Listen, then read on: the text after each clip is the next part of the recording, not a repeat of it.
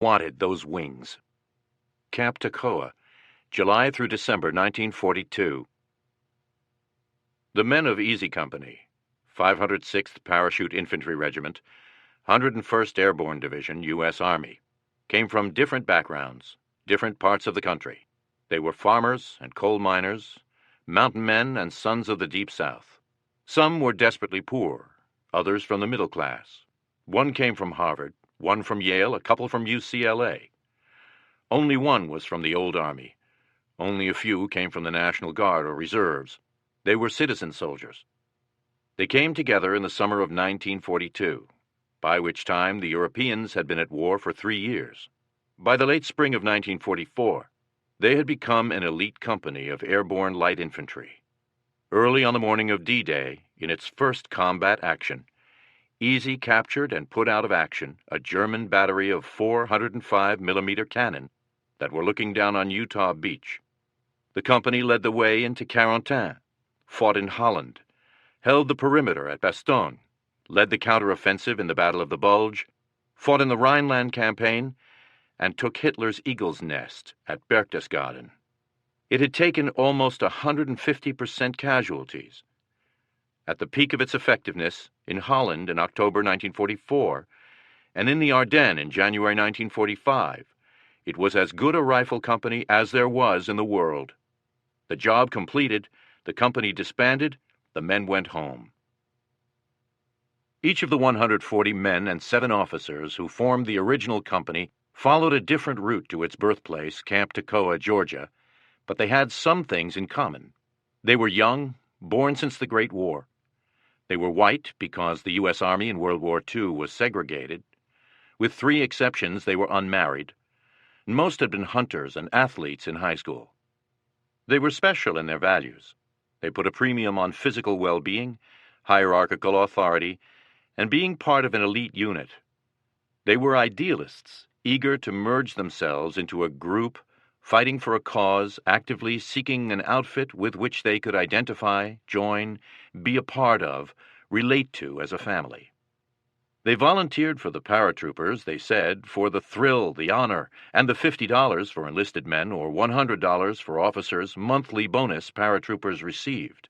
But they really volunteered to jump out of airplanes for 2 profound personal reasons. First, in Robert Rader's words, the desire to be better than the other guy took hold. Each man, in his own way, had gone through what Richard Winters experienced, a realization that doing his best was a better way of getting through the Army than hanging around with the sad excuses for soldiers they met in the recruiting depots or basic training. They wanted to make their Army time positive, a learning and maturing and challenging experience. Second, they knew that they were going into combat, and they did not want to go in with poorly trained, poorly conditioned, poorly motivated draftees on either side of them. As to choosing between being a paratrooper, spearheading the offensive, and an ordinary infantryman who could not trust the guy next to him, they decided the greater risk was with the infantry. When the shooting started, they wanted to look up to the guy beside them, not down. They had been kicked around by the Depression, had the scars to show for it.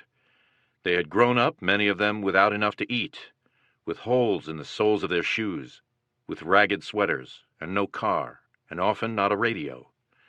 Their educations had been cut short, either by the Depression or by the war. Yet with this background, I had and still have a great love for my country, Harry Welsh declared 48 years later.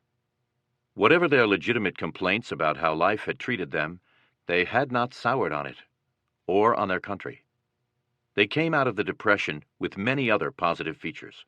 They were self-reliant, accustomed to hard work and to taking orders. Through sports or hunting or both, they had gained a sense of self-worth and self-confidence. They knew they were going into great danger. They knew they would be doing more than their part. They resented having to sacrifice years of their youth to a war they never made. They wanted to throw baseballs, not grenades, shoot a .22 rifle, not an M1. But having been caught up in the war, they decided to be as positive as possible in their Army careers. Not that they knew much about airborne, except that it was new and all volunteer. They had been told that the physical training was tougher than anything they had ever seen, or that any other unit in the Army would undergo. But these young lions were eager for that. They expected that when they were finished with their training, they would be bigger, stronger, tougher than when they started, and they would have gone through the training with the guys who would be fighting beside them. The Depression was over, Carwood Lipton recalled of that summer of 1942, and I was beginning a new life that would change me profoundly. It would all of them. First Lieutenant Herbert Sobel of Chicago was the initial member of E Company and its CO. His executive officer, XO, was Second Lieutenant Clarence Hester from Northern California. Sobel was Jewish, urban, with a commission from the National Guard. Hester started as a private, then earned his commission from Officer Candidate School, OCS. Most of the platoon and assistant platoon leaders were newly commissioned graduates of OCS, including Second Lieutenants Dick Winters from Pennsylvania, Walter Moore from California's racetracks, and Lewis Nixon from New York City and Yale. S.L. Matheson was an ROTC graduate from UCLA. At 28 years of age, Sobel was the old man in the group. The others were 24 or younger. The company, along with Dog, Fox, and Battalion HQ companies, made up the 2nd Battalion of the 506th PIR. The battalion commander was Major Robert Strayer, a 30-year-old reserve officer. The regimental commander was Colonel Robert Sink, a 1927 West Point graduate. The 506th was an experimental outfit, the 1st Parachute Infantry Regiment in which the men would take their basic training and their jump training together as a unit. It would be a year before it was attached to the 101st Airborne, the Screaming Eagles. The officers were as new to this paratrooping business as the men. They were teachers who sometimes were not much more than one day ahead of the class. The original NCOs were Old Army. We looked up to them, Private Walter Gordon of Mississippi remembered, as almost like gods because they had their wings. They were qualified jumpers. But hell, if they knew how to do an about-face, they were ahead of us. We were raw recruits. Later, looking back, we regarded them with scorn. They couldn't measure up to our own people who moved up to corporals and sergeants. The first privates in Easy were Frank Perconte, Herman Hansen, Wayne Sisk, and Carwood Lipton. Within a few days of its formation, Easy had a full complement of 132 men and 8 officers. It was divided into 3 platoons and a headquarters section. There were 3 12-man rifle squads plus a 6-man mortar team squad to a platoon. A light infantry outfit, Easy had 1 machine gun to each of the rifle squads, and a 60mm mortar in each mortar team. Few of the original members of Easy made it through Toccoa. Officers would come and go, Winters remarked. You would take one look at them and know they wouldn't make it. Some of those guys were just a bowl of butter. They were so awkward they didn't know how to fall. This was typical of the men trying for the 506th PIR. It took 500 officer volunteers to produce the 148 who made it through Toccoa, and 5,300 enlisted volunteers to get 1,800 graduates. As the statistics show, Toccoa was a challenge.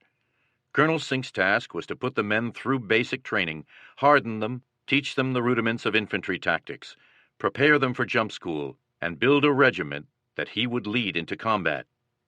We were sorting men, Lieutenant Hester recalled, sorting the fat to the thin, and sorting out the no-guts. Private Ed Tipper said of his first day in Easy, I looked up at nearby Mount Currahee and told someone, I'll bet that when we finish the training program here, the last thing they'll make us do will be to climb to the top of that mountain. Currahee was more a hill than a mountain, but it rose 1,000 feet above the parade ground and dominated the landscape. A few minutes later, someone blew a whistle. We fell in, were ordered to change to boots and athletic trunks, did so, fell in again, and then ran most of the 3 miles to the top and back down again. They lost some men that first day. Within a week, they were running, or at least double timing, all the way up and back. At the end of the second week, Tipper went on, we were told, relax, no runs today. We were taken to the mess hall for a tremendous meal of spaghetti at lunchtime. When we came out of the mess hall, a whistle blew, and we were told, the orders are changed, we run. We went to the top of Currahee and back with a couple of ambulances following, and men vomiting spaghetti everywhere along the way. Those who dropped out and accepted the medic's invitation to ride back in the ambulances found themselves shipped out that same day. The men were told that Currahee was an Indian word that meant "we stand alone," which was the way these paratroopers expected to fight. It became the battle cry of the 506th. The officers and men ran up and down Currahee 3 or 4 times a week. They got so they could do the 6+ mile round trip in 50 minutes. In addition, they went through a grueling obstacle course daily and did push-ups and pull-ups, deep knee bends, and other calisthenics. When the men were not exercising, they were learning the basics of soldiering. They began with close order drill, then started making night marches with full field equipment. The first night march was 11 miles. On each march that followed, a mile or 2 was added on. These marches were made without a break, without a cigarette, without water. We were miserable, exhausted, and thought that if we did not get a drink of water, we were certain to collapse, Private Burton Pat Christensen recalled. At the end of the march, Sobel would check each man's canteen to see that it was still full. Those who made it got through because of an intense private determination and because of their desire for public recognition that they were special. Like all elite units around the world, the Airborne had its unique badges and symbols. Once through jump school, they would receive silver wings to wear on the left pocket of their jackets, a patch for their left shoulder, a patch for their hats, and the right to wear paratrooper boots and blouse their trousers, tuck the trousers into their boots. Gordon said that it doesn't make much sense now, 1990, but at the time we were all ready to trade our lives in order to wear these accoutrements of the Airborne. The only rest came when they got lectures on weapons, map and compass reading, infantry tactics, codes, signaling, field telephones, radio equipment, switchboard and wire stringing, demolitions. For unarmed combat and bayonet drills, it was back to using those trembling muscles. When they were issued their rifles, they were told to treat the weapon as they would treat a wife, gently. It was theirs to have and to hold, to sleep with in the field, to know intimately. They got to where they could take it apart and put it back together blindfolded. To prepare the men for jump school, Toccoa had a mock-up tower some 35 feet high. A man was strapped into a parachute harness that was connected to 15-foot risers, which in turn were attached to a pulley that rode a cable. Jumping from the tower in the harness, sliding down the cable to the landing, gave the feeling of a real parachute jump and landing. All these activities were accompanied by shouting in unison, chanting, singing together, or bitching. The language was foul. These 19- and 20-year-old enlisted men, free from the restraints of home and culture, thrown together into an all-male society, coming from all over America, used words as one form of bonding. The one most commonly used by far was the F word. It substituted for adjectives, nouns, and verbs. It was used, for example, to describe the cooks, those effers, or effing cooks. What they did, effed it up again, or what they produced. David Kenyon Webster, a Harvard English major, confessed that he found it difficult to adjust to the vile, monotonous, and unimaginative language. The language made these boys, turning into men, feel tough, and more important, insiders, members of a group. Even Webster got used to it, although never to like it. The men were learning to do more than swear, more than how to fire a rifle, more than that the limits of their physical endurance were much greater than they had ever imagined. They were learning instant, unquestioning obedience. Minor infractions were punished on the spot, usually by requiring the man to do 20 push-ups. More serious infractions cost a man his weekend pass, or several hours marching in full field pack on the parade ground. The Army had a saying, Gordon related. "We can't make you do anything, but we can make you wish you had." Brought together by their misery, held together by their cadence counts, singing, and common experiences, they were becoming a family. The company learned to act as a unit. Within days of the formation of EZ, the 140 men could make a 1/4 or 1/2 turn, or an about face, as if one, or set off at double time, or on a full run, or drop to the ground to do push-ups, or shout, "Yes, sir," or "No, sir," in unison. All this was part of the initiation rites common to all armies. So was learning to drink. Beer, almost exclusively at the Post PX, there being no nearby towns. Lots of beer. They sang soldiers' songs. Toward the end of the evening, invariably, someone would insult someone else with a slurring reference to his mother, his sweetheart, his hometown, or his region. Then they would fight, as soldier boys do, inflicting bloody noses and blackened eyes, before staggering back to their barracks, yelling war chants, supporting each other, becoming comrades.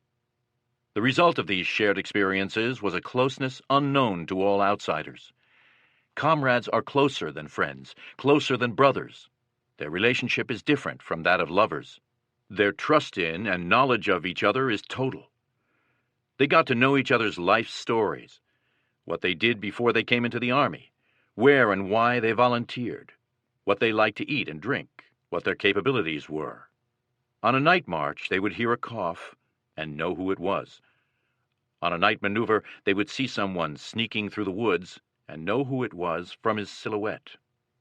Their identification worked downward, from the Army to the Airborne, to the 506th, to 2nd Battalion, to Easy Company, to platoon, to squad. Private Kurt Gable of the 513th PIR described his experience in words that any member of E Company could have used. The three of us, Jake, Joe, and I, became an entity. There were many entities in our close-knit organizations, groups of 3s and 4s, usually from the same squads or sections. Core elements within the families that were the small units were readily recognized as entities. This sharing evolved never to be relinquished, never to be repeated. Often 3 such entities would make up a squad, with incredible results in combat.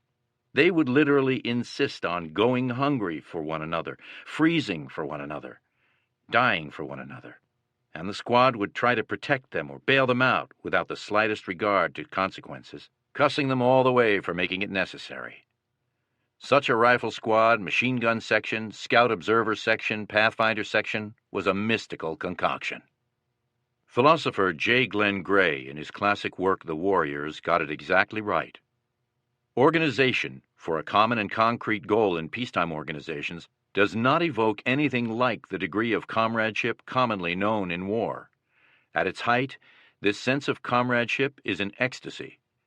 Men are true comrades only when each is ready to give up his life for the other, without reflection and without thought of personal loss. The comradeship formed in training and reinforced in combat lasted a lifetime.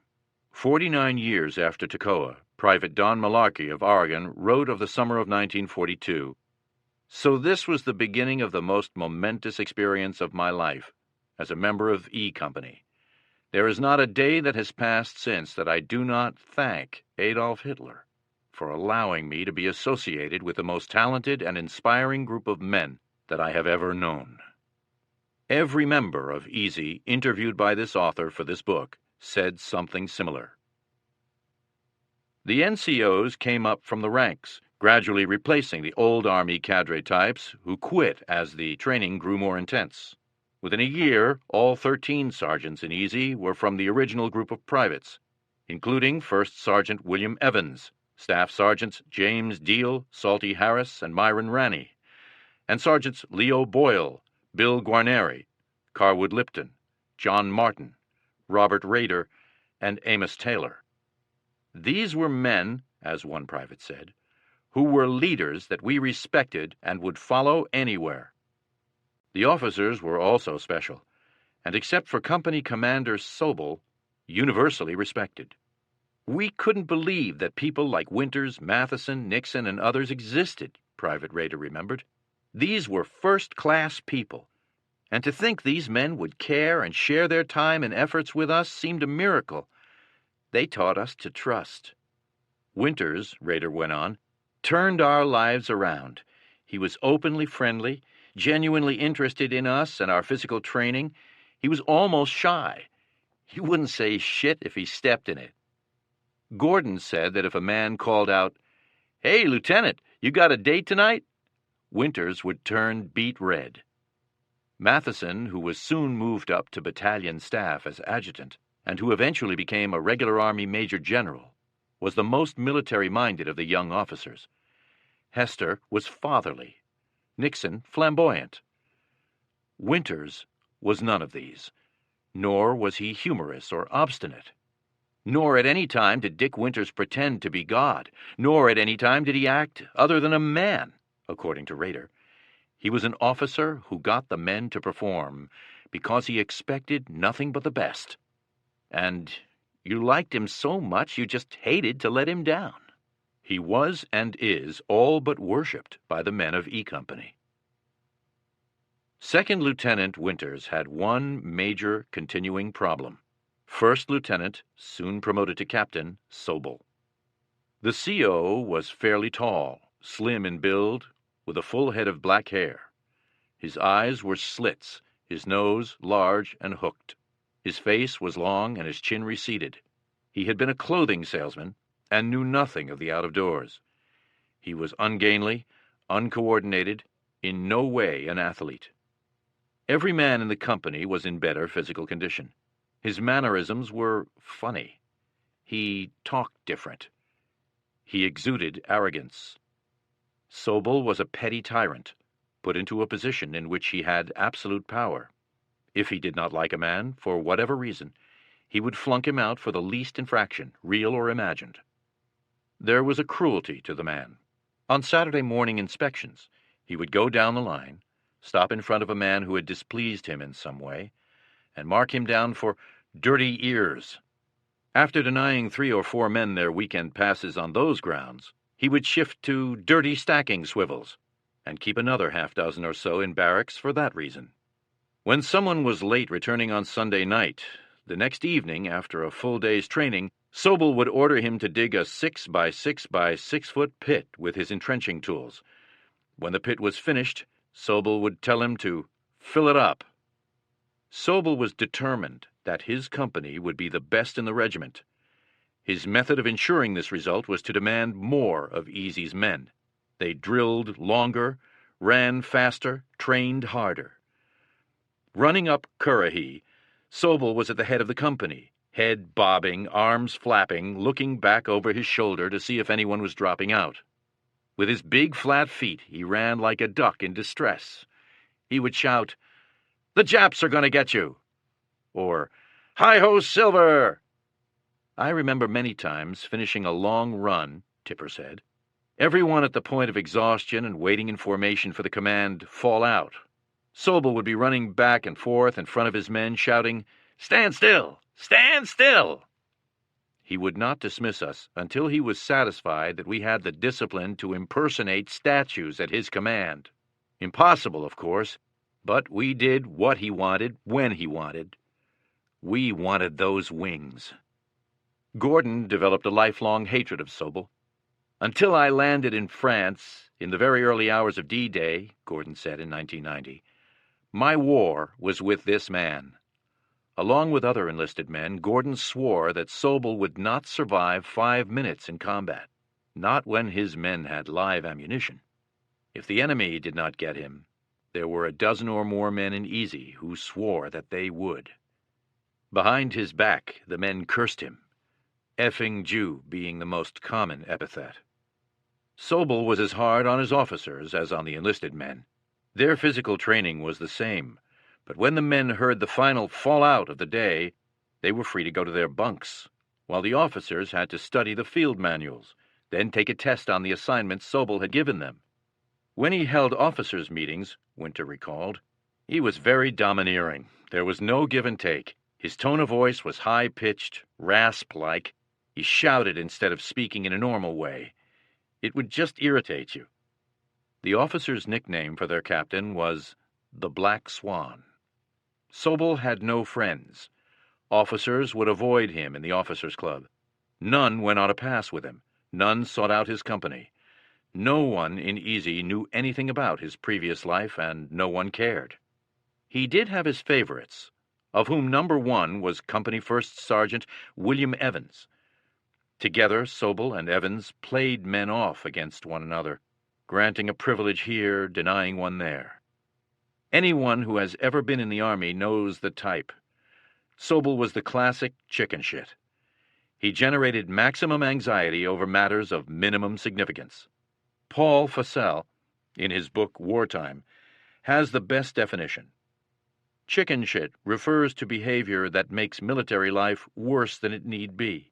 Petty harassment of the weak by the strong, open scrimmage for power and authority and prestige, sadism thinly disguised as necessary discipline, a constant paying off of old scores, and insistence on the letter rather than the spirit of ordinances. Chicken shit is so called, instead of horse or bull or elephant shit, because it is small-minded and ignoble and takes the trivial seriously. Sobel had the authority over the men. Lieutenant Winters had their respect. The two men were bound to clash. No one ever said so directly. Not everyone in Easy recognized what was happening, and Winters did not want it that way. But they were in competition to be the leader. Sobel's resentment of Winters began during the first week at Toccoa. Winters was leading the company in calisthenics. He was up on a stand, demonstrating, helping the fellows get through the exercise. These boys, they were sharp, and I had their complete attention. Colonel Sink walked past. He stopped to watch. When Winters finished, Sink walked up to him. "Lieutenant," he asked, "how many times has this company had calisthenics?" "3 times, sir," Winters replied. "Thank you very much," Sink said. A few days later, without consulting Sobel, he promoted Winters to first lieutenant. For Sobel, Winters was a marked man from that day. The CO gave the platoon leader every dirty job that he could find, such as latrine inspection or serving as mess officer. Paul Fussell wrote, "Chicken shit can be recognized instantly because it never has anything to do with winning the war." Winters disagreed. He believed that at least some of what Sobel was doing, if not the way he was doing it, was necessary. If Easy ran farther and faster than the other companies, if it stayed on the parade ground longer, if its bayonet drills were punctuated by, "The Japs are going to get you," and other exhortations, why then it would be a better company than the others. What Winters objected to, beyond the pettiness and arbitrary methods, was Sobel's lack of judgment. The man had neither common sense nor military experience. He could not read a map. On field exercises, he would turn to his XO and ask, "Hester, where are we?" Hester would try to locate the position for him without embarrassing him, but all the men knew what was going on. Sobel made up his mind without reflection and without consultation, and his snap decisions were usually wrong. One night at Toccoa, the company was out in the woods on an exercise. It was supposed to be on the defensive, stay in position and be quiet and let the enemy come into the killing zone. No problem, as Winters recalled, just an easy job. Just spread the men out, get them in position. Everyone be quiet. We're waiting, waiting, waiting. Suddenly a breeze starts to pick up into the woods, and the leaves start to rustle. And Sobel jumps up. "Here they come! Here they come!" God almighty, if we were in combat, the whole damn company would be wiped out. And I thought, I can't go into combat with this man. He has no damn sense at all. Winters recognized that Sobel was a disciplinarian and he was producing a hell of a company. Any time you saw Easy, by God, the men were sharp. Anything we did, we were out in front. Private Raiders said of Sobel, "He stripped away your civilian way of doing things and your dignity, but you became one of the best soldiers in the Army." In Winters' opinion, the trouble was Sobel could not see the unrest and the contempt that was breeding in the troops. You lead by fear, or you lead by example. We were being led by fear. I asked every member of Easy that I interviewed for this book if the extraordinary closeness, the outstanding unit cohesion, the remarkable staying power of the identification with Easy came about because of, or in spite of, Sobel. Those who did not reply both said it was because of Sobel. Rod Stroll looked me in the eye and said flatly, "Herbert Sobel made E Company." Others said something similar, but they nearly all hated him. That feeling helped bring the company together. No doubt about it, Winters said. It was a feeling everybody shared. Junior officers, non-coms, enlisted men, we all felt exactly the same way. But, he added, it brought us together. we had to survive Sobel. They hated him so much that even when he should have earned their respect, he failed. While at Toccoa, everyone, enlisted and officer, had to pass a qualifying physical test. By then, they were in such good shape that no one was really worried about it. Almost all of them could do 35 or 40 push-ups, for example, and the requirement was only 30. But there was great excitement, Tipper said, because we knew Sobel could barely do 20 push-ups. He always stopped at that point when leading the company in calisthenics. If this test were fair, Sobel would fail and wash out. Sobel's test was public and fair. I was part of a not-so-casual audience perhaps 50 feet away. At 20 push-ups, he was noticeably bushed, but kept going. At 24 or 25, his arms were trembling, and he was turning red, but slowly continuing. How he managed to complete the 30 push-ups, I don't know. But he did. We were silent, shook our heads, but did not smile. Sobel did not lack determination. We comforted ourselves with the idea that he was still a joke, no matter what. The paratroopers were volunteers. Any man or officer was free at any time to take a walk. Many did. Sobel did not. He could have walked away from the challenge of being an airborne officer and walked into a staff job with the supply company. But his determination to make it was as great as that of any member of the company. Pushing Easy harder than Dog and Fox was difficult, because 2nd Battalion Commander Major Strayer was almost as fanatic as Sobel. On Thanksgiving Day, Sink let his regiment feast and relax, but Major Strayer decided it was time for a 2-day field exercise for the 2nd Battalion. It included long marches, an attack against a defended position, a gas alarm in the middle of the night, and an introduction to K-rations, tins containing a sort of stew, crackers, candy, and powdered fruit juice. Strayer made that Thanksgiving even more memorable by laying on the hog innards problem. He stretched wires across a field at about 18 inches off the ground. Machine gunners fired over the top of the wire. Beneath it, Strayer spread the ground with the intestines of freshly slaughtered hogs, hearts, lungs, guts, livers, the works. The men crawled through the vile mess. Lipton recalled that the Army distinction between creep and crawl is that a baby creeps and a snake crawls. We crawled. No one ever forgot the experience. By the end of November, basic training had been completed. Every man in the company had mastered his own specialty, be it mortars, machine guns, rifles, communication, field dressings, and the rest. Each man was capable of handling any job in the platoon, at least in a rudimentary fashion. Each private knew the duties of a corporal and sergeant, and was prepared to take over if necessary. Each one who made it through Toccoa had been harassed almost to the point of rebellion. We all thought, Christensen said, after this, I can take anything they can throw at me. A day or so before leaving Toccoa, Colonel Sink read an article in the Reader's Digest that said a Japanese Army battalion had set a world record for marching endurance by covering 100 miles down the Malayan Peninsula in 72 hours. My men can do better than that, Sink declared. As Strayer's 2nd Battalion had trained the hardest, Sink picked it to prove his point. The 1st Battalion took the train to Fort Benning. The 3rd took the train to Atlanta, but the 2nd marched.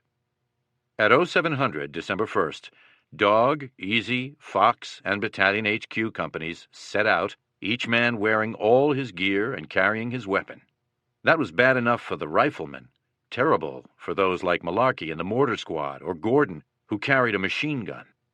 The route Strayer chose was 118 miles long, 100 miles of that on backcountry, unpaved roads. The weather was miserable, with freezing rain, some snow, and thus slippery, muddy roads. As Webster recalled it, the first day we sloshed and fell in the red mud and cursed and damned and counted the minutes before the next break. They marched through the day, through twilight, into the dark. The rain and snow stopped. A cold, biting wind came up. By 2300 hours, the battalion had covered 40 miles. Strayer picked the campsite, a bare, wind-swept hill devoid of trees or bushes or windbreaks of any kind. The temperature dipped into the low 20s. The men were issued bread smeared with butter and jam, as they couldn't get the field stoves started. When they woke at 0600, everything was covered with a thick layer of frost. Boots and socks were frozen solid. The officers and men had to take the shoestrings out of the boots to get them onto their swollen feet. Rifles, mortars, and machine guns were frozen to the ground. The shelter halves crackled like peanut brittle. The second day it took some miles for stiff, aching muscles to warm up, but the third day was the worst. With 80 miles covered, there were still 38 to go, the last 20 or so on the highway leading into Atlanta. Marching in mud had been bad, but the cement was much worse on the feet.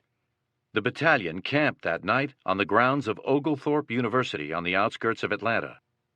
Malarkey and his buddy Warren Skip Muck put up their pup tent and lay down to rest. Word came that chow was ready. Malarkey could not stand up. He crawled on his hands and knees to the chow line. His platoon leader, Winters, took one look and told him to ride in the ambulance the next morning to the final destination, 5 Points in downtown Atlanta. Malarkey decided he could make it. So did nearly all the others. By this time, the march had generated publicity throughout Georgia, on the radio and in the newspapers. Cheering crowds lined the route of march. Strayer had arranged for a band. It met them a mile from 5 Points. Malarkey, who had struggled along in terrible pain, had, "A strange thing happened to me when that band began to play.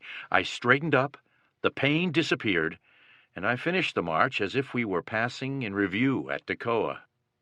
They had covered 118 miles in 75 hours. Actual marching time was 33 hours, 30 minutes, or about 4 miles an hour. Of the 586 men and officers in the battalion, only 12 failed to complete the march, although some had to be supported by comrades the last day. Colonel Sink was appropriately proud.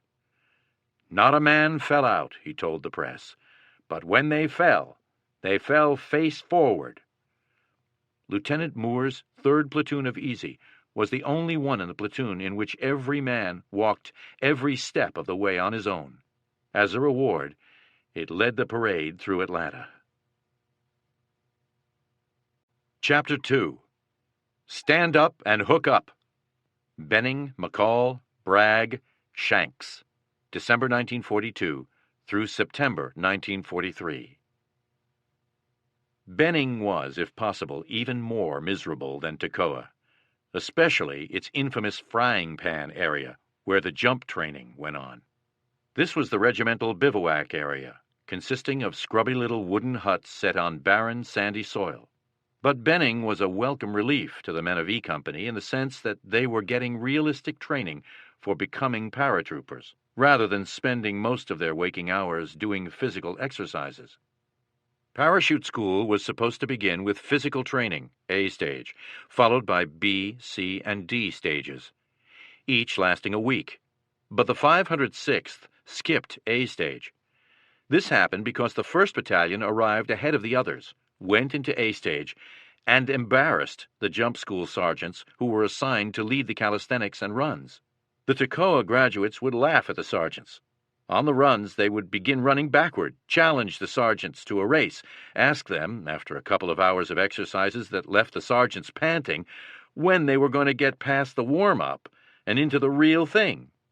After 2 days of such abuse, the sergeants told the CO that the 506th was in much better physical condition than they were, so all the companies of the 506th started in immediately on B stage. For a week, the company double-timed each morning to the packing sheds, where the men learned how to fold and pack their parachutes. They ran back to the frying pan for lunch, then spent the afternoon leaping into sawdust piles from mock doors on dummy fuselages raised 4 feet off the ground, handling parachutes on a suspended harness, or jumping off 30-foot towers in parachute harnesses suspended from a steel cable. The following week, in C stage, The men made free and controlled jumps from the 250-foot towers. One tower had seats, shock absorbers, and chute guide wires. The others had 4 chutes that released when they reached the suspension arm. From these, each man made several daylight jumps and one at night. Sea Stage also featured a wind machine, which blew a gale along the ground, moving both chute and jumper to teach the men how to control and collapse their canopies after landing. After a week at the towers, the enlisted men were ready for D Stage, the real thing, the 5 jumps from a C-47 that would earn those who completed the process their parachutists' wings. The men packed their chutes the night before, checked them, then packed them again until past 2300. Reveille was 0530. They marched to the hangars at Lawson Field, singing and shouting in anticipation. They put on their chutes, then sat on rows of benches waiting to be summoned to the C-47s. There was joshing, joke-telling, lots of smoking, nervous laughter, frequent trips to the latrine, and repeated checking of the chute and the reserve chute worn on the chest. They loaded up, 24 to a plane. With only 1 or 2 exceptions, it was the first plane ride for the men.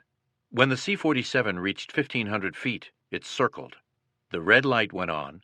The jump master, a sergeant instructor, called out, "Stand up and hook up." Each man hooked the line attached to the backpack cover of his main chute to the anchor line running down the middle of the top of the fuselage. "Sound off for equipment check," shouted the jump master. "Number 12 okay. Number 11 okay," and so on down the line. "Close up and stand in the door." The first man stepped up to the open door. All the men had been ordered to look out at the horizon, not straight down, for obvious psychological reasons. They had also been taught to place their hands on the outer edge of the door, never on the inside. With the hands on the outside, there was nothing to hold a man in the plane, and the slightest nudge, even just the sense of the next man pressing forward, would be enough to get him out of the plane. If he tried to steady himself by putting his hands on the inside, as Gordon said, 12 men behind couldn't push that fellow out of there if he didn't want to go. That's the power of fear. When a jump master saw a man put his hands on the inside, he would pull him back and let the others go out.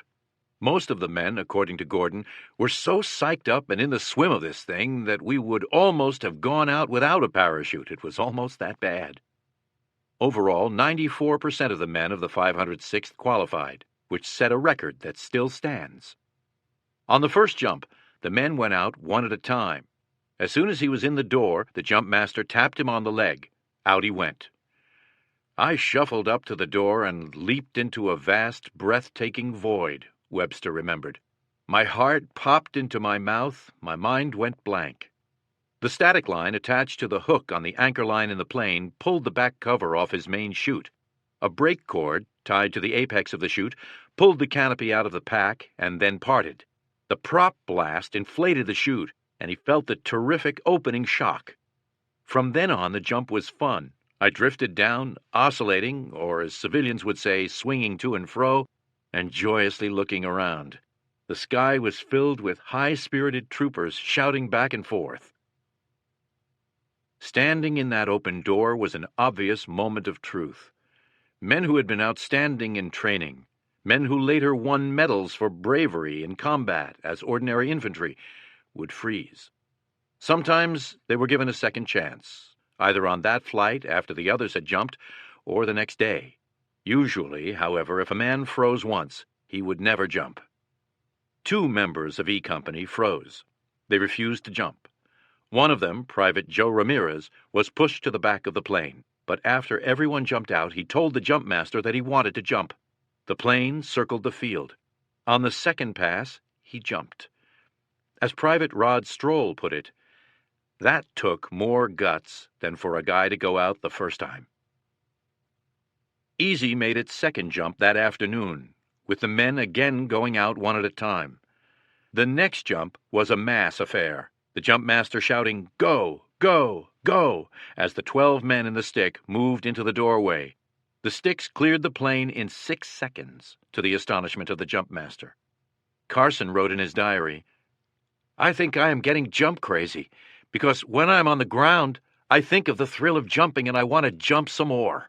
When I feel that opening jerk, I shout with all my might. The fourth jump came on Christmas Eve. On Christmas Day, the company got the day off and a nice turkey feast.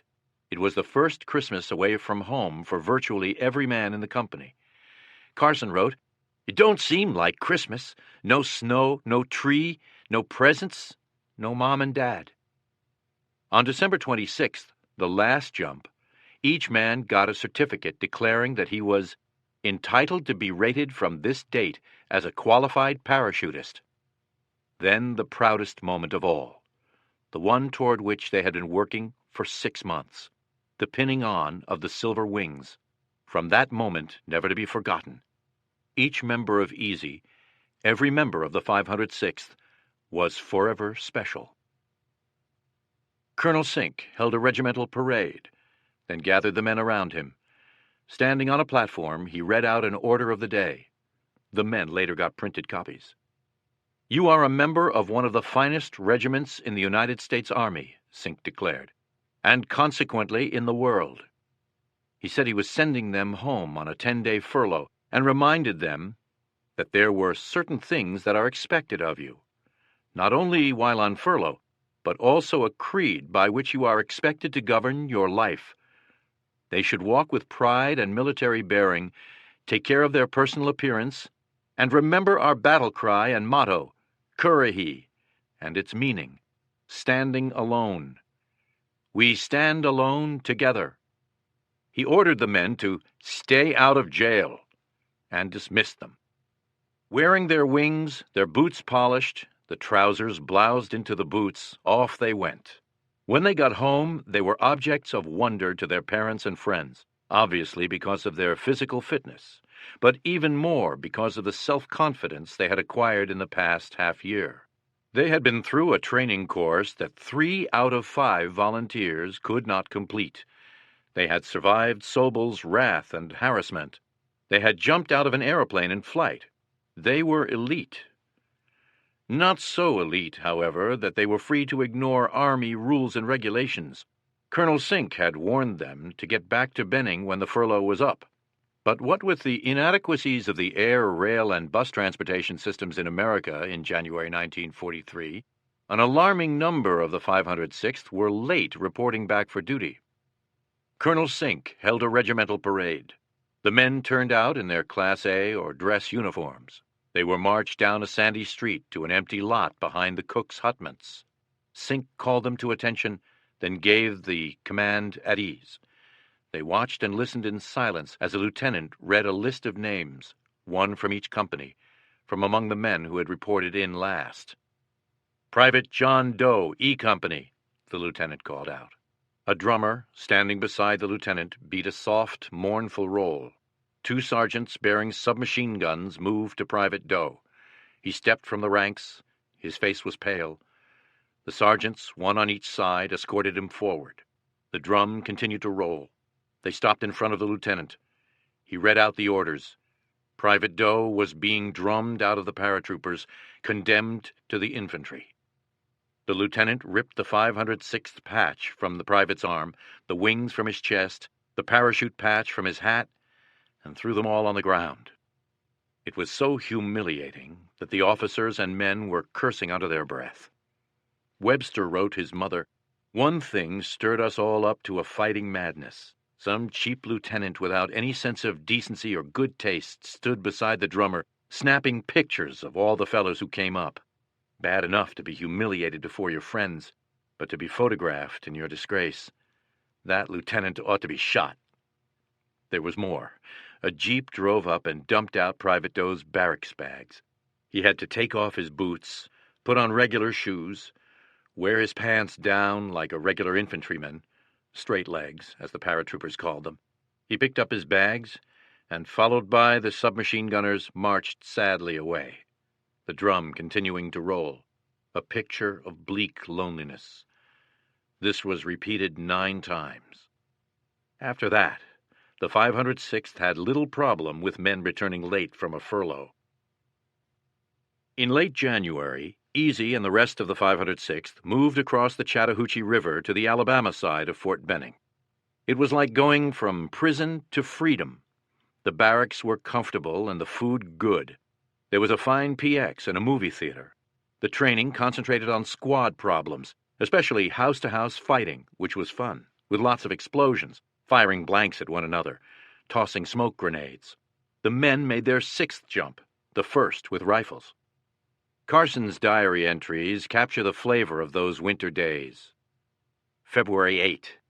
Last night we were in a hell-raising mood, so we tore the barracks apart in a pillow fight. After 3 hours of fighting, we finally decided that we were tired and went to bed. February 11. Corporal Joe Toya, Sergeant George Lutz, and I go to Columbus. Called up the girls and had a party. Fun and more fun. Sometime during the party, I ran into Betty, the key to Columbus. We finally had to get home and got here 4:45 a.m. February 12. Back to Chickasaw Gardens in Columbus, and another lovely evening. Betty and I hit it off swell. Really had fun. Got home at 4:45 a.m. and went on duty at 5:30 with one eye open. In March, it was pack 'em up, we're moving out. Camp McCall, North Carolina, was a marvel of wartime construction. On November 7, 1942, it consisted of 62,000 acres of wilderness. 4 months later, it had 65 miles of paved roads, a 1,200-bed hospital, 5 movie theaters, 6 huge beer gardens, a complete all-weather airfield with 3 5,000-foot runways, and 1,750 buildings. The barracks were heated. The cots had mattresses.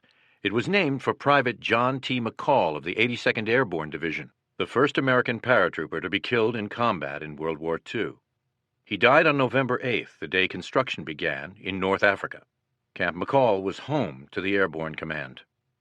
Training intensified and became more sophisticated. The jumps now included not only rifles, but other small arms. The bazooka had to be jumped in one piece. The light machine guns also, although the tripod could be separated and carried by a second man. 2 men split the 60-millimeter mortar and its base plate. Food, ammunition, maps, hand grenades, high explosives, and more were attached to the paratroopers. Some men were jumping with 100 extra pounds.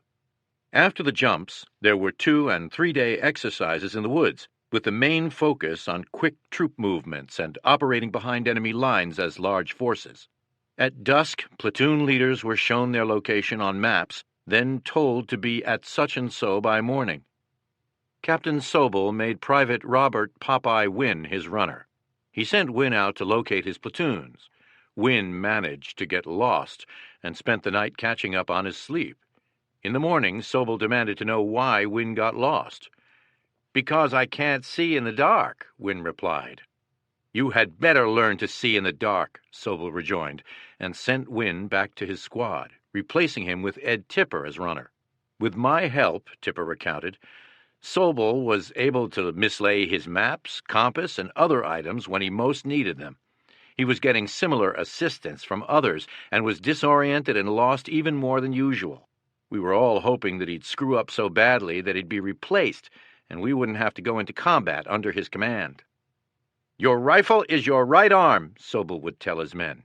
"It should be in your possession every moment." On one night exercise, he decided to teach his men a lesson. He and Sergeant Evans went sneaking through the company position to steal rifles from sleeping men. The mission was successful. By daylight, Sobel and Evans had nearly 50 rifles. With great fanfare, Evans called the company together, and Sobel began to tell the men what miserable soldiers they were. As he was yelling, the CO of Fox Company, accompanied by some 45 of his men, came up. To Sobel's great embarrassment, it turned out that he and Evans had been lost, strayed into Fox Company's bivouac area, and stolen their rifles. A couple of weeks later, Sobel hurt his feet on a jump. He and Sergeant Evans returned to barracks while the company stayed in the field. The captain and the first sergeant conducted a private inspection. They searched through all the footlockers, clothing, and personal possessions of the men of E Company. They went through pockets, broke open boxes, rifled letters from girlfriends and family, and confiscated all items they considered contraband. "I don't know what the hell they were looking for," Gordon Carson commented. "Those were the days before drugs." Sobel posted a list identifying the contraband, the offender, and the punishment. The men returned from the field exercise, exhausted and filthy, to find that everything they thought of as personal property was in disarray: underwear, socks, toothpaste, and toothbrushes, all piled up on top of the bunks. Many items were missing. Nearly every soldier had something confiscated. Generally, it was unauthorized ammunition, non-regulation clothing, or pornography. Cans of fruit cocktail and sliced peaches stolen from the kitchen were gone, along with expensive shirts. None of it ever returned. One soldier had been collecting prophylactic kits. A few condoms were evidently acceptable, but 200 constituted contraband. They were posted on Sobel's list of confiscated items. That marked a turning point for me, Tipper recalled. Before Sobel's raid, I had disliked him, but I had not really hated the man. Afterward, I decided Sobel was my personal enemy, and I did not owe him loyalty or anything else. Everyone was incensed. There was talk about who was going to shoot Sobel when the company got into combat. Tipper thought it was just talk, but on the other hand, I was aware of a couple of guys in Company E who said little, but who, in my judgment, were fully capable of killing Sobel if they got the chance. On the next field exercise, E Company was told that a number of its men would be designated as simulated casualties, so the medics could practice bandaging wounds, improvising casts and splints, evacuating men on litters, and so forth. Sobel was told that he was a simulated casualty. The medics put him under a real anesthetic, pulled down his pants, and made a real incision simulating an appendectomy. They sewed up the incision and bound it up with bandages and surgical tape, and then disappeared. Sobel was furious, naturally enough, but he got nowhere in pressing for an investigation. Not a man in Company E could be found who could identify the guilty medics. How fit the men of Easy were was demonstrated at McCall when the Department of the Army had Strayer's 2nd Battalion, already famous for the march to Atlanta, take a standard physical fitness test. The battalion scored 97%. As this was the highest score ever recorded for a battalion in the Army, a Colonel Jablonski from Washington thought Strayer had rigged the score. Winters recalled, "They had us run it a second time. Officers, men, service personnel, cooks, everybody. And we scored 98%. Promotions were coming Easy's way. All 3 staff sergeants, James Deal, Salty Harris, and Mike Ranney, were original members of the company who had started out as privates. So too with the sergeants, Leo Boyle, Bill Guarnieri, Carwood Lipton, John Martin, Elmer Murray, Bob Rader, Bob Smith, Buck Taylor, and Murray Roberts. Carson made corporal. Lieutenant Matheson moved up to regimental staff, while Lieutenants Nixon, Hester, and George Lavinson moved on to the battalion staff. Through to the end of the war, every vacancy on the 2nd Battalion staff was filled with an officer from Easy. Companies D, F, and HQ did not send a single officer up to battalion. Winters commented, "This is why communications between battalion, regimental HQ, and Company E were always excellent. It is also why Company E always seemed to be called upon for key assignments." In early May, Winters' 1st Platoon got a new 2nd Lieutenant, Harry Welsh. He was a reluctant officer. In April 1942, he had volunteered for the paratroopers and been assigned to the 504th PIR of the 82nd Airborne. After jump school, he made sergeant 3 times. He kept getting busted back to private for fighting. But he was a tough little Irishman with obvious leadership potential. His company commander noticed and recommended Welsh for OCS. Welsh was assigned to Easy Company, 2nd Battalion, 506th PIR. He had wanted to return to the 504th, but Army doctrine was to send OCS graduates to new units because it feared that if they went back to their old outfit, they would be too familiar with their enlisted friends. Sobel put Welsh in Winters' platoon. They immediately became the closest of friends. The relationship was based on mutual respect, brought about by an identical view of leadership. "Officers go first," as Welsh put it. At the end of May, the men of Easy packed up their barracks bags and joined the other companies of the 506th for a stop-and-go train ride to Sturgis, Kentucky. At the depot, Red Cross girls had coffee and donuts for them, the last bit of comfort they would know for a month. They marched out into the countryside and pitched pup tents, dug straddle trenches for latrines, and ate the Army's favorite meal for troops in the field, creamed chipped beef on toast, universally known as SOS, or shit on a shingle. This was not combat, but it was as close as the Army could make it. The maneuvers held in Kentucky, Tennessee, and Indiana from June 5th to July 15th, 1943, combined paratroopers and glider-borne troops in the largest airborne exercise to date. On June 10th, the 506th PIR officially joined the 101st Airborne Division, thus making that date the greatest day the 101st ever had. Adding the 506th noticeably raised the morale of the 101st, at least according to the men of E Company. The maneuvers, pitting the Red Army against the Blue Army, ranged over a wide area of backwoods, hills, and mountains. Easy made 3 jumps. Christensen remembered one of them vividly. It was hot, stifling inside the C-47, and the heated air rising in currents from the hills caused the plane to bob and weave. Corporal Denver Bull Randleman, at the back of the stick, and thus farthest from the open door, began vomiting into his helmet. The man in front of him took one look and lost his lunch. The process worked right up the line. Not everyone managed to vomit into his helmet. The floor was awash in vomit. The plane stank. Christensen, at the front, was hanging on, but barely. My stomach was on the verge of rebellion. Why don't they turn on the green light? There it is.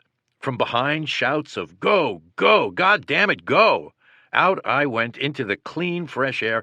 I felt as if someone had passed a magic wand over my head and said, "Christensen, you feel great." And I did. The maneuvers featured extended night marches, wading through streams, climbing the far bank, making 3 feet only to slide back 2, stumbling over rocks, stumps, and roots, cutting a swath through matted underbrush, and occasionally enjoying fried chicken prepared by Tennessee Hill people. The men were tired, filthy, itching all over. In late July, the maneuvers completed, the 2nd Battalion of the 506th received a commendation from Major General William C. Lee, commander of the 101st, for splendid aggressive action, sound tactical doctrine, and obviously well-trained individuals. General Lee expressed his confidence that future tests will reveal further indications of excellent training and leadership. Easy moved from Sturgis to Camp Breckenridge, Kentucky, where there were barracks, hot showers, and other luxuries. But the camp was overflowing, and once again it was the little pup tents for sleeping quarters, the ground for a mattress. It did not last long, as most of the men got 10-day furloughs, and shortly after they reported back, the entire division took trains to Fort Bragg, North Carolina. It was immediately obvious that Bragg was a staging area as the division prepared to ship overseas. The food was better, there were beds in barracks with hot showers and other improvements.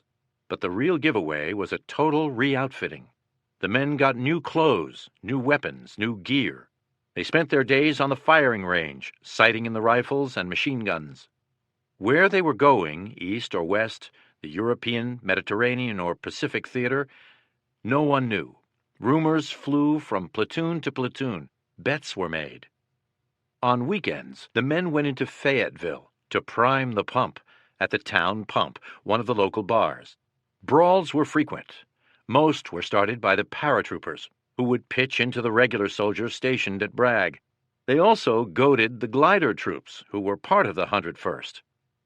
The glider troops were regular soldiers assigned to the glider regiment. Although they were airborne, they were not volunteers and were treated by the Army as second-class men. They did not receive the $50 per month bonus, they had no special badges, they did not wear boots and blouse trousers. Some of them made up posters showing photographs of crashed and burned gliders with a caption that read, "Join the glider troops. No flight pay, no jump pay, but never a dull moment." A few members of Easy went down to the airfield at Bragg to take a ride on a glider. The experience of landing in one of those plywood crates convinced them that jumping with a chute was a better way to land. When General Lee made a glider flight, The landing fractured several of his ribs. "Next time I'll take a parachute," he remarked. "We told you so," the glider troops shouted. In July 1944, the glider men finally got the hazardous duty bonus of $50 per month and a special insignia. In mid-August, the division assembled in regimental formation. A band played "Over There," and the Red Cross girls cried as the men marched to the 20 trains waiting to take them off to war. Once aboard and somewhat settled down, the betting began over which way the trains would head: north toward New York, and then Europe or the Mediterranean, or west toward California and then the Pacific. The trains headed north toward Camp Shanks, 30 miles up the Hudson River from New York City. Promises were made about passes into the city, promises that were not kept. Instead, it was more inspections followed by inoculations. Shot followed shot, Christensen remembered, until our arms hung from our bodies like limp ropes. Officers and non-coms got to know the Preparation for Overseas Movement manual by heart. Sobel wrote up a form letter to send to the mothers of his troopers. "Dear Madam," it began, "soon your son, Private First Class Paul C. Rogers," each name was typed in, "will drop from the sky to engage and defeat the enemy. He will have the best of weapons and equipment, and have had months of hard and strenuous training to prepare him for success on the battlefield. Your frequent letters of love and encouragement will arm him with a fighting heart. With that he cannot fail, but will win glory for himself, make you proud of him, and his country ever grateful for his service in its hour of need." He signed each letter with a flourish: "Herbert M. Sobel, Captain Commanding." The enlisted men got hold of some whiskey. They were accustomed to beer, so the whiskey hit them hard. Christensen got so drunk he was making out with the toilet, a condition common to young men who have just been introduced to whiskey. Corporal Randleman found him and gently carried him to bed. The next morning, the air filled with the moans and groans of the hungover men, the company marched down to the docks. A ferry carried the men to a pier, where hot coffee and donuts from the Red Cross girls helped revive the near-dead. There was a great deal of cursing, partly because the men had hoped to march through New York City on their way to war and did not, also because they were not allowed to wear their jump boots. The reason? Enemy spies might see them and would know that an airborne division was shipping out. They had to take the patch of the 101st, the Screaming Eagle, off their shoulders. Winters remembered only one case of gangplank fever. A medical officer was just smart enough to know what to take to be assigned to sick call and miss the voyage. All the others lined up in single file to walk up the gangplank, lugging their barracks bags and weapons. As they stepped onto the liner, converted into a troop transport, and called out their names, a checker marked them present. It took almost a full day to get the 5,000 men aboard a transport built to carry 1,000 passengers. Finally, tugs towed the ship from her berth, and she started steaming out to sea. The men of Easy Company lined the rails to see the Statue of Liberty slip astern. For nearly every one of them, it was his first trip outside the United States. A certain homesickness set in, coupled with a realization, as the regimental scrapbook Currahee put it, of how wonderful the last year had been. Chapter 3. Duties of the Latrine Orderly. Oldbourne, September 1943 through March 1944. The Samaria was an old India mail liner and passenger ship converted to a troop transport. Originally built for 1,000 passengers, she carried 5,000 men from the 506th. The overcrowding created really dreadful conditions. Fresh water was severely rationed. The men could drink only at stipulated 15-minute intervals for a grand total of an hour and a half a day. The showers ran salt water, cold. The men had to wear their life jackets at all times and their cartridge belts with canteens attached, which meant that they were constantly bumping into one another. They slept in their clothes. One bunk was assigned to 2 men. which meant they alternated, sleeping every other night on the deck or in a hallway or wherever space to lie down could be found. The stench was simply awful. There were 2 meals a day. Christensen described his first breakfast. "I didn't think we would ever stop going downstairs to the mess hall on the lowest deck.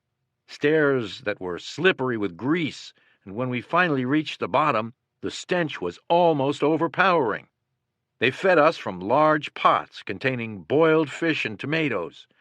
The cooks wore stained white clothing, stains on stains, showing they hadn't changed for days. The men ate the slop because they were hungry. To Webster, the mess hall had the air of a floating madhouse." At least the meals were a break from the routine, which consisted of walking the decks, leaning on the rail, watching the convoy, or gambling. The gambling was continuous. Poker, blackjack, and craps. Large amounts of money changed hands. Carson won $125 one night, lost it all the next day. Men tried to read, but they had precious few books. Captain Sobel tried to lead the men in calisthenics, but the space was insufficient, and it became another Sobel joke. On September 15th, the Samaria docked in Liverpool. The next day, a train took the men south. Trucks picked them up at the station at Ogbourne St. George and carried them on to their new home. They marched the last mile and a half, after dark, with only flashlights to show the way. The wartime blackout impressed upon the men that they were in a combat zone.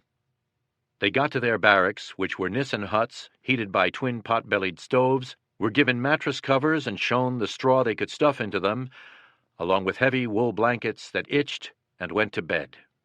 Webster wrote that when he woke the next morning, "I thought I'd passed out on a Hollywood movie set."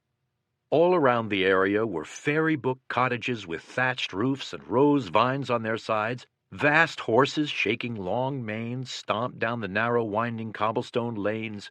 A soft village green set off a weathered old gray 11th century Norman church whose clock chimed the hours just like Big Ben.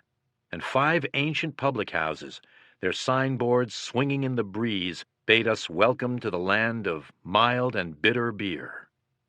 They were in Aldbourne, in Wiltshire, near Hungerford, not far from Swindon, 80 miles due west of London.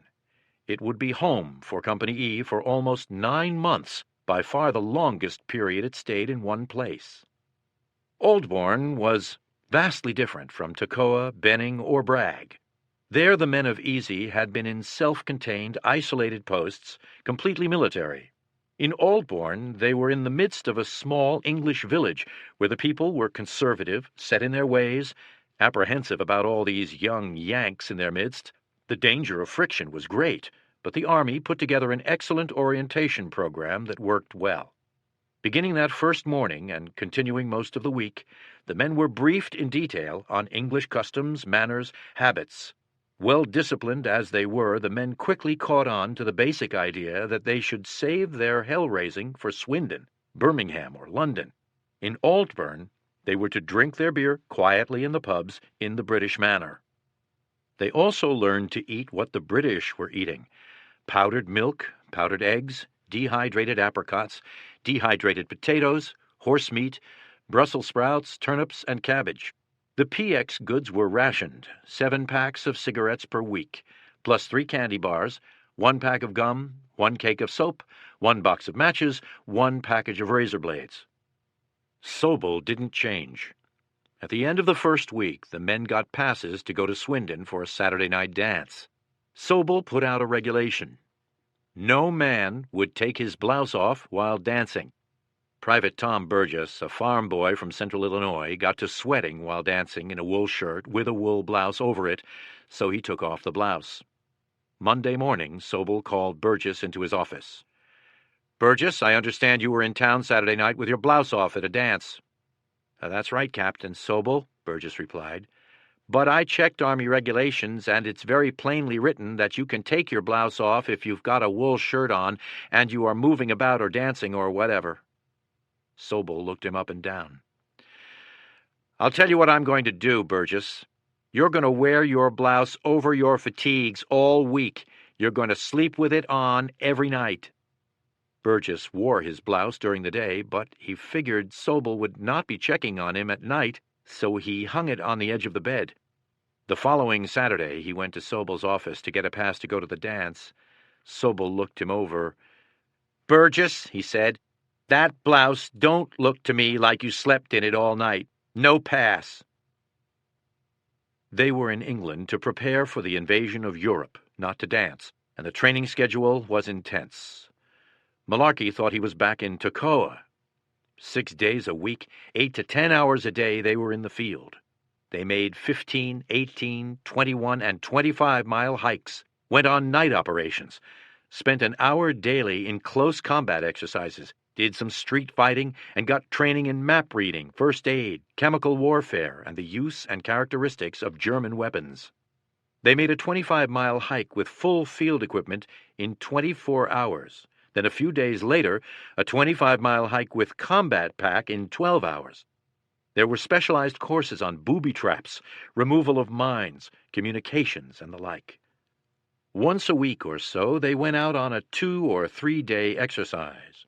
The problems were designed not only to give them a working knowledge of the mechanics of combat, but to teach the most basic thing an infantryman has to know: how to love the ground, how to use it to advantage, how the terrain dictates tactics. Above all, how to live on it and in it for days at a time without impairment of physical efficiency. Their officers stressed the importance of such things, that it would make the difference between life and death, that the men must do it instinctively right the first time, as there would not be a second. So the men of Easy got to know the English countryside.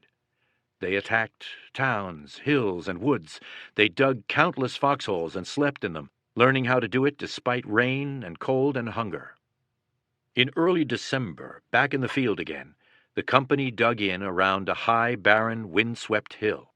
The platoon leaders told them to dig their foxholes deep, difficult in the rocky soil. Soon, an armored combat team of Sherman tanks attacked. They roared up the hill at us like primeval monsters, Webster wrote in his diary, stopped, turned, and passed broadside. One charged at me. My hole wasn't deep enough for a single tread to pass safely over me, so I yelled frantically, straddle me," which he did. Carson's entry read, "It was the first time a tank ran over me in a foxhole. Scary." There was a lot of night work, Gordon recalled. We would cut across country and crawl over fences and through gaps and go through woods and wade creeks. In the process, the members of the squads and platoons, already familiar with each other, grew intimate. "I could see a silhouette at night," Gordon said, "and tell you who it was. I could tell you by the way he wore his hat, how the helmet sat on his head, how he slung his rifle." Most of what they learned in the training proved to be valuable in combat. But it was that intimacy, that total trust, that comradeship, that developed on those long, cold, wet English nights, that proved to be invaluable. They were jumping on a regular basis, in full gear, learning how to use their risers to guide themselves to open, plowed fields, rather than come down on a hedgerow, road, telephone pole, stone wall, or woods. In the C-47s, in the cold, damp English air, their feet were numb by the time the green light went on, so that when they hit the ground, the feet stung and burned from the shock. A major purpose of the jumps was to learn to assemble quickly after landing. Not so easy to do for 2nd Platoon of Easy on the first jump, as the platoon came down 25 miles from the drop zone. There was tension. Members of the 82nd Airborne, stationed nearby, would tell the troopers from the 101st what combat in North Africa, Sicily, and Italy had been like. The officers especially felt the pressure of combat coming on, none more so than Sobel. "It showed up in his disposition," Winters said. "He was becoming more sour and sadistic. It was reaching the point that it was unbearable." Sergeant Earl Hale recalled that there was a lottery going on about whoever gets Sobel. Sobel had picked up an Air Force sheepskin jacket, of which he was proud and which he wore in the field, making him highly conspicuous. Tipper remembered that when the company was going through a combat range with live ammunition fired at pop-up targets, Sobel experienced some near misses. More than one shot was aimed from the rear and side to crack by close to Sobel's head. He'd flop down, kind of bounce around and shout something, and jump up again. There was much laughing and gesturing from the men. I can't believe that Sobel thought what was happening was accidental, but maybe he did. Anyway, he kept jumping up and down and running around as if everything were normal. The men continued to play tricks on Sobel. Private George Lutz could imitate voices. One night, E Company was leading the battalion on a cross-country march. The barbed wire fences kept slowing the progress. Sobel was in front. "Captain Sobel," a voice called out. "What's the holdup?" "The barbed wire," Sobel replied, thinking he was addressing Major Oliver Horton, the battalion executive officer. "Cut those fences," Lutz called out, continuing to imitate Horton's voice. "Yes, sir," Sobel replied, and he ordered wire cutters to the front. The next morning, a contingent of Wiltshire farmers confronted Colonel Strayer. They complained mightily about the cut fences. Their cows were wandering all over the landscape. Strayer called in Sobel. "Why did you cut those fences?" "I was ordered to cut them, sir." "By whom?" "Major Horton." "Can't be. Horton's on leave in London." Sobel caught hell, but he was never able to learn who had fooled him, and was therefore unable to retaliate. It was his jumping around, his hi-ho silver nonsense, his bull-in-the-china shop approach to tactical problems that bothered the officers, NCOs, and enlisted men of the company more than his chicken shit. Dissatisfaction grew daily, especially with the NCOs. Sergeant Myron Mike Ranney, a 21-year-old from North Dakota of 1st Platoon, and Salty Harris of 3rd Platoon led the mumble of the potential disaster of Sobel leading the company into combat. The NCOs were fully aware that they were confronted by a delicate and extremely dangerous situation. To act would open them to charges of insubordination or mutiny in time of war. To fail to act could get the whole company killed. Ranney, Harris, and the other NCOs hoped that the platoon leaders would bring the problem to Colonel Sink, or that Sink would become aware of the situation on his own, and that Sink would then quietly remove Sobel. But that seemed naive.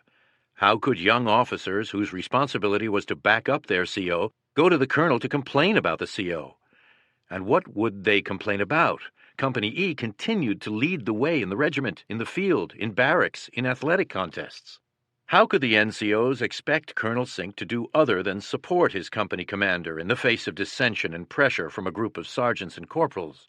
These guys were getting ready to go into combat against the most feared army in the world, not to play a game or have a debate. So the mumble continued, and Sobel and First Sergeant Evans remained isolated but still very much in command. Weekend passes and the excellent British rail service gave the men a break from the tension.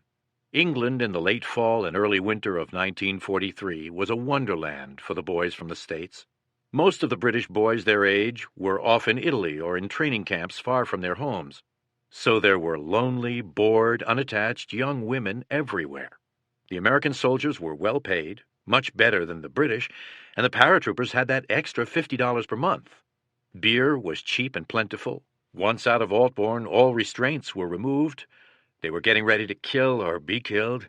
They were, for the most part, 20 or 21 years old. Webster described the result in an October 23rd diary entry.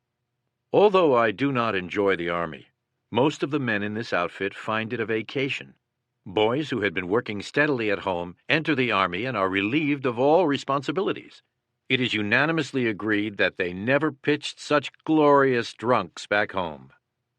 The excitement of the time, the kaleidoscope of impressions that were continually thrust upon them, the desperate need to escape the rigors of training, the thought of upcoming combat and Sobel's chicken shit, combined to make this an unforgettable time and impel most of the men to make the most of it. "London, to me, was a magic carpet," Carson wrote. "Walk down any of its streets, and every uniform of the free world was to be seen. Their youth and vigor vibrated in every park and pub. To Piccadilly, Hyde Park, Leicester Square, Trafalgar Square, Victoria they came. The uniforms of the Canadians, South Africans, Australians, New Zealanders, the Free French, Polish, Belgium, Holland, and of course the English and Americans were everywhere. Those days were not lost on me, because even at 20 years of age, I knew I was seeing and being a part of something that was never to be again. Wartime London was its own world. There was an excess of drinking, whoring, fighting. Older British observers complained, "The trouble with you Yanks is that you're overpaid, oversexed, and over here." To which the Yanks would reply, "The trouble with you Limeys is that you are underpaid, undersexed, and under Eisenhower."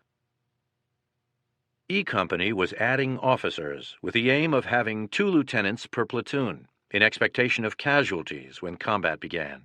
One newcomer was 2nd Lieutenant Lynn Buck Compton. Born on the last day of 1921 in Los Angeles, he was an All-American catcher on the UCLA baseball team and played football for UCLA in the January 1, 1943 Rose Bowl game. Upon graduation from OCS, he went to Fort Benning. After completing jump school, he joined E Company in Altbourne in December. "I remember feeling rather envious of those who had been at Toccoa," he wrote years later, "and felt sort of out of it as a new member of the company." Compton quickly learned that Lieutenant Nixon, now Battalion S2, resented jocks. Nixon put Compton in charge of physical training for the battalion, which in practice meant Compton had to lead the battalion on long runs, the only officer who had to do so. Whether as a result of this experience, or because of his athletic background, or because he liked to gamble, Compton was close to the NCOs and some of the enlisted men. Too close, some of the other officers felt.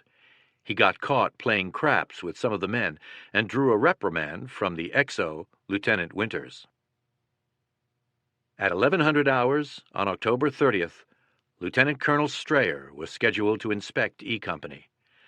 Sobel gave Lieutenant Winters orders to inspect the latrine at 1000 hours. A few minutes later, at about 0930 hours, Lieutenant Colonel Strayer told Winters to censor the enlisted men's mail. That was a job that could not be done at headquarters, so Winters hopped on his bicycle and rode to his quarters, a small room in a private home in Altbourne. Promptly at 1000 hours, he returned, parked his bicycle outside the barracks, and entered to inspect the latrine. To his surprise, Sobel was there making his own inspection. Sobel walked past Winters, head down, giving no indication that he saw the XO. Behind him walked a most unhappy Private Joachim Mello, carrying a mop, soaking wet, dirty, badly needing a shave, hair uncombed. Sobel left without saying a word. Winters inspected the latrine, found that Mello had done a good job. At 10:45 hours, Winters walked into the orderly room to get ready for the company formation. With a hint of a smirk on his face, First Sergeant Evans handed him a typed document. It read, "Company E, 506th PIR, 30 October 43. Subject, punishment under 104th Article of War. To First Lieutenant R.D. Winters. 1. You will indicate by endorsement below whether you desire punishment under 104th AW or trial by courts-martial for failure to inspect the latrine at 0945 this date as instructed by me. Signed with a grand flourish, Herbert M. Sobel, Captain Commanding." Winters confronted Sobel.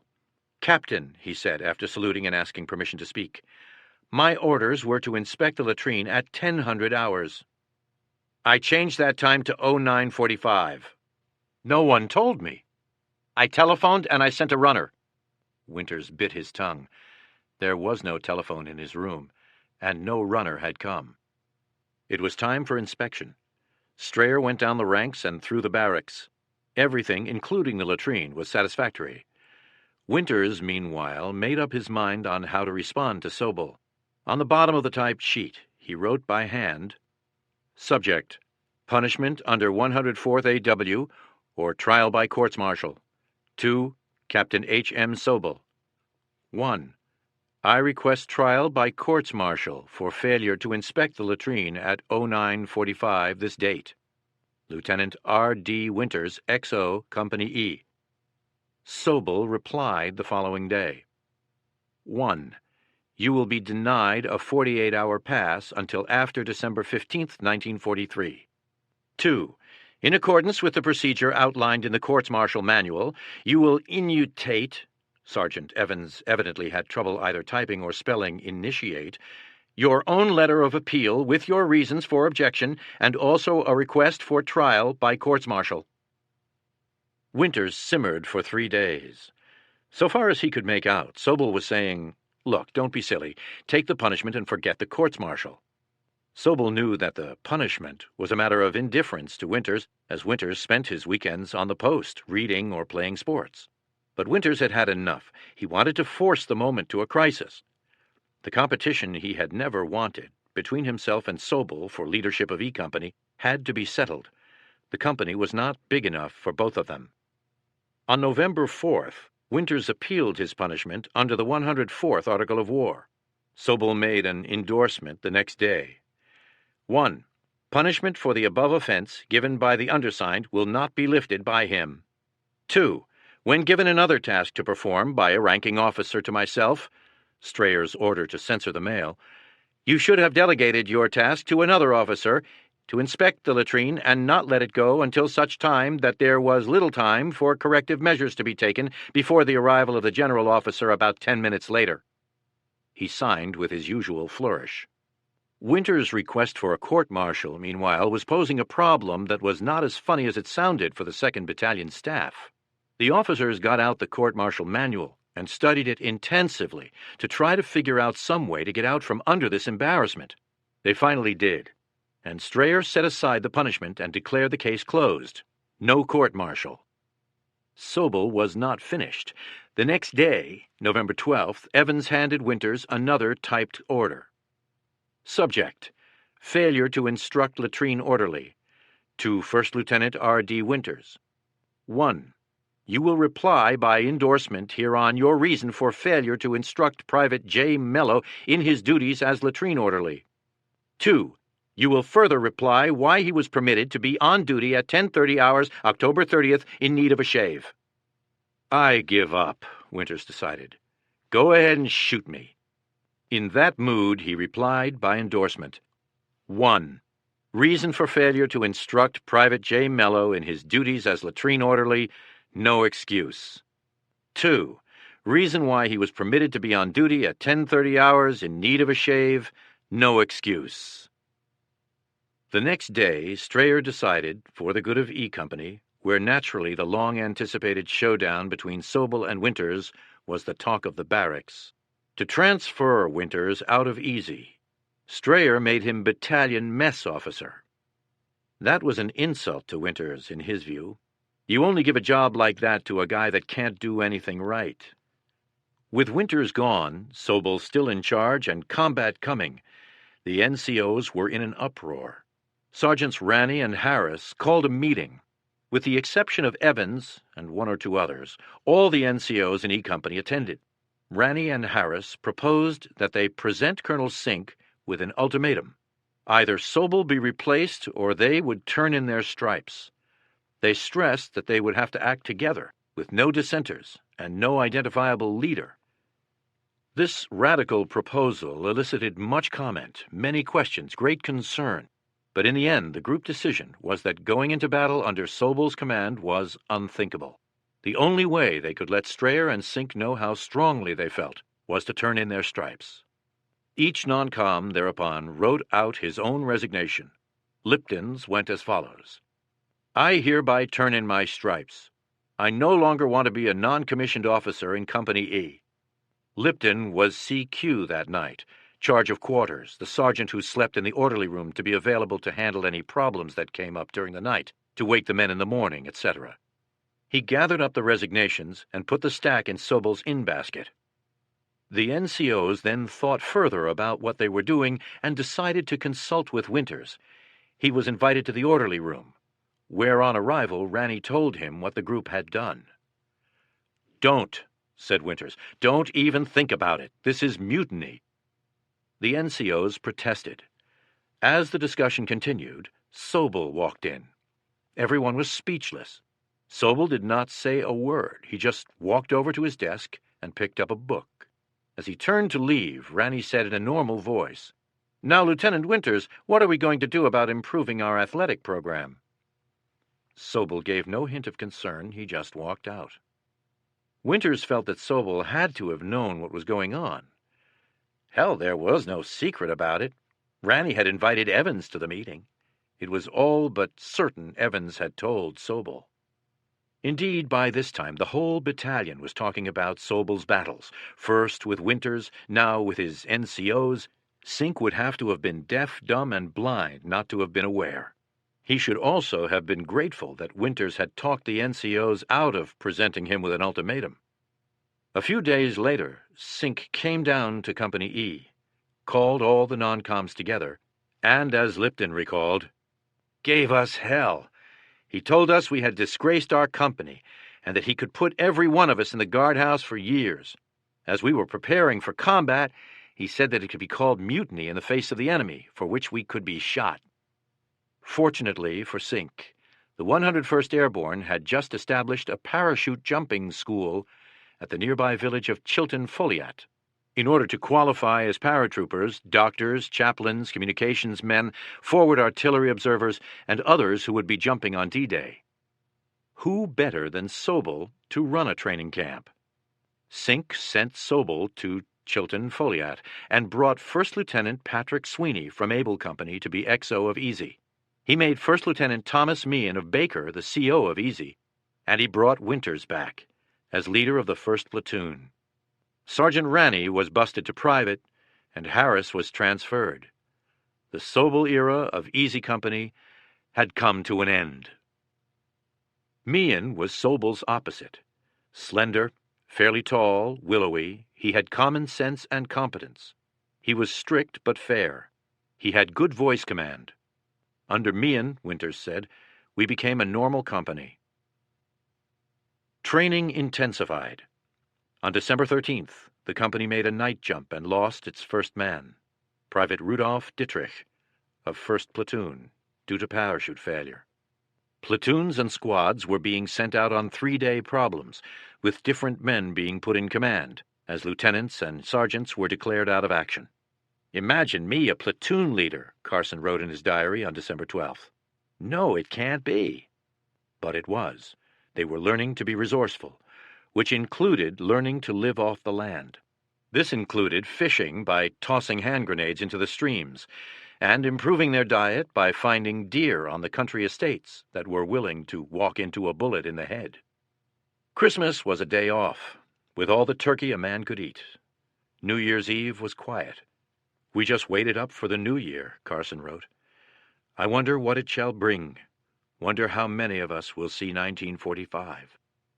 On January 18th, General Bernard Law Montgomery, commander of the 21st Army Group, to which the 101st was attached, came to Chilton Foliat for an inspection. He reviewed the regiment, then told the men to break ranks and rally round his jeep. Climbing onto the bonnet, he told them how good they were. After seeing the 506th, he said, I pity the Germans.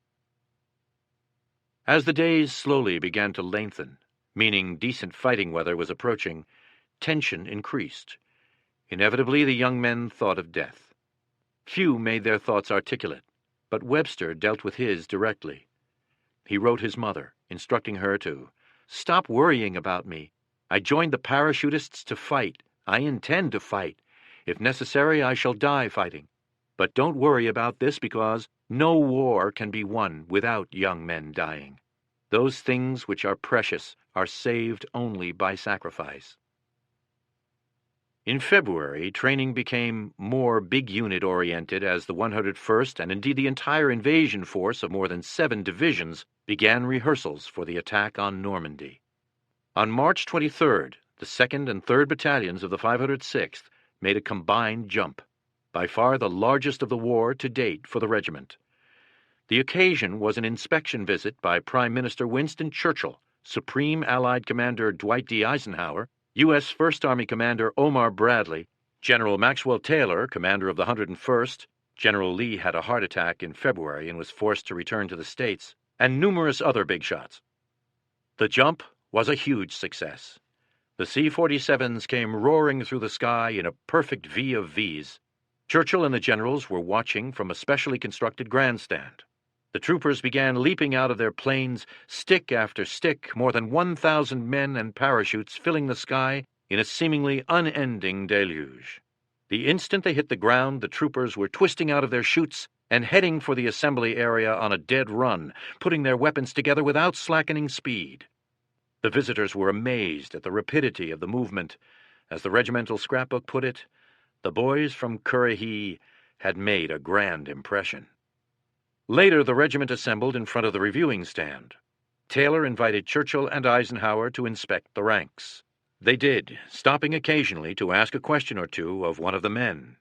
Eisenhower stopped in front of Malarkey. "Soldier, where are you from?" Eisenhower talked to thousands of enlisted men on such inspections before D-Day. Invariably, his first question was, "Where are you from?" "Astoria, Oregon," Malarkey answered.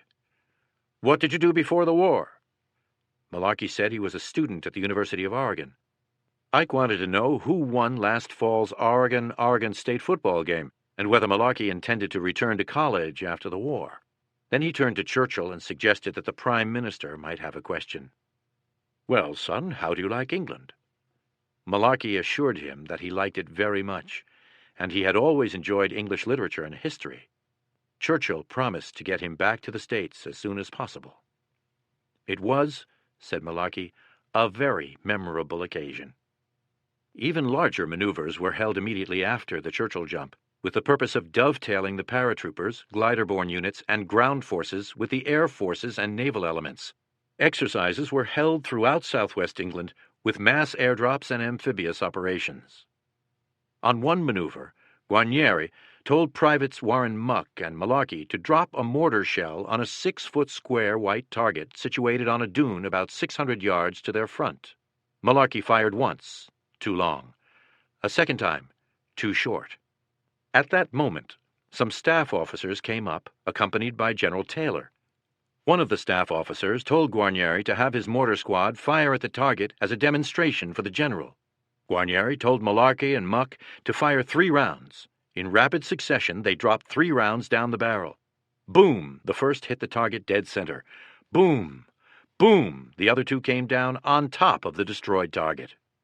"Sergeant, is your squad always that accurate?" Taylor asked. "Yes, sir," Guarnieri replied. "My boys never miss."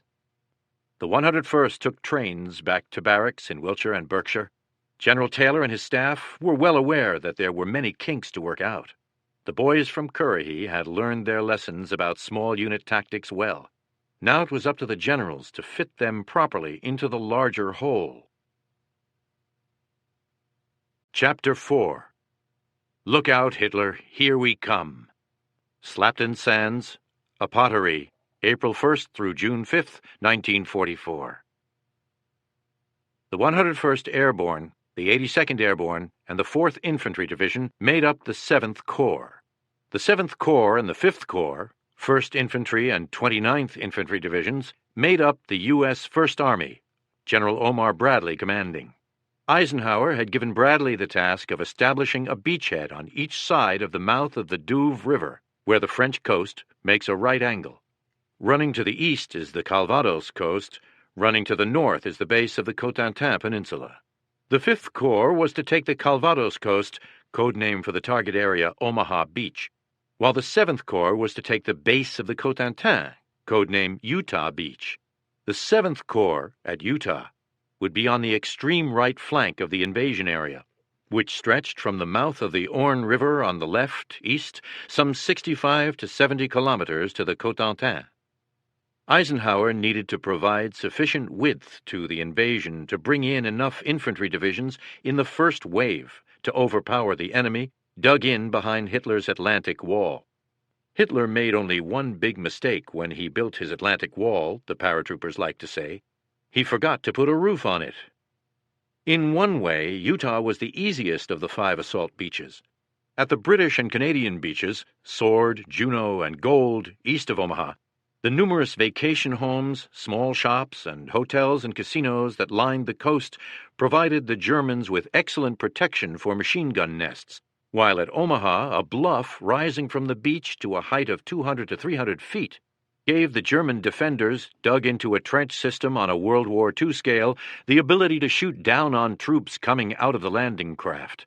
But Utah had neither bluff nor houses.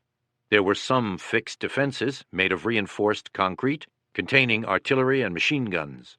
The biggest was at La Madeleine in the middle of Utah.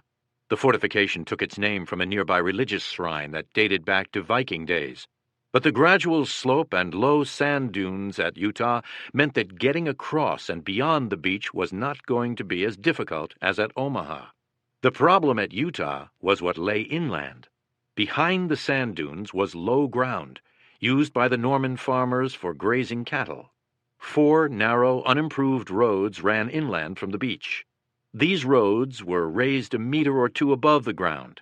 Field Marshal Erwin Rommel, the German commander, had flooded the fields with the idea of forcing any troops and armor coming inland to use the roads, causeways, Eisenhower's planners called them.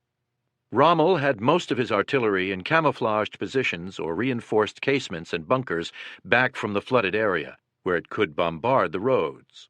Rommel had his infantry prepared to take up defensive positions along the western end of the roads, where it could repel any troops moving up them.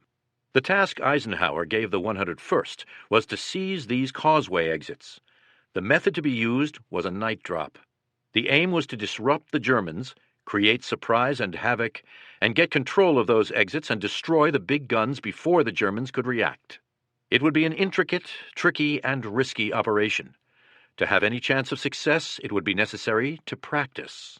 For the practice to be realistic, it would be necessary to find a piece of English coastline similar to Utah Beach. Slapton Sands in Devonshire, in southwestern England, was similar to Utah. A long, narrow stretch of beach was separated from dry ground by a shallow lake and adjoining swamp.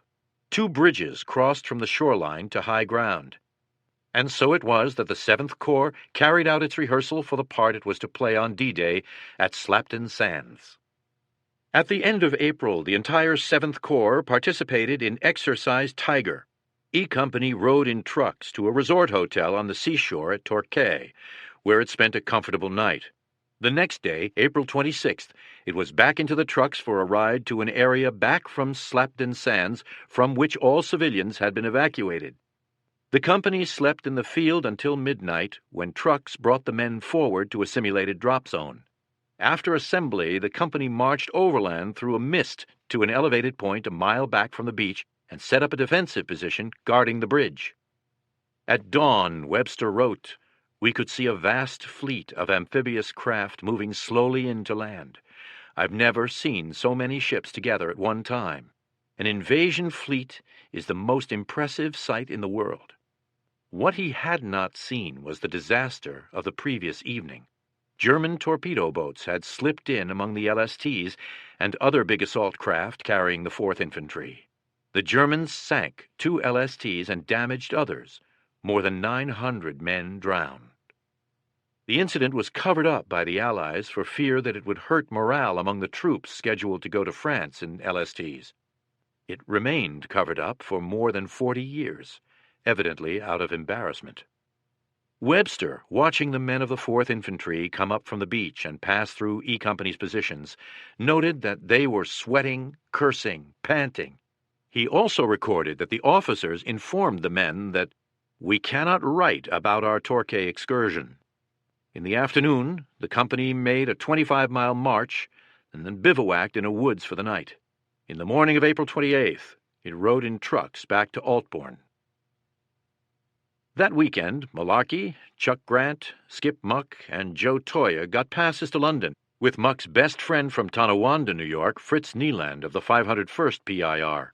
There they met Nieland's brother, Bob, who was a squad leader in the 82nd Airborne and who had seen action in North Africa and Sicily. They spent the evening in a pub listening to Bob Nieland talk about combat. He made a remark that Malarkey never forgot. "If you want to be a hero, the Germans will make one out of you real quick. Dead." On the train going back to Altbourne, Malarkey told Muck that it sounded to him like Bob Nieland had lost his effectiveness. Back in Altbourne in the first week of May, E Company went through more problems, attacking gun positions, bridges, causeways, and other objectives, once attacking after a real jump, other times simulating the air flight and jumping out of trucks. From May 9th to 12th, The 101st held its dress rehearsal for D-Day, code name Operation Eagle. The entire division participated. Easy used the same airfield it would use on D-Day, a pottery. Personnel and equipment were loaded onto the same aircraft the company would use on the real thing. The takeoff, drop, and assembly followed the plan as close to the letter as possible, including spending the same amount of time in flight. Climbing aboard the C-47s was difficult because of all the gear each man carried. Individuals were overloaded, following the age-old tendency of soldiers going into combat to attempt to be ready for every conceivable emergency. The vest and long drawers issued each man were impregnated to ward off a possible chemical attack. It made them cumbersome. They stank. They itched. They kept in body heat and caused torrents of sweat. The combat jacket and trousers were also treated. The men carried a pocket knife in the lapel of their blouses, to be used to cut themselves out of their harness if they landed in a tree. In their baggy trousers pockets, they had a spoon, razor, socks, cleaning patches, flashlight, maps, 3-day supply of K-rations, an emergency ration package, 4 chocolate bars, a pack of charms, powdered coffee, sugar, and matches, ammunition, a compass, 2 fragmentation grenades, an anti-tank mine, a smoke grenade, a gammon bomb, a 2-pound plastic explosive for use against tanks, and cigarettes, 2 cartons per man. The soldier topped his uniform with a webbing belt and braces, a .45 pistol, standard for non-coms and officers. Privates had to get their own, and most did. Water canteen, shovel, first aid kit, and bayonet. Over this went his parachute harness, his main parachute in its backpack, and reserve parachute hooked on in front. A gas mask was strapped to his left leg, and a jump knife bayonet to his right. Across his chest the soldier slung his musette bag with his spare underwear and ammunition, and in some cases TNT sticks, along with his broken-down rifle or machine gun or mortar diagonally up and down across his front, under his reserve chute pack, leaving both hands free to handle the risers. Over everything he wore his Mae West life jacket. Finally, he put on his helmet. Some men added a 3rd knife. Others found a place for extra ammunition. Gordon, carrying his machine gun, figured he weighed twice his normal weight. Nearly every man had to be helped into the C-47. Once aboard, the men were so wedged in they could not move. General Taylor had moved heaven and earth to get enough C-47s for Operation Eagle. The planes were in constant demand for logistical support throughout ETO, and Troop Carrier Command came last on the list. It was cheated on equipment. The fuel tanks did not have armor protection from flak. Easy got its briefing for Eagle on May 10th and 11th. The objective was a gun battery covering the beach. At dusk, on May 11th, Easy took off. The planes made legs over England, flying for about 2.5 hours. Shortly after midnight, the company jumped. For Easy, the exercise went smoothly. For other companies, there were troubles. 2nd Battalion Headquarters Company was with a group that ran into a German air raid over London. Flak was coming up. The formation broke up. The pilots could not locate the DZ. 8 of the 9 planes carrying Company H of the 502nd dropped their men on the village of Ramsbury, 9 miles from the DZ. 28 planes returned to their airfields with the paratroopers still aboard. Others jumped willy-nilly, leading to many accidents. Nearly 500 men suffered broken bones, sprains, and other injuries. The only consolation the airborne commanders could find in this mess was that by tradition, a bad dress rehearsal leads to a great opening night. On the last day of May, the company marched down to trucks lined up on the Hungerford Road. Half the people of Altbourne, and nearly all the unmarried girls, were there to wave goodbye. There were many tears. The baggage left behind gave some hope that the boys would be back. Training had come to an end. There had been 22 months of it, more or less continuous. The men were as hardened physically as it was possible for human beings to be. Not even professional boxers or football players were in better shape. They were disciplined, prepared to carry out orders instantly and unquestioningly. They were experts in the use of their own weapon, knowledgeable in the use of other weapons, familiar with and capable of operating German weapons. They could operate radios, knew a variety of hand signals, could recognize various smoke signals. They were skilled in tactics, whether the problem was attacking a battery or a blockhouse or a trench system or a hill defended by machine guns. Each man knew the duties and responsibilities of a squad or platoon leader and was prepared to assume those duties if necessary. They knew how to blow bridges, how to render artillery pieces inoperative. They could set up a defensive position in an instant. They could live in the field, sleep in a foxhole, march all day and through the night. They knew and trusted each other. Within Easy Company, they had made the best friends they had ever had or would ever have. They were prepared to die for each other. More important, they were prepared to kill for each other. They were ready. But of course, going into combat for the first time is an ultimate experience for which one can never be fully ready. It is anticipated for years in advance. It is a test that produces anxiety, eagerness, tension, fear of failure, anticipation. There is a mystery about the thing, heightened by the fact that those who have done it cannot put into words what it is like, how it feels, except that getting shot at and shooting to kill produce extraordinary emotional reactions. No matter how hard you train, nor however realistic the training, no one can ever be fully prepared for the intensity of the real thing. And so the men of Easy Company left Altbourne full of self-confidence and full of trepidation. Easy's marshalling area in southwestern England, about 10 miles from the coast, was an open field beside the airstrip at a pottery. The company lived in pyramidal tents. Our standards of living went up considerably, Webster wrote. We stuffed ourselves at the hospitable mess hall, a wall tent.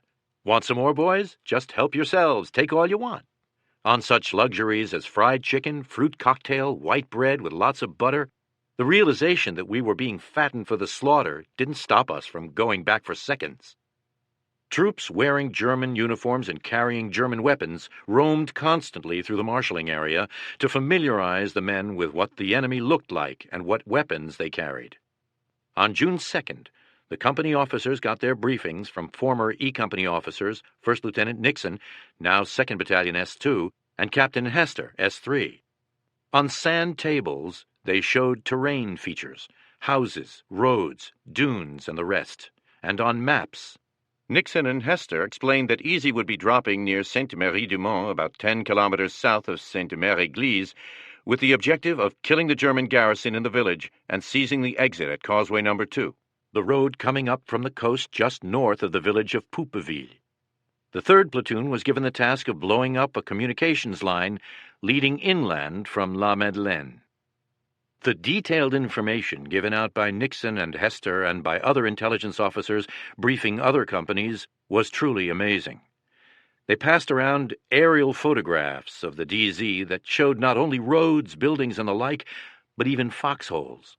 One member of the 506th recalled that his company was told that the German commandant at its objective Saint-Côme-du-Mont owned a white horse and was going with a French schoolteacher who lived on a side street just 2 buildings away from a German gun emplacement that was zeroed in on Causeway No. 1. He took his dog for a walk every evening at 2000 hours. Each officer had to learn the company mission by heart, know his own and every other platoon's mission to the most minute detail, and be able to draw a map of the whole area by memory. One point was made very clear, that the Germans relied less on their fixed coastal defenses than on their ability to counterattack. Mobile reserve units would start hitting the 4th Infantry wherever its units threatened to make it across the causeways. The briefers, therefore, impressed strongly on the officers that regardless of where their platoons were or how many of their men they had managed to collect, if they spotted German units moving toward the causeways, they should fire upon them with everything they had. Even a 5-minute delay, thus imposed on the Germans, could mean the difference between success and failure at Utah Beach.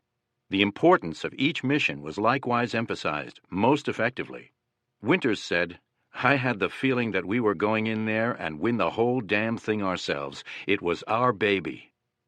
On June 3rd, Winters and the other platoon leaders walked their men through the briefing tent, showing them the sand tables and maps, telling them what they had learned. Sergeant Guarnieri needed to use the latrine. He grabbed a jacket and strolled over to the facility. Sitting down, he put his hand in a pocket and pulled out a letter. It was addressed to Sergeant Martin. Guarnieri had taken Martin's jacket by mistake, but Guarnieri read it anyway. Martin's wife was the author. They had been married in Georgia in 1942, and Mrs. Martin knew most of the members of the company. She wrote, "Don't tell Bill, Guarnieri, but his brother was killed in Cassino, Italy." "You can't imagine the anger I felt," Guarnieri said later. "I swore that when I got to Normandy, there ain't no German going to be alive. I was like a maniac. When they sent me into France, they turned a killer loose, a wild man."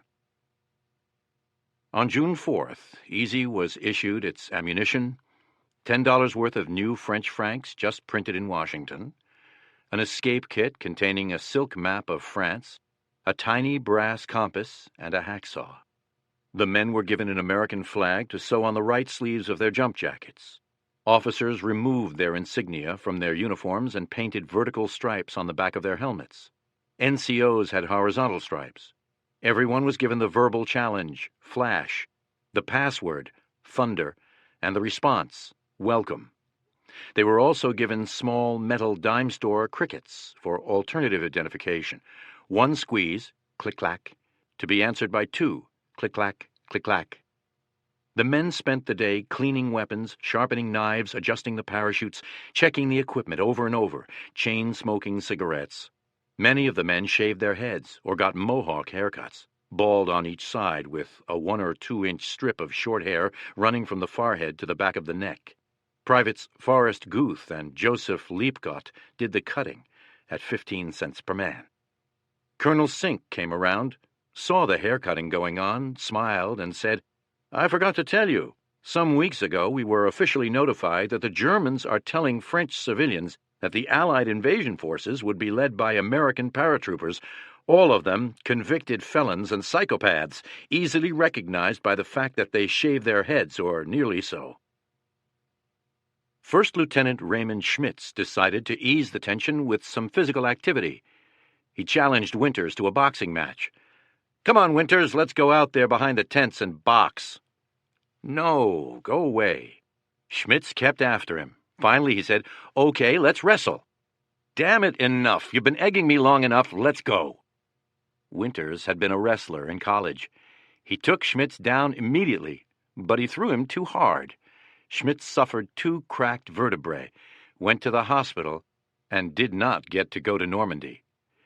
His assistant leader of the 3rd Platoon, 2nd Lieutenant Robert Matthews, took his place, with Sergeant Lipton as his second in command. The rest of that day and night, on up to the time the men strapped on their parachutes, Winters had a constant line of troopers asking him, with smiles on their faces, to break their arms or crack their vertebrae. General Taylor circulated among the men. He told them, "Give me 3 days and nights of hard fighting. Then you will be relieved." That sounded good. 3 days and 3 nights, Winters thought to himself. I can take that. Taylor also said that when the C-47s crossed the coastline of France, he wanted every man to stand up.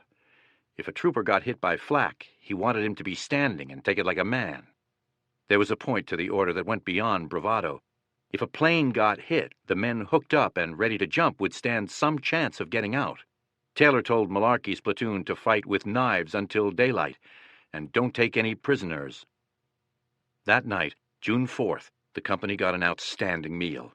Steak, green peas, mashed potatoes, white bread, ice cream, coffee, in unlimited quantities. It was their first ice cream since arriving in England 9 months earlier. Sergeant Martin remembered being told, "When you get ice cream for supper, you know that's the night." But a terrific wind was blowing, and just as the men were preparing to march to their C-47s, they were told to stand down. Eisenhower had postponed the invasion because of the adverse weather. Easy went to a wall tent to see a movie. Gordon remembered that it was Mr. Lucky, starring Cary Grant and Lorraine Day. Sergeants Lipton and Elmer Murray, the company's operations sergeant, skipped the movie. They spent the evening discussing different combat situations that might occur and how they would handle them. By the afternoon of June 5th, the wind had died down, the sky cleared a bit. Someone found cans of black and green paint. Men began to daub their faces in imitation of the Sioux at the Little Bighorn, drawing streaks of paint down their noses and foreheads. Others took charcoal and blackened their faces.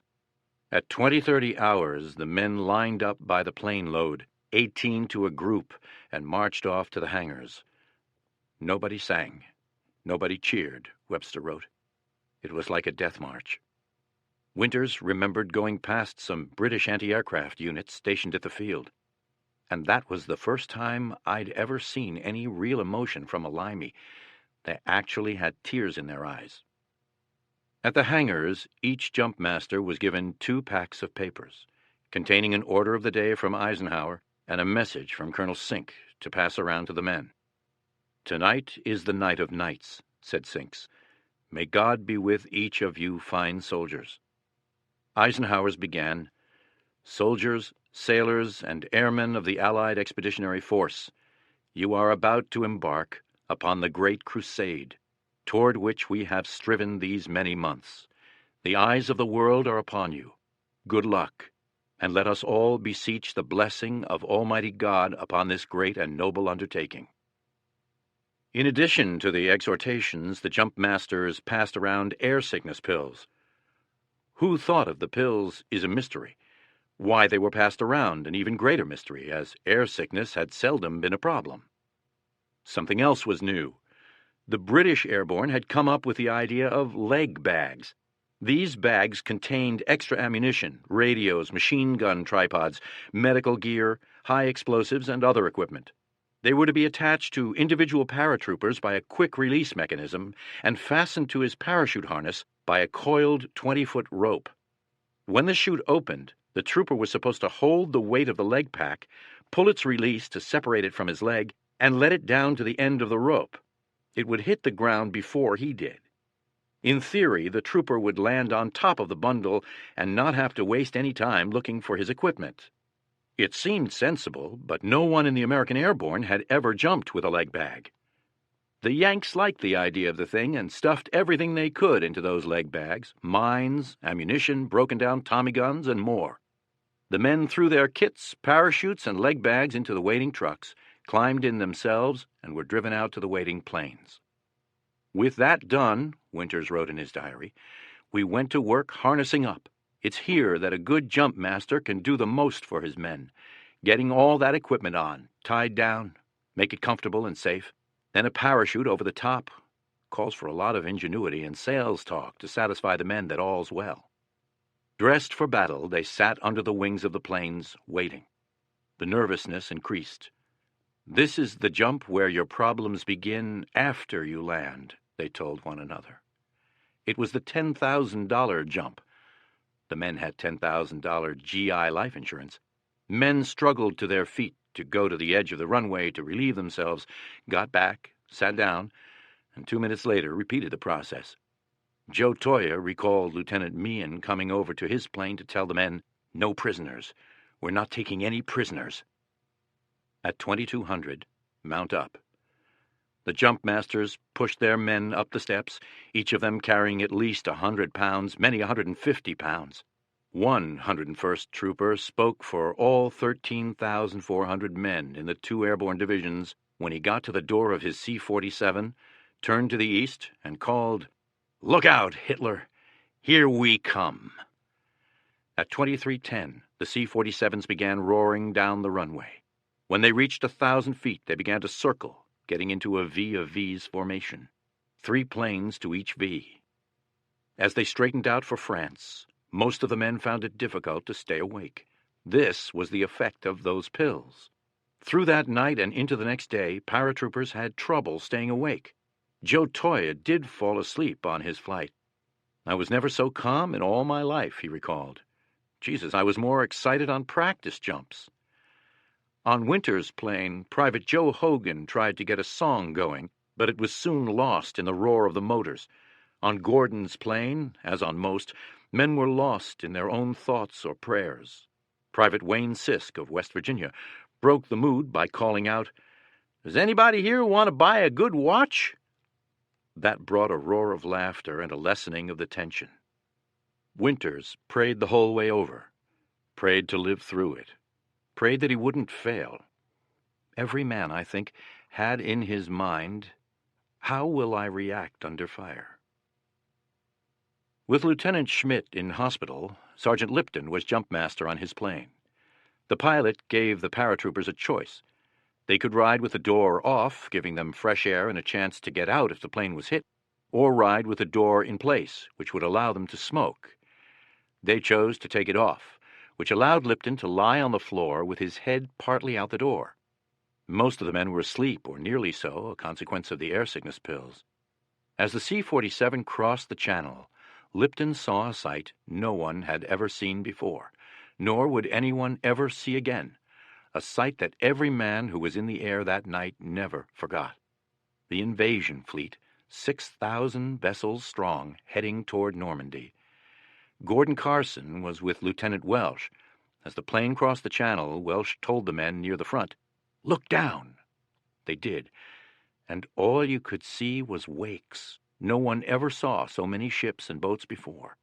Carson commented, "You had to be a little bit awed that you were part of a thing that was so much greater than you."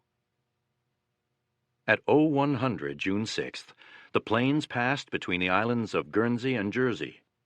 In his plane, the pilot called back to Winters, 20 minutes out." The crew chief removed the door of the plane, giving Winters, standing number 1, a rush of fresh air and a view of the coast. "Stand up and hook up," he called out. The red light went on. At 0110, the planes passed over the coast and into a cloud bank. This caused the formation to break up. The lead V plowed straight ahead, but the Vs to each side veered off. The one to the right breaking away in that direction, the one on the left over the opposite way. This was the natural, inevitable reaction of the pilots who feared mid-air collisions. When they broke out of the cloud bank, which was only a mile or two across, every pilot was on his own. Only the lead pilots had the device that would lead them to the Pathfinder's Eureka signals. Pathfinders were specially trained volunteers who dropped in an hour ahead of the main body of troops to set up a radio beacon on the DZ to guide the lead plane. Easy's Pathfinders were Corporal Richard Wright and Private Carl Fenstermaker. With the formation gone, none of the others knew when or where to turn on the green light. They could only guess. Lost, bewildered, frightened, the pilots immediately had another worry. Anti-aircraft fire began coming up at them, blue, green, and red tracers indicating its path. It was light stuff, 20 and 40 millimeter. When it hit the planes, it made a sound like rocks being shaken in a tin can. On Harry Welsh's plane, some ack-ack came through exactly where he had been sitting a minute before. The pilots were supposed to slow down before turning on the green light, but as Gordon put it, here they were thrust into the very jaws of this violence, and they had never had 1 minute of combat experience, so they were absolutely terrified, and rather than throttle down, they were kind of like a fellow thinking with his feet. They fought with that throttle, and they said, "My God, common sense will tell me the quicker I get out of here, the better chance I have of surviving. And that's unfortunate for the boys back there, but be that as it may, I'm getting out of here."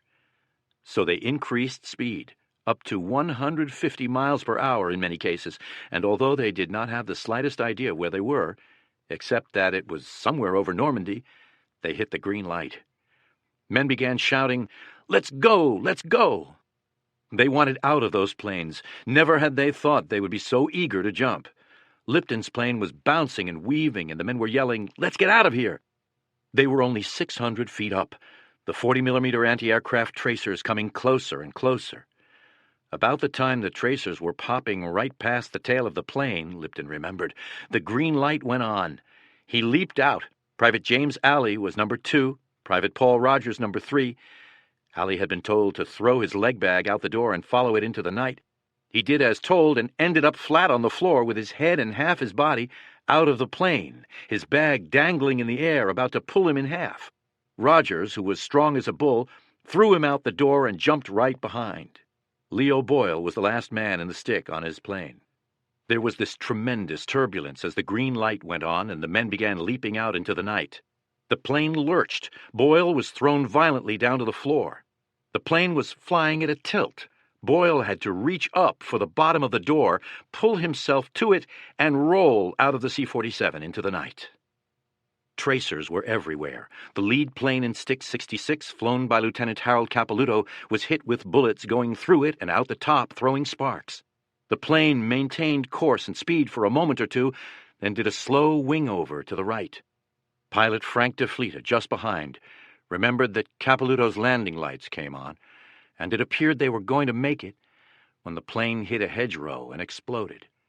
It was the plane carrying Lieutenant Meehan, First Sergeant Evans, and the rest of the company headquarters section, including Sergeant Murray, who had held that long talk with Lipton about how to handle different combat situations. He never got to experience any of the possibilities he and Lipton had tried to visualize. Easy Company had not put one man into combat yet, and it had already lost platoon leader Schmitz, company commander Meehan, and its first sergeant.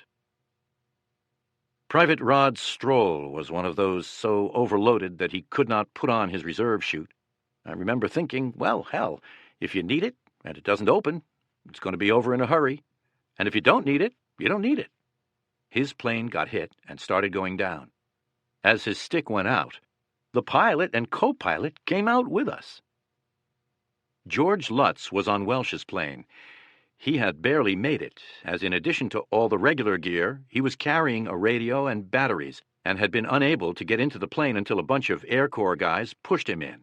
Once inside, he had turned to Welsh to say, "Lieutenant, you got me fifth man in the stick, and I'll never make it to the door." So Welsh had told him to change places with Private Roy Cobb. When the flak started, you could walk on it, Lutz remembered. Carson said, "We wanted to get out of there so damn bad it was unbelievable." Cobb called out, "I'm hit." "Can you stand up?" Welsh shouted. "I can't." "Unhook him," Welsh ordered. Mike Ranney unhooked Cobb from the static line. Private Rader recalled, "Cobb was some pissed. To have trained so hard for 2 years and not get to make the big jump was hell." Just then the red light went on, flashed a second, and was hit by flak. I had no way of telling anything, Welsh recalled. So I said, "Go," and jumped. Lutz kicked his leg bag containing the radio and other equipment out the door and leaped into the night. Thus did 13,400 of America's finest youth, who had been training for this moment for 2 years, hurl themselves against Hitler's fortress Europe. Chapter 5. Follow Me. Normandy, June 6, 1944. They jumped much too low, from planes that were flying much too fast. They were carrying far too much equipment and using an untested technique that turned out to be a major mistake. As they left the plane, the leg bags tore loose and hurtled to the ground, in nearly every case never to be seen again. Simultaneously, the prop blast tossed them this way and that. With all the extra weight and all the extra speed, when the chutes opened, the shock was more than they had ever experienced. Jumping at 500 feet and even less, they hit the ground within seconds of the opening of the chute. So they hit hard. The men were black and blue for a week or more afterward as a result. In a diary entry written a few days later, Lieutenant Winters tried to recreate his thoughts in those few seconds he was in the air. "We're doing 150 miles per hour. Okay, let's go. Damn, there goes my leg pack and every bit of equipment I have. Watch it, boy, watch it. Geez, they're trying to pick me up with those machine guns. Slip, trying to keep close to that leg pack. There it lands beside that hedge. Damn that machine gun. There's a road. Trees, I hope I don't hit them. Thump. Well, that wasn't too bad. Now let's get out of this chute." Bert Christensen jumped right behind Winters. "I don't think I did anything I had been trained to do, but suddenly I got a tremendous shock when my parachute opened. His leg bag broke loose and it was history." He could hear a bell ringing in Sainte-Mère-Église and see a fire burning in town. "Machine gun bullets are gaining on me. I climb high into my risers. Christ, I'm headed for that line of trees. I'm descending too rapidly." As he passed over the trees, he pulled his legs up to avoid hitting them. A moment of terror seized me. 70 feet below and 20 feet to my left, A German quad-mounted 20mm anti-aircraft gun is firing on the C-47s passing overhead. Lucky enough for Christensen, the Germans' line of fire was such that their backs were to him, and the noise was such that they never heard him hit, although he was only 40 yards or so away. Christensen cut himself out of his chute, pulled his 6-shot revolver, and crouched at the base of an apple tree. He stayed still, moving only his eyes. Suddenly, I caught movement 10 yards away, a silhouette of a helmeted man approaching on all fours. I reached for my cricket and clicked it once. Click-clack. There was no response. The figure began to move toward me again. Christensen pointed a revolver at the man's chest and click-clacked again. The man raised his hands. "For Christ's sake, don't shoot!" It was Private Woodrow Robbins, Christensen's assistant gunner on the machine gun. "You dumb shit, what the hell's wrong with you? Why didn't you use your cricket?" Christensen demanded in a fierce whisper. "I lost the clicker part of the cricket." Slowly, the adrenaline drained from Christensen's brain, and the two men began backing away from the German position. They ran into Bull Randleman, who had a dead German at his feet. Randleman related that the moment he had gotten free of his chute, he had fixed his bayonet. Suddenly, a German came charging, his bayonet fixed. Randleman knocked the weapon aside, then impaled the German on his bayonet. "That Kraut picked the wrong guy to play bayonets with," Christensen remarked. Lieutenant Welsh's plane was at 250 feet at the most when he jumped. As he emerged from the C-47, another plane crashed immediately beneath him. He claimed that the blast from the explosion threw him up and to the side, and that saved my life. His chute opened just in time to check his descent just enough to make the thump when he landed painful but not fatal. Most of the men of Easy had a similar experience. Few of them were in the air long enough to orient themselves with any precision, although they could tell from the direction the planes were flying which was the way to the coast. They landed to hell and gone. The tight pattern within the DZ near Sainte-Marie-du-Mont that they had hoped for, indeed had counted on for quick assembly of the company, was so badly screwed up by the evasive action the pilots had taken when they hit the cloud bank that E Company men were scattered from Carentan to Ravonneauville, a distance of 20 kilometers. The Pathfinders, Richard Wright and Karl Fenstermaker, came down in the Channel after their plane was hit. They were picked up by HMS Tartar, transferred to Air Sea Rescue, and taken to England. Private Tom Burgess came down near Sainte-Mère-Église. Like most of the paratroopers that night, he did not know where he was. Low-flying planes roared overhead, tracers chasing after them, the sky full of descending Americans, indistinct and unidentifiable figures dashing or creeping through the fields, machine guns popping all around. After cutting himself out of his chute with his pocket knife, he used his cricket to identify himself to a lieutenant he did not know.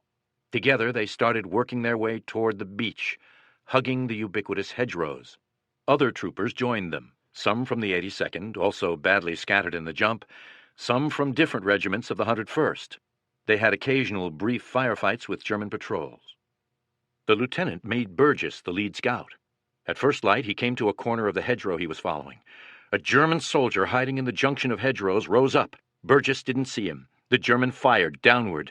The bullet hit Burgess's cheekbone, went through the right cheek, fractured it, tore away the hinge of the jaw, came out the back of his neck.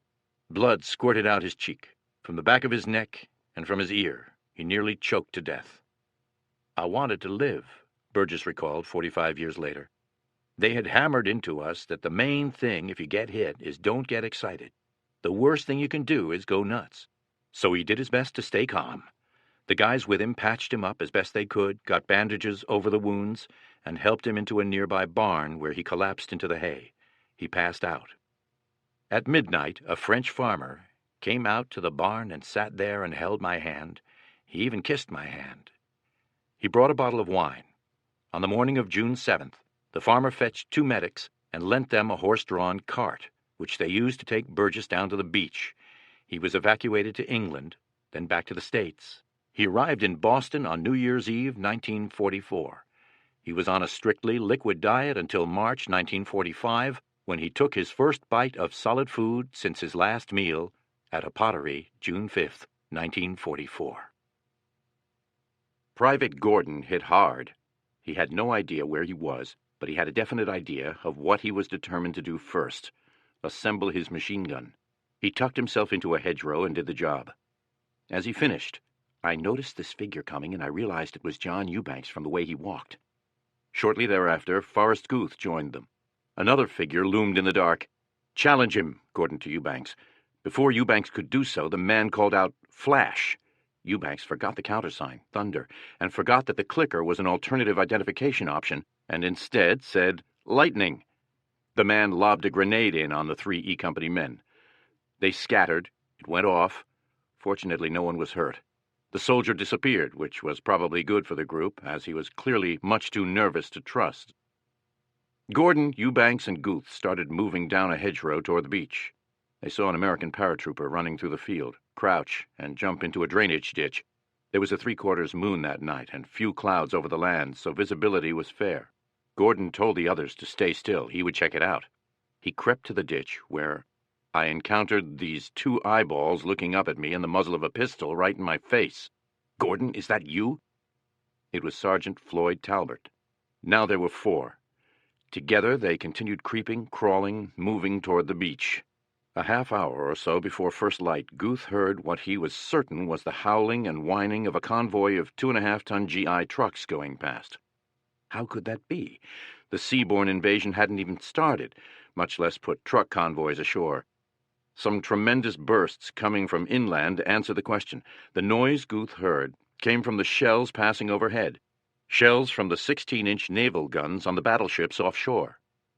The E Company foursome joined up with a group from the 502nd that had just captured a German strongpoint in a large farm complex that dominated the crossroads north of the beach at Ravennauville. They spent the day defending the fortress from counterattacks. In the morning of D-Day +1, they set out southward in search of their company. Jim Alley crashed into a wall behind a house, one of those French walls with broken glass embedded in the top. He was cut and bleeding in several places. He backed into the corner of a garden and was in the process of cutting himself out of the harness when someone grabbed his arm. It was a young woman standing in the bushes. "Me American," Allie whispered. "Go vay, go vay." She went back into her house. Allie found his leg pack, got his gear together, 13 rounds of 60mm mortar ammunition, 4 landmines, ammunition for his M1, hand grenades, food, the base plate for the mortar and other stuff, climbed to the top of the wall, and drew machine gun fire. It was about a foot low. He got covered with plaster before he could fall back into the garden. He laid down to think about what to do.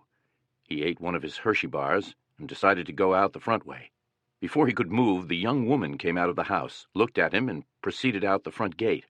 Allie figured, "This is it. I'll make my stand here." Soon she returned. A soldier stepped through the gate after her. I had my gun on him, and he had his on me. They recognized each other. He was from the 505th. "Where the hell am I?" Allie demanded. He was told, Sainte-Mère-Église. He joined up with the 505th. At about daybreak, he ran into Paul Rogers and Earl McClung from Easy. They spent the day, and the better part of the week that followed, fighting with the 505th. All across the peninsula, throughout the night and into the day of D-Day, paratroopers were doing the same, fighting skirmishes, joining together in ad hoc units, defending positions, harassing the Germans, trying to link up with their units. This was exactly what they had been told to do. Their training and confidence thus overcame what could have been a disaster, and thereby turned the scattered drop from a negative into a plus. The Germans, hearing reports of action here, there, everywhere, grossly overestimated the number of troopers they were dealing with, and therefore reacted in a confused and hesitant manner. Winters had come down on the edge of Mère Sainte-Église. He could see the big fire near the church, hear the church bell calling out the citizens to fight the fire. He could not find his leg bag. The only weapon he had was his bayonet, stuck into his boot. His first thought was to get away from the machine gun and small arms fire in the church square. Just as he started off, a trooper landed close by. Winters helped him out of his chute, got a grenade from him, and said, "Let's go back and find my leg bag." The trooper hesitated. "Follow me," Winters ordered, and started off. A machine gun opened up on them. "To hell with the bag," Winters said. He set out to the north to bypass Sainte-Mère-Église before turning east to the coast. In a few minutes, he saw some figures and used his cricket. He got a reassuring double click-clack from Sergeant Lipton. Lipton had landed in a walled-in area behind the Hôtel de Ville, City Hall, in Sainte-Mère-Église, a block from the church. Like Winters, he had lost his weapons when he lost his leg bag. In his musette bag, he had 2 grenades and a demolitions kit, plus his trench knife. He climbed over a gate and worked his way down the street, away from the church and the fire. At the edge of town, there was a low, heavy concrete signpost with the name of the village on it. Lipton put his face up close to the letters and moved along them, reading them one by one, until he knew that the sign read Sainte-Mère-Église. Paratroopers were coming down around him. Not wanting to get shot by a nervous American, when he saw 2 coming down close together, he ran right under them. When they hit the ground, before they could even think about shooting, Lipton was already talking to them. They were from the 82nd Airborne, 10 kilometers away from where they were supposed to be. Sergeant Guarnieri joined up, along with Don Malarkey, Joe Toya, and Popeye Wynn. A few minutes later, Lipton ran into Winters. "I saw a road sign down there," Lipton reported. "Sainte-Mère-Église." "Good," Winters answered. "I know where that is. I can take it from here." He set out at the head of the group. Objective, Sainte-Marie-du-Mont. They joined a bunch from the 502nd. About 0300 hours, they spotted a German patrol, 4 wagons coming down the road. They set up an ambush, and there Guarnieri got his first revenge for his brother as he blasted the lead wagons. The other 2 got away, but E Company took a few prisoners. A German machine gun opened fire on the group. When it did, the prisoners tried to jump the Americans. Guarnieri shot them with his pistol. "No remorse," he said when describing the incident 47 years later. "No pity. It was as easy as stepping on a bug." After a pause, he added, "We are different people now than we were then." At about 0600 hours, they ran into Captain Jerry Gross of D Company and 40 of his men. They joined forces to head toward Sainte-Marie-du-Mont, some 8 kilometers southeast. In a few minutes, they ran into the 2nd Battalion staff with about 40 more men. Winters found an M1, then a revolver, belt, canteen, and lots of ammunition. So I was feeling ready to fight, especially after I bummed some food from one of the boys. Lipton found a carbine. The others armed themselves. As the Americans moved toward Sainte-Marie-du-Mont, so did the commander of the German unit defending the area, Colonel Frederick von der Heydt of the 6th Parachute Regiment. He was an experienced soldier, having been in the German army since the mid-1920s and having led men in combat in Poland, France, Russia, Crete, and North Africa. Colonel von der Heydt was the senior German officer present, as the division commanders were in Rennes on the Seine River for a war game. He had 1 battalion in and around Sainte-Mère-Église, another near Sainte-Marie-du-Mont, the 3rd in Carentan. All his platoons were standing, too. Some were trying to engage the Americans, but confusion caused by reports of landings here, there, seemingly everywhere, had made concerted counterattacks impossible. Colonel von der Heydt wanted to see for himself. He drove his motorcycle from Carentan to Sainte-Marie-du-Mont, where he climbed to the top of the church steeple, 50 or 60 meters above the ground. There he had a magnificent view of Utah Beach. What he saw quite took his breath away. All along the beach, he recalled in a 1991 interview, were these small boats, hundreds of them, each disgorging 30 or 40 armed men. Behind them were the warships, blasting away with their huge guns, more warships in one fleet than anyone had ever seen before. Around the church, in the little village, and beyond in the green fields crisscrossed by hedgerows, all was quiet. The individual firefights of the night had tapered off with the coming of the light.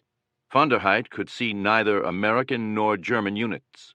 Climbing down from the steeple, the colonel drove his motorcycle a couple of kilometers north to Brécourt Manor, where the German artillery had a battery of 4 105mm cannon dug in and camouflaged.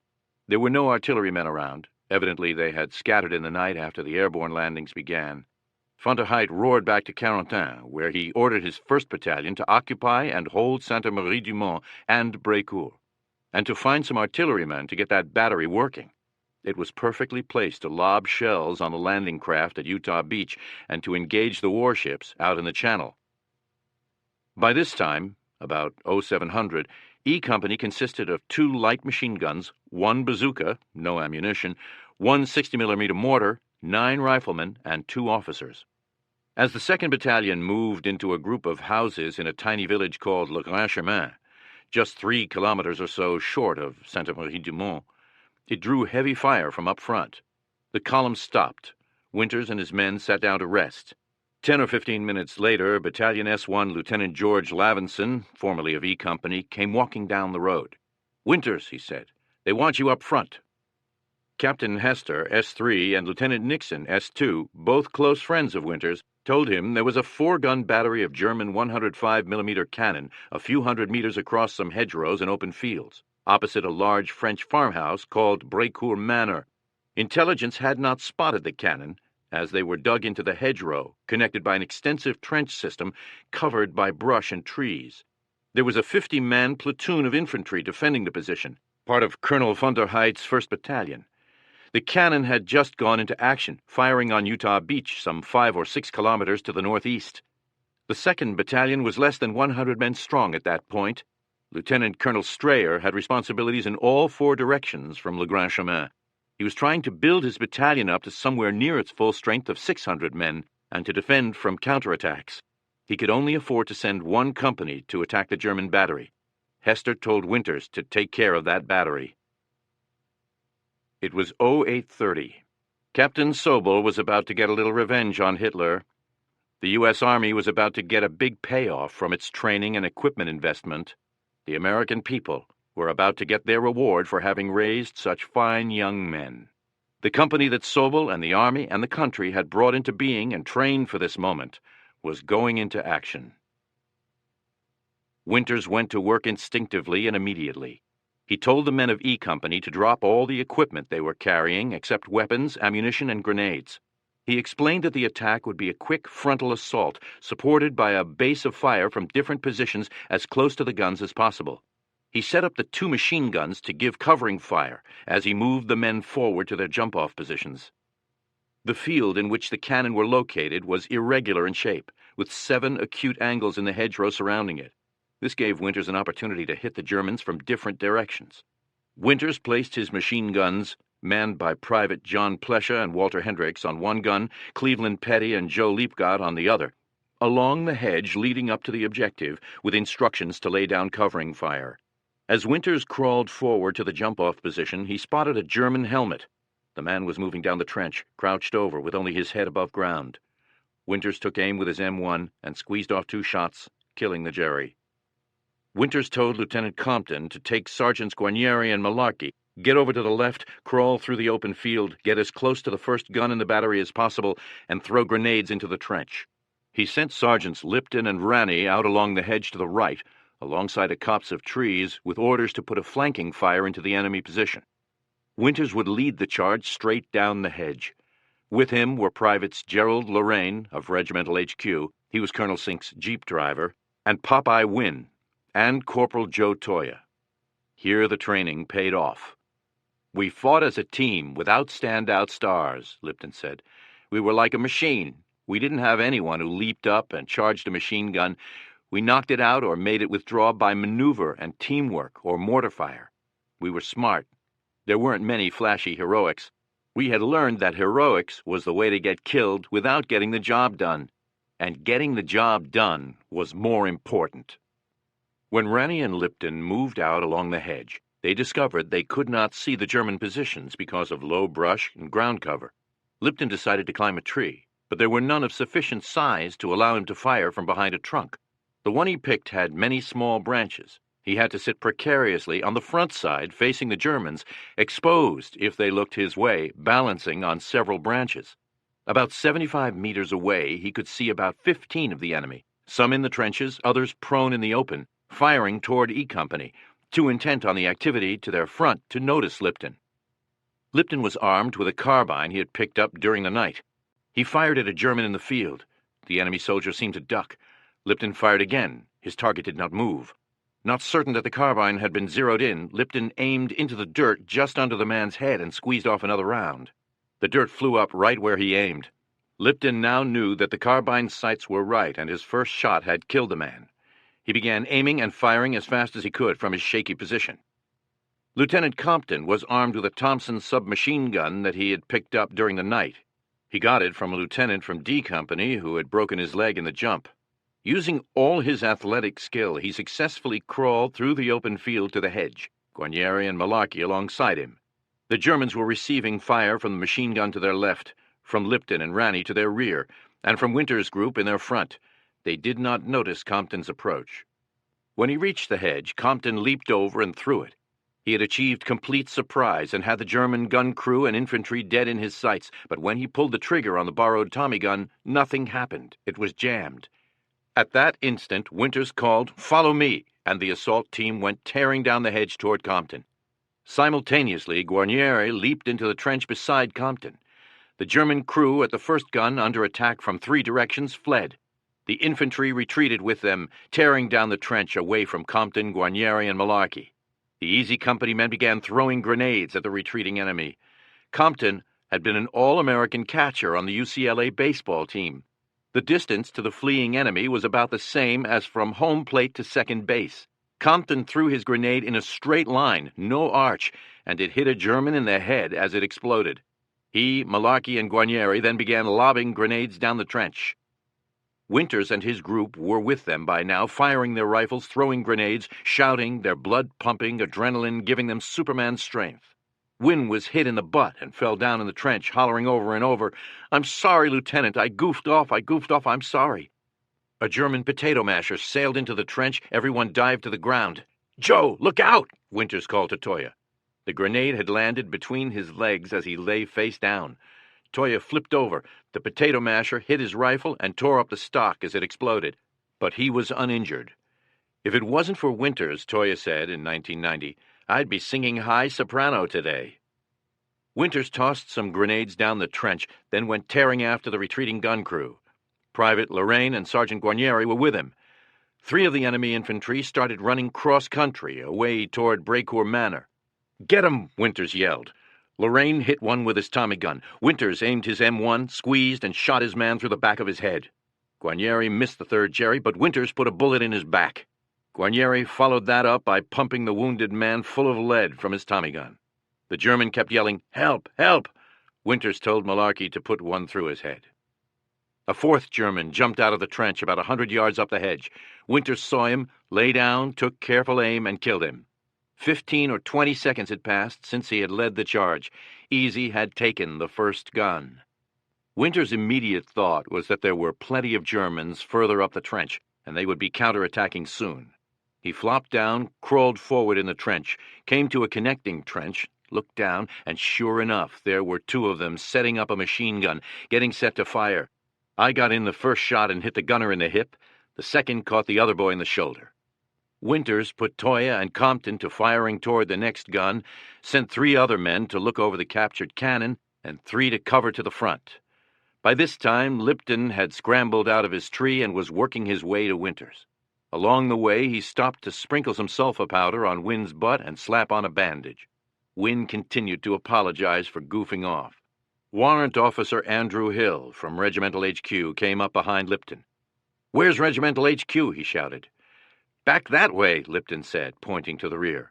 Hill raised his head to look. A bullet hit him in the forehead and came out behind his ear, killing him instantly. After that, all movement was confined to the trench system and in a crouch, as German machine gun fire was nearly continuous, cutting right across the top of the trench. But Malarkey saw one of the Germans killed by Winters about 30 yards out in the field, with a black case attached to his belt. Malarkey thought it must be a Luger. He wanted it badly, so he ran out into the field, only to discover that it was a leather case for the 105mm sight. Winters was yelling at him, "Idiot, this place is crawling with Krauts. Get back here." Evidently, the Germans thought Malarkey was a medic.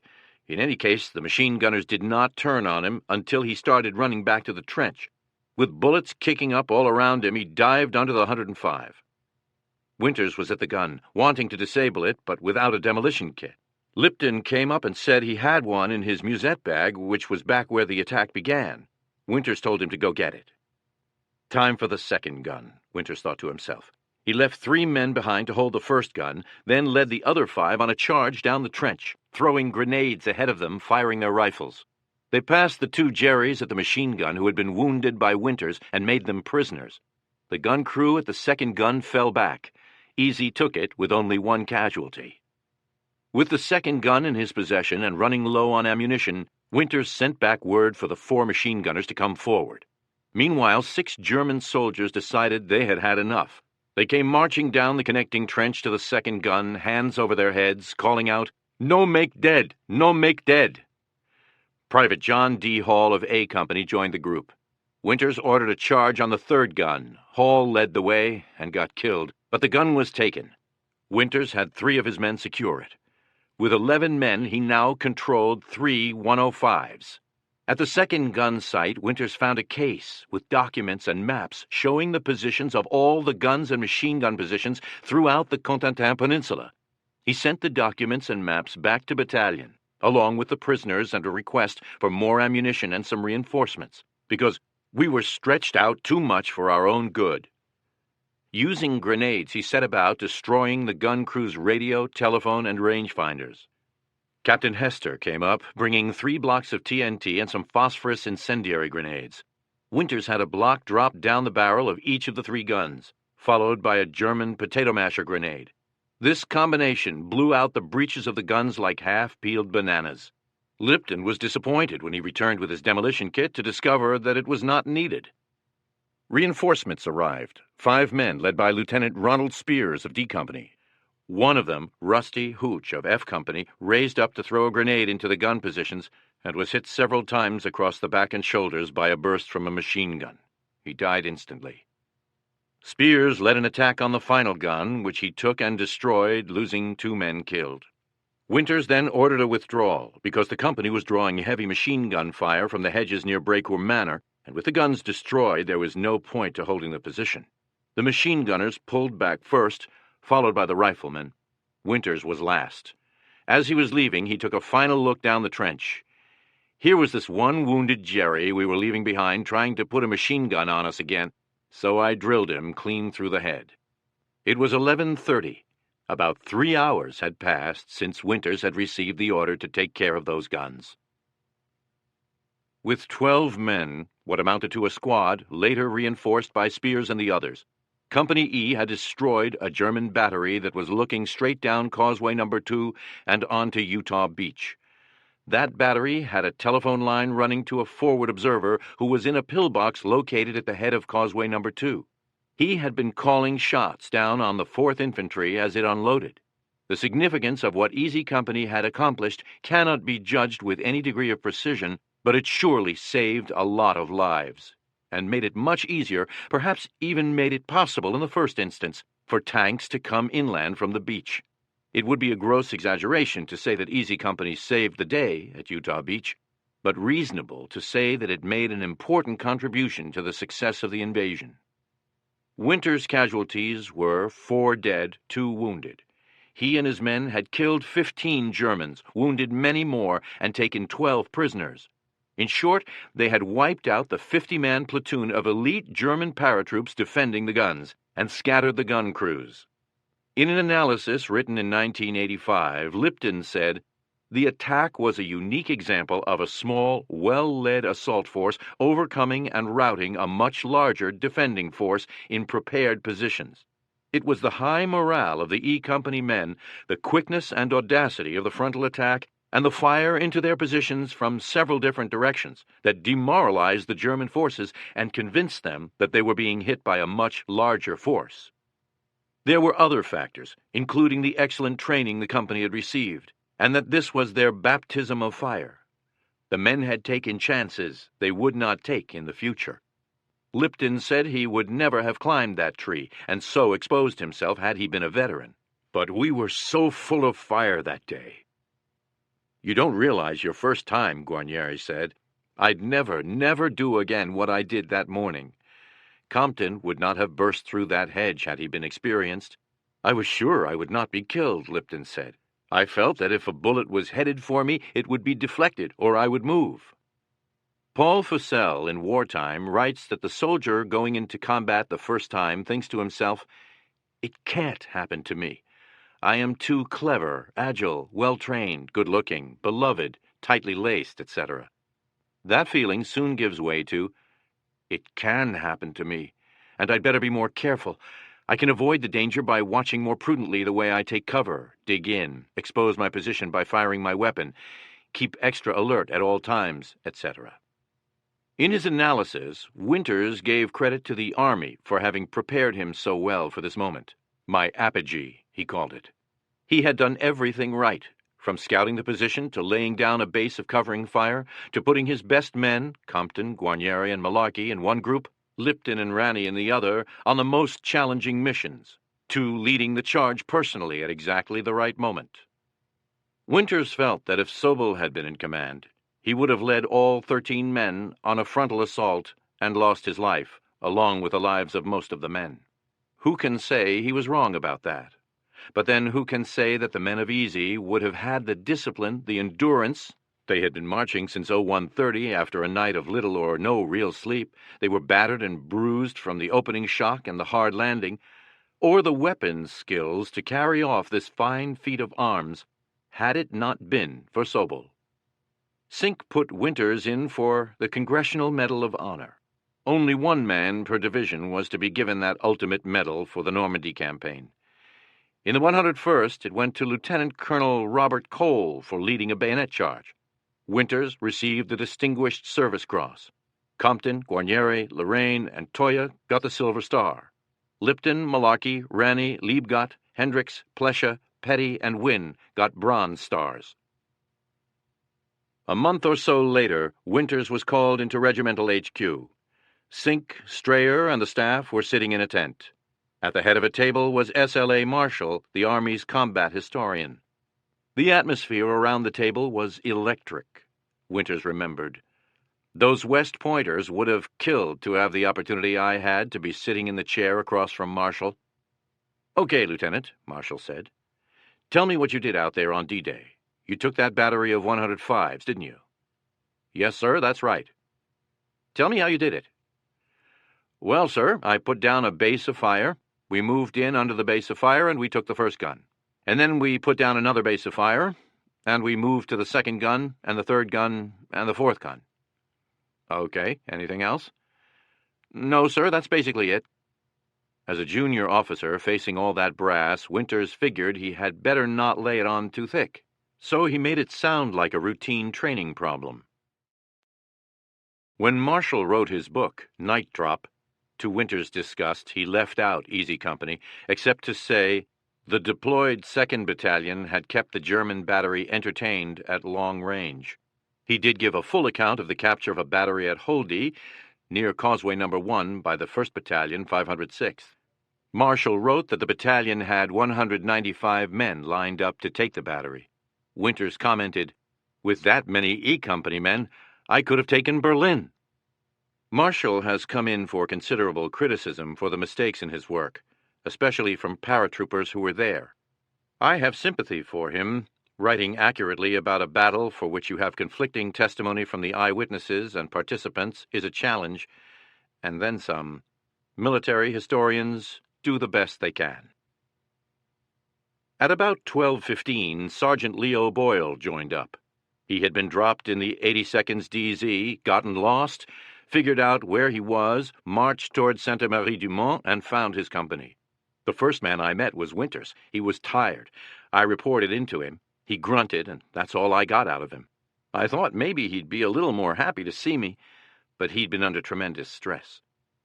The men were congratulating one another, talking about what they had accomplished, trying to piece together the sequence of events.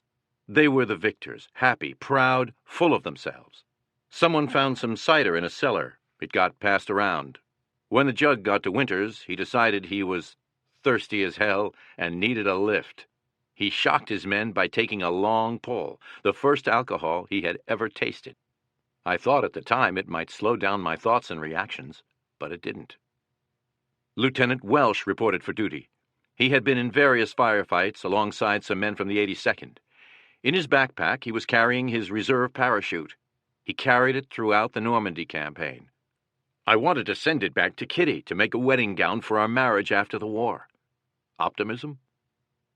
German machine gun fire from the hedgerow across the road from Brecourt Manor was building up. Winters put his machine gunners to answering with some harassing fire of their own. Malarkey found his mortar tube, but not the base plate or tripod. Setting the tube on the ground, he fired a dozen rounds toward the manor. Guarnieri joined him, working another mortar tube. They discovered later that every round hit its target. That kind of expertise you don't teach, Winters commented. It's a God-given touch. When Malarkey ran out of mortar rounds, his tube was almost completely buried. An old French farmer got a shovel to help him dig it out. Along about noon, infantry from the 4th Division began to pass Le Grand Chemin. Welsh remembered the faces of the first foot soldiers coming up from the beach while they puked their guts out from the sight of the distorted and riddled bodies of dead troopers and Germans. There were about 50 E Company men together by then. No one knew of Lieutenant Meehan's fate, but Winters had become the de facto company commander. Lieutenant Nixon came forward with 4 Sherman tanks following. He told Winters to point out the enemy position to the tankers, then use E Company to provide infantry support for an attack. Winters climbed onto the back of the first tank and told the commander, "I want fire along those hedgerows over there, and there, and against the manor. Clean out anything that's left." The tanks roared ahead. For the tankers, this was their first time in combat, their first chance to fire their weapons at the enemy. They had a full load of ammunition for their 50 caliber and their 30 caliber machine guns and for their 75 millimeter cannon. They just cut those hedgerows to ribbons, Welsh remembered. You thought they would never stop shooting. By mid-afternoon, Brécourt Manor was secured. The de WWII family came out of the house, headed by Colonel de WWII, a World War I veteran, along with Madame and the 2 teenage sons, Louis and Michel.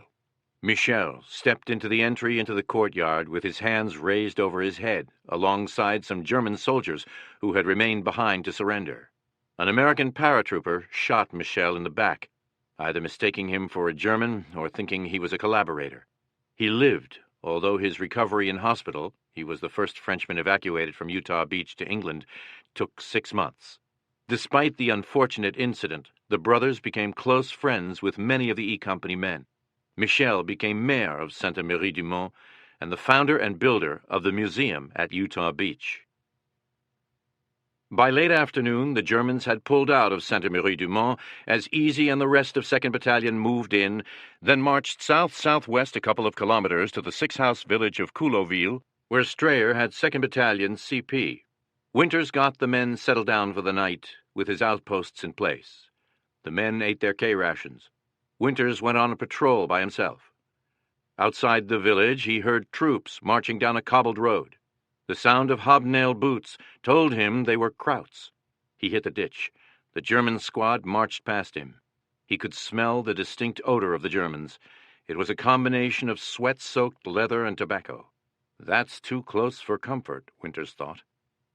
Lieutenant Welsh remembered walking around among the sleeping men and thinking to himself that they had looked at and smelled death all around them all day, but never even dreamed of applying the term to themselves.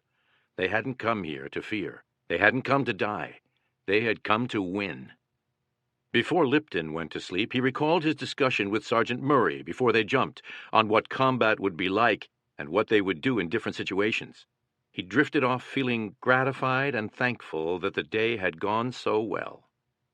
As Winters prepared to stretch out, he could hear Germans shooting their burp guns, evidently in the air, for they did no harm, and hollering like a bunch of drunk kids having a party, which was probably what was happening. Before lying down, Winters later wrote in his diary, "I did not forget to get on my knees and thank God for helping me to live through this day and ask for his help on D+1. And he made a promise to himself. If he lived through the war, he was going to find an isolated farm somewhere and spend the remainder of his life in peace and quiet." Chapter 6. Move Out. Carentan, June 7th through July 12th, 1944. At first light on June 7th, Captain Hester came to see Winters with a message. "Winters," he said, "I hate to do this to you after what you went through yesterday, but I want E Company to lead off the column towards Vieilleville." The battalion had achieved its D-Day objectives. The 4th Division was well ashore, the causeways secured. Its next task was to move south toward Carentan, on the other side of the Douve River, for the link-up with the American forces coming west from Omaha Beach. The route was from Couleauville, through Vieilleville, to Saint-Côme-du-Mont, then across the river into Carentan. The 2nd Battalion managed to clear Vierville, then move on to Ingoville-au-Plain, with Easy now in reserve. The remainder of the day was spent beating off German counterattacks from Colonel von der Heydt's 6th Parachute Regiment.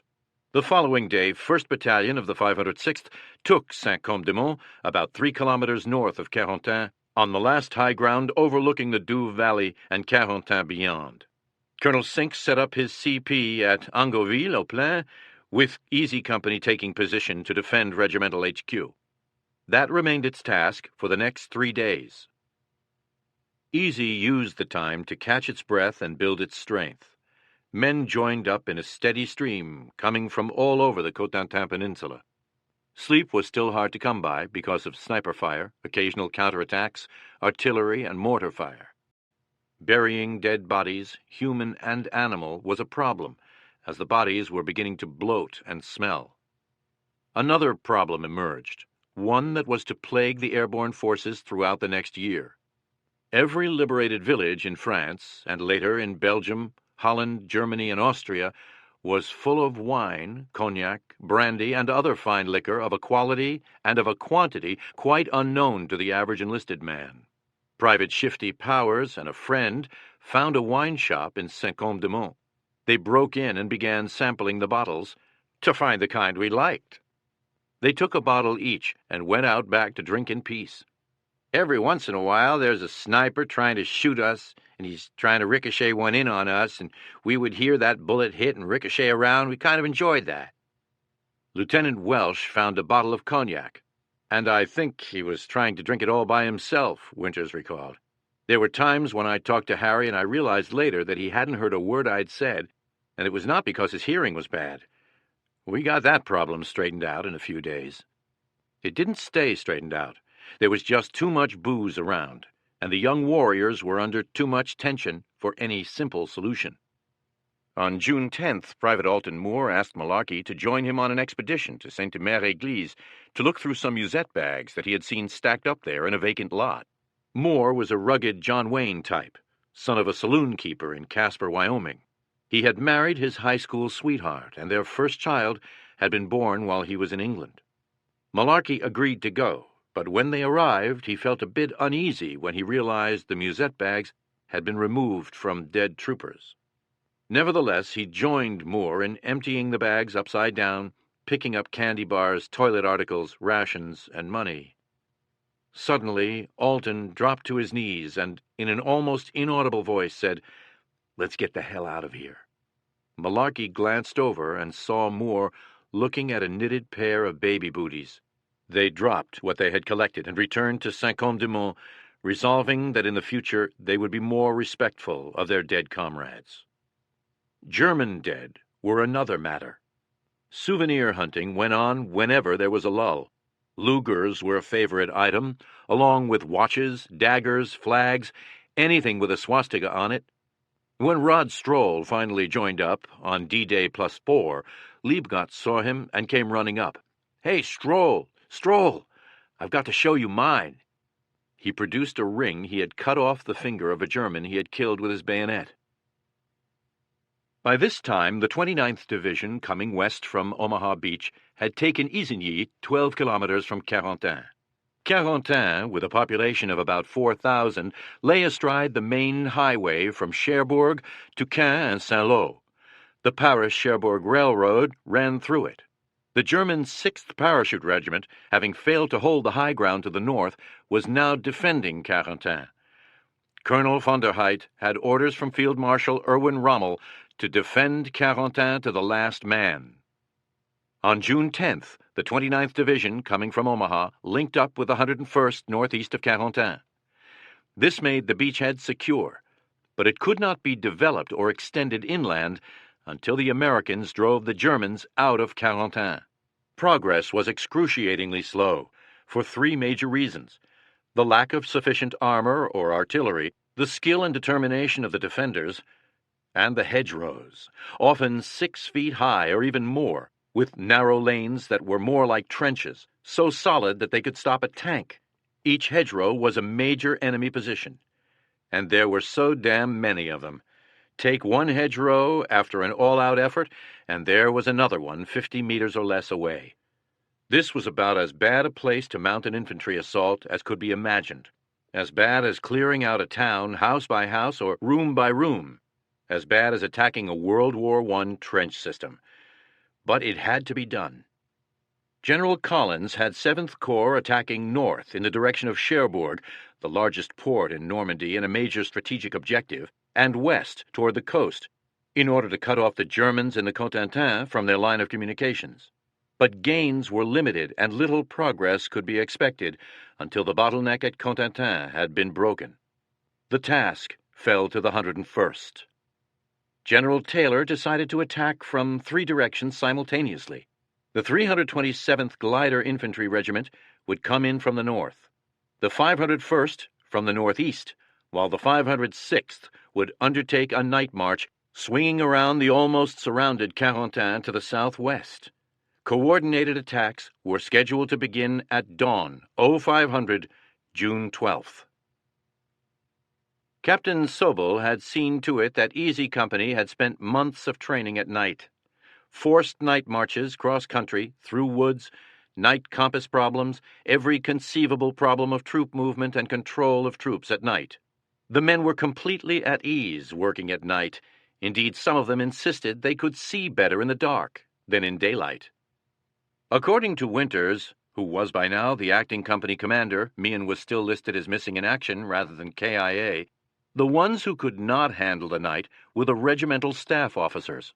They had crapped out on the training problems and had not done the field work night after night that the troops and junior line officers had undergone.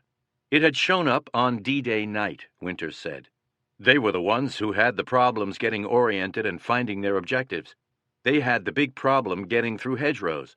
The junior officers and enlisted men, completely on their own, had found their way around and found their objective with little problem and no maps. The deficiency showed up again on the night march of June 11th through 12th. F Company led the way, with E Company following. They set out for Carentan, across a marsh, over a bridge, then west across fields to the railroad. It was rough going through swampy areas and hedgerows. The companies kept losing contact. F Company would hit a tough section, work its way through, then take off at a fast pace, with no consideration for the rear elements breaking through the same bottleneck. Regimental HQ kept changing orders for the boundaries of the 1st and 2nd Battalions. The companies would stop, dig in, set up machine guns, then get orders to move out again. There had been major fighting over the route the 2nd Battalion was following.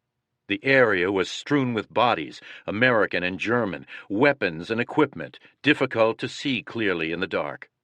Once over the Douve River, heading toward the railroad track, Easy lost contact with F Company. I knew we would not be able to find our way to our objective over the strange terrain on our own, Lipton recalled, and that we were strung out in a defenseless formation. Winters tried to raise battalion on the radio. The operators spoke in muffled undertones. A German MG-42, the best machine gun in the world, opened up with several short bursts from somewhere off to the left. Lipton moved over to his machine gunner and whispered to him to set up his gun facing toward the incoming fire. As Lipton moved quietly off to position the rest of his platoon, he remembered, I almost jumped out of my skin when the man full-loaded his gun. The sound of a light machine gun being full-loaded, 2 times pulling back and releasing the bolt, can be heard a half-mile away on a still night. All our attempts at being quiet and surprising the Germans gone for nothing. But there was no further attack, and Lipton breathed a bit easier. Contact was reestablished. Easy moved out again. Along the path that followed, there was a dead German, his right hand extended into the air. Everyone stepped over him, until Private Wayne Skinny Sisk got there.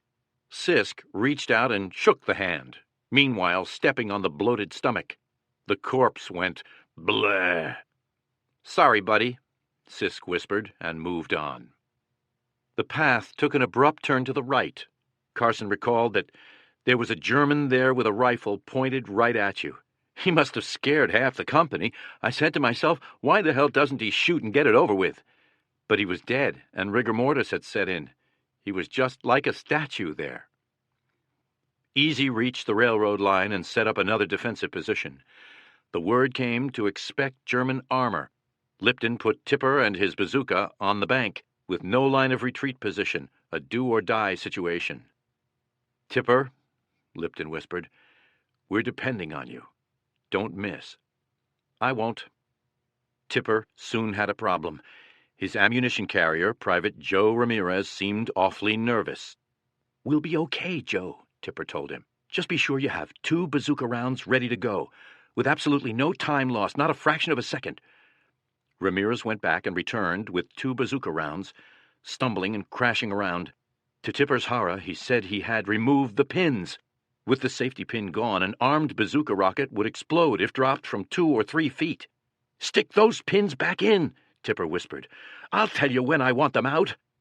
"I don't know where they are," Ramirez answered, holding the rounds stiffly out away from his body. "I tossed them away."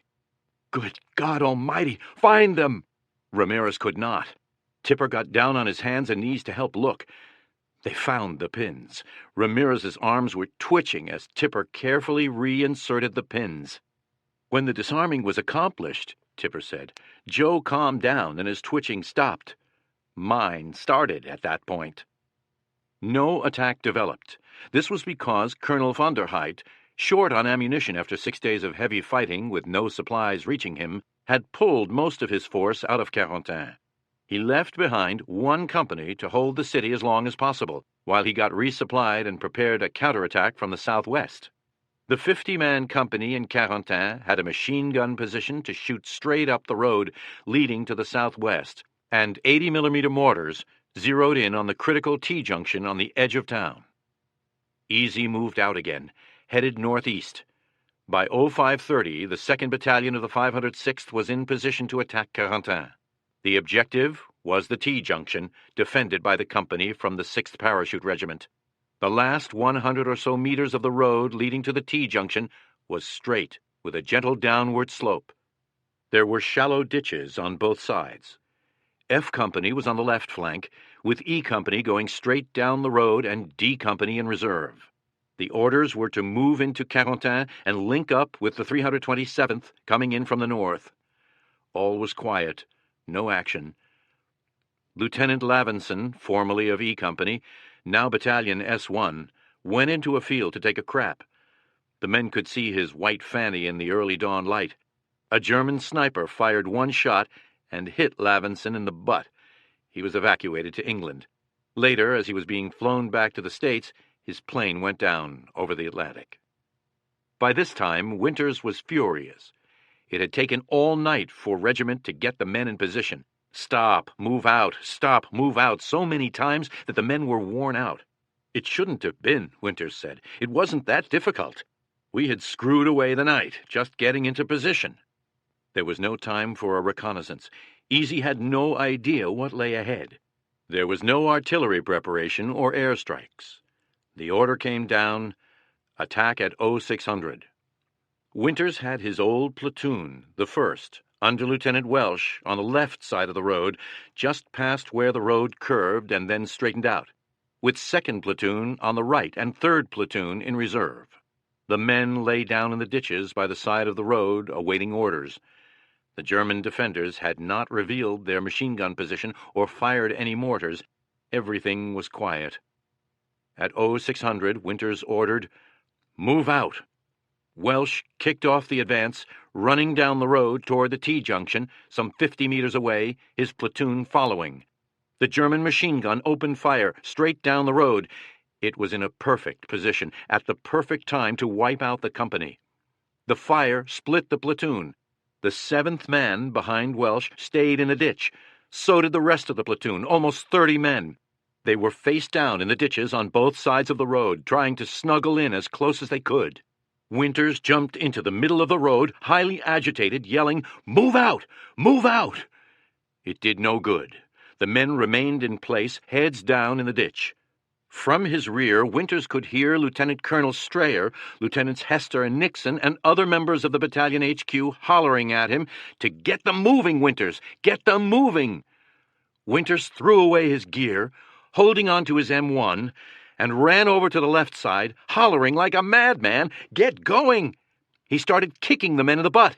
He crossed to the other side and repeated the order, again kicking the men. I was possessed, Winters recalled. Nobody'd ever seen me like that. He ran back to the other side, machine gun bullets zinging down the street. He thought to himself, my God, I'm leading a blessed life. I'm charmed. He was also desperate. His best friend, Harry Welsh, was up ahead, trying to deal with that machine gun. If I don't do something, Winters thought to himself, he's dead. No question about it. But the men wouldn't move. They did look up. Winters recalled, I will never forget the surprise and fear on those faces looking up at me. The German machine gun seemed to be zeroing in on him, and he was a wide-open target. The bullets kept snapping by and glancing off the road all around me. Everybody had froze, Stroll remembered. Nobody could move, and Winters got up in the middle of the road and screamed, Come on, move out, now! That did it. No man in the company had ever heard Winters shout. It was so out of character, Stroll said, we moved out as one man. According to Winters, here is where the discipline paid off. The men got the message, and they moved out. As Sergeant Talbot passed Winters, he called out, Which way when we hit the intersection? Turn right, Winters ordered. In 1981, Talbot wrote Winters, I'll never forget seeing you in the middle of that road. You were my total inspiration. All my boys felt the same way. Welsh, meanwhile, was neutralizing the machine gun. We were all alone, he remembered, and I couldn't understand where the hell everybody was. Thanks to the distraction caused by Winters running back and forth, the machine gunner had lost track of Welsh and his 6 men. Welsh tossed some grenades at the gun, followed by bursts from his carbine. The men with him did the same. The machine gun fell silent. Winters wrote in 1990, Later in the war, in recalling this action with Major Hester, he made a comment that has always left me feeling proud of Company E's action that day. As S3, Hester had been in a position to see another company in a similar position caught in MG fire. It froze and then got severely cut up. E Company, on the other hand, had moved out, got the job done, and had not been cut up by that MG. The remainder of Easy Company drove into the intersection at a full run and secured it. Winters sent the 1st platoon to the left, the 2nd to the right, clearing out the houses, one man throwing grenades through the windows, while another waited outside the door. Immediately after the explosion, the 2nd man kicked in the door to look for and shoot any survivors. Tipper and Liebgott cleared out a house. As Tipper was passing out the front door, a locomotive hit me, driving me far back inside the house. I heard no noise, felt no pain, and was somehow unsteadily standing and in possession of my M1. The German rear guard was bringing its prepositioned mortars into play. Liebgott grabbed Tipper and helped him to a sitting position, called for a medic, and tried to reassure Tipper that he would be okay. Welsh came up and got some morphine into Tipper, who was insisting that he could walk. That was nonsense. Both his legs were broken, and he had a serious head wound. Welsh and Liebgott half-dragged him into the street, where I remember lying at the base of the wall with explosions in the street and shrapnel zinging against the wall above my head. Welsh got Tipper back to the aid station, being set up in a barn about 20 meters to the rear. Mortars continued coming in, along with sniper fire. Lipton led 3rd Platoon to the intersection and peeled off to the right. There were explosions on the street. He huddled against a wall and yelled to his men to follow him. A mortar shell dropped about 2 meters in front of him, putting shell fragments in his left cheek, right wrist, and right leg at the crotch. His rifle clattered to the street. He dropped to the ground, put his left hand to his cheek, and felt a large hole, but his biggest concern was his right hand, as blood was pumping out in spurts. Sergeant Talbot got to him and put a tourniquet on his arm. Only then did Lipton feel the pain in his crotch. He reached down for a feel, and his left hand came away bloody. "Talbot, I may be hit bad," he said. Talbot slit his pants leg with his knife, took a look, and said, "You're okay." What a relief that was, Lipton remembered. The 2 shell fragments had gone into the top of his leg and missed everything important. Talbot threw Lipton over his shoulder and carried him to the aid station. The medics gave Lipton a shot of morphine and bandaged him up. Malarkey recalled that during this tremendous period of fire, I could hear someone reciting a Hail Mary. I glanced up and saw Father John Maloney holding his rosary and walking down the center of the road to administer last rites to the dying at the road juncture. Maloney was awarded the DSC. Winters got hit by a ricochet bullet that went through his boot and into his leg. He stayed in action long enough to check the ammunition supply and consult with Welsh, who tried to remove the bullet with his knife but gave it up, to set up a defensive position in the event of a counterattack. By this time it was 0700 and the area was secured. F Company, meanwhile, had hooked up with the 327th. Carentan had been captured. Lieutenant Colonel Strayer came into town, where he met the commander of the 3rd Battalion of the 327th. They went into a wine shop and opened a bottle to drink to the victory. Winters went back to the battalion aid station. 10 of his men were there, receiving first aid. A doctor poked around Winters' leg with the tweezers, pulled the bullet, cleaned out the wound, put some sulfa powder on it, and a bandage. Winters circulated among the wounded. One of them was Private Albert Blythe. "How are you doing, Blythe? What's the matter?" "I can't see, sir. I can't see." "Take it easy. Relax. You've got a ticket out of here. We'll get you out of here in a hurry. You'll be going back to England. You'll be okay. Relax," Winters said, and started to move on. Blythe began to get up.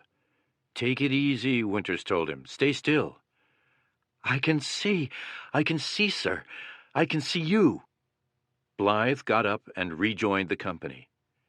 "Never saw anything like it," Winters said. "He was that scared he blacked out. Spooky. This kid just completely could not see, and all he needed was somebody to talk to him for a minute and calm him down." The Germans were certain to counterattack, and it was sure to come from the southwest, down the road Easy had followed into town. Terrain dictated the axis of the advance. A peninsula of high ground led into Carentan from that direction. To the north, beyond the railroad track, was flooded ground, as also to the south of the road. General Taylor decided to push out several kilometers to the west and set up a defensive position on the high ground. Winters got his orders. Easy would be on the far right, alongside the railroad track. He checked for ammunition. Leo Boyle and some others from 1st Platoon found and liberated a 2-wheel farm cart loaded with ammunition and brought it to the barn on the edge of town that was serving as the aid station. As Boyle was preparing to bring it forward, he heard the cry, "Enemy tank!" I looked cautiously out of the doorway and saw the vague outline of a turret of a tank in a hedgerow a few yards away. Before I could react, a bullet from the machine gun in the tank penetrated my left leg above the knee and knocked me to the ground. Boyle was taken by truck back to Utah Beach for evacuation to England. Along the way, we met Captain Sobel, who was ferrying supplies to the front by jeep. Bazooka fire drove the tank off. Winters got the company reorganized and pushed off to the southwest, alongside the railroad track. The company moved 3 kilometers without significant resistance. Winters set up a defensive position behind a hedgerow. The Germans were directly in front, behind the next hedgerow, laying down harassing fire. Anyone who moved drew aimed fire. As the light faded, the company received a resupply of food and ammunition and settled in for the evening. Winters got orders from the battalion to jump off on an attack at first light at 0530. At about 0030 hours, June 13th, the Germans sent a patrol into the field between the hedgerows. Not a silent patrol to get intelligence, but a couple of squads, evidently drunk, shooting their machine pistols and shouting oaths at the Americans. It scared the hell out of us, Winters remembered. It didn't make any sense. He feared a night attack, but just that quickly the Germans fell back. Gordon, with his machine gun, Sisk, and Guth were on outpost on the far right against the railroad track. Gordon was uncomfortable and quite frightened, as there was little concealment and he felt very exposed. Sergeant Talbot checked on the men, decided they were too exposed, and pulled them back to the main line of defense. Sergeant Talbot was up and down the line all night, shifting the men back and forth so that they could catch a few minutes' sleep. He had the riflemen fix their bayonets. It was a cool evening. Talbot picked up a German poncho and put it on. At about 0300, he prodded Private George Smith with his revolver to awaken him for duty. Smith was almost comatose. When he finally awakened, he saw in the pale moonlight this figure in a German poncho hovering over him and prodding him with a pistol. Smith jumped up with his rifle with the fixed bayonet and began lunging at Talbot. Talbot tried to stop him, hollering, "Smith, it's Tab, don't!" But Smith kept thrusting until he succeeded in bayoneting Talbot in the chest. Fortunately, he missed the lungs and heart, but Talbot was out of action. He had to be dragged away and carried the 3 kilometers back to the aid station. By 05:30, Winters had the company ready to attack. Just as he gave the order to move out, Colonel von der Heydt launched his 6th Parachute Regiment on its counterattack. Both sides cut loose with artillery, mortar, machine gun, and rifle fire, everything they had. There was mass confusion, fire coming in, dead-tired men who had used up their adrenaline long since, Taylor urging speed, men shouting, at one point a firefight between Easy and another company of the 101st. Some Sherman tanks coming up in support, firing into friendly units on the left. Chaos. Under the intense incoming fire, F Company on Easy's left flank broke and fell back. The CO of the company was relieved on the spot by Colonel Strayer. That exposed D Company's right flank, so it fell back too. That left Easy all alone, isolated, its right flank up against the track, its left flank in the air. Easy stood to its guns. Gordon set his machine gun up on a gate at the opening of the hedgerow into the field. He had lost the tripod on D-Day and blasted away. A mortar round dropped 10 meters in front of him. Gordon went down with shrapnel in his shoulder and leg. The same mortar wounded Ron Stroll. Still, they stayed in the line, continuing to fire. Winters, Compton, Welsh, and the other officers were running up and down the line, encouraging the men, straightening things out, making sure everything was done that could be done to stop the Germans. A German tank started to break through the hedgerow on Easy's left flank, exactly where F Company should have been. Welsh told Private John McGrath to bring his bazooka and come on. They raced out into the open field, crouched down, armed the bazooka, and Welsh told McGrath to fire. The shot hit the turret but bounced off. The German tank turned its 88mm cannon toward Welsh and McGrath and fired. The shells zoomed over their heads, missing by a few feet. The tank gunner could not depress his cannon sufficiently because the tank driver was climbing the hedgerow in an effort to break through. Welsh started reloading the bazooka. McGrath was saying over and over, "Lieutenant, you're going to get me killed! You're going to get me killed!" But he held his place, took careful aim at the tank, which was at the apex of its climb, cannon pointing skyward, the huge vehicle just about to tip forward as it broke through and fired. He hit exactly where he wanted, the unarmored belly of the tank, and it exploded in a great burst of flame and fire. That was the critical moment in the battle. German tank drivers lined up behind the one McGrath had hit, put their gear in reverse, and began to back off. Meanwhile, battalion headquarters had stopped the retreat of D&F companies, pulled them together, and pushed them forward about 150 meters, closing the gap somewhat on the left flank. Still the Germans came on. They tried a flanking movement on the far north side of the railroad track. Winters got some mortar fire going, which stopped that attempt. Easy held its ground. The company had taken 10 casualties on June 12th in the attack on Carentan, and 9 more on June 13th in the defense of Carentan. Gordon dropped out of the line and found Winters. A piece of shrapnel had gone into the calf of his leg on one side and come out on the other. He was also bleeding from the shrapnel wound in his shoulder. But what bothered him was a boil that had developed on his shin right above his boot. The pain was unbearable. He told Winters he had to have the boil lanced. Winters told him to hobble his way back to the aid station. The medic took one look at this man, bleeding from the leg and shoulder, looking like someone who had not slept for 3 days, and had just come in from an intense battle, and asked, "Are you hurt?" "Well, yes," Gordon replied, "but that's not the problem. My problem is this boil. Get the boil." The medic lanced the boil, then looked at the other wounds. He said the shoulder would be all right, but your leg wound is bad. Each side of the wound had closed, and Gordon's leg was turning blue. "You're going to have some real problems with that," the medic said. "We've got to evacuate you." "No way," Gordon protested. "I didn't tell Lieutenant Winters." I'll get word back to him, don't worry about that. So Gordon finally agreed to be evacuated. At 1630 hours, 60 tanks from the 2nd Armored, accompanied by fresh infantry from the 29th Division, came up to relieve Easy.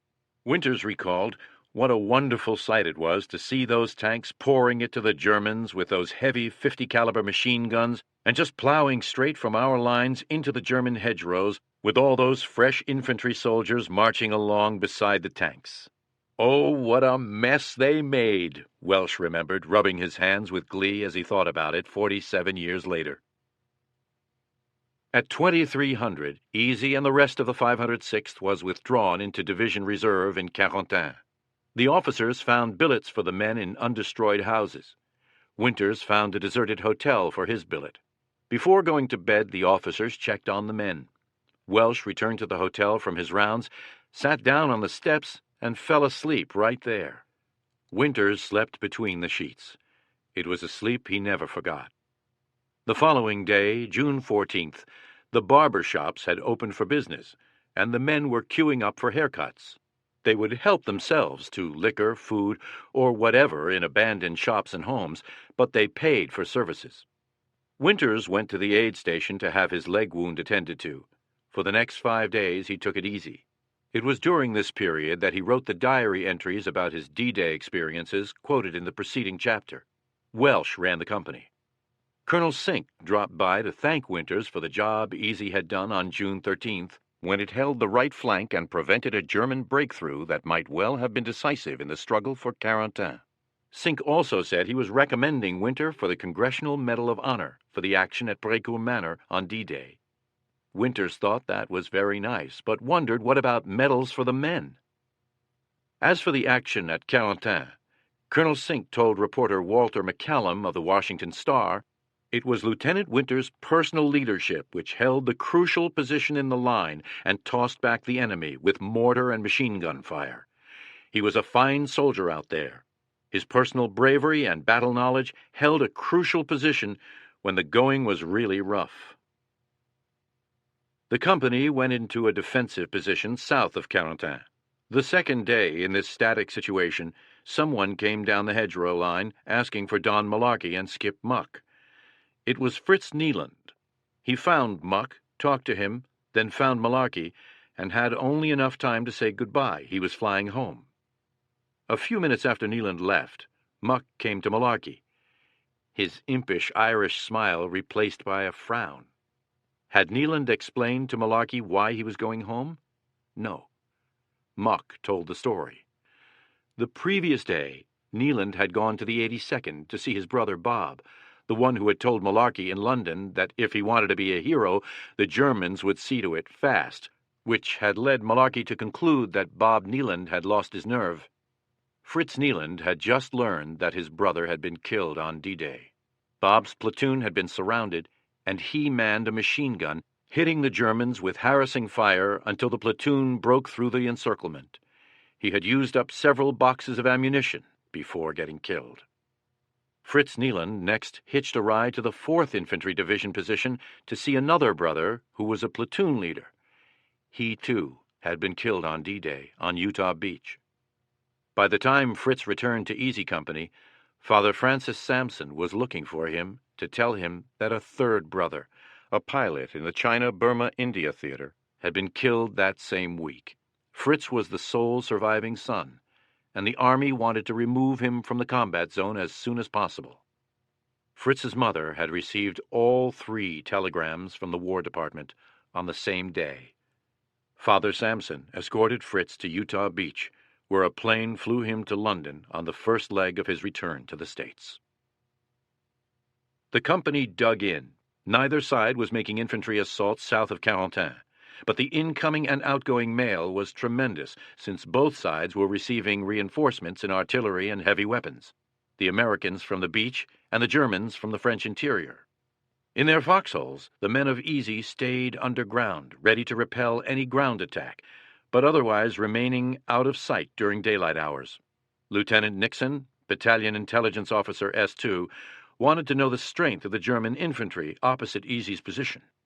Winters came down the line asking for a volunteer to take out a high noon patrol. No one responded. He told Guarnieri that he was nominated to lead the patrol.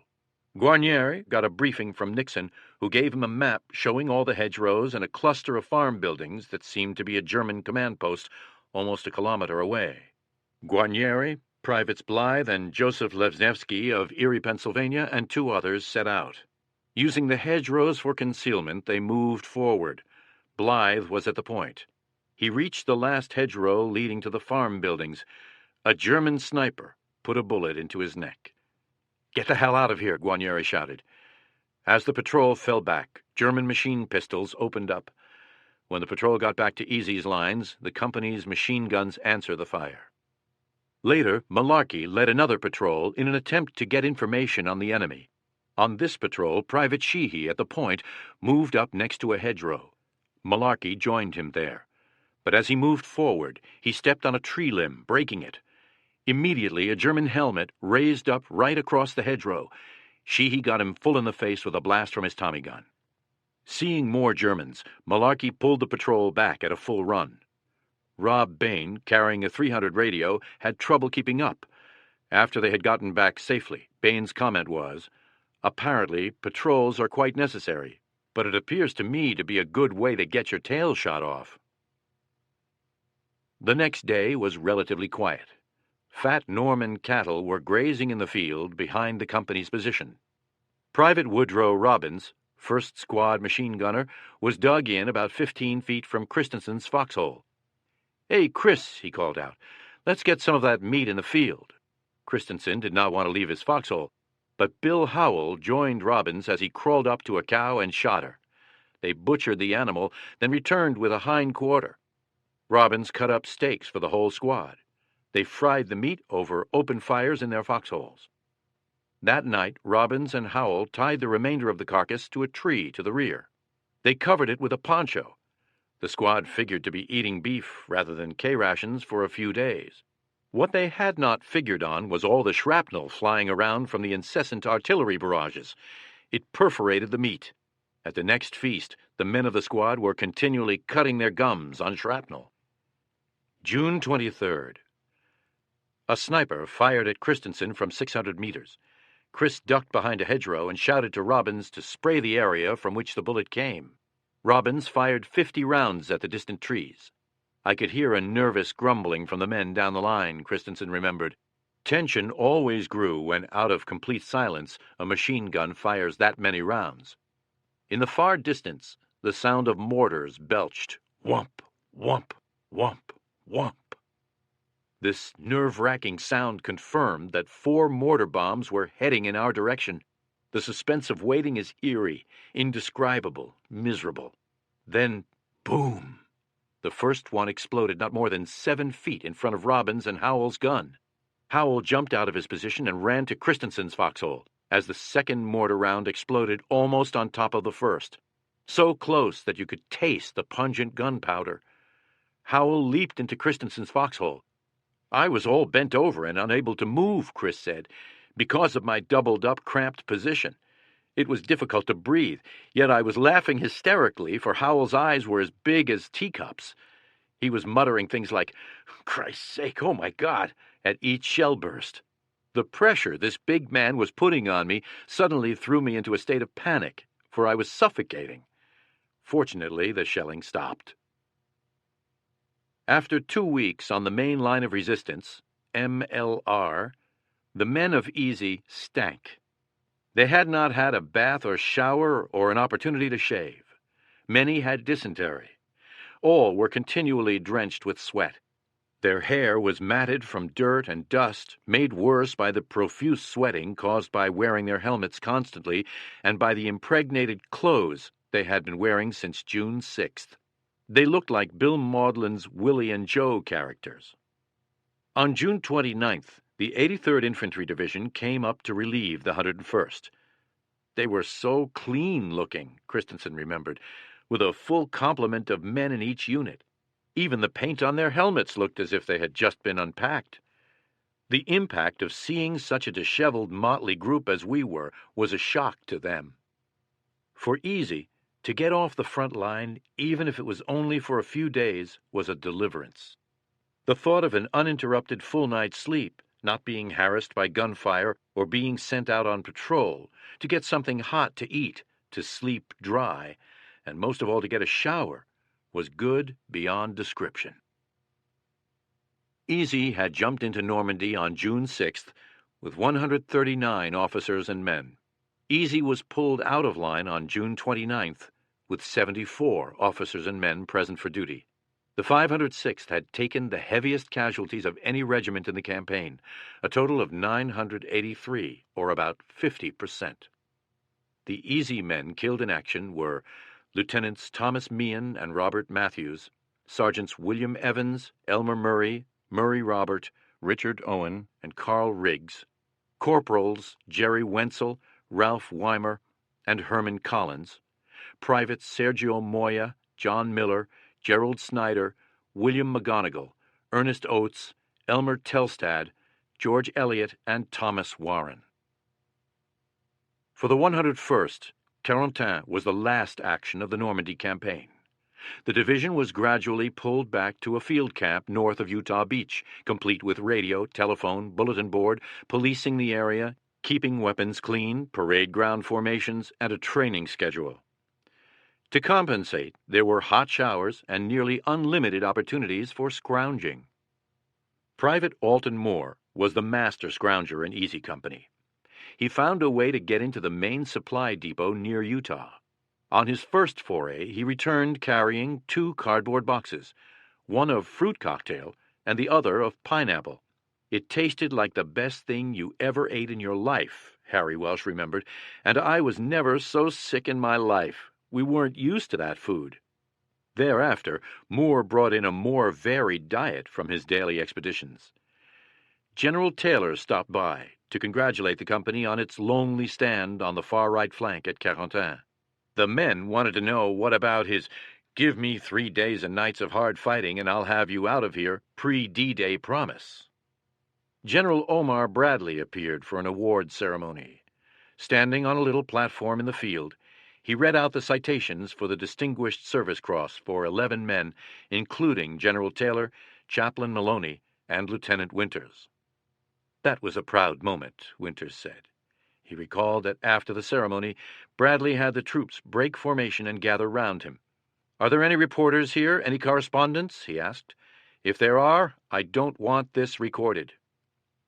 "What I want to say," he went on, "is that things are going very well, and there is a possibility at this point, as I see it, that we could be in Berlin by Christmas."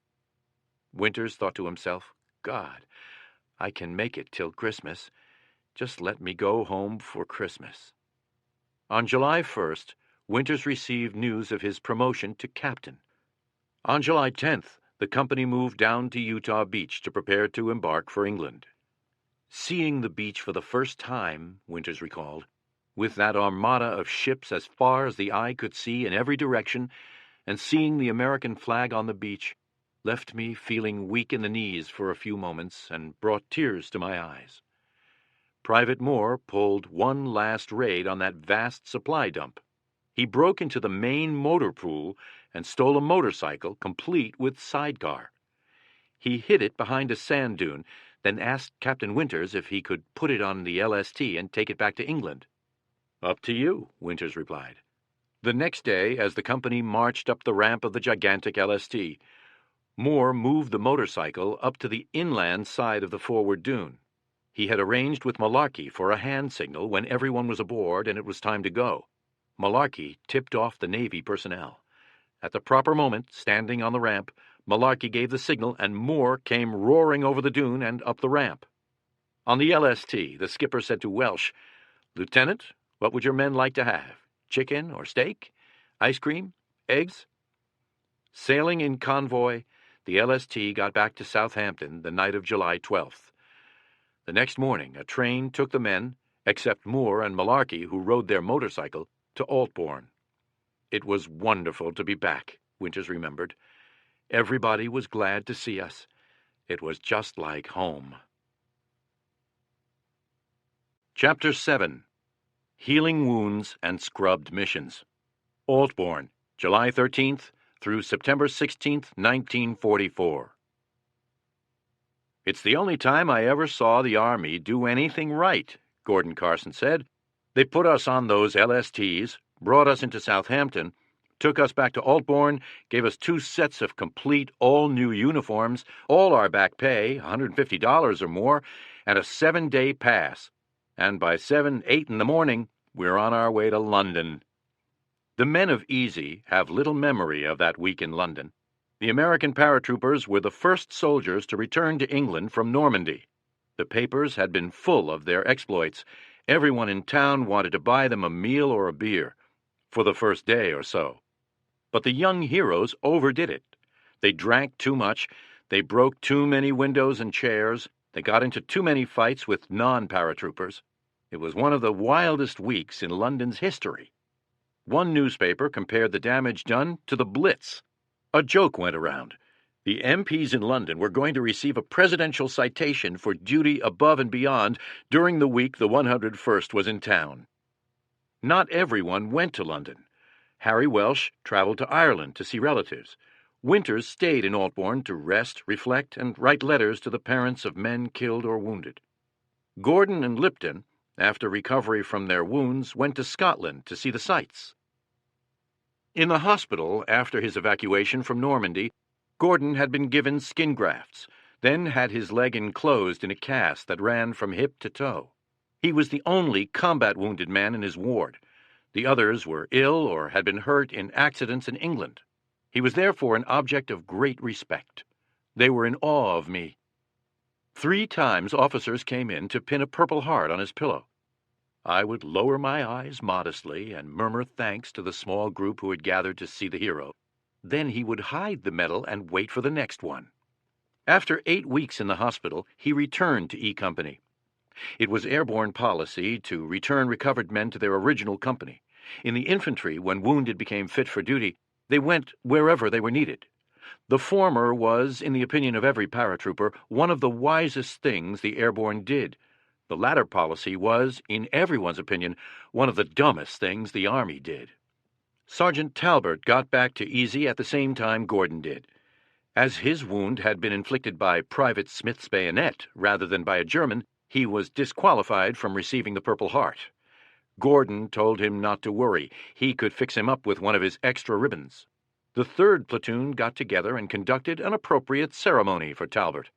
Gordon and Rogers had written a poem to immortalize Talbot, Smith, and the bayonet that came between them.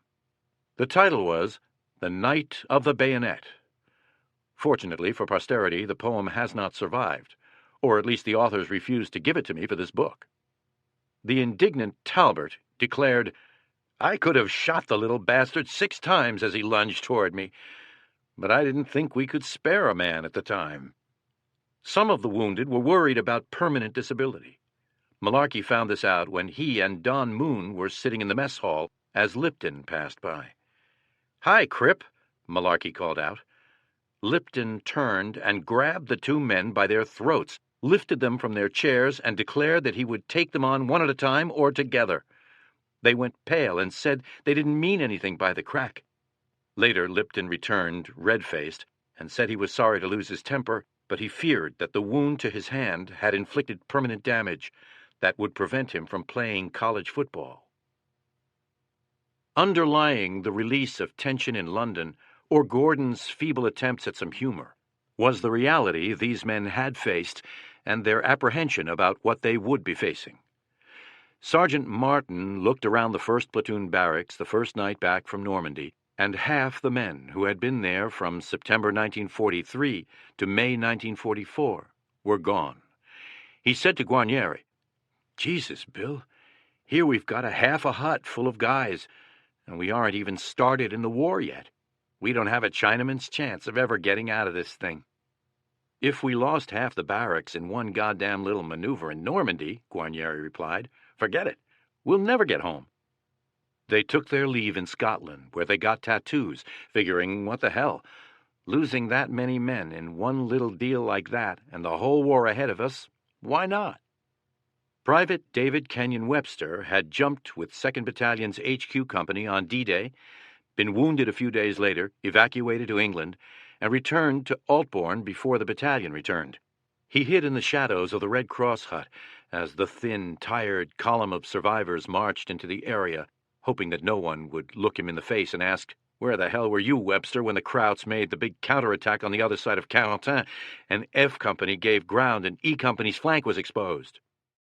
His embarrassment aside, Webster was overjoyed to see his friends return. "You know everybody in the battalion by sight," he wrote, "if not by name, and you feel like part of a big family. You are closer to these men than you will ever be to any civilians."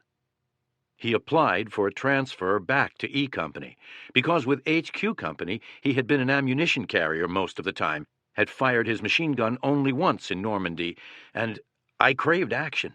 I wanted to get the war over with. I wanted to fight as a rifleman in a line company. He became a member of 1st Platoon.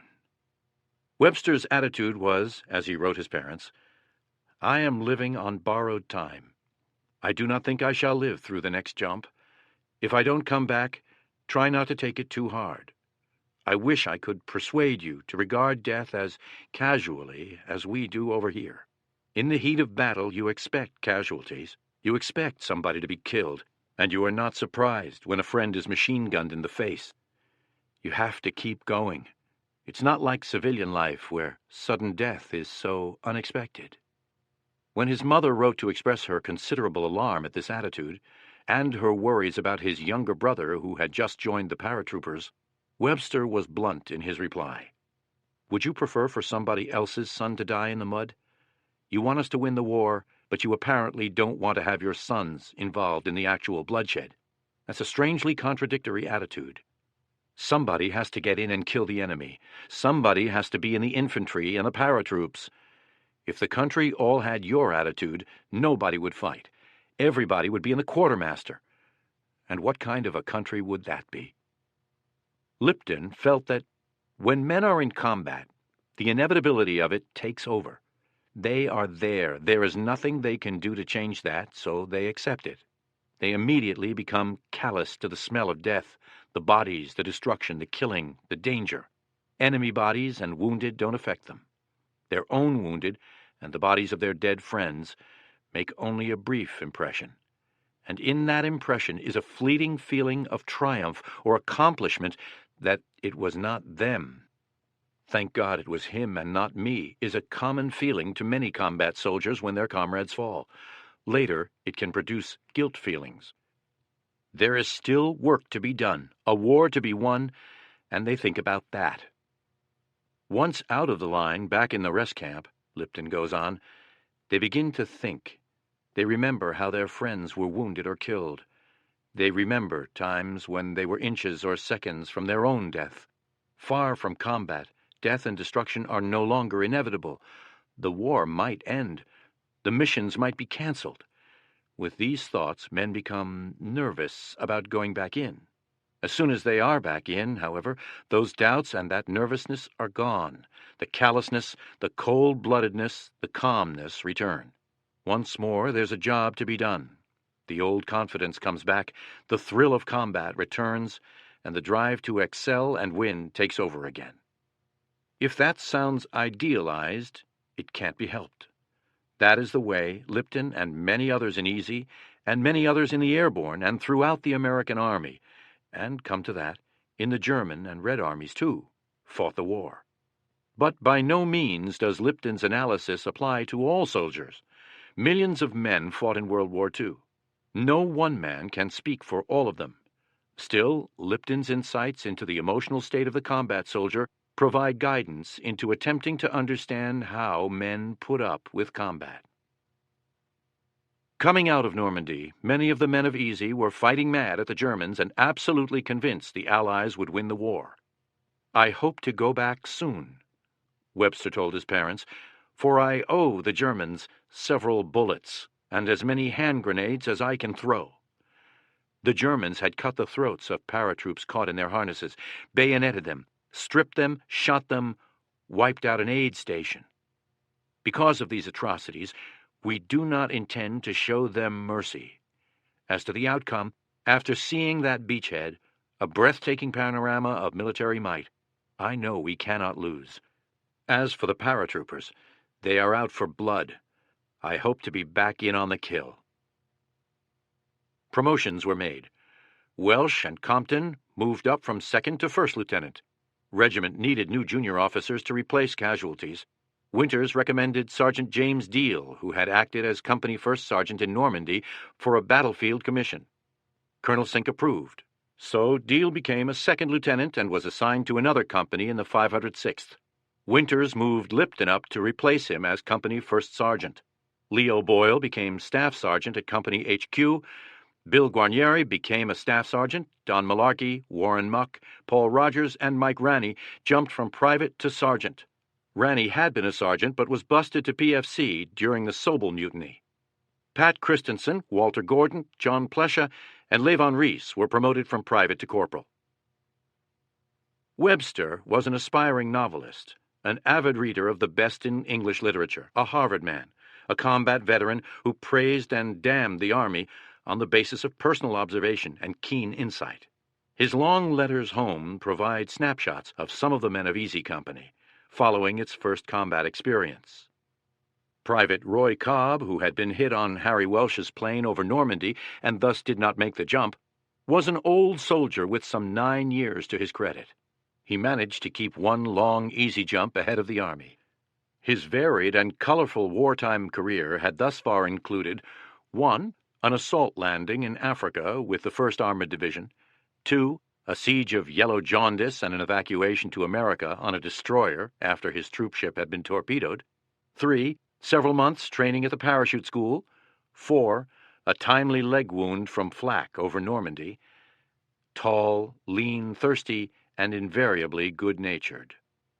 The first squad of the 1st Platoon was headed by little Johnny Martin, an excellent soldier, a premier gold brick, and a very fast thinker who could handle any combat or garrison problem that arose. Always had the equipment, the food, and the good living quarters. The 2nd squad leader was Bull Randleman, who was constantly bitching, but who could be very GI, as I once discovered when he turned me in to the 1st sergeant for laughing at him when he told me to take off my wool-knit hat in the mess hall. Bull was considered a very acceptable non-com by the officers who frowned on Sergeant Martin's flip attitude. Webster's squad leader was Sergeant Robert Rader. I don't think Rader ever gold-bricked in his life. He was the ideal garrison soldier, the type that knows all the commands for close order drill and takes pride in a snappy manual of arms, that is impatient with men who ride the sick book and slip away from night problems. The assistant squad leaders, Corporals William Dukeman, Pat Christensen, and Don Hubler, generally let the buck sergeants do the work. Dukeman had a way of beating night problems and skipping off to London every weekend that was truly marvelous to behold. Christensen was Randleman's assistant, which Webster considered a snap job because Randleman, like Rader, was very conscientious. Christensen was of medium height and athletic build with curly golden hair, E Company's only glamour boy. Hubler was his opposite in every way. Hubler was the only person I met who actually enjoyed fighting. He got a kick out of war. A happy-go-lucky gold-toothed boy, he volunteered for all the patrols in combat and all the soft jobs in garrison. He was one of the best and most popular soldiers in the company. In Webster's opinion, and he had been around a lot as a member of HQ Company, the members of 1st Platoon E Company were younger, more intelligent than those in other companies. For the first time in the Army, and to his delight, he found men who talked about going to college after the war, including Corporal Dukeman and Sergeants Muck, Carson, and Malarkey. All these men were what Webster called new Army non-coms. Their average age was 21. They did not know the Articles of War backward and forward. They didn't care about the book that ruled the lives of so many regular Army men. They mingled with their men. They had not served in Panama or Hawaii or the Philippines. They were civilian soldiers. They were the ones who saved America. Webster was also impressed by some of the officers. He described Winters as a sizable, very athletic individual who believed in calisthenics in garrison and aggressiveness in combat. Welsh was now Winters' executive officer. Webster described him as small, dark, lazy, quick-thinking, the only officer in the 2nd Battalion who could give an interesting and informative current events lecture. He thought Lieutenant Compton, leader of the 2nd Platoon, a friendly and genial man who was everyone's favorite. He had convinced the college-bound group that UCLA was the only place to go for an education. 1st Platoon was led by Lieutenant Thomas Peacock, a replacement officer. Webster wrote that he always obeyed an order without question, argument, or thought. Webster felt that Peacock was highly esteemed by his superior officers and cordially disliked by his men. He was too GI. Once the platoon came back to Altbourne from a 10-hour cross-country march. Peacock made the men play a baseball game because that was what was on the schedule. Peacock believed in the book. He was in his element in Normandy as battalion supply officer, but as a platoon leader, his men hated even to look at him. Peacock's assistant was Lieutenant Bob Brewer. Very young, a superb athlete, Webster described him as overgrown, boyish. In the summer of 1944, Easy Company had excellent billets. The officers were in a lovely brick house near the village green. In the back there were stables, which the men cleaned out and used. The stables consisted of a series of box stalls, in each of which 4 men lived in comfort and a dark, welcome privacy. There they could hide. So many did so when night training exercises resumed that Winters was forced to make a habit of checking the individual stalls to be certain no one was hiding behind the bunks or standing in the clothes hanging from the hooks. Beyond cover and concealment, each stall had a stove, a large, thick, soundproof door, and a high, airy ceiling. There was sufficient room to hang uniforms and barracks bags and still play poker or craps. For entertainment, the men listened to Armed Forces Network, AFN radio. It was on from 0700 to 2300, with an occasional rebroadcast of a Bob Hope show, BBC News every hour, and swing music. The men much preferred it to BBC broadcasts, even though they had to endure SHAEF exhortations to keep clean, salute more often, or refrain from fighting. Remember, men, if you're looking for a fight, wait till you meet the Germans. When they didn't like the tune being played on AFN, they could turn to German radio and listen to Axis Sally and Lord Haw Haw. These propagandists played popular tunes, intermixed with messages that were so crudely done they always brought a laugh. In addition to the radio, there were movies twice a week, usually cowboy thrillers, seldom a recent release. Occasionally, a United Services Organization USO show came to the area, but generally the big stars stuck to London.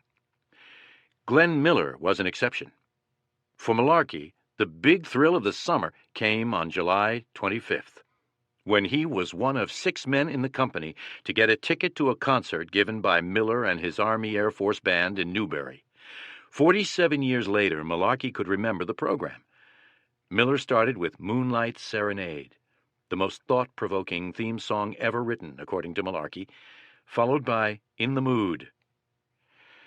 On weekends, when they were not in a marshalling area or on an alert, the men got passes. Malarkey and Moore would jump on their motorcycle and head for the south coast, Brighton, Bournemouth, or Southampton, for swimming and sunbathing. Upon returning from one such excursion, they got a message from Captain Sobel. He wanted Malarkey and Moore to know that he knew they had the motorcycle and that it was stolen, but he was not going to do anything about it, except that he intended to confiscate it when the company next went into combat. Malarkey figured that Sobel's relatively reasonable attitude was a result of his unwillingness to confront Captain Winters. What was not so pleasant as the billets or the radio or the weekends was the training. I got the impression we were being punished for going to Normandy, Webster wrote.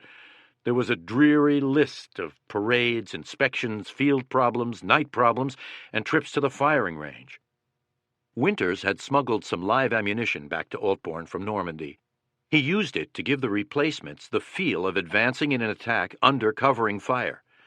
There was a risk involved, obviously to the men on maneuvers, but also to Winters himself, as it was unauthorized, and if anyone had been wounded, it would have been his fault. But he felt the risk was worthwhile because he had learned on June 6th at Brécourt Manor that the key to a successful attack was to lay down a good, steady base of fire and then advance right under it. Done correctly, the job got accomplished with few casualties. The training exercises were necessary in order to give the replacements in the company — nearly half the company was made up of recruits by this time, just over from the States after completing jump school — the feel of live fire, and to integrate them into the company. But, necessary or not, they were hated. Still, compared to the 1943 experience in Altborn, the summer of 1944 was a joy. Malarkey explained, "We are no longer subject to the discipline and vindictiveness of Herbert Sobel and Sergeant Evans." With Dick Winters, fairness and compassion replaced the unreasonableness of his predecessor. The esprit de corps in the company increased tremendously. It helped morale that, however rigorous the training program, Easy was spending the summer in Altborn rather than Normandy. "I thank God and General Eisenhower that we returned to England," Webster wrote his parents, "whenever I think of the Pacific boys, living in jungles and on barren coral reefs, and of the infantry in France, grinding forward without music or entertainment of any kind until they are killed or wounded." All the men in Altborn were keenly aware that the 4th Infantry Division, their partners on D-Day, were still on the line, taking casualties, sleeping in foxholes, eating K-rations, never bathing. Rumors were constant. On August 10th, Eisenhower himself inspected the division, which convinced everyone that the next combat jump was coming immediately, a conviction reinforced on August 12th, when brand new equipment was handed around.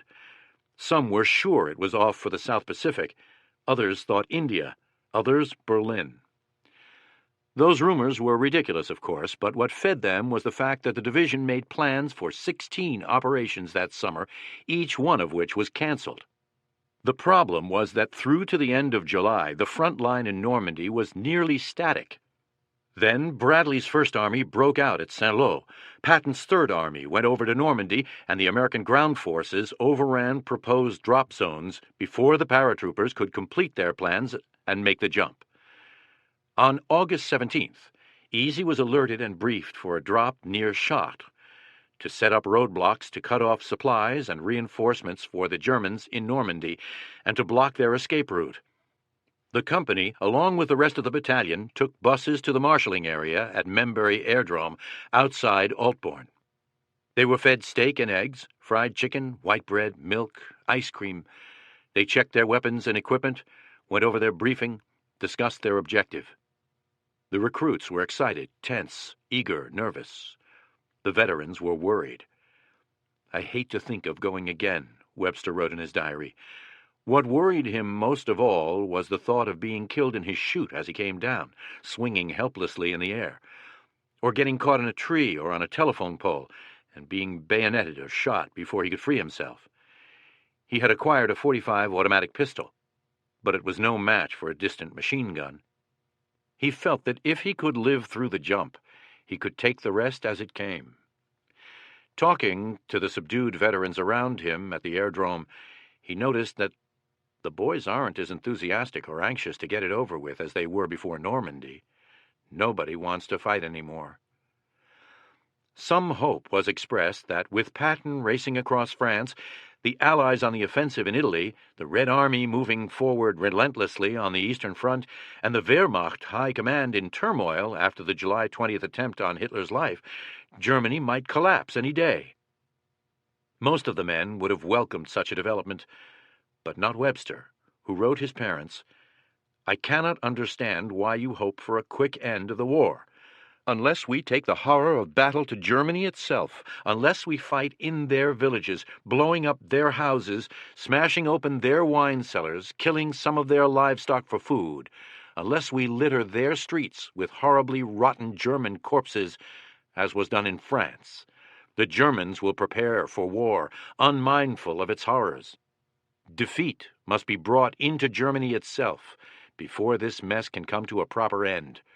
A quick victory now, a sudden collapse, will leave the countryside relatively intact and the people thirsty for revenge. I want the war to end as quickly as anybody wishes, but I don't want the nucleus of another war left whole. August 19th was D-Day for Chartres. It was scheduled to be a daylight drop. All around Membury that morning, men were getting up at first light, after a more or less sleepless night spent mainly sweating on their cots, imagining all sorts of possibilities. They dressed silently. They were detached and gloomy. No one was cutting mohawk haircuts. There were no shouts of, "Look out, Hitler, here we come." It was more a case of, "Mama, if you ever prayed for me, pray for me now." Joyous news over the radio. Patton's Third Army tanks had just taken the DZ at Chartres. The jump was canceled. The men shouted. They jumped up and down. They laughed. They blessed George Patton and his tankers. They cheered and danced. That afternoon, they returned to Airborne. On Sunday morning, August 28th, the 506th held a memorial service for the men killed in Normandy. When it was announced that the men would have to give up their Sunday morning, there was terrific moaning and groaning. As one trooper put it, he would honor the dead on Saturday morning or all day Monday, but he'd be damned if he'd honor the dead on his own time. But that was just talk, a soldier exercising his inalienable right to grouse. He put on his Class A uniform and went along with the rest. Easy Company was taken by buses to Regimental HQ on the estate of Lord Wills at Littlecote, outside Chilton Foliat, where it joined the other companies on a soft green field. A band played the Dead March in such a slow cadence that everyone got out of step. But once the regiment was in place, the 2,000 young American warriors spread like a solid brown carpet on the lawn, the grand castle before them. It made an inspiring sight. Chaplain McGee gave a talk, saying the dead really were heroic. America really was worth dying for. Those who died did not die in vain, and so on. The men were more impressed by the regimental prayer written by Lieutenant James Morton and read by the chaplain. Almighty God, we kneel to Thee and ask to be the instrument of Thy fury in smiting the evil forces that have visited death, misery, and debasement on the people of the earth. Be with us, God, when we leap from our planes into the dark abyss and descend in parachutes into the midst of enemy fire. Give us iron will and stark courage as we spring from the harnesses of our parachutes to seize arms for battle. The legions of evil are many, Father. Grace our arms to meet and defeat them in Thy name and in the name of the freedom and dignity of man. Let our enemies who have lived by the sword turn from their violence, lest they perish by the sword. Help us to serve Thee gallantly and to be humble in victory. General Taylor came next, but his speech was drowned out by a formation of C-47s passing overhead. Then the roster of the dead and missing was read out. It seemed to drone on endlessly. There were 414, and each name brought a sharp intake of breath from the surviving members of the soldiers' squad, platoon, company. Each time he heard the name of a man he knew, Webster thought of his family sitting quietly in a home that will never be full again. The readings ceased abruptly with a private whose name began with Z. The regiment marched off the field to the tune of Onward, Christian Soldiers. The 101st Airborne Division was now a part of the 1st Allied Airborne Army, which included the U.S. 17th, 82nd, and 101st Airborne. Together, the U.S. units constituted the 18th Airborne Corps, the Polish 1st Parachute Brigade, and the British 1st and 6th Airborne Divisions, plus the 52nd Lowlanders, air-transported. General Matthew Ridgway commanded the 18th Corps. General Louis Brereton commanded the Airborne Army. General Taylor remained in command of the 101st. General James Gavin commanded the 82nd. All these generals and their senior subordinates were itching to get the Airborne Army into action. But every time they made a plan, briefed the men, transported them to the marshalling areas, and prepared to load up, the ground troops overran the DZ and the mission was canceled. It happened again at the end of August. On the 30th, at midnight, Taylor ordered company formations. The men were told to pack their bags for an 0800 departure for Membury. At the airdrome, along with all the other activity, a money exchange took place. English pounds for Belgian francs. Thus, the men knew the objective even before the briefing. Finance officers told those who did not have a pound note, tough. The DZ was to be near Tournai, Belgium, just across the border from the French city of Lille. The aim was to open a path for the British Second Army in its drive across the Escaut Canal and into Belgium. 2 days of intense briefings, hectic preparations, and marvelous food followed. But on September 2nd, the Guards Armored Division of the British Second Army captured Tournai, and the operation was cancelled. There was the same relief as when the Chartres drop was cancelled, but the determination of the High Command to get the paratroopers into the action was so obvious to the men that even as they rode the bus back to Oltborn, they acknowledged to each other that one of these times they would not be coming back from the airport. The Allied armies continued to roll through France and Belgium. The Airborne Army's High Command grew ever more desperate to get into the battle. It had the best troops in ETO, the best commanders, the highest morale, unmatched mobility, outstanding equipment. Officers and men were proved veterans who wanted another chance to show what paratroopers could do in modern war. The Airborne Army was by far Eisenhower's greatest unused asset. He wanted to keep the momentum of the advance going. He wanted to seize the moment to deliver a decisive blow before the Germans could recover from their 6-week-long retreat through France. When Montgomery proposed to utilize the Airborne Army in a complex, daring, and dangerous but potentially decisive operation to get across the lower Rhine River, Eisenhower quickly agreed, to the immense delight of the Airborne Army Command. Code name was Market Garden. The objective was to get British Second Army, with the Guards Armored Division in the van, through Holland and across the Rhine on a line Eindhoven, Zonn, Wegel, Grave, Nijmegen, Arnhem. The British tanks would move north along a single road, following a carpet laid down by the American and British paratroopers, who would seize and hold the many bridges between the start line and Arnhem. The British 1st Airborne Division, reinforced by the Poles, would be at the far end of the proposed line of advance, at Arnhem. The 82nd Airborne would take and hold Nijmegen. The 101st's task was to land north of Eindhoven with the objective of capturing that town while simultaneously moving through Zonn toward Wegel and Grave, to open the southern end of the line of advance. The task of the 2nd Battalion of the 506th PIR was to take the bridge over the Wilhelmina Canal at Zonn intact, then join the 3rd Battalion in attacking Eindhoven, where it would hold the city and its bridges until the Guards Armored Division passed through. It was a complicated but brilliant plan. Success would depend on execution of almost split-second timing, achieving surprise, hard fighting, and luck. If everything worked, the payoff would be British armored forces on the North German plain, on the far side of the Rhine, with an open road to Berlin. If the operation failed, the cost would be the squandering of the asset of the Airborne Army, failure to open the port of Antwerp. Eisenhower had to agree to put off the commitment of troops needed to open that port in order to mount Market Garden. A consequent supply crisis throughout ETO, and a dragging out of the war through the winter of 1944 through 45.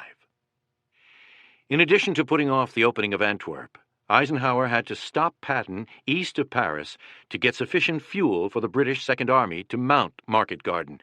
In short, the operation was a roll of the dice, with the Allies putting all their chips into the bet. On September 14th, Easy took the buses back to the Membury marshalling area. On the 15th, the company got its briefing. It was reassuring. The men were told this was to be the largest airborne landing in history, 3 divisions strong. It would be a daylight landing. Unlike Normandy, it would come as a surprise to the Germans. Flak would be light, the initial ground opposition almost non-existent. In the marshalling area, waiting to go, there was a great deal of gambling. One of the recruits, Private Cecil Pace, was a fanatic gambler. To the chagrin of the veterans, he won $1,000 at craps. Colonel Sink gave the regiment a pep talk. "You'll see the British tanks," he said. Some of them Shermans, and the others Cromwells. Don't mistake the Cromwells for German tanks. And those Guards divisions, they're good outfits, best in the British Army. You can't get in 'em unless you've got a Sir in front of your name and a pedigree a yard long, but don't laugh at 'em. They're good fighters. Another thing," he went on, rubbing his face, "I don't want to see any of you running around in Holland in wool-knit caps. General Taylor caught a 506th man wearing one of those caps in Normandy and gave me hell for it. Now, I don't want to catch hell, see, and I know you don't, so if you've got to wear a wool-knit cap, keep it under your helmet. And don't let General Taylor catch you with that helmet off. I know you men can do all right, so I don't have to talk about fighting. This is a good enough outfit to win a presidential citation in Normandy. Now, you old men, look after the replacements, and we'll all get along fine." Webster recorded that it was always a pleasure to listen to Sink, because he had a sensible, realistic, humorous approach to combat. General Taylor was his opposite. In Webster's opinion, Taylor had a repellently optimistic, cheerleading attitude. Colonel Sink knew the men hated to fight. Up to the end of the war, General Taylor persisted in thinking that his boys were anxious to kill Germans. We preferred Colonel Sink. On September 16th, Private Stroll, who had been in the hospital since June 13th, got a one-day pass from the doctors. He hitched a ride to Altbourne, where he ran into Captain Sobel, who was ferrying baggage back to Membury. Sobel told Stroll that the company was about to go into action. Stroll said he wanted to join up and asked for a ride to the airdrome. Sobel warned him, "You're going to be AWOL." Stroll responded that he did not think he would get into big trouble by choosing to go into combat with his company, so Sobel told him to hop in.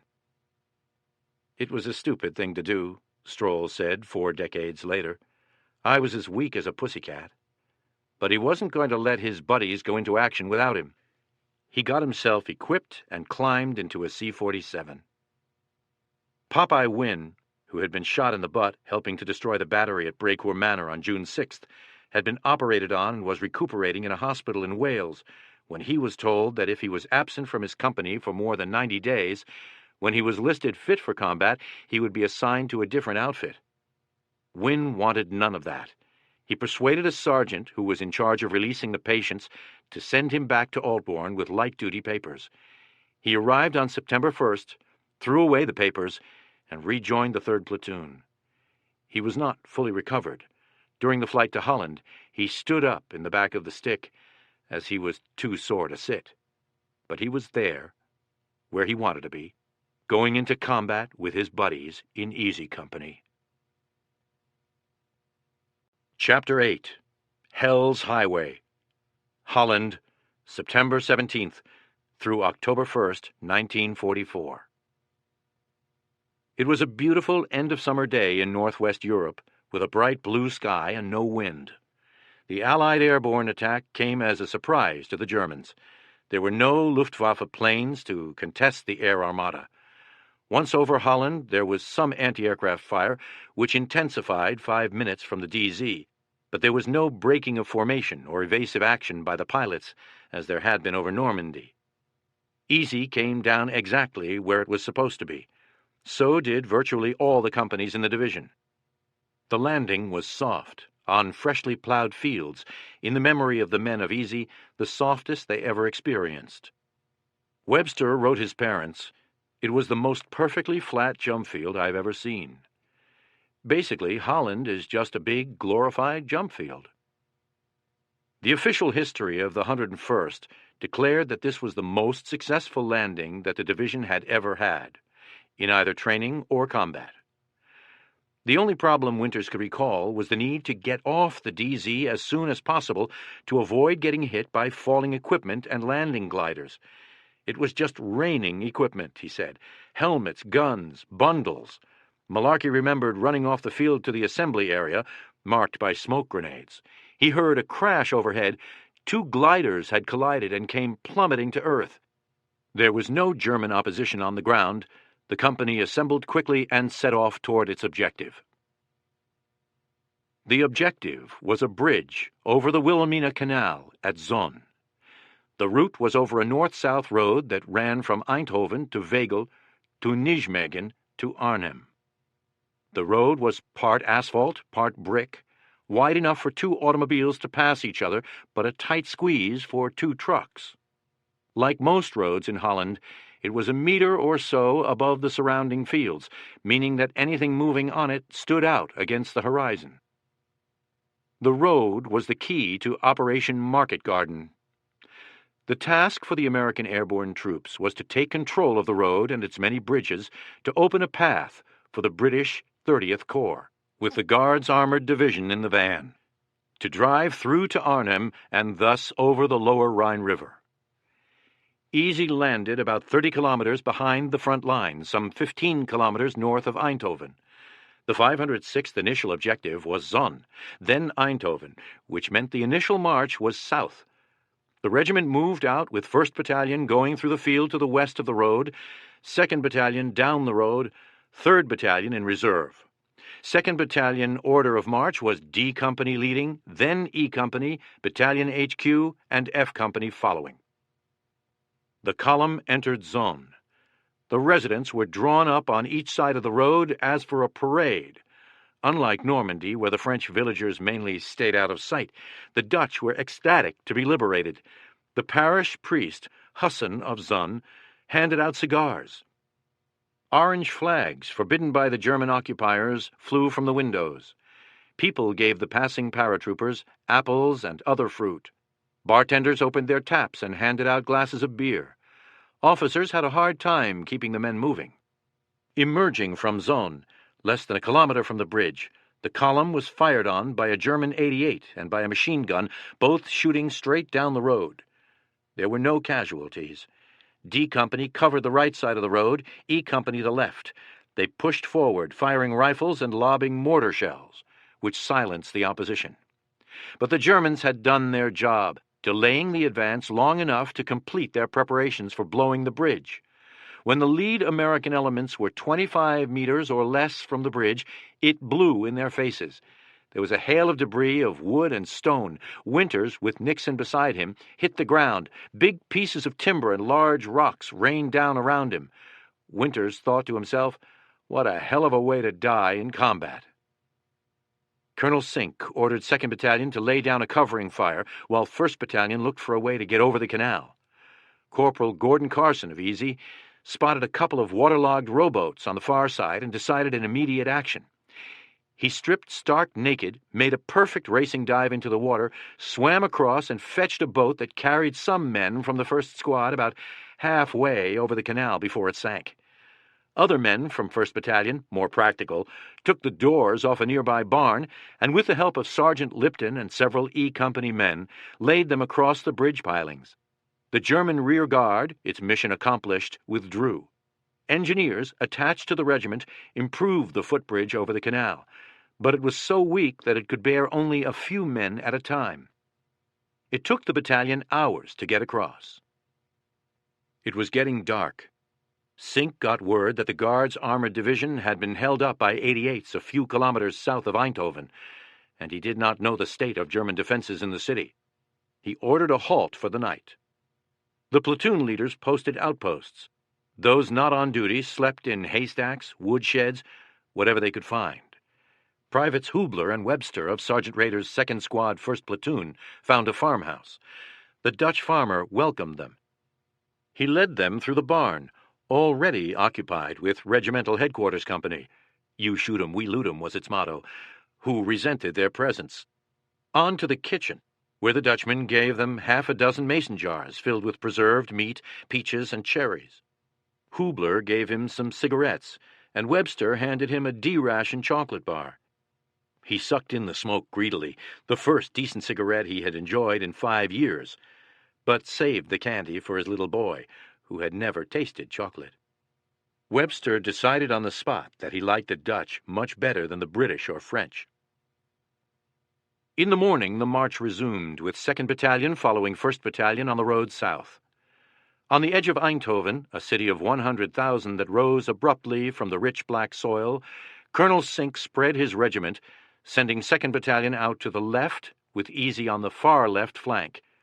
Winters gave the order over his radio. "Lieutenant Brewer, put your scouts out and take off." Brewer spread 1st Platoon out in textbook formation, scouts to the front, no bunching up, moving fast. The platoon advanced through truck gardens and freshly plowed fields toward the houses on the edge of the city. There was only one thing wrong. Brewer was in front, with his map case at his side, his binoculars hanging around his neck. Obviously an officer. Worse, he was well over 6 feet tall. Gordon thought he looked like a field marshal on parade. He was a perfect target. Winters shouted over his radio, "Get back! Drop back! Drop back!" But Brewer could not hear him. He kept moving ahead. Every man in the company, every man in battalion could see what was sure to happen. A shot rang out. A sniper had fired from one of the houses. Brewer went down like a tree felled by an expert lumberman. He had been shot in the throat, just below the jawline.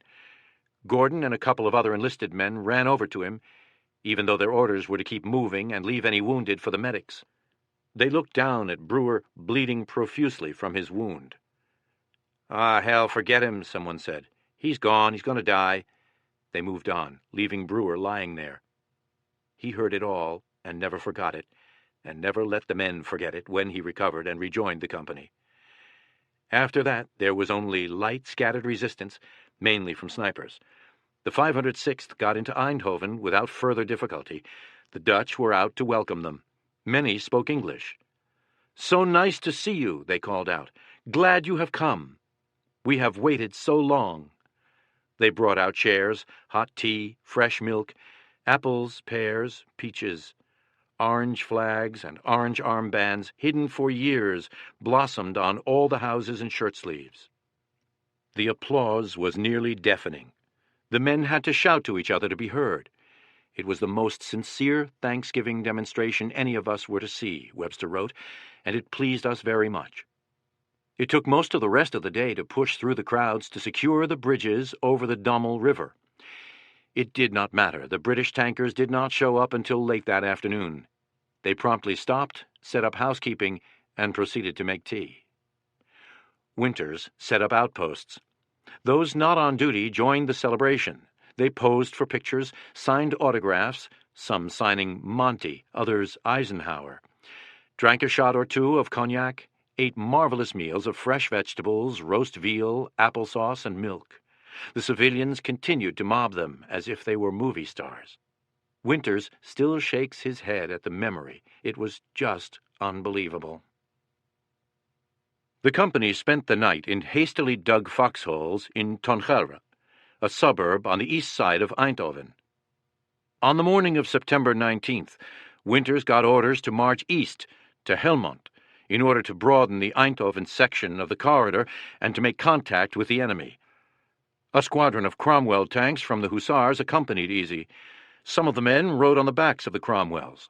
The tanks, Webster wrote, barked, sputtered, clanked, and squeaked in their accustomed manner as we set out.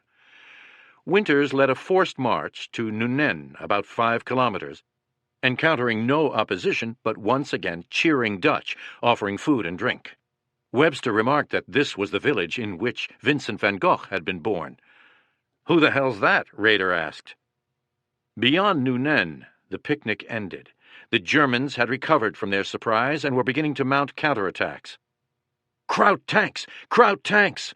Webster heard Private Jack Matthews call out. "Oh, Jesus Christ," Webster thought to himself as he and the others jumped off the Cromwells to dive into a ditch. Less than 400 meters away, the first in a column of German tanks slithered through the bushes like an evil beast. The 107th Panzer Brigade, stationed in Helmond, was attacking west toward Nuenen with some 50 tanks, more than we had ever seen at one time, Winters recalled. Sergeant Martin saw a German tank almost hidden in a fence row about 100 meters away. A British tank was coming up. Martin ran back to it, climbed aboard, and told the commander there was an enemy tank just below and to the right. The tank continued to move forward. Martin cautioned the commander that if he continued his forward movement, the German tank would soon see him. "I can't see him, old boy," the commander replied, "and if I can't see him, I can't very well shoot at him." "You'll see him damn soon," Martin shouted as he jumped down and moved away. The German tank fired. The shell penetrated the British tank's armor. Flame erupted. The crew came flying out of the hatch. The gunner pulled himself out last. He had lost his legs. The tank, now a flaming inferno, continued to move forward on its own, forcing Bull Randleman to move in the direction of the enemy to avoid it. A second British tank came forward. It, too, got blasted. Altogether, 4 of the British tanks were knocked out by the German 88s. The 2 remaining tanks turned around and began to move back into Nuenen. Easy Company fell back with them.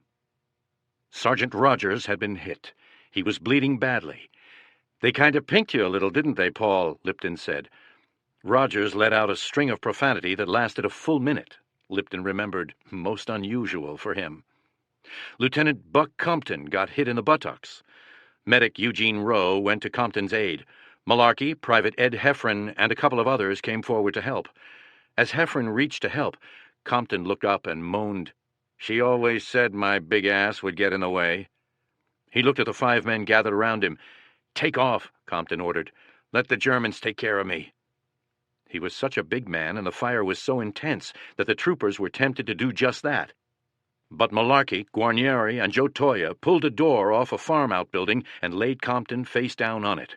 Then they skidded him up the roadside ditch to one of the retreating British tanks and loaded him face down onto the back end. The bullet that hit Compton had gone into the right cheek of his buttocks, out, into the left cheek, and out. Lipton looked at him and couldn't help laughing. "You're the only guy I ever saw in my life that got hit with 1 bullet and got 4 holes, he told Compton. Compton growled, "If I could get off this tank, I'd kill you." Other men joined Compton on the backs of the withdrawing tanks. Stroll and Gordon, who had been out on the flank, Stroll with a mortar and Gordon with his machine gun, had to run across an open field to rejoin the outfit. The weight of their weapons slowed them down. Bullets were kicking up the dirt at their feet. There was a 3-foot-high wooden fence between them and the road. "We hurdled it like 2 horses, Stroll said. Safely on the other side, they paused to catch their breath. "That's one thing you and I will never do again," Stroll said. "I don't think we did it the first time," Gordon replied. They took off again for the tanks, caught up, and Gordon pulled himself onto the back of one, but Stroll was dead beat.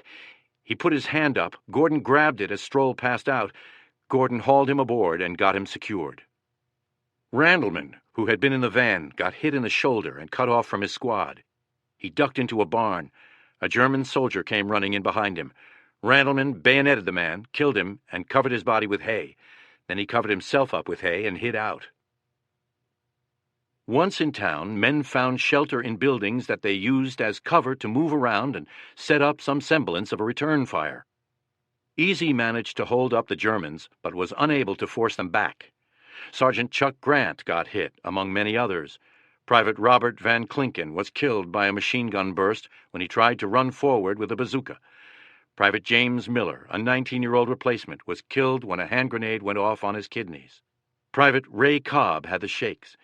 Webster heard Sergeant Martin comforting him, the way a mother talks to a dream-frightened child.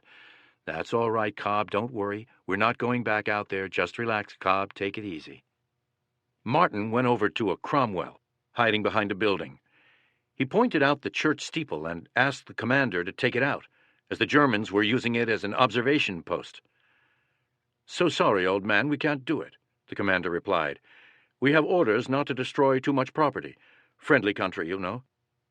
The Germans kept pressing.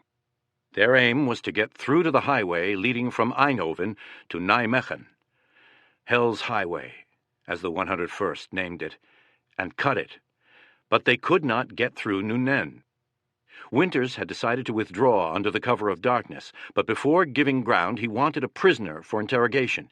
He called for volunteers for a patrol. No one volunteered. "Sergeant Toya," he called out. "Yes, sir, I'm here." "I need 2 volunteers." Toya selected Corporal James Campbell and a private and set out. They were tripping over British and American bodies as they made their way to a nearby wood. A German soldier fired at them. Toya told his men to stay put. He crept into the woods, went around the German, got behind him, and gently placed his bayonet against the man's back. The soldier gave Toya no trouble. Pushing the German ahead of him, Toya returned through the woods and delivered his prisoner. The company retreated to Tonchara. Winters noticed that the Dutch people who had been cheering them in the morning were closing their shutters, taking down the orange flags, looking sad and depressed, expecting the Germans to reoccupy Eindhoven. We, too, were feeling badly, Winters remarked. We were limping back to town. After getting his men settled down and fed, Winters went to Battalion HQ. He found Lieutenant Colonel Strayer and his staff laughing it up, eating a hearty supper in a jovial mood. Strayer saw Winters, turned, and with a big smile asked, "How did it go today, Winters?" Tight-lipped, Winters replied, "I had 15 casualties today and took a hell of a licking." The conversation in the room came to an abrupt stop. Easy got one break that day. The company bedded down in Tonchera, so it watched, rather than endured, a 70-plane Luftwaffe bombing mission against the British supply column in Eindhoven. As the Allies had no anti-aircraft guns in the city, the Germans were able to drop bright yellow marker flares and then make run after run, dropping their bombs. The city was severely damaged. Over 800 inhabitants were wounded, 227 killed. The next morning, Strayer moved his other 2 companies into Nuenen. They found Sergeant Randleman holding the fort. The German tanks had moved out to the northwest towards Zon. Company E set up close-in defenses around Eindhoven and stayed there 2 days. On the morning of September 22nd, Winters got orders to mount his men on trucks. The 506th was moving to Uden on Hell's Highway to defend the town against a panzer attack that the Dutch underground warned was coming from Helmond. Regimental HQ Company, with Lieutenant Colonel Charles Chase, the 506th Regimental XO in command, accompanied Easy and 3 British tanks in an advance party. There were only enough trucks for the 100 or so men of HQ Company, plus a platoon of Easy. Winters, Lieutenant Welsh, and Captain Nixon joined the convoy. The trucks got through Fechel and into Uden without encountering resistance. Winters and Nixon climbed to the top of the church steeple to have a look. When they got to the belfry, the first thing they saw was German tanks cutting the highway between Fechel and Uden. Then Winters spotted a patrol coming toward Uden. He ran down the stairs, gathered the platoon, and said, "Men, there's nothing to get excited about. The situation is normal. We are surrounded." He organized an attack, moved out to meet the German patrol, and hit it hard, driving it back. Colonel Chase told Winters to set up a defense. Easy, with help from HQ Company, set up roadblocks on all roads leading into Uden. Winters told Sergeant Lipton to take every man he could find, regardless of unit, and put him into the line. Lipton saw 2 British soldiers walking by. He grabbed one by the shoulder and ordered, "You 2 come with me." The man looked Lipton up and down calmly and said, "Sergeant, is that the way you address officers in the American Army?" Lipton took a closer look and saw that on his British combat uniform was the insignia of a major. "No, sir," he stammered. "I'm sorry." The major gave him a bit of a half-smile as he walked away. The Germans did not come on. Had they realized that there were fewer than 130 men in Uden and only 3 tanks, they surely would have overrun the town. But evidently Winters' quick counterattack against their lead patrol convinced them that Uden was held in strength. Whatever the reason, they shifted the focus of their attack from Uden to Fechel. Winters and Nixon climbed to the belfry again. They had a clear view to Fechel, 6 kilometers south. It was fascinating, Winters recalled, sitting behind the German lines, watching tanks approach Fechel, German Air Force strafing, a terrific exchange of firepower. The members of Easy, who were in Fechel, remembered it as pure hell, the most intense shelling they had ever experienced. It was a desperate battle, the biggest the 506th had yet experienced. It was also critical. The enemy's cutting the road did not mean simply his walking across a piece of asphalt, the history of the division points out. That road was loaded with British transport vehicles of every type. Cutting the road meant fire and destruction for the vehicles that were caught. It meant clogging the road for its entire length with vehicles that suddenly had nowhere to go. For the men at Nijmegen and Arnhem, cutting the road was like severing an artery. The stuff of life, food, ammunition, medical supplies, no longer came north. Webster was in Fechel. When the German artillery began to come in, he took shelter in a cellar with a half-dozen easy men, plus some Dutch civilians. It was a very depressing atmosphere, he wrote, listening to the civilians moan, shriek, sing hymns, and say their prayers. Private Don Hubler was with the 3rd Squad, 1st Platoon, hiding in a gateway. He decided to have some fun with Private Ferris Rice, so he whistled a perfect imitation of an incoming shell. Rice fell flat on his face. That put Hubler in stitches. "Ha ha ha! Boy, sure sucked you in on that one. God damn you, Hubler! That's bad on a guy." Bzoo! Bam! A real shell came in. Hubler stopped laughing. Colonel Sink came roaring up in a jeep, jumped out, and began barking orders right and left. He got the men of Easy and those of D and F companies to establish a perimeter defense with orders to shoot at anything moving. Webster and the others climbed out of the cellar and went into an orchard. Webster and Private Don Wiseman frantically dug a foxhole, 2 feet wide, 6 feet long, 4 feet deep. They wanted to go deeper, but water was already seeping in. Sitting helplessly under intense artillery fire is pure hell, combat at its absolute worst. The shells were coming in by threes. Wiseman and I sat in our corners and cursed. Every time we heard a shell come over, we closed our eyes and put our heads between our legs. Every time the shells went off, we looked up and grinned at each other. I felt sick inside. I said I'd give a foot to get out of that place. We smelled the gunpowder as a rancid thunderhead enveloped our hole. A nasty, inch-square chunk of hot steel landed on Wiseman's lap. He smiled. 3 more, and then 3, and then 3. No wonder men got combat exhaustion. Webster later wrote his parents, "Artillery takes the joy out of life." Things quieted down sufficiently for the supply people to bring up some British rations. Webster shouted at Hubler to throw him a can. Hubler was sitting above ground, laughing and joking, having a picnic with 4 or 5 others. "Come and get it," he called back. "The 88s are taking a break." An 88 came in. Hubler leaped into his hole with his buddies piling in on top of him. The men spent the night in their foxholes. There was a drizzle. The air was frosty. They sat with their heads on their knees, pulled their raincoats around their shoulders, and nodded off the best they could. Back in Uden, Winters and Nixon lost their front-row seat. A German sniper spotted them and fired away. He hit the bell in the belfry. The ringing noise and the surprise sent the 2 officers flying down the steps. "I don't think our feet touched the steps more than 2 or 3 times, Winters declared. He set up his CP at a store on the road junction on the south end of town. The owners, the Van Orr family who lived there, welcomed them, then went down to the cellar. Winters had his men move the furniture and rugs to one side, then brought in the machine guns, ammunition, Molotov cocktails, and explosives, and prepared to defend against any attack. His plan was, if the Germans came on with tanks, to drop composition C charges and Molotov cocktails on the tanks from the second-floor windows, the Russian style of tank defense. With that position set, Winters went to the other end of town, the northwest corner. On the left side of the road coming into town, there was a manor house with a tavern on the other side.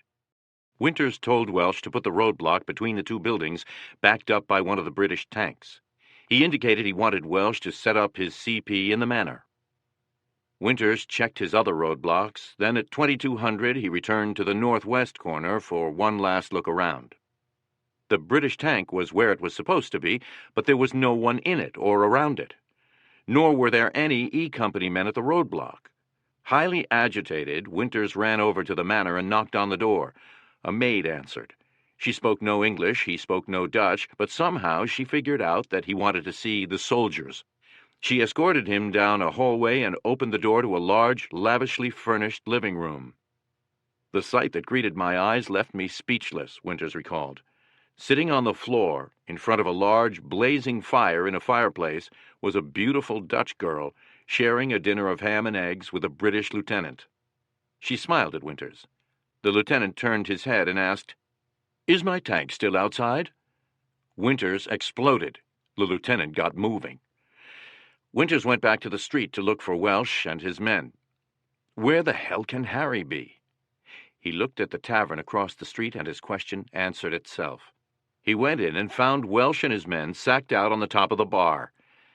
Harry and I talked this whole situation over, was the polite way Winters put it. Satisfied that we would have a roadblock set up to my satisfaction, and that I could get a good night's sleep and not worry about a breakthrough, I left. In Fechel, the Germans continued to attack through the night and into the next morning. British planes and tanks finally drove them off. The 506th moved out again, getting to Uden on the afternoon of September 24th. The Easy Company men who had been trapped in Fechel assumed that the small force isolated in Uden had been annihilated. Those in Uden likewise assumed that the rest of the company in Fechel had been annihilated. When the two parts reunited and learned that the entire company had survived the encounter in good shape, there was mutual elation. The company prepared to spend the night in Uden. The men who had been there were amazed when the men who had undergone the shelling in Fechel dug foxholes 4 feet deep. They had only dug 6 inches or so into the ground and let it go at that. The officers had billets in houses in Uden. Lieutenant Peacock of 1st Platoon approached Webster's foxhole and told him to come along. Webster climbed out, and they walked to Peacock's billet above a liquor store on the village square. "Take that broom and sweep this room out," Peacock ordered. "Yes, sir," Webster replied, thinking to himself, what kind of man is this? He decided, I would rather starve to death as a bum in civilian life than be a private in the army. The Germans had lost Uden and Fechel, but they hardly had given up. On the evening of September 24th, they attacked Hell's Highway from the west, south of Fechel, and managed to drive a salient across it. Once again, the road was cut. It had to be reopened. Although the strategic objective of Market Garden had been lost by now, on September 20th, the Germans had retaken the bridge at Arnhem from Colonel John Frost's battalion of the British 1st Army Airborne, and the division as a whole had been thrown on the defensive, and the Guards' Armored Division had been halted on September 22nd, some 5 kilometers south of Arnhem. It was still critical to keep the road open. Tens of thousands of Allied troops were dependent on it totally for their supplies. The units north of Fechel included the U.S. 101st at Uden and the 82nd at Nijmegen, the British 1st Airborne north of the Lower Rhine outside Arnhem, the Guards Armoured and the 43rd Wessex Divisions, the Polish Parachute Regiment, and the British 4th Dorset and 2nd Household Cavalry Regiments, all between Nijmegen and Arnhem. If the 101st could not regain control of the road and keep it open, what was already a major defeat would turn into an unmitigated disaster of catastrophic proportions. General Taylor ordered Colonel Sink to eliminate the German salient south of Fechel. At 0030 hours, September 25th, Sink ordered his battalions to prepare to move out.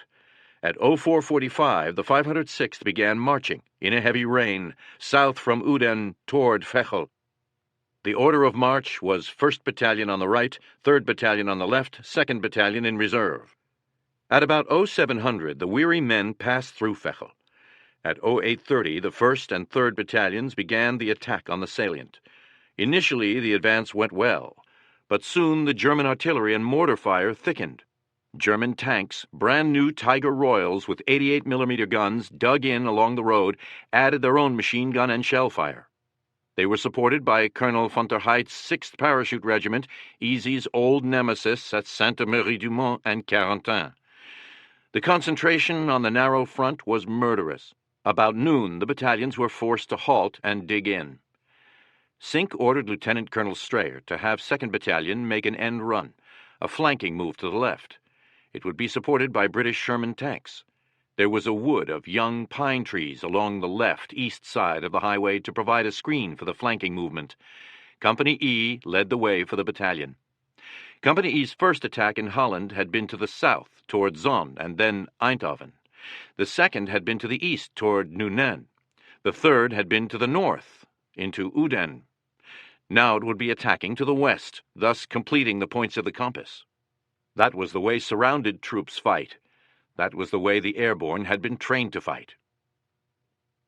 Nixon joined Winters to scout the terrain. They found a pathway on the edge of the woods that was solid and firm, providing traction for the tanks. Good enough so far, but the woods ran out 350 meters from the highway, giving way to open ground that provided no cover whatsoever for the final assault. Winters put the company into formation. Scouts out, 2 columns of men, spread out, no bunching up. They got halfway across the field when the Germans opened up with machine gun fire. Everyone hit the ground. Guarnieri and Malarkey got their 60mm mortar into action. Guarnieri called out range and direction. Malarkey worked the mortar.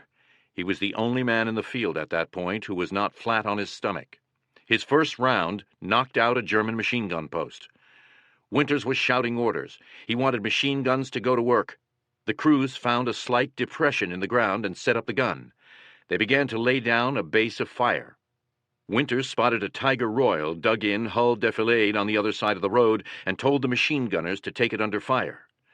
Turning to his right, Winters noticed Nixon examining his helmet, a big smile on his face.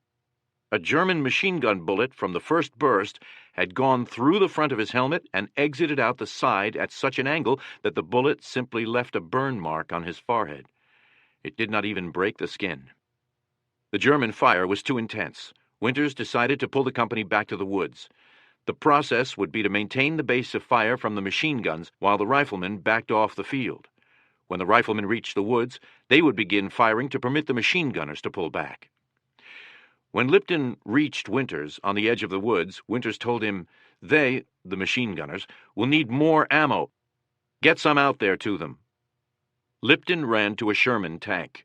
All the tanks were behind the woods, out of sight from the Germans, much to the disgust of the men of Easy. Shermans used .30-caliber machine guns, the same as Easy Company's machine guns. Lipton got 4 boxes of ammunition from the British. He gave 2 to Sergeant Talbot and took 2 himself. They ran out to the machine guns in the middle of the field, which were firing continuously, dropped the boxes, circled around, and ran back to the edge of the field as fast as they could run. The Germans were poor shots, Lipton remembered. We both made it. Just as the German parachute troops began to drop mortars on the machine gun positions, Easy's riflemen went to work, and the machine gunners were able to withdraw. Winters ran back to the tanks. He climbed on the lead tank to talk nose to nose with the commander.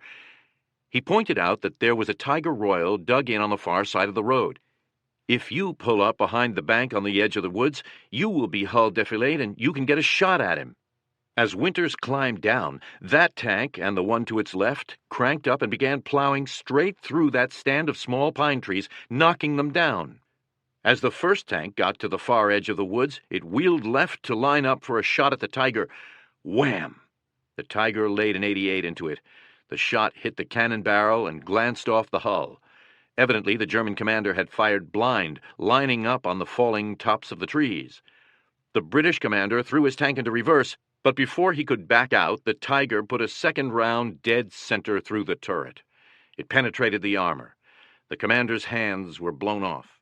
He tried to pull himself up through the hatch with his arms, but his own ammunition began to explode. The blast killed him and blew his body up and out. The remainder of his crew died inside. The tank burned through the afternoon and into the night, its ammunition exploding at intervals. The Tiger turned its .88 on the second tank and knocked it out with 1 shot. Easy spent the remainder of the day and all that night in a miserable, constant rain, raking the roadway with mortar fire. Headquarters Company brought up some 81mm mortars to add to the fire. Artillery at Fechel joined in, but cautiously, because elements of the 502nd PIR were attacking the salient from the south. It was a long, miserable, dangerous night for the company, but the Battalion S2, Captain Nixon, had a lovely evening. He found a bottle of schnapps somewhere and drank it himself. He knew he had a perfect excuse, his close call that afternoon when the bullet went through his helmet. He got roaring drunk and spent the night singing and laughing until he passed out. In the early hours of September 26th, the Germans withdrew from the salient. At first light, the 506th advanced on the road, unopposed. Once again, the American paratroopers occupied the ground after a fierce firefight with German paratroopers. That afternoon in the rain, the regiment marched back to Uden. Easy Company arrived after dark, dead tired. The following afternoon, the men received their first mail since leaving England 10 days earlier. This strengthened a general feeling that, for the Americans at least, the campaign in Holland was over. That supposition turned out to be wrong, but it was true that the offensive phase of the campaign had ended and failed. For Easy, as for the 101st, the 82nd, and the British armored and infantry outfits involved in Market Garden, it had been a dispiriting experience. For the British 1st Airborne Division, it had been a disaster. It had landed on the north side of the Lower Rhine on September 17th with 10,005 men. It evacuated on September 26th with only 2,163. Nearly 8,000 men were killed, wounded, or captured. Not only had there been no strategic or tactical gain to compensate for such losses, now the Allies had a salient leading nowhere that had to be defended. It was a narrow finger pointing into German lines, surrounded on three sides by a superior German force, dependent on the vulnerable Hell's Highway for supplies. 10 days earlier, the euphoria in the Allied camp had been running very high. One more operation and the war would be over, had been the feeling.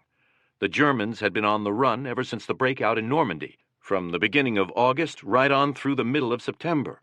It had been assumed that their unit cohesion was gone, their armor was gone, their ammunition was gone, their morale was gone. Those assumptions proved to be one of the great intelligence failures of the war.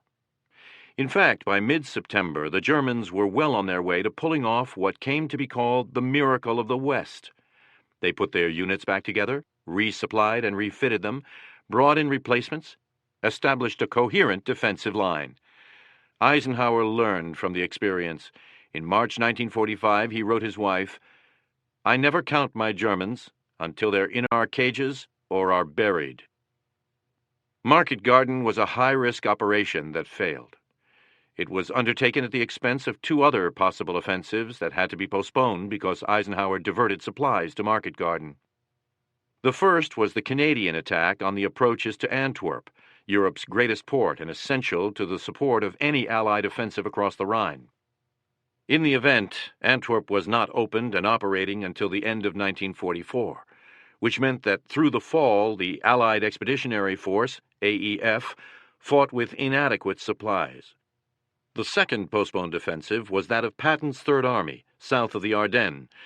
Patton believed that if he had gotten the supplies that Monty got for Market Garden, he could have crossed the Rhine that fall and then had an unopposed path open to Berlin. That seems doubtful, but we will never know because it was never tried. To the end of his life, Eisenhower insisted that Market Garden was a risk that had to be run. In my interviews with him between 1964 and 1969, we discussed the operation innumerable times. He always came back to this. The first rule in the pursuit of a defeated enemy is to keep after him, stay in contact, press him, exploit every opportunity. The northern approach to Germany was the shortest, over the terrain most suitable to offensive operations, once the Rhine had been crossed. Eisenhower felt that given how close Market Garden came to succeeding, it would have been criminal for him not to have tried.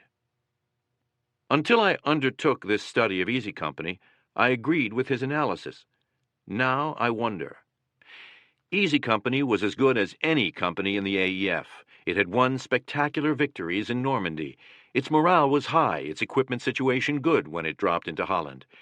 It had a nice mix of veterans and recruits, old hands and fresh men. Its officers were skilled and determined, as well as being brave. The NCOs were outstanding. Despite this, in the first 10 days in Holland, just as Winters told Strayer the night of the attack at Nuenen, it took a hell of a licking. It failed to get the bridge at Zon. It failed to get through at Nuenen, on its way to Helmont, and for the first time was forced to retreat. It failed in the drive to Uden. It failed in its initial attack on the German salient south of Wechel. The causes of these failures were many. First and most critical, in every case, the German opposition outmanned and outgunned the company. The airborne troops did not have the artillery or the manpower necessary to launch a successful attack against German armor. Second, these were crack German troops, including their elite Parachute Regiment.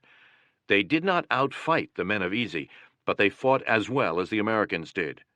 Third, the coordination between the British tankers and the American infantry was poor. Neither Easy Company nor the Guards Armored Division had any training in working with each other. This shortcoming hurt Easy at Nuenen, at Uden, and again south of Fechel. At Brécourt Manor and at Carentan in Normandy, Easy had worked effectively with American tanks. In Holland, it worked ineffectively with British tanks. On a larger scale, the trouble with Market Garden was that it was an offensive on much too narrow a front. The pencil-like thrust over the Rhine was vulnerable to attacks on the flanks. The Germans saw and took advantage of that vulnerability with furious counterattacks all along the length of the line and hitting it from all sides. In retrospect, the idea that a force of several divisions consisting of British, American, and Polish troops could be supplied by one highway could only have been accepted by leaders guilty of overconfidence. Easy was one of 150 or so companies that paid the price for that overconfidence. It jumped into Holland on September 17th with 154 officers and men. 10 days later, it was down to 132. Chapter 9. The Island.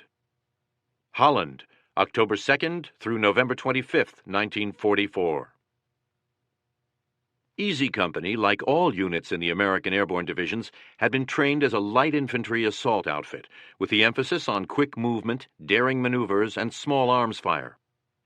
It had been utilized in that way in Normandy and during the first 10 days in Holland.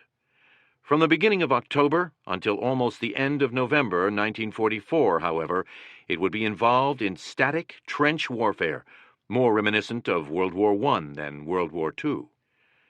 The area in which it fought was a 5-kilometer-wide island that lay between the lower Rhine on the north and the Waal River on the south. The cities of Arnhem on the lower Rhine and Nijmegen on the Waal marked the eastern limit of the 101st lines. The small towns of Opheusden on the lower Rhine and Dodewaard on the Waal were the western limit. The Germans held the territory north of the lower Rhine and west of the Opheusden-Dodewaard line. The island was a flat agricultural area, below sea level. Dikes that were 7 meters high and wide enough at the top for 2-lane roads held back the floodwaters. The sides of the dikes were sometimes steep, more often sloping so gradually as to make the dikes 200 or even 300 feet wide at the base. Crisscrossing the area were innumerable drainage ditches. Hills rose on the north side of the lower Rhine, giving the Germans a distinct advantage in artillery spotting. They had apparently unlimited ammunition. The German industrial heartland was only 50 kilometers or so up the Rhine River, enough at any rate to enable them to fire 88s at single individuals caught out in the open. All movement on the island was by night. During daylight hours, men stayed in their foxholes, observation posts, or houses and barns. The fall weather in northwest Europe was, as usual, miserable, cold, humid, rainy, a fit setting for a World War I movie. There were whole regiments of British artillery on the island, firing in support of the 101st. This meant that island battles were artillery duels, in which the main role of the infantry was to be prepared to hurl back any assault by the German ground troops, and to serve as forward artillery observers. Patrols went out every night to scout and to maintain contact with the enemy. For the most part, however, Easy and the other companies in the 101st sat there and took it, just as their fathers had done in 1918. A man's inability to do anything about the artillery fire added to the widespread, overwhelming feeling of frustration. But of course it was not 1918. On the island, the men of Easy first saw jet airplanes in action. They watched vapors from the V-2s, the world's first medium-range ballistic missile, as they passed overhead on the way to London. Still, as had been true of soldiers on the Western Front in 1914 through 1917, they fought without tank support, as a tank was much too conspicuous a target on the island. The rations added to the sense that Easy was in a World War I movie rather than a real 1944 battle. The company drew its rations from the British, and they were awful. The British 14-in-1s, according to Corporal Gordon, will support life, but not morale. Bully beef and heavy Yorkshire pudding were particularly hated, as was the oxtail soup, characterized as grease with bones floating in it. Most men took to throwing everything in the 14-in-1s into a single large pot, adding whatever vegetables they could scrounge from the countryside, and making a sort of stew out of it. Fortunately, there was fresh fruit in abundance, mainly apples and pears. Cows that desperately needed milking were relieved of the contents of their bulging udders, and that helped. But there was no coffee, and the men quickly tired of tea. Worst of all were the English cigarettes. Corporal Rod Bain described them as a small portion of tobacco and an ungodly amount of straw. Best of all was the daily British rum ration. Next best was finding German rations. The hard biscuits were like concrete, but the canned meat and tubes of Limburger cheese were tasty and nutritious. As had been true of the villages of France on both sides of the line on the Western Front, 1914 through 1918, the civilian residents of the island were evacuated, and Holland is the most densely populated country on earth. This gave the men almost unlimited opportunities for looting, opportunities that were quickly seized. Webster wrote, "Civilians dwell under the misimpression that only Germans and Russians go through drawers, closets, and chicken coops, whereas every GI of my acquaintance made a habit of doing so. Watches, clocks, jewelry, small and large pieces of furniture, and of course liquor quickly disappeared. That is, what was left, as the British had already stripped the area. The island was most like World War I in its stagnated front. Easy spent nearly 2 months there in daily combat. It sent out almost 100 patrols. It repelled attacks. It fired an incredible amount of ammunition. It took casualties, but when it was finally relieved, it turned over to the relieving party frontline positions that had hardly moved 1 inch. The company moved onto the island on October 2nd by truck over the magnificent bridge at Nijmegen, still standing, that had been captured by the 82nd on September 20th at 8 p.m. Once over the Vaal, the trucks took the men some 15 kilometers past dozens of camouflaged British artillery pieces to the village of Zetten. They arrived at night to relieve the British 43rd Division. The 506th Regiment was taking over a stretch of front line that had been held by a full division. It was over 6 miles in length. The 2nd Battalion of the 506th was on the right east end of the line, with Easy on the far right, with the 501st PIR to its right. Easy had to cover almost 3 kilometers with only 130 men. The British soldiers met the company at Zetten and escorted the leading elements to their new positions. "What's it like up here?" Webster asked. "It's a bloody rest position, mate," was the reply. The numerous craters from the 105s and 88s looked fresh to Webster, who doubted that he was being given straight scoop. After a 3-hour march, the patrol reached its destination, a clump of houses nestled beside a huge dike. The lower Rhine was on the other side of the dike, with a kilometer or so of flat, soggy grazing land between it and the dike. The area was littered with dead animals, burned houses, and empty machine gun belts and ammo boxes. This was no man's land. To cover his assigned section of the front, Winters put the 2nd and 3rd platoons on the line, along the south side of the dike, with the 1st platoon in reserve. He did not have sufficient troops to man the line properly, so he placed outposts along the dike at spots that he calculated were most likely enemy infiltration points. He kept in contact with the outposts by means of radio, wire, and contact patrols. He also sent 3-man patrols to the riverbank to watch for enemy movement and to serve as forward artillery observers. He set up his CP at Rontvik. At 03:30, October 5th, Winters sent Sergeant Art Heumann out on a patrol with orders to occupy an outpost in a building near a windmill on the south bank of the dike. With Heumann were Privates James Alley, Joe Lesniewski, Joe Liepgott, and Rod Stroll. The building was beside a north-south road that ran to a ferry crossing on the river to the north, back to the small village of Nyburg to the south. When the patrol reached the road, Heumann told Lesniewski to go to the top of the dike to look things over. When he reached the top, hugging the ground as he had been taught, Lesniewski saw an unexpected sight: the outline of a German machine gun set up at a point where the road coming from the ferry crossed the dike. Behind it, in the dark, he could just make out a German preparing to throw a potato masher grenade at Human's patrol down at the south base of the dike. Simultaneously, the other members of the patrol heard German voices on the north side of the dike. Liebgott, who was trailing, called out, "Is that you, Human?" The German threw the grenade as Lesniewski called out a warning. Other Germans pitched grenades of their own over the dike. Lesniewski got hit in the neck by shrapnel. Alley got blown to the ground by a blast of shrapnel that left 32 wounds in his left side, face, neck, and arm. Stroll and Liebgott took some minor wounds. Stroll's radio was blown away. They had run into a full company of SS troops. It had come across the river by ferry earlier that night and was attempting to infiltrate south of the dike to make a diversionary assault in support of a major attack the 363rd Volksgrenadier Division was scheduled to launch at first light against the left flank of the 506th at Ophuesden. Although the patrol did not know it, another SS company had crossed the dike and was on the loose behind American lines. Although Division did not yet know it, the attack on 1st and 2nd Battalions of the 506th was much more than just a local counterattack. The German objective was to clear the entire island area of Allied troops.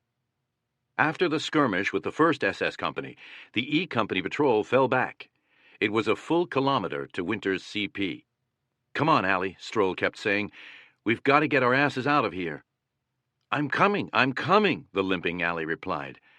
At 0420, Stroll got back to the CP to report the German penetration. When I did a joint interview with Stroll and Winters in the summer of 1990, the conversation went as follows. Ambrose: "So Rod comes back and tells you, 'We've got a penetration here. Now pick up the story.'" Winters: "Let me tell you, when he comes in, he's been in combat. He is breathless, and you take one look at him, and you know here's a guy that has just faced death, no question about it." Stroll: "I didn't look that bad." Winters: "You don't have to be ashamed of it. Somebody's shooting at you." Stroll: "He's saying I shit my pants. I never." Winters immediately organized a patrol consisting of a squad and a half from 1st Platoon, which was in reserve, plus Sergeant Leo Boyle from HQ section with a radio. Sergeant Talbert ran back to the barn where his men were sleeping. "Get up, everybody out," he shouted. "The Krauts have broken through. God damn you people, get out of those beds." Webster and the others shook themselves awake, grabbed their rifles, and moved out.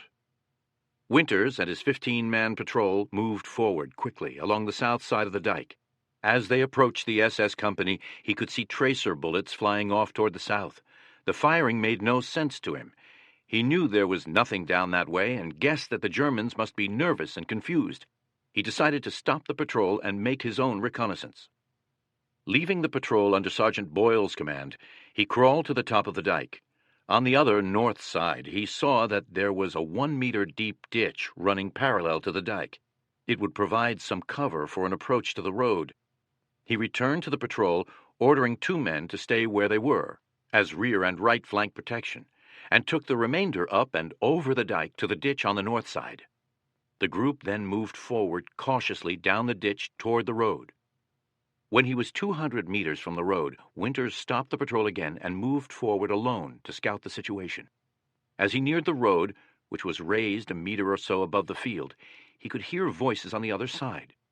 Looking to his right, he could see German soldiers standing on top of the dike by the machine gun position, silhouetted against the night sky. They were wearing long winter overcoats and the distinctive German steel helmets. Winters was about 25 meters from them, down in the drainage ditch. He thought to himself, this is just like the movie All Quiet on the Western Front. He crawled back to the patrol, explained the situation, and gave his orders. "We must crawl up there with absolutely no noise, keep low, and hurry. We won't have the cover of night with us much longer." The patrol got to within 40 meters of the machine gun up on the dike. Winters went to each man and in a whisper assigned a target, either the rifleman or the machine gun crew. Winters whispered to Christensen to set up his .30 caliber machine gun and concentrate on the German MG-42. Behind Christensen, Sergeant Muck and PFC Alex Pankala set up their 60mm mortar. Stepping back, Winters gave the order, "Ready, aim, fire," in a low, calm, firing range voice. 12 rifles barked simultaneously. All 7 German riflemen fell. Christensen's machine gun opened up. He was using tracers, and he could see he was shooting too high. But as he depressed his fire, Muck and Penkala dropped a mortar round smack on the German machine gun. Sergeant Boyle was astounded at the heavy, accurate fire that we delivered at the enemy. He later told Lipton he thought it was the best shooting he had ever seen. The patrol began to receive some light rifle fire from across the road running from the dike to the ferry. Winters pulled it back from the ditch for about 200 meters, to a place where the ditch connected with another that ran perpendicular to it from the dike to the river. Out of range of the Germans, he got on Boyle's radio and called back to Lieutenant Welsh. "Set up the balance of the 1st Platoon," he ordered, "and the section of light machine guns from HQ Company attached to E Company." As the patrol waited for the reinforcements, Sergeant William Dukeman stood up to shout at the men to spread out.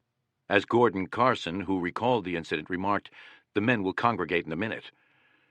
3 Germans, hiding in a culvert that ran under the road, fired a rifle grenade. Dukeman gave a sigh and slumped forward. He was the only man hit. A chunk of steel went in his shoulder blade and came out through his heart, killing him. The survivors opened up with their rifles on the Germans in the culvert and killed them in return. While waiting for the remainder of the platoon to come forward, Winters went out into the field between the 2 lines to be alone and to think things through. 3 facts struck him. The enemy was behind a good solid roadway embankment, while his men were in a shallow ditch with no safe route for withdrawal. The enemy was in a good position to outflank the patrol to the right and catch it in the open field. There was nothing south of the bank to stop the Germans from moving down the road unmolested to the 2nd Battalion CP at Hamen. Under the circumstances, he decided he had no choice but to attack. It was now full daylight. Returning to the patrol, he found that the reinforcements had arrived. Now he had some 30 men. He called Lieutenants Frank Reese and Thomas Peacock and Sergeant Floyd Talbot together and gave his orders. "Talbot, take the 3rd squad to the right. Peacock, take the 1st squad to the left. I'll take the 2nd squad right up the middle. Reese, put your machine guns between our columns. I want a good covering fire until we reach that roadway. Then lift your fire and move up and join us." He told Talbot and Peacock to have their men fix bayonets. As his subordinates went off to carry out his orders, Winters called the 2nd squad together and explained the plan. Private Hubler was standing right in front of him. When Winters said, "Fix bayonets," Hubler took a big swallow. Winters could see his Adam's apple move up and down his throat. His adrenaline was flowing. My adrenaline was pumping too, Winters remembered. On his signal, the machine guns began laying a base of fire, and all 3 columns started to move as fast as they could across the 200 meters of level but spongy soft field between them and the road, doing their best to keep low. At this point, Winters had no firm idea on how many Germans were on the other side of the road running from the dike to the ferry, which was just high enough to block his view. Nor did the Germans know the Americans were coming. Inexcusably, after losing their machine gunners and riflemen on the first volley, they had failed to put an outpost on the road or up on the dike. In the lead, Winters got to the road first. He leaped up on it. Right in front of him, only a few feet away, was a German sentry with his head down, ducking the incoming fire from Reese's machine guns. To his right, Winters could see out of the corner of his eye a solid mass of men, more than 100 packed together, lying down at the juncture of the dike and the road. They, too, had their heads down to duck under the machine gun fire. They were all wearing their long winter overcoats and had their backpacks on. Every single one of them was facing the dike. He was behind them. They were only 15 meters away. Winters wheeled and dropped back to the west side of the road, pulled the pin of a hand grenade and lobbed it over toward the lone sentry. Simultaneously, the sentry lobbed a potato masher back at him. The instant Winters threw his grenade, he realized he had made a big mistake. He had forgotten to take off the band of tape around the handle of the grenade he kept there to avoid an accident. Before the potato masher could go off, Winters jumped back up on the road. The sentry was hunched down, covering his head with his arms, waiting for Winters' grenade to go off. He was only 3 yards away. Winters shot him with his M1 from the hip. The shot startled the entire company. The SS troops started to rise and turn toward Winters en masse. Winters pivoted to his right and fired into the solid mass. Winters described what happened next. "The movements of the Germans seemed to be unreal to me. When they rose up, it seemed to be so slow. When they turned to look over their shoulders at me, it was in slow motion. When they started to raise their rifles to fire at me, it was in slow motion. I emptied the first clip, 8 rounds, and still standing in the middle of the road, put in a second clip and, still shooting from the hip, emptied that clip into the mass. Germans fell. Others began aiming their rifles at Winters. Others started running away from him, but all their movements were awkward, hampered by those long overcoats. He dropped back to the west side of the road. Looking to his right, he could see Talbot running, crouched over, leading his column. It was still 10 meters from the road. Winter's own column, in the middle, was struggling through the field. Peacock's column on the left was 20 meters short of the road, held up by some wires running across the field. Winters put in a third clip and started popping up, taking a shot or two, then dropping back down. The Germans were running away as best they could when the other American columns reached the road. "Fire at will," Winters called out. It was a duck shoot. The Germans were fleeing. The Easy Company riflemen were shooting them unmolested. "I got one," Webster heard Hubler call out. "Damn, I got one." According to Webster, Hubler was in his element. He ate this stuff up. A bunch of Germans were cut off, hiding in some tall weeds. Christensen spotted them. "Anybody here speak German?" he called out. Webster came up. "Heraus!" he yelled. "Schnell! Hände hoch! Schnell! Schnell!" One by one, 11 Germans came out. Husky, hard-boiled, they claimed they were Poles. Christensen motioned them to the rear. Webster went back to the road to get in on the shooting. A German turned to fire back. "What felt like a baseball bat slugged my right leg," Webster recalled, "spun me around and knocked me down." All he could think to say was, "They got me," which even then seemed to him an inadequate and unimaginative cliché. Like all writers, he was composing his description of the event as it happened. It was a clean wound. The bullet went in and out of Webster's calf, hitting no bone. $1 million wound. I got it made, he thought to himself. When medic Eugene Rowe got to him, Webster had a big grin on his face. Rowe patched the wound and told Webster to retire. Webster gave his bandoliers to Martin, who was still very calm and unconcerned, the calmest, most fearless person I ever saw, and his grenades to Christensen. He kept his pistol and M1 and began limping to the rear. Winters could see more German soldiers about 100 yards away, pouring over the dike from the south side, the previously unnoticed SS Company. They joined their retreating comrades in a dash to the east, away from the Easy Company fire. This made the target bigger. Lieutenant Reese had brought the machine guns forward by this time. Private Cobb set his up and began putting long-distance fire on the routed German troops. The surviving German troops reached a grove of trees where there was another road leading to the river. As Winters observed, they swung left and began to follow that road to the river. Winters got on the radio and called for artillery. British guns began pounding away at the main force of retreating Germans. Winters wanted to push down to the river on his road to cut off the Germans at the river, but 35 men against the 150 or so surviving Germans was not good odds. He got on the radio again to ask 2nd Battalion HQ for support. HQ promised to send a platoon from Fox Company. Waiting for the reinforcements, Winters made a head count and reorganized. He had 1 man dead, Dukeman, and 4 wounded. 11 Germans had surrendered. Liebgott, slightly wounded in the arm, was a walking casualty. Winters ordered him to take the prisoners back to the battalion CP and then get himself tended by Dr. Nevels. Then he remembered that Liebgott, a good combat soldier, had a reputation of being very rough on prisoners. He also heard Liebgott respond to his order with the words, "Oh boy, I'll take care of them."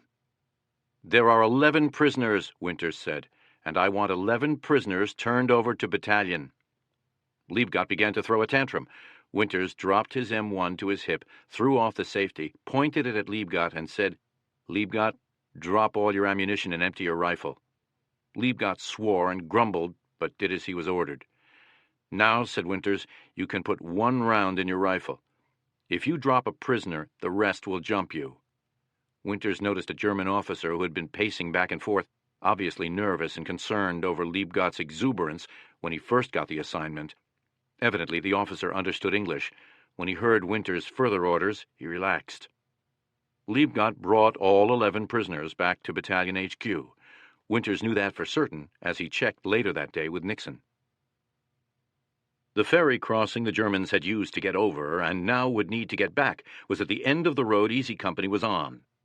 Winters wanted to get there before they did. When the platoon from Fox Company arrived, bringing more ammunition, Winters redistributed the ammo and then gave his orders. He set up a base of fire with half the 60 or so men under his command, then had the other half move forward 100 meters, stop and set up its own base of fire, and leapfrog the first group down the road. He intended to repeat this maneuver the full 600 or so meters to the river. About 200 meters short of the river, Winters' unit reached some factory buildings. German artillery had started to work. The SS troops, desperate to get to the ferry, mounted a 75-man attack on the right rear flank of the Americans. Winters realized he had overreached. It was time to withdraw to be able to fight another day. The unit leapfrogged in reverse back to the dike. Just as the last men got over the dike, the Germans cut loose with a terrific concentration of artillery fire on the point where the road crossed the dike. They had it zeroed in perfectly. The airborne men scattered right and left, but not before suffering many casualties. Winters grabbed the radio and called Battalion HQ to ask for medics and ambulances. Doc Nevels came on and wanted to know how many casualties. 2 baseball teams, Winters replied. Nevels knew nothing about sports. He asked Winters to put it in clear language.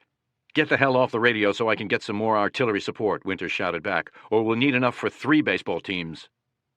Just at that moment, Boyle heard some mortars coming. You could tell they were going to be close. Boyle wasn't moving too fast, as he was exhausted, a result of a less than complete recovery from his wound received in Normandy.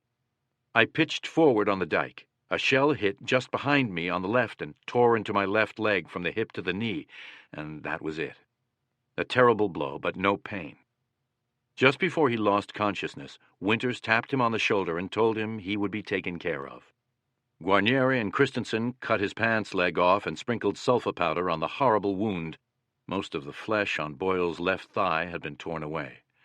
They gave him morphine and got stretcher-bearers to carry him rearward.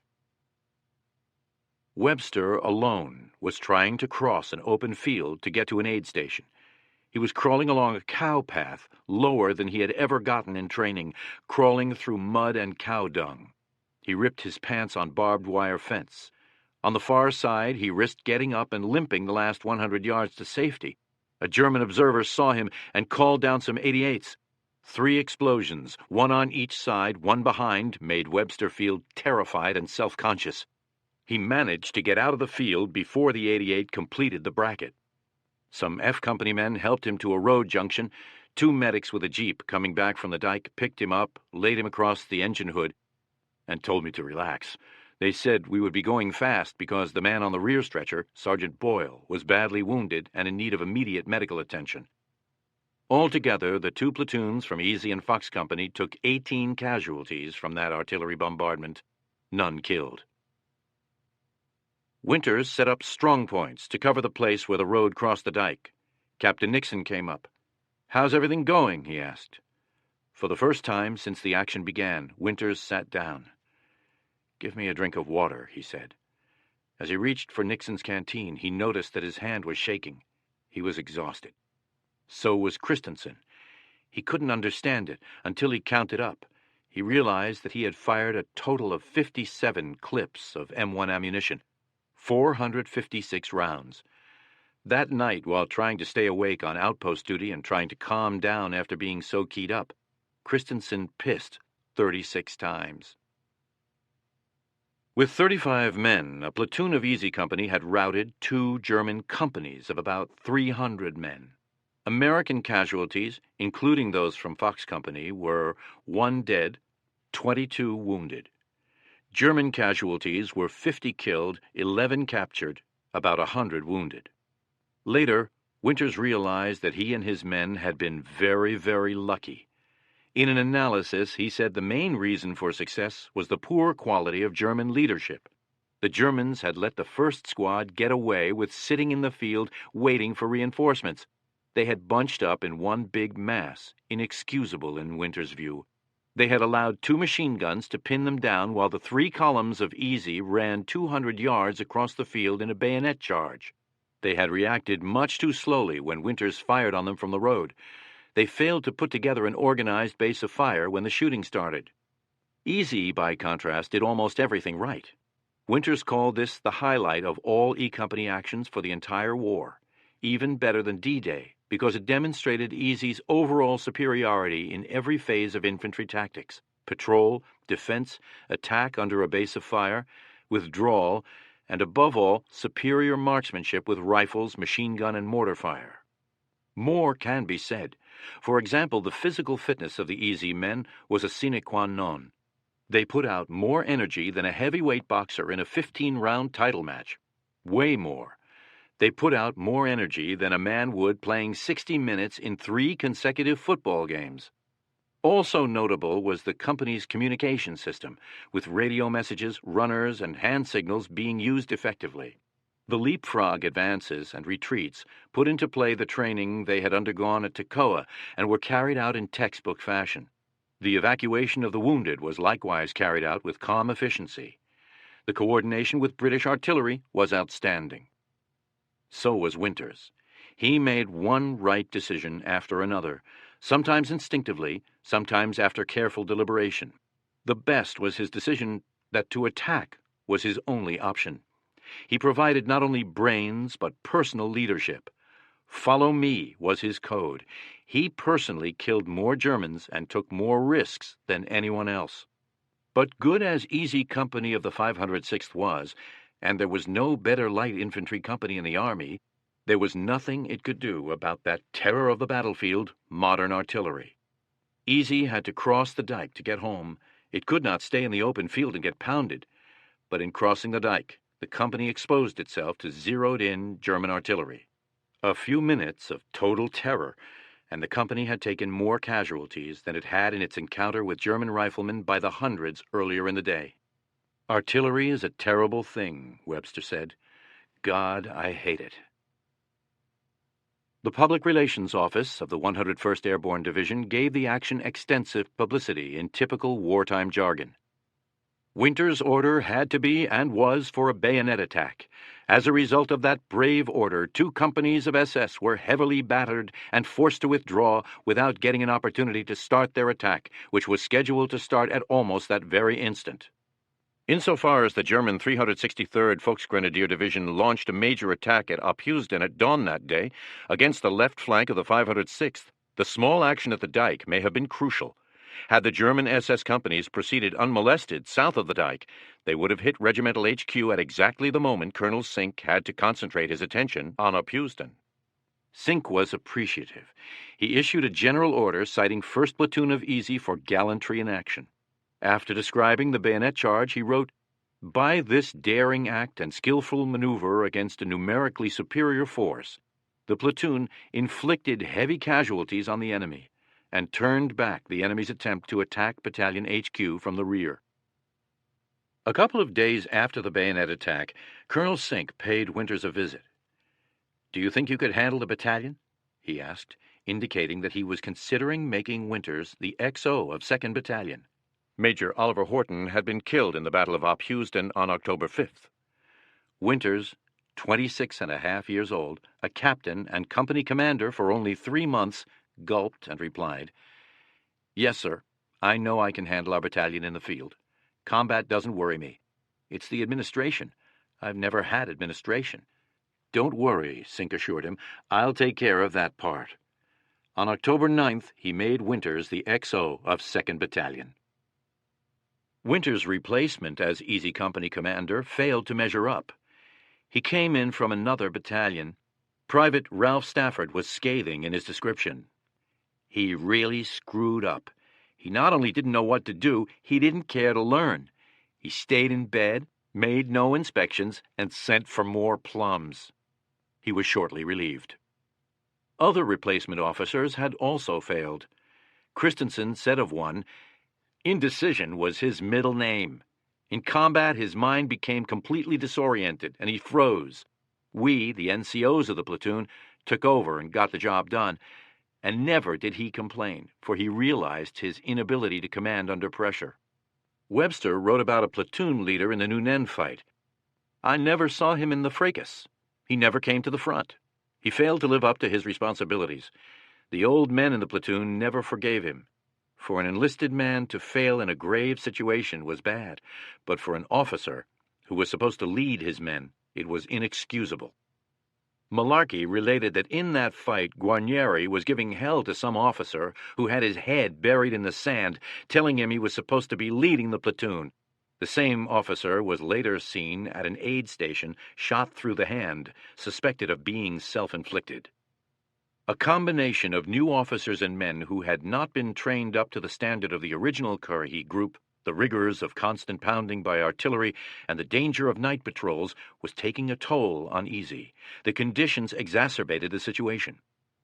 Paul Fussell has described the two stages of rationalization a combat soldier goes through. "It can't happen to me." Then, "It can happen to me unless I'm more careful," followed by a stage of accurate perception.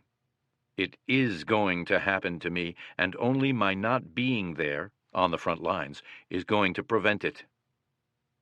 Some men never get to the perception. For others, it comes almost at once. When it does come to a member of a rifle company in the front line, it is almost impossible to make him stay there and do his duty. His motivation has to be internal. Comradeship is by far the strongest motivator. Not wanting to let his buddies down in the positive sense, not wanting to appear a coward in front of the men he loves and respects above all others in the negative sense.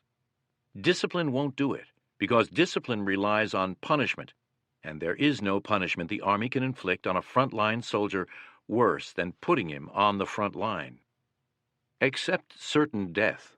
The Wehrmacht in Normandy, for example, had German sergeants standing behind foreign conscripts. A Pole in the Wehrmacht at Omaha Beach managed to be taken prisoner.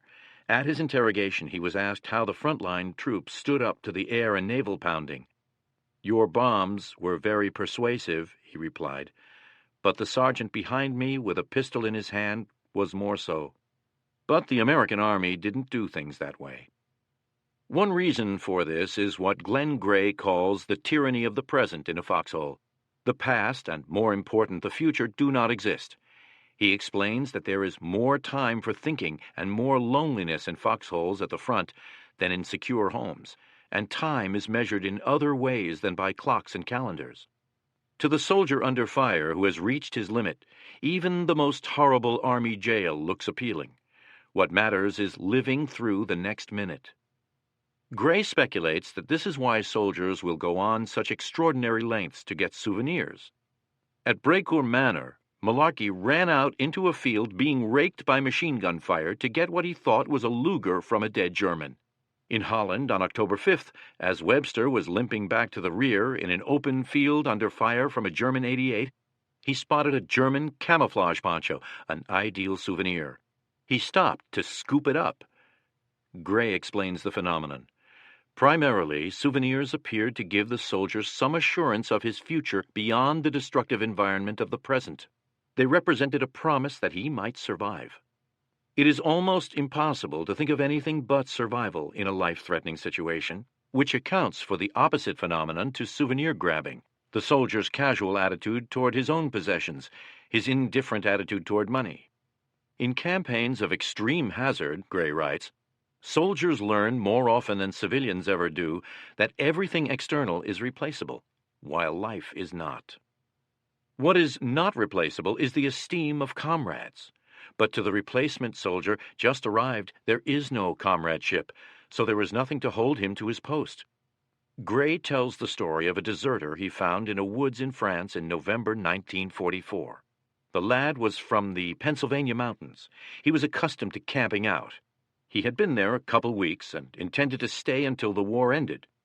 "All the men I knew and trained with have been killed or transferred," the deserter explained. "I'm lonely. The shells seem to come closer all the time, and I can't stand them." He begged Gray to leave him. Gray refused, said he would have to turn him in, but promised he would not be punished. The soldier said he knew that. He bitterly predicted they would simply put him back into the line again. which was exactly what happened when Gray brought him in.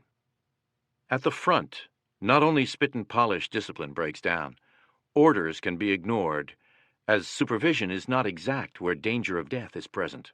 Old soldiers have learned by bitter experience to be independent and to make their own decisions. Webster wrote his parents shortly after he was wounded.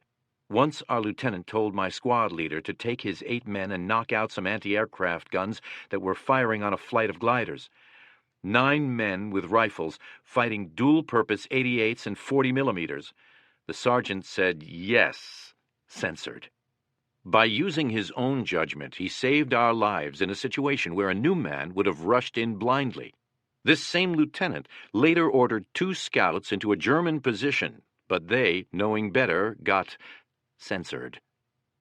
Veterans tried to help replacements, but they also took care not to learn their names, as they expected them to be gone shortly. It was not that the old hands had no sympathy for the recruits. Our new members, Webster wrote his parents, representatives of the 18-year-old draft, were so young and enthusiastic-looking it seemed a crime to send them into battle. We paratroopers get the best men in the Army, but it's a hell of a fate for somebody who's never been away from home or high school to come here. No man in Easy had been in combat before June 6, 1944, but by October, all the men who took off from England on the evening of June 5th, who were still alive in Holland, had been through 2 combat jumps and 2 campaigns. Many of them had been wounded. Some of the wounded had gone AWOL from the hospital to go to Holland.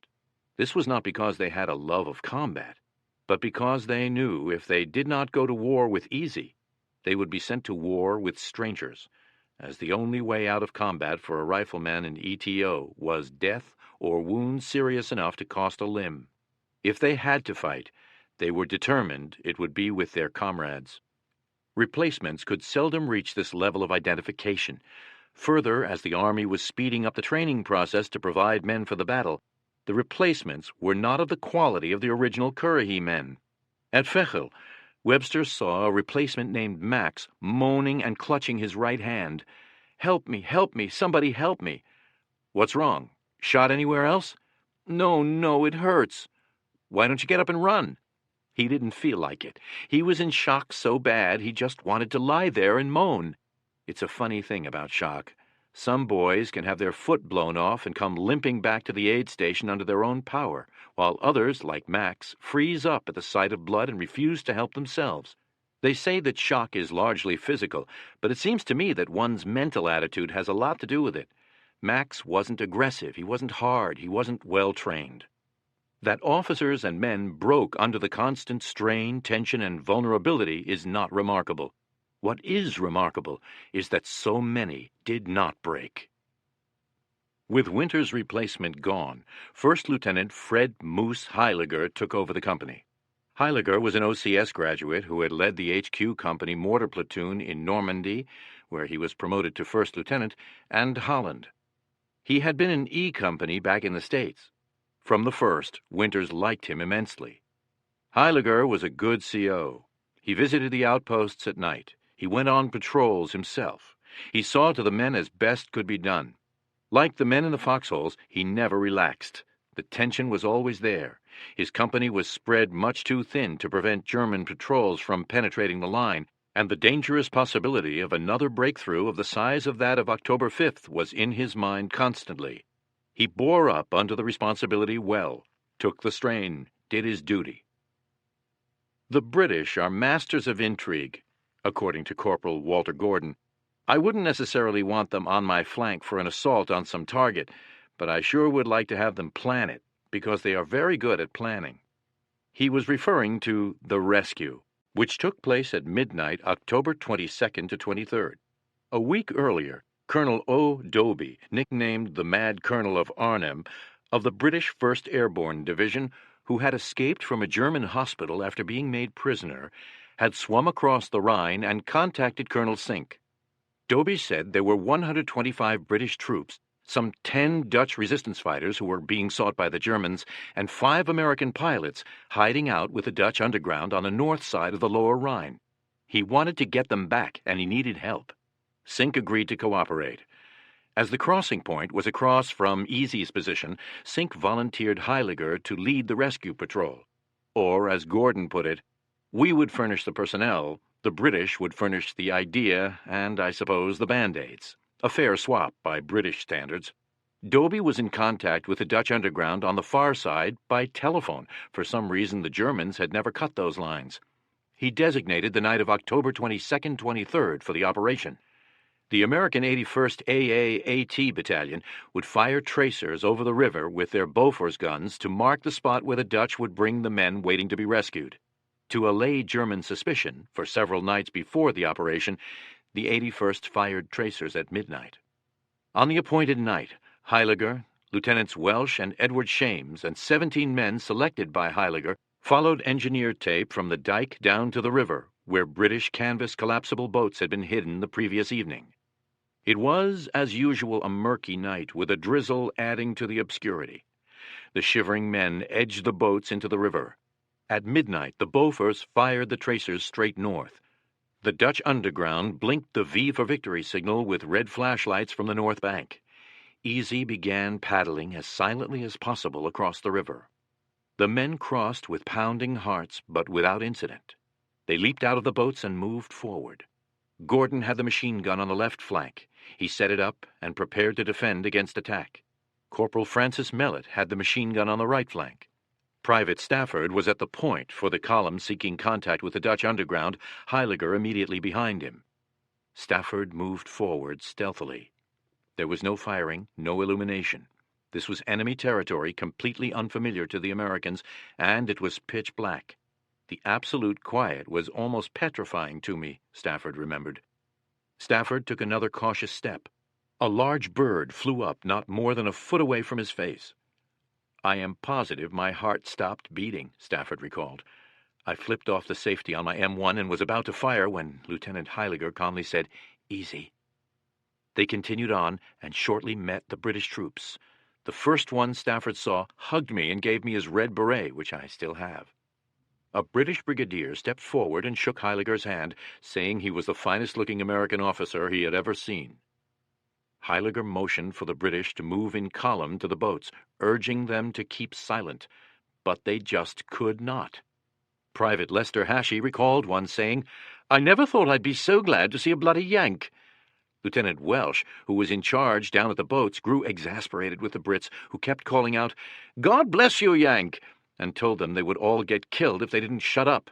The British got into the boats. Heiliger pulled his men back in leapfrog fashion. Soon everyone was ready to shove off. Gordon was the last one back and in the trailing boat crossing the river. There was a certain amount of excitement and urgency, he said, and he was certain the Germans would sink them all any moment. But they were never spotted. By 01:30, the entire party were safely on the south bank and crossing no man's land on the way to the American front line behind the dike. The next day, Colonel Sink issued a citation for gallantry in action. He declared that the courage and calmness shown by the covering force was a major factor in this successful execution. So well organized and executed was this undertaking that the enemy never knew an evacuation had taken place. All members of this covering force are commended for their aggression, spirit, prompt obedience of orders, and devotion to duty. Their names appear below. Gordon's name is there. When I suggested that he must be proud to have volunteered for and carried out so well such a hazardous operation, he said the only reason he went along was that Heiliger had selected him. It was not a volunteer operation. I'm not saying I wouldn't have volunteered, I'm just saying I didn't volunteer. On October 28th, the 101st Division's area of responsibility was enlarged. The 506th shifted to the east on the riverbank, just opposite Arnhem. Easy was in the line in the vicinity of the village of Driel, which put the company in the easternmost tip of the Allied advance toward Germany. It was replacing a British unit. As the company moved into its new position, Sergeant Lipton and Battalion XO Winters talked with the British commander. He said they could see Germans moving around and digging in along the railroad track to the east. Easy was still on the right flank of the 506th at Driel. That put it at the point where the line bent at an acute angle, meaning one platoon faced north, another east, with the third in reserve.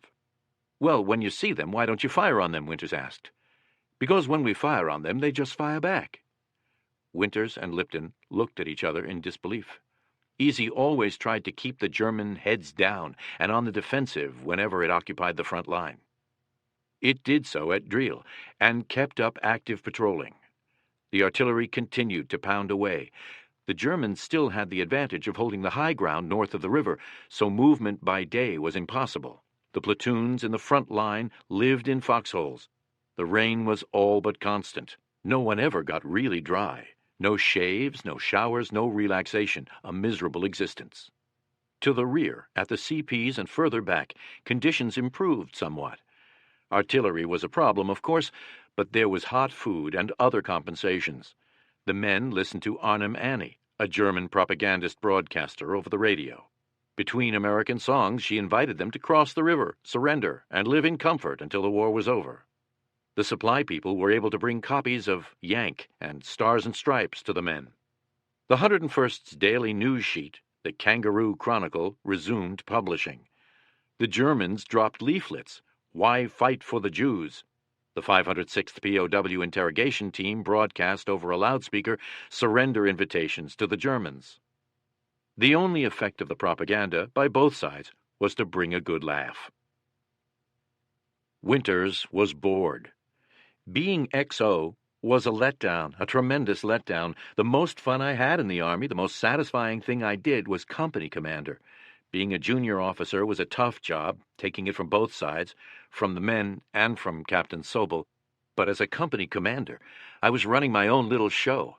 I was out front, making a lot of personal decisions on the spot that were important to the welfare of my company, getting a job done.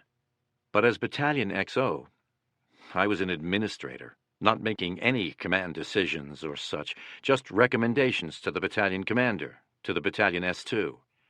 I suggested that some people would feel a sense of relief at the change. "I didn't," Winters replied. First Lieutenant Harry Welsh's 2nd Platoon had the sector of the line facing east. His CP was in a barn some 50 meters west of the railroad tracks, where the Germans had their outposts. His platoon strength was down to 24 men. Even if he kept half of them on alert, that meant 12 men to cover a front of 1,500 meters. With a more than 200-meter gap between outposts, it was relatively easy for German patrols to penetrate the line after dark. They did so regularly, not with the purpose of mounting an attack. Like the Allies, they had accepted the static situation, and their lines were thinly held too, but to make certain the Americans were not building up. After his experiences on October 5th, Winters was worried about the porous situation at the front. When he heard a member of the rescue mission of October 22nd, 23rd describe the penetration of German lines without being spotted as fantastic, he snorted, "The Germans did the same thing to us. They got 2 companies across, and we never fired a shot at them until they got up on the dike. So what's the big deal?" Winters was also frustrated in his new job. He craved action and fretted over the German penetrations. On the afternoon of October 31st, he called Heiliger on the telephone to suggest that night the two of them make their own inspection of the outposts. Heiliger agreed. At 2100 hours that evening, Winters arrived at Easy's CP. Heiliger telephoned Welsh to let him know that he and Winters were on their way out to see him. As Moose and I proceeded down the path leading to Welsh's CP, Winters related, we were walking shoulder to shoulder as the path was only about 6 feet wide, slightly raised. There was a drop of about 3 feet into a drainage ditch on each side. Out of the darkness came an order, "Halt!" Heiliger was a calm, easygoing man, a CO who did not get excited unnecessarily. So when Winters felt him take an extra hard breath, he tensed. Winters figured Heiliger had forgotten the password. Heiliger started to say "Moose," but before he got the words half out, blam, blam, blam, an M1 spat 3 bullets out from a distance of 10 yards. Heiliger dropped to the road with a moan. Winters dived into the ditch on the left side of the road. He feared they had run into a German patrol because the M1 fire had been so rapid it could have been a German machine pistol. Then he heard footsteps running away. Winters crawled back onto the path, grabbed Heiliger, and pulled him to the side. He had been hit in the right shoulder, a fairly clean wound, and in the left leg, a bad one. His calf looked like it had been blown away. Winters set to bandaging the leg. A few minutes later, Winters heard footsteps running his way. As he moved to grab his rifle, he heard Welsh calling in a low voice, "Moose? Dick?" Welsh and 2 of his men helped bandage Heiliger. They gave him morphine shots and carried him back to the battalion CP. By then he had lost so much blood and had had so many shots of morphine he had a wax-like pallor that made Winters doubt he was going to make it. He made it. Within a week he was back in a hospital in England. While there, he was promoted to captain and given the British Military Cross for the rescue patrol. But for Heiliger, the war was over. The soldier who shot Heiliger had been tense, frightened, unsure of himself. The incident broke him up. He was a veteran, not a recruit. Winters decided not to punish him. Soon thereafter, he was eased out of the company. On November 7th, Heiliger wrote Winters from his hospital bed, "Dear Dick, here I am, laying flat on my back, taking it easy. I want to thank you for taking care of me that night I got hit. It sure is a stupid way to get knocked off. I arrived here naked as a jaybird, didn't have a thing. I know you have my wings and pistol, but I am sweating out the clothes in my bedroll and the rolls of film in my musette bag. Jesus, Dick, they put casts right over my wounds, and it smells as if a cat shit in my bed. I can't get away from that stink. Well, this is short, but my right arm is very weak. Remember me to all." Heiliger's replacement as CO of EASY was First Lieutenant Norman S. Dyke, Jr. He came over from Division HQ, tall, slim, good-looking. He was well-educated and talked in a military tone of voice. He made a good impression. Being XO put Winters into daily contact with Nixon, by now Battalion S3. They hardly could have been more different. Winters grew up in a middle-class home. Nixon's father was fabulously wealthy. Winters had not gotten out of Pennsylvania in his teenage years. Nixon had lived in various parts of Europe. Winters was a graduate of a small college. Nixon came from Yale. Winters never drank. Nixon was an alcoholic. But they were the closest of friends because what they had in common was a dedication to the job at hand and a remarkable ability to do that job. Every member of EASY interviewed for this book said Winters was the best combat commander he ever saw, while Nixon was the most brilliant staff officer he knew in the war. Nixon was a hard man to get out of the sack in the morning, according to Winters. One day in November, Winters wanted to get an early start. Nixon, as usual, could not be talked into getting up. Winters went to his bed, grabbed his feet while he was still in his sleeping bag, and threw them over his shoulder. "Are you going to get up? Go away. Leave me alone." Winters noticed that the water pitcher was half full. Still holding Nixon's feet on his shoulder, he grabbed the pitcher and started pouring the contents on Nixon's face. Nixon opened his eyes. He was horrified. "No, no," he begged. Too late. The contents were on their way. Only then did Winters realize that Nixon had not gone outside to piss away the liquor he had drunk, but used the water pitcher instead. Nixon yelled and swore, and then started laughing. The 2 officers decided to go to Nijmegen to investigate the rumor that hot showers were available for officers there. The campaign dragged on. Increasing cold added to the misery of the daily rains. Finally, in late November, Canadian units began to replace the 101st. EASY's turn came on the night of November 24th, 25th, when it pulled out of the line. In the morning, the men boarded trucks for the trip back to France for rest, refitting, receiving replacements, and a shower, which the enlisted men had not had in 69 days. EASY had jumped on September 17th with 154 officers and men. It came out of Holland with 98 officers and men. Lieutenants Brewer, Compton, Heiliger, and Charles Hudson had been wounded, along with 45 enlisted men.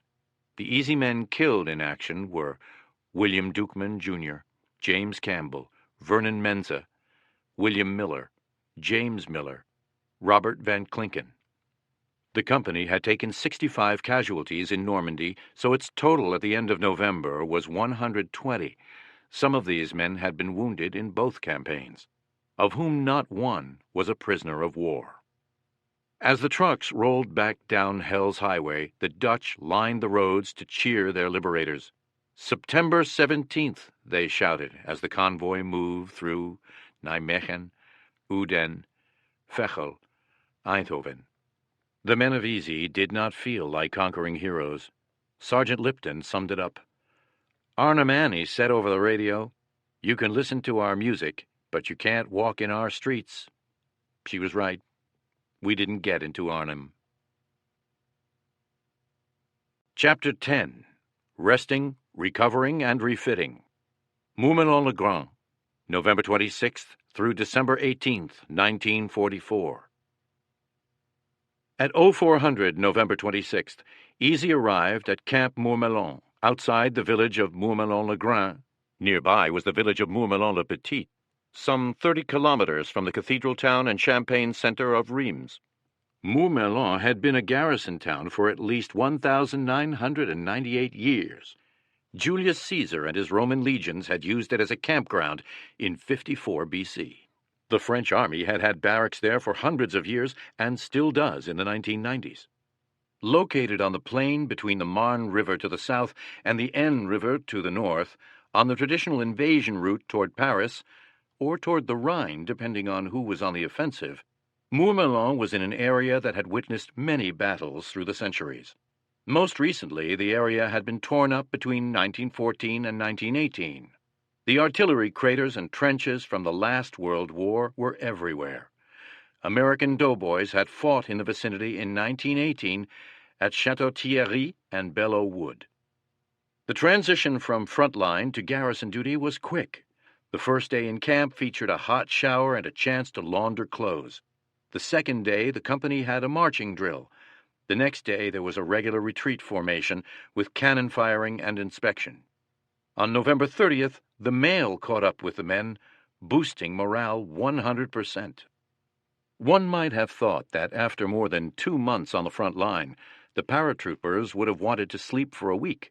But after 1 or 2 experiences of that miracle that is a soldier's night's sleep, the boys needed a physical outlet for their energy and some nonsensical way to release the built-up tension. On December 1st, everyone got a pass to Reims. So did the men of the 82nd Airborne, camped nearby. The mix was volatile. Although Reims was crawling with MPs because it was Eisenhower's HQ, there was plenty to drink, and thus plenty of drunks and plenty of men who wanted to fight. "What's that eagle screaming for?" an 82nd man would ask his buddies when they encountered someone wearing the Screaming Eagle shoulder patch. "Help, help, help," was the reply, and a fistfight would start. On December 4th, all passes to Reims were canceled because, as one trooper put it, the boys won't behave in town. Division tried to work off some of the excess energy by ordering 5-mile marches, parades, and lots of calisthenics. It also organized games of baseball, basketball, and football. It borrowed football equipment from the Air Force, flown in from England.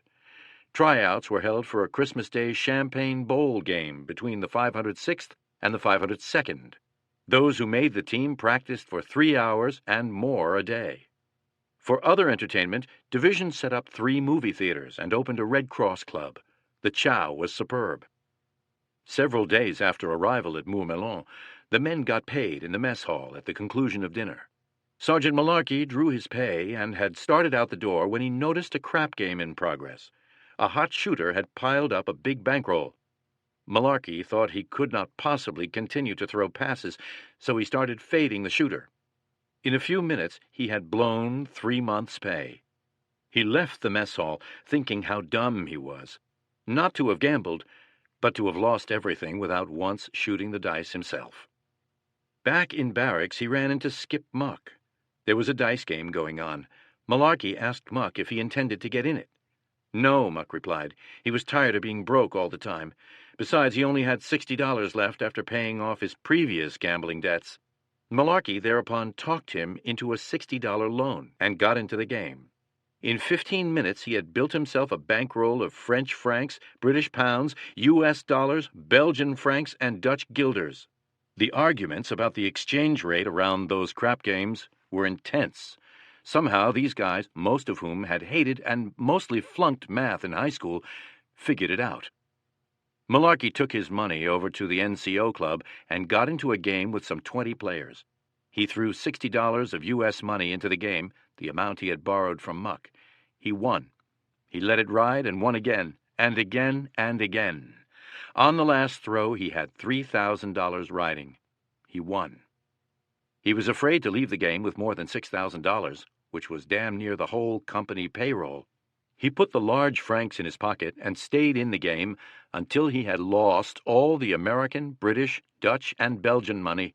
Returning to the barracks, he gave Muck the $60 plus a $500 tip. He still had $3,600. The men were put to work improving the barracks. The most recent occupants had been 2 divisions of German infantry, plus several squadrons of light cavalry. German orders of the day, propaganda posters and the like, were on the walls. They came down. The leavings of the horses were cleaned up. Bunks were repaired, latrines and roads improved. And through it all, like a bright thread, the 506th scrapbook Currahee declared, ran the anticipation of the Paris passes. Morning, noon, and night, anywhere you happened to be, you could hear it being discussed. Division policy was that the men would go into Paris by companies, one at a time. The ones who made it came back with tales that topped those their fathers told after visiting Paris in 1918-1919. The ones who were waiting discussed endlessly what they were going to do when they got to the city. Some individuals got passes. In a couple of cases, they were wasted. Dick Winters got a pass. He went to Paris, got on the metro, rode to the end of the line, and discovered that he had taken the last run of the day. Darkness had fallen, the city was blacked out. He walked back to his hotel, got in well after midnight, and the next day returned by train to Mourmelon. That was my big night in Paris. Private Bradford Freeman from Lowndes County, Mississippi, got a pass to Paris. 46 years later, he recalled of his one day in the City of Lights. I didn't care for what I saw, so I went back to camp. There appeared to be no hurry about getting to Paris, as the general impression was that the paratroopers were going to stay in camp until the good campaigning weather returned in the spring. At that time, they expected to jump into Germany on the far side of the Rhine. The impression was reinforced when General Taylor flew back to the States to participate in conferences regarding proposed changes in organization and equipment of the American Airborne Divisions. It became a certainty on December 10th, when Taylor's deputy, Brigadier General Gerald Higgins, flew to England with 5 senior officers from the 101st to give a series of lectures on Market Garden. Command passed to Brigadier General Anthony McAuliffe, the division's artillery commander. Veterans were returning from hospital. New recruits coming in. Buck Compton rejoined the company, recovered from his wound in Holland. Lieutenant Jack Foley, who had hooked up as a replacement during the last week in Holland, became assistant platoon leader of 2nd Platoon under Lieutenant Compton. The men, Foley remembered, were a mixture of seasoned combat veterans, some with just Holland under their belts, and of course, green replacements. The replacements, 18 and 19-year-olds fresh from the States, were wide-eyed. Although the veterans were only a year or 2 older, they looked terrifying to the recruits. They were supposed to have handed in their live ammunition when they left Holland, but almost none had done so. They walked around Camp Mourmelon with hand grenades hanging off their belts, clips of ammunition on their harness, wearing their knives and unauthorized sidearms. To the recruits, they looked like a bunch of killers from the French Foreign Legion. To the veterans, the recruits looked tender. Company Commander Lieutenant Dyke, Welsh, Shames, Foley, Compton, and other officers worked at blending the recruits into the outfit, to bring them up to Easy's standard of teamwork and individual skills. But it was difficult, as the veterans could not take field maneuvers seriously. By the end of the 2nd week in December, the company was back to about 65% of its strength in enlisted men. Officer strength was at 112.5%, with Dyke in command, Welsh serving as XO, and 2 lieutenants per platoon plus a spare. Put another way, the airborne commanders expected that casualties in the next action would be highest among the junior officer ranks. Welsh was by now the oldest serving officer in the company, and he had not been at Toccoa. Only Welsh and Compton had been in Normandy with Easy. Welsh, Compton, Dyke, Shames, and Foley had spent some time in Holland. It was the NCOs who were providing continuity and holding the company together. Among the NCOs who had started out at Toccoa as privates were Lipton, Talbert, Martin, Lutz, Perconte, Muck, Christensen, Randleman, Rader, Gordon, Toya, Guarnieri, Carson, Boyle, Guth, Taylor, Malarkey, and others. That so many of its Toccoa officers were on the 506th Regimental or 2nd Battalion staff helped Easy to maintain coherence. They included Major Hester and Captain Matheson, S3 and S4 on regimental staff, and Captains Winters and Nixon, XO and S2 on battalion staff. Overall, however, after 1/2 year of combat, Easy had new officers and new privates. But its heart, the NCO Corps, was still made up of Toccoa men who had followed Captain Sobel up and down Currahee in those hot August days of 1942. Many of the men they had run up Currahee with were in hospital in England. Some of them would never run again. Others, with flesh wounds, were on the way to recovery. In the American 110th General Hospital outside Oxford, 3 members of 1st Platoon Easy Company were in the same ward. Webster, Liebgott, and Corporal Thomas McCreary had all been wounded on October 5th, Webster in the leg, Liebgott in the elbow, McCreary in the neck. Webster was practicing his writing. In his diary, he described his buddies. 120-pound Liebgott, ex-San Francisco cabbie, was the skinniest and, at non-financial moments, one of the funniest men in E Company. He had the added distinction of being one of the few Jews in the paratroops. In addition, both he and McCreary, ancient men of 30, were the company elders. McCreary was a light-hearted, good-natured little guy who, to hear him tell it, had been raised on a beer bottle and educated in the Motor Inn, Pittsburgh. According to Webster, the gayest spot in the 110th was the amputation ward, where most of the lads, knowing that the war was over for them, laughed and joked and talked about home. Webster was right to say most rather than all, as some of those with million-dollar wounds wouldn't have given a nickel for them. Leo Boyle, in another ward of the 110th, wrote Winters, "Dear Sir, now that I've got this far, damned if I know what to write. After 2 experiences, I can say it isn't all the shock of the wound that one carries away with him. It's the knowledge that you're out of the picture, fighting, for some time to come. In this, my case, a long time. I don't expect to be on my feet before Christmas. I do expect to be as good as new someday. There is no bone damage, just muscle and tissue damage, and a large area hard to graft. And, sir, I hope you take care of yourself. Better care than I've seen you exercise, for the reason there are too few like you, and certainly none to replace you." He added that Webster, Liebgott, Leo Matz, Paul Rogers, George Lutz, and Bill Guarnieri, all also residents for varying periods of time of the 110th, had been in to see him.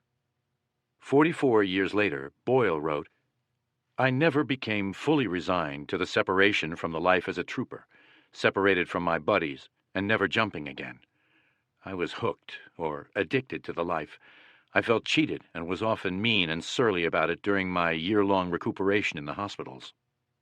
Liebgott requested and got a discharge and a return to duty. So did McCreary, Guarnieri, and others. As noted, this was not because they craved combat, but because they knew they were going to have to fight with somebody and wanted it to be with Easy Company. "If I had my choice," Webster wrote his parents, "I'd never fight again. Having no choice, I'll go back to E Company and prepare for another jump. If I die, I hope it'll be fast." In another letter he wrote, "The realization that there is no escape, that we shall jump on Germany, then ride transports straight to the Pacific for the battle in China, does not leave much room for optimism. Like the infantry, our only way out is to be wounded and evacuated." Webster went to a rehabilitation ward, then toward the end of December to the 12th Replacement Depot in Tidworth, England. This repo depot, like its mate the 10th, was notorious throughout ETO for the sadism of its commander, its inefficiency, chicken-shit ways, filth, bad food, and general conditions that were not much of a step up from an Army prison. Evidently, the Army wanted to make it so bad that veterans recovered from their wounds, or partly recovered, or at least able to walk without support, would regard getting back to the front lines as an improvement. Jim Alley, wounded in Holland, recovered in hospital in England, went AWOL from the 12th Replacement Depot and hitched a ride to Le Havre, then on to Mourmelon, where he arrived on December 15th. Guarnieri and others did the same. Webster did not. He had long ago made it a rule of his army life never to do anything voluntarily. He was an intellectual, as much an observer and chronicler of the phenomenon of soldiering as a practitioner. He was almost the only original Toccoa man who never became an NCO. Various officers wanted to make him a squad leader, but he refused. He was there to do his duty, and he did it.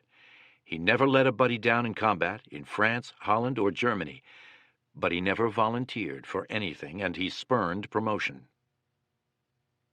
Excitement ran high in Mourmelon. Now that Easy was in a more or less permanent camp, the men could expect more mail and could hope that Christmas packages would catch up with them. There was the company furlough to Paris to anticipate. With a lot of luck, Easy might be in Paris for New Year's Eve. And there was the Champagne Bowl coming on Christmas Day, with a turkey dinner to follow. Betting was already heavy on the football game. The practice sessions were getting longer and tougher. The future after Christmas looked pretty good from the perspective of a rifle company in the middle of the greatest war ever fought. There would be no fighting for Easy until at least mid-March. Then would come the jump into Germany, and after that the move to the Pacific for fighting in China or a jump into Japan. But all that was a long way off. Easy got ready to enjoy Christmas. The sergeants had their own barracks at Mourmelon. On the night of December 16th, Martin, Guarnieri, and some others got hold of a case of champagne and brought it back to the sergeants' barracks. They were unaccustomed to the bubbly wine. Martin popped a few corks. The other sergeants held out their canteen cups. He filled them to the brim. "Well, hell, Johnny," Christensen said. "That's nothing but soda pop, for Christ's sake." They drank some of the world's finest champagne, as if it were soda pop, with inevitable results. A fight broke out, and I have to say I was in it, Martin admitted. And we tore every one of those bunks down, and nails sticking out. I ran nails into my foot. Hell, it was just a battle in there. First Sergeant Carwood Lipton came into the barracks, took one look, and started shouting, "You guys are supposed to be leaders! A bunch of sergeants doing all this crap!" He made them clean up the mess before allowing them to sleep it off. That same night, Winters and Nixon were the only 2 battalion staff officers at HQ. The others had taken off for Paris. Private Joe Lesniewski went to the movies at one of the Mourmelon theaters. He saw a film featuring Marlene Dietrich. Gordon Carson went to bed early to be ready for football practice in the morning. Winters and Nixon got word by radio that all passes were canceled. At the theater, the lights went on and an officer strode onto the stage to announce a German breakthrough in the Ardennes. In the barracks, Carson, Gordon, and others were awakened by the charge of quarters, who turned on the lights and reported the breakthrough. "Shut up," men called back at him. "Get the hell out of here. That was 8th Corps' problem, 1st Army's problem." They went back to sleep. But in the morning, when the company fell in after reveille, Lieutenant Dyke told them, "After chow, just stand fast." He was not taking them out on a training exercise, as was customary. Just stand by were the orders. Dyke told them to kill the time by cleaning the barracks. Evidently, what was going on up in the Ardennes was going to be of concern to the 82nd and 101st Airborne after all. Hitler launched his last offensive on December 16th in the Ardennes, on a scale much greater than his 1940 offensive in the same place against the French army. He achieved complete surprise. American intelligence in the Ardennes estimated the German forces facing the 8th Corps at 4 divisions. In fact, by December 15th, the Wehrmacht had 25 divisions in the Eifel, across from the Ardennes. The Germans managed to achieve surprise on a scale comparable with Barbarossa in June 1941, or Pearl Harbor. The surprise was achieved, like most surprises in war, because the offensive made no sense. For Hitler to use up his armor in an offensive that had no genuine strategic aim, and one that he could not sustain unless his tankers were lucky enough to capture major American fuel dumps intact, was foolish. The surprise was achieved, like most surprises in war, because the defenders were guilty of gross overconfidence. Even after the failure of Market Garden, the Allies believed the Germans were on their last legs. At Ike's HQ, people thought about what the Allied armies could do to the Germans, not about what the Germans might do to them. The feeling was, if we can just get them from out behind the West Wall, we can finish the job. That attitude went right down to the enlisted man level. Sergeant George Koskamaki of the 101st wrote in his diary on December 17th, "It has been another quiet Sunday." The radio announced a big German attack on the First Army front. This should break the back of the German armies. The surprise was achieved, like most surprises in war, because the attackers did a good job of concealment and deception. They gathered two armies in the Eifel without Allied intelligence ever seeing them. By a judicious use of radio traffic, they got Ike's G2 looking to the north of the Ardennes for any German counterattack. No one in the Allied world thought for 1 minute that a German counteroffensive was conceivable.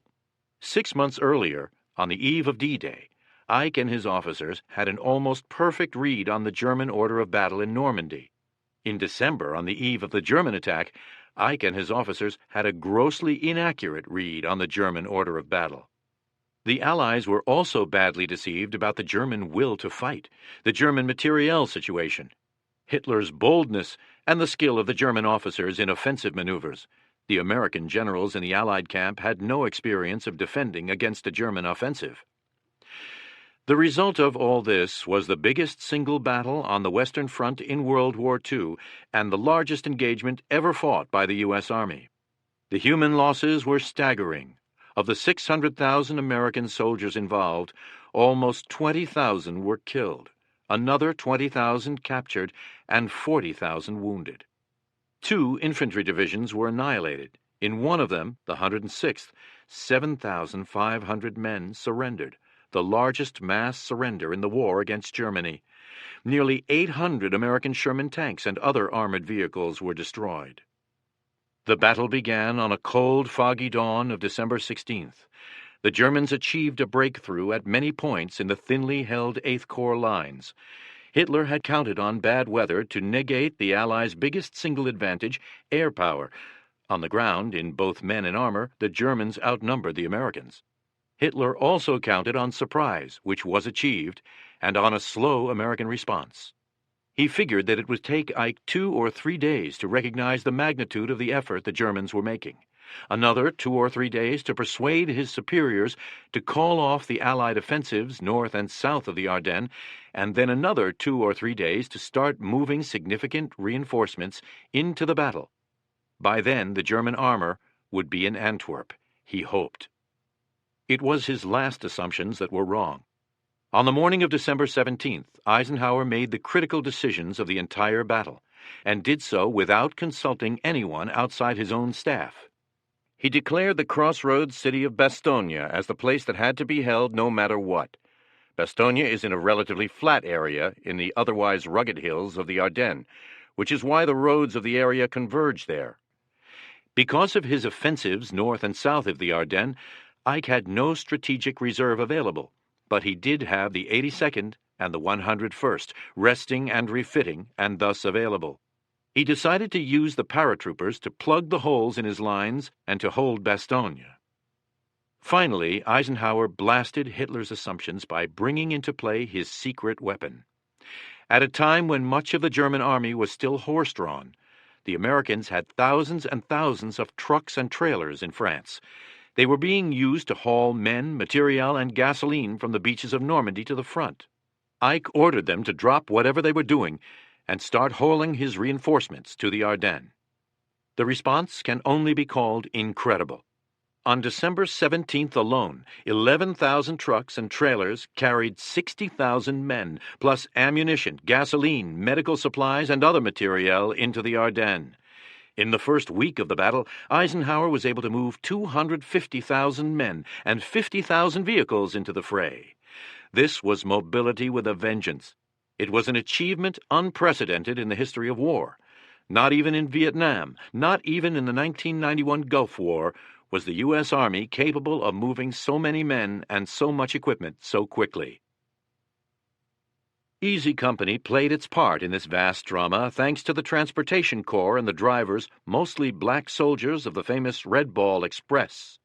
At 20:30, December 17th, Ike's orders to the 82nd and 101st to proceed north toward Bastogne arrived at the division's HQ. The word went out to regiments, battalions, down to companies. Get ready for combat. Trucks arriving in the morning were moving out. "Not me," Gordon Carson said. "I'm getting ready to play football on Christmas Day." "No, you're not," Lieutenant Dyke said. Frantic preparations began. Mourmelon did not have an ammunition dump. The men had only the ammunition they had taken out of Holland. There was none to be found. Easy did not have its full complement of men yet, or of equipment. Some men did not have helmets. They did have football helmets, but not steel ones. The company was missing a couple of machine guns and crews. The men had not received a winter issue of clothes. Their boots were not lined or weatherproof.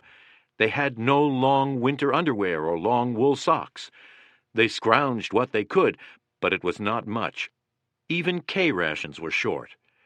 When Easy set out to meet the Wehrmacht on the last, greatest German offensive, the company was under strength, inadequately clothed, and insufficiently armed.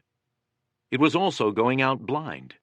As not even General McAuliffe knew the destination of the 101st as yet, obviously Colonel Sink could not brief Captain Winters, who thus could not brief Lieutenant Dyke.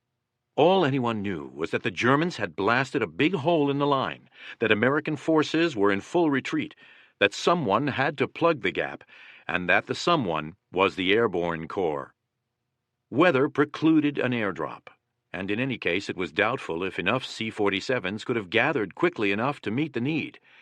Instead, the Transportation Corps, acting with utmost dispatch, gathered in its trucks from throughout France, but especially in the area between Le Havre and Paris. MPs stopped the trucks. Services of supply forces unloaded them, and the drivers, many of whom had already been long on the road and badly needed some rest, were told to get to Camp Mourmelon without pausing for anything. The process began as darkness fell on December 17th. By 0900 on December 18th, the first trucks and trailers began arriving in Mourmelon. The last of the 380 trucks needed for the movement of the 11,000 men of the 101st arrived at the camp at 1720. By 2000, the last man was outloaded. Just before Easy moved out, Malarkey went into a panic. He remembered he had $3,600 in his money belt. He asked Lieutenant Compton for help. Compton put him in touch with a division fiscal officer who said he would deposit the money, but if he did, Malarkey could not get at it until he was discharged. That was fine with Malarkey. He handed over the money and took the receipt. He climbed into his trailer with the happy thought that after the war he could return to the University of Oregon and not have to wash dishes to pay his way. "We were packed in like sardines," Private Freeman remembered. Captain Winters used a different image. "You were just like an animal in there. You were just packed into that trailer like a cattle car." As the trucks pulled out, Carson thought about the football practice he had been anticipating with relish, contrasted it with his actual situation, and began singing "What a Difference a Day Makes." The trucks had no benches, and damn little in the way of springs. Every curve sent men crashing around. Every bump bounced them up into the air. It was hard on the kidneys. Relief came only when the trucks stopped to close up the convoy, and on the legs. The trucks drove with lights blazing until they reached the Belgian border. A calculated risk taken for the sake of speed. As the truck-borne troopers were on the road, 8th Corps Command decided where to use them. The 82nd would go to the north shoulder of the penetration, near Saint-Vit. The 101st would go to Bastogne. The trucks carrying Easy stopped a few kilometers outside Bastogne. The men jumped out, a tailgate jump they called it, relieved themselves, stretched, grumbled, and formed up into columns for the march into Bastogne. They could hear a firefight going on. "Here we go again," said Private Freeman. The columns marched on both sides of the road toward the front. Down the middle of the road came the defeated American troops, fleeing the front in disarray, mob-like. Many had thrown away their rifles, their coats, all encumbrances.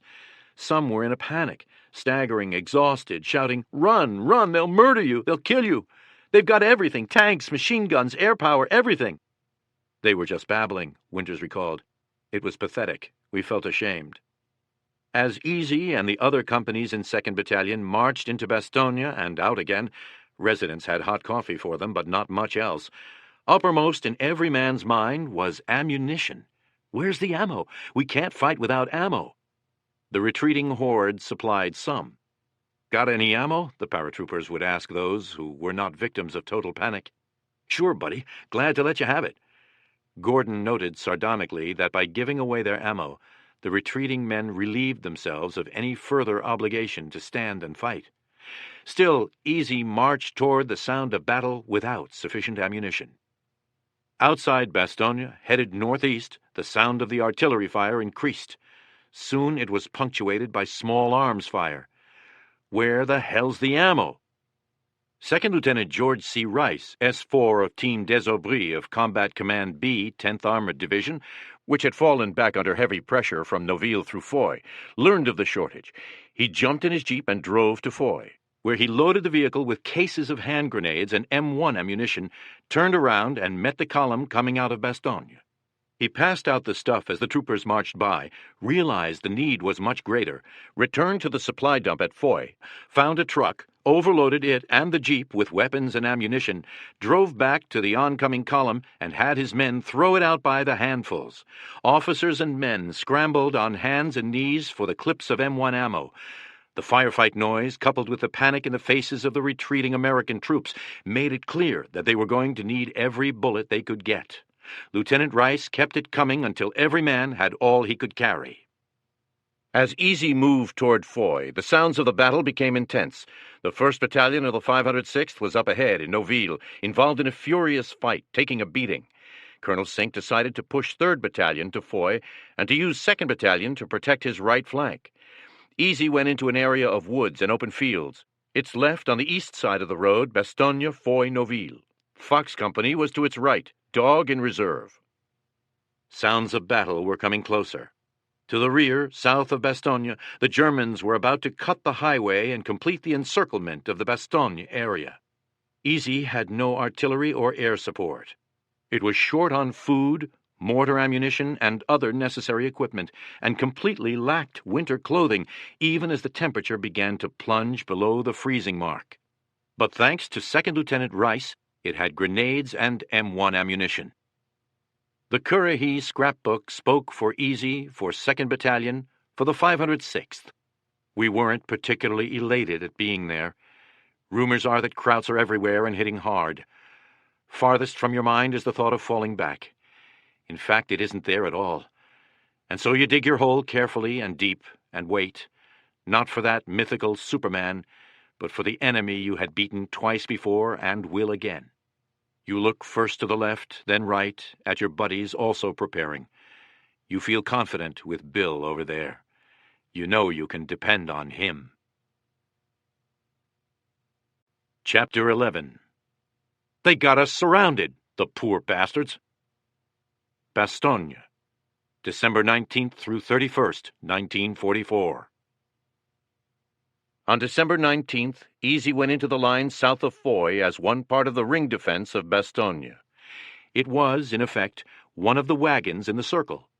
Inside were the 101st Airborne, Combat Command B of the 10th Armored, plus the 463rd Field Artillery Battalion.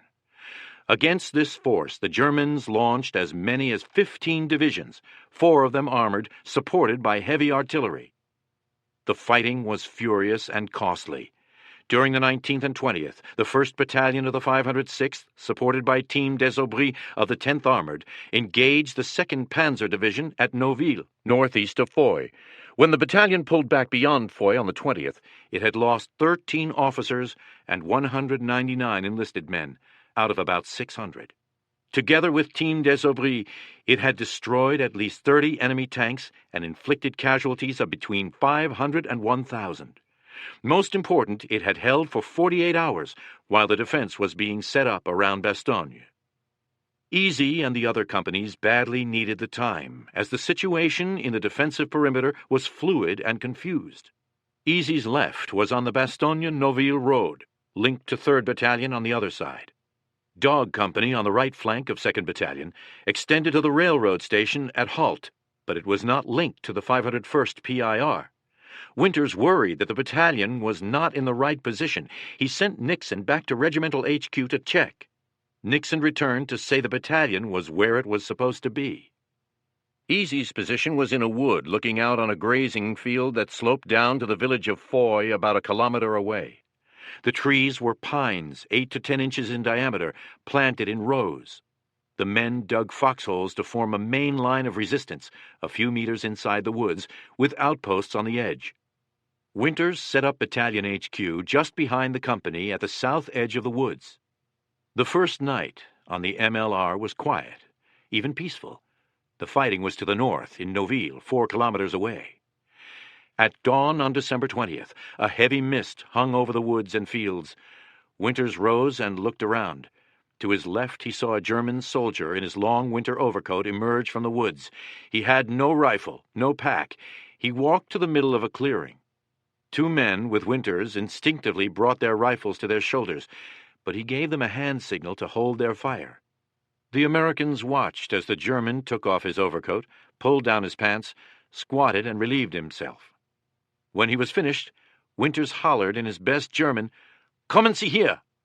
The soldier put up his hands and walked over to surrender. Winters went through his pockets. All he had were a few pictures and the end of a loaf of hard black bread. "Think of this," Winters commented. "Here is a German soldier, in the light of early dawn, who went to take a crap, got turned around in the woods, walked through our lines, past the company CP, and ended up behind the battalion CP. That sure was some line of defense we had that first night." German soldiers were not the only ones who got lost that day.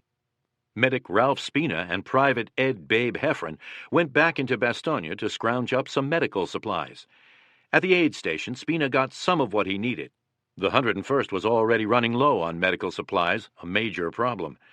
The 2 E Company men grabbed a hot meal, and although they hated to leave the stove, with darkness coming on, they set out for the line. Heffron suggested a shortcut across a wooded area. Spina agreed. Heffron led the way. Suddenly he fell into a hole. There was a shout of surprise. Then a voice called out from under Heffron, "Hinkel, Hinkel, is das du?" Heffron came barreling out of the foxhole and took off in the opposite direction, yelling, "Hinkel your ass, Kraut!" He and Spina got reoriented and finally found the E Company CP. Spina, who recalled the incident, concluded, "To this day, every time I see Babe, I ask him how Hinkel is feeling, or if he has seen Hinkel lately." The medics were the most popular, respected, and appreciated men in the company. Their weapons were first aid kits. Their place on the line was wherever a man called out that he was wounded. Lieutenant Foley had special praise for Private Eugene Rowe. He was there when he was needed, and how he got there you often wondered. He never received recognition for his bravery, his heroic servicing of the wounded. I recommended him for a Silver Star after a devastating firefight when his exploits were typically outstanding. Maybe I didn't use the proper words and phrases. Perhaps Lieutenant Dyke didn't approve, or somewhere along the line it was cast aside. I don't know. I never knew except that if any man who struggled in the snow and the cold, in the many attacks through the open and through the woods, ever deserved such a medal, it was our medic, Gene Rowe. On December 20th, what was left of the 1st Battalion of the 506th and Team des Aubry pulled back from Noville and went into reserve. Easy awaited an attack that did not come. The damage inflicted by 1st Battalion was so great that the Germans made their assaults on other sectors of the defensive perimeter. Easy underwent artillery and mortar bombardments, but no infantry attack. On December 21st, it snowed, a soft, dry snow. It kept coming. 6 inches, 12 inches. The temperature fell to well below freezing. The wind came up, even in the woods. The men were colder than they had ever been in their lives. They had only their jump boots and battle dress with trench coats. No wool socks, no long underwear. Runners went into Bastogne and returned with flour sacks and bed sheets. which provided some warmth and camouflage. In the foxholes and on the outposts, men wrapped their bodies in blankets and their boots in burlap. The burlap soaked up the snow, boots became soggy, socks got wet. The cold penetrated right into the bones. Shivering was as normal as breathing. The men looked like George Washington's army at Valley Forge, except that they were getting fired upon, had no huts, and warming fires were out of the question. Colonel Ralph Ingersoll, an intelligence officer with 1st Army, described the penetrating cold. Riding through the Ardennes, I wore woolen underwear, a woolen uniform, armored force combat overalls, a sweater, an armored force field jacket with elastic cuffs, a muffler, a heavy-lined trench coat, 2 pairs of heavy woolen socks, and combat boots with galoshes over them, and I cannot remember ever being warm. For the men of Easy, without decent socks and no galoshes, feet always cold and always wet, trench foot quickly became a problem. Corporal Carson remembered being taught that the way to prevent trench foot was to massage the feet, so he took off his boots and massaged his feet. A German shell came in and hit a tree over his foxhole. Splinters tore up his foot and penetrated his thigh. He was evacuated back to Bastogne. At the hospital set up in the town, I looked around and never saw so many wounded men. I called a medic over and said, "Hey, how come you got so many wounded people around here? Aren't we evacuating anybody?" "Haven't you heard?" the medic replied. "I haven't heard a damn thing. They've got us surrounded, the poor bastards." General McAuliffe saw to it that the wounded had booze for comfort. A medic gave Carson a bottle of crème de menthe. I didn't even know what it was, but to this day I have liked crème de menthe. The Luftwaffe bombed the town that night. Carson remembered to get on his hands and knees for the concussion. He got sick. Thank God for that helmet. I had already had about half that crème de menthe. It was all green in my helmet. For the most part, all the men of Easy had to eat was K-rations, and not enough of those had been distributed back at Mourmelon. The company cooks tried to bring a hot meal up after darkness, but by the time they reached the men in the foxholes, the food was cold. Mainly, it consisted of white navy beans, which, according to Sergeant Rader, caused gastronomical outbursts that were something to behold. Cook Joe Dominguez found some shortening and cornmeal, which he turned into corn fritters, also stone cold by the time they arrived. The men mixed the lemonade packet in their K-rations with snow to make a dessert. On the line, the days were miserable, the nights worse. The shelling was not continuous. The machine gun fire directed at the Americans was sporadic, but snipers were active through the day. At night, the ominous silence would be broken by the nerve-wracking hammering of enemy mortars, followed by cries from the wounded and calls to man the positions in preparation for an attack. Then another ominous silence. Every 2 hours, the platoon sergeants would wake 2 men in a foxhole, lead them to the outpost, OP position, to relieve the men on duty. The trip out to the OP was always eerie, Christensen remembered. You eyed all silhouettes suspiciously, skeptical of any sound. Reluctantly, you approach the OP.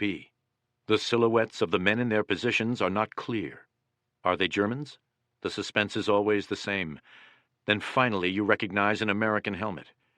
Feeling a little ridiculous, yet also relieved, you turn around and return to the main line, only to repeat the entire process in another 2 hours. In the foxholes, the men tried to get some sleep. Difficult to impossible given the cramped conditions, usually 6 feet by 2 feet by 3 or 4 feet deep for 2 men. At least lying together allowed the men to exchange body heat. Heffron and Private Al Vittori did manage to get to sleep the second night out. Heffron woke when Vittori threw his heavy leg over his body. When Vittori started to rub Heffron's chest, Heffron gave him a shot with his elbow in his belly. Vittori woke and demanded to know what the hell was going on. Heffron started to give him hell in return. Vittori grinned and said he had been dreaming about his wife. "Al," Heffron said, "I can't help you, as I got combat boots, jump pants, and my trench coat on, and they are not coming off." In other foxholes, men talked to relieve the tension. Sergeant Rader and Private Don Hubler came from the same town on the banks of the Ohio River. Don and I would talk all night about home, our families, people, and places, and what the hell were we doing in a predicament like this? Spina recalled discussing with his foxhole mate politics, the world's problems, plus our own, wishing we had a drink or a hot meal, preferably in that order. We talked about what we were going to do when we got home, about a trip to Paris in a couple of weeks, go to the Follies. Mainly we talked about going home. Sergeant Toya, back from hospital, didn't like the silence at night between mortar attacks. To break it, he would sing. "I'll Be Seeing You" was his favorite. Heffron told him to cut it, that the Krauts would surely hear him. Toya sang anyway. According to Heffron, Joe was a hell of a better soldier than singer. Sitting in front-line foxholes was bad. Being on OP was worse. Going on combat patrol, looking for a fight, was the worst. But it had to be done. It was the inability of 8th Corps to patrol aggressively due to insufficient manpower that had led to the December 16th surprise when the Germans attacked in far greater force than anyone anticipated. On December 21st, Lieutenant Peacock sent Sergeant Martin to the various foxholes of 1st Platoon. At each one holding a sergeant or a corporal, Martin announced, "I want all NCOs back at the platoon CP now." The men gathered. Lieutenant Peacock, the platoon leader, as tense as ever, stopped the grumbling. "At ease. Battalion wants a platoon to go on a combat patrol, and we have been elected to be that platoon." He paused. No one spoke. Peacock went on. "We know the Krauts are in the woods in front of our MLR, but we don't know how many, or where their MLR or OPs are located. It's our job to acquire that information and to capture some prisoners if possible." Questions came in a torrent. "What's the plan of attack?" Sergeant Christensen, leader of 1st Squad, wanted to know. "How will the squads be positioned?" asked Sergeant Muck of the Mortar Squad. "What happens when we lose contact in the woods?" wondered 2nd Squad leader Sergeant Randleman. Peacock did not have any ready answers. "You'll know more of what you're going to do when we reach the woods," was all he could think to say. Son of a bitch, Christensen thought to himself. This is going to be another snafu operation, with not enough information to fill a pea pod. "We move out at 1300 hours, Peacock concluded. Damn, was Christensen's thought. We are being led by Mr. Indecision himself. To infiltrate into the German lines without a good plan is a tremendous, bungling tactical error. But when he met with his squad, he kept his thoughts to himself. He told the men to draw ammunition and be ready to jump off at 1300. At 1200, 1st Platoon fell back a few meters from the MLR and gathered around Father Maloney, who had his communion set out. He announced that he was giving a general absolution. After the men who wanted one received their communion wafer, he wished them good luck. Just before 1300, the platoon assembled in the woods behind the MLR. Peacock looked to Christensen like a frightened rabbit. He had no special orders to give, offered no clarification about a plan. He just announced, "All right, men, let's move out."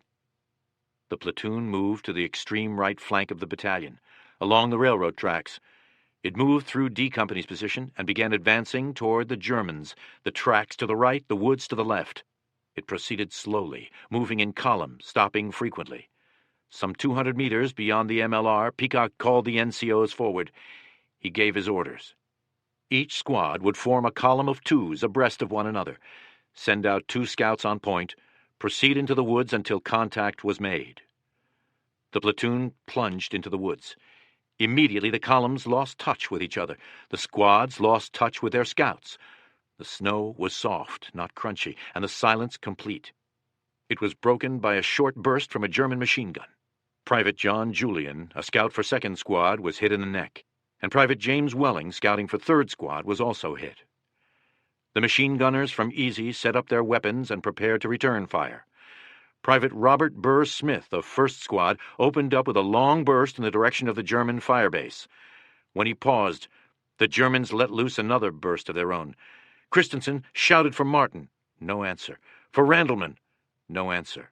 For Peacock. No answer. Only more German fire. The 1st Platoon's being decimated, Christensen thought. He shouted again. Bull Randleman came through the woods to answer. "Have you seen Martin or Peacock?"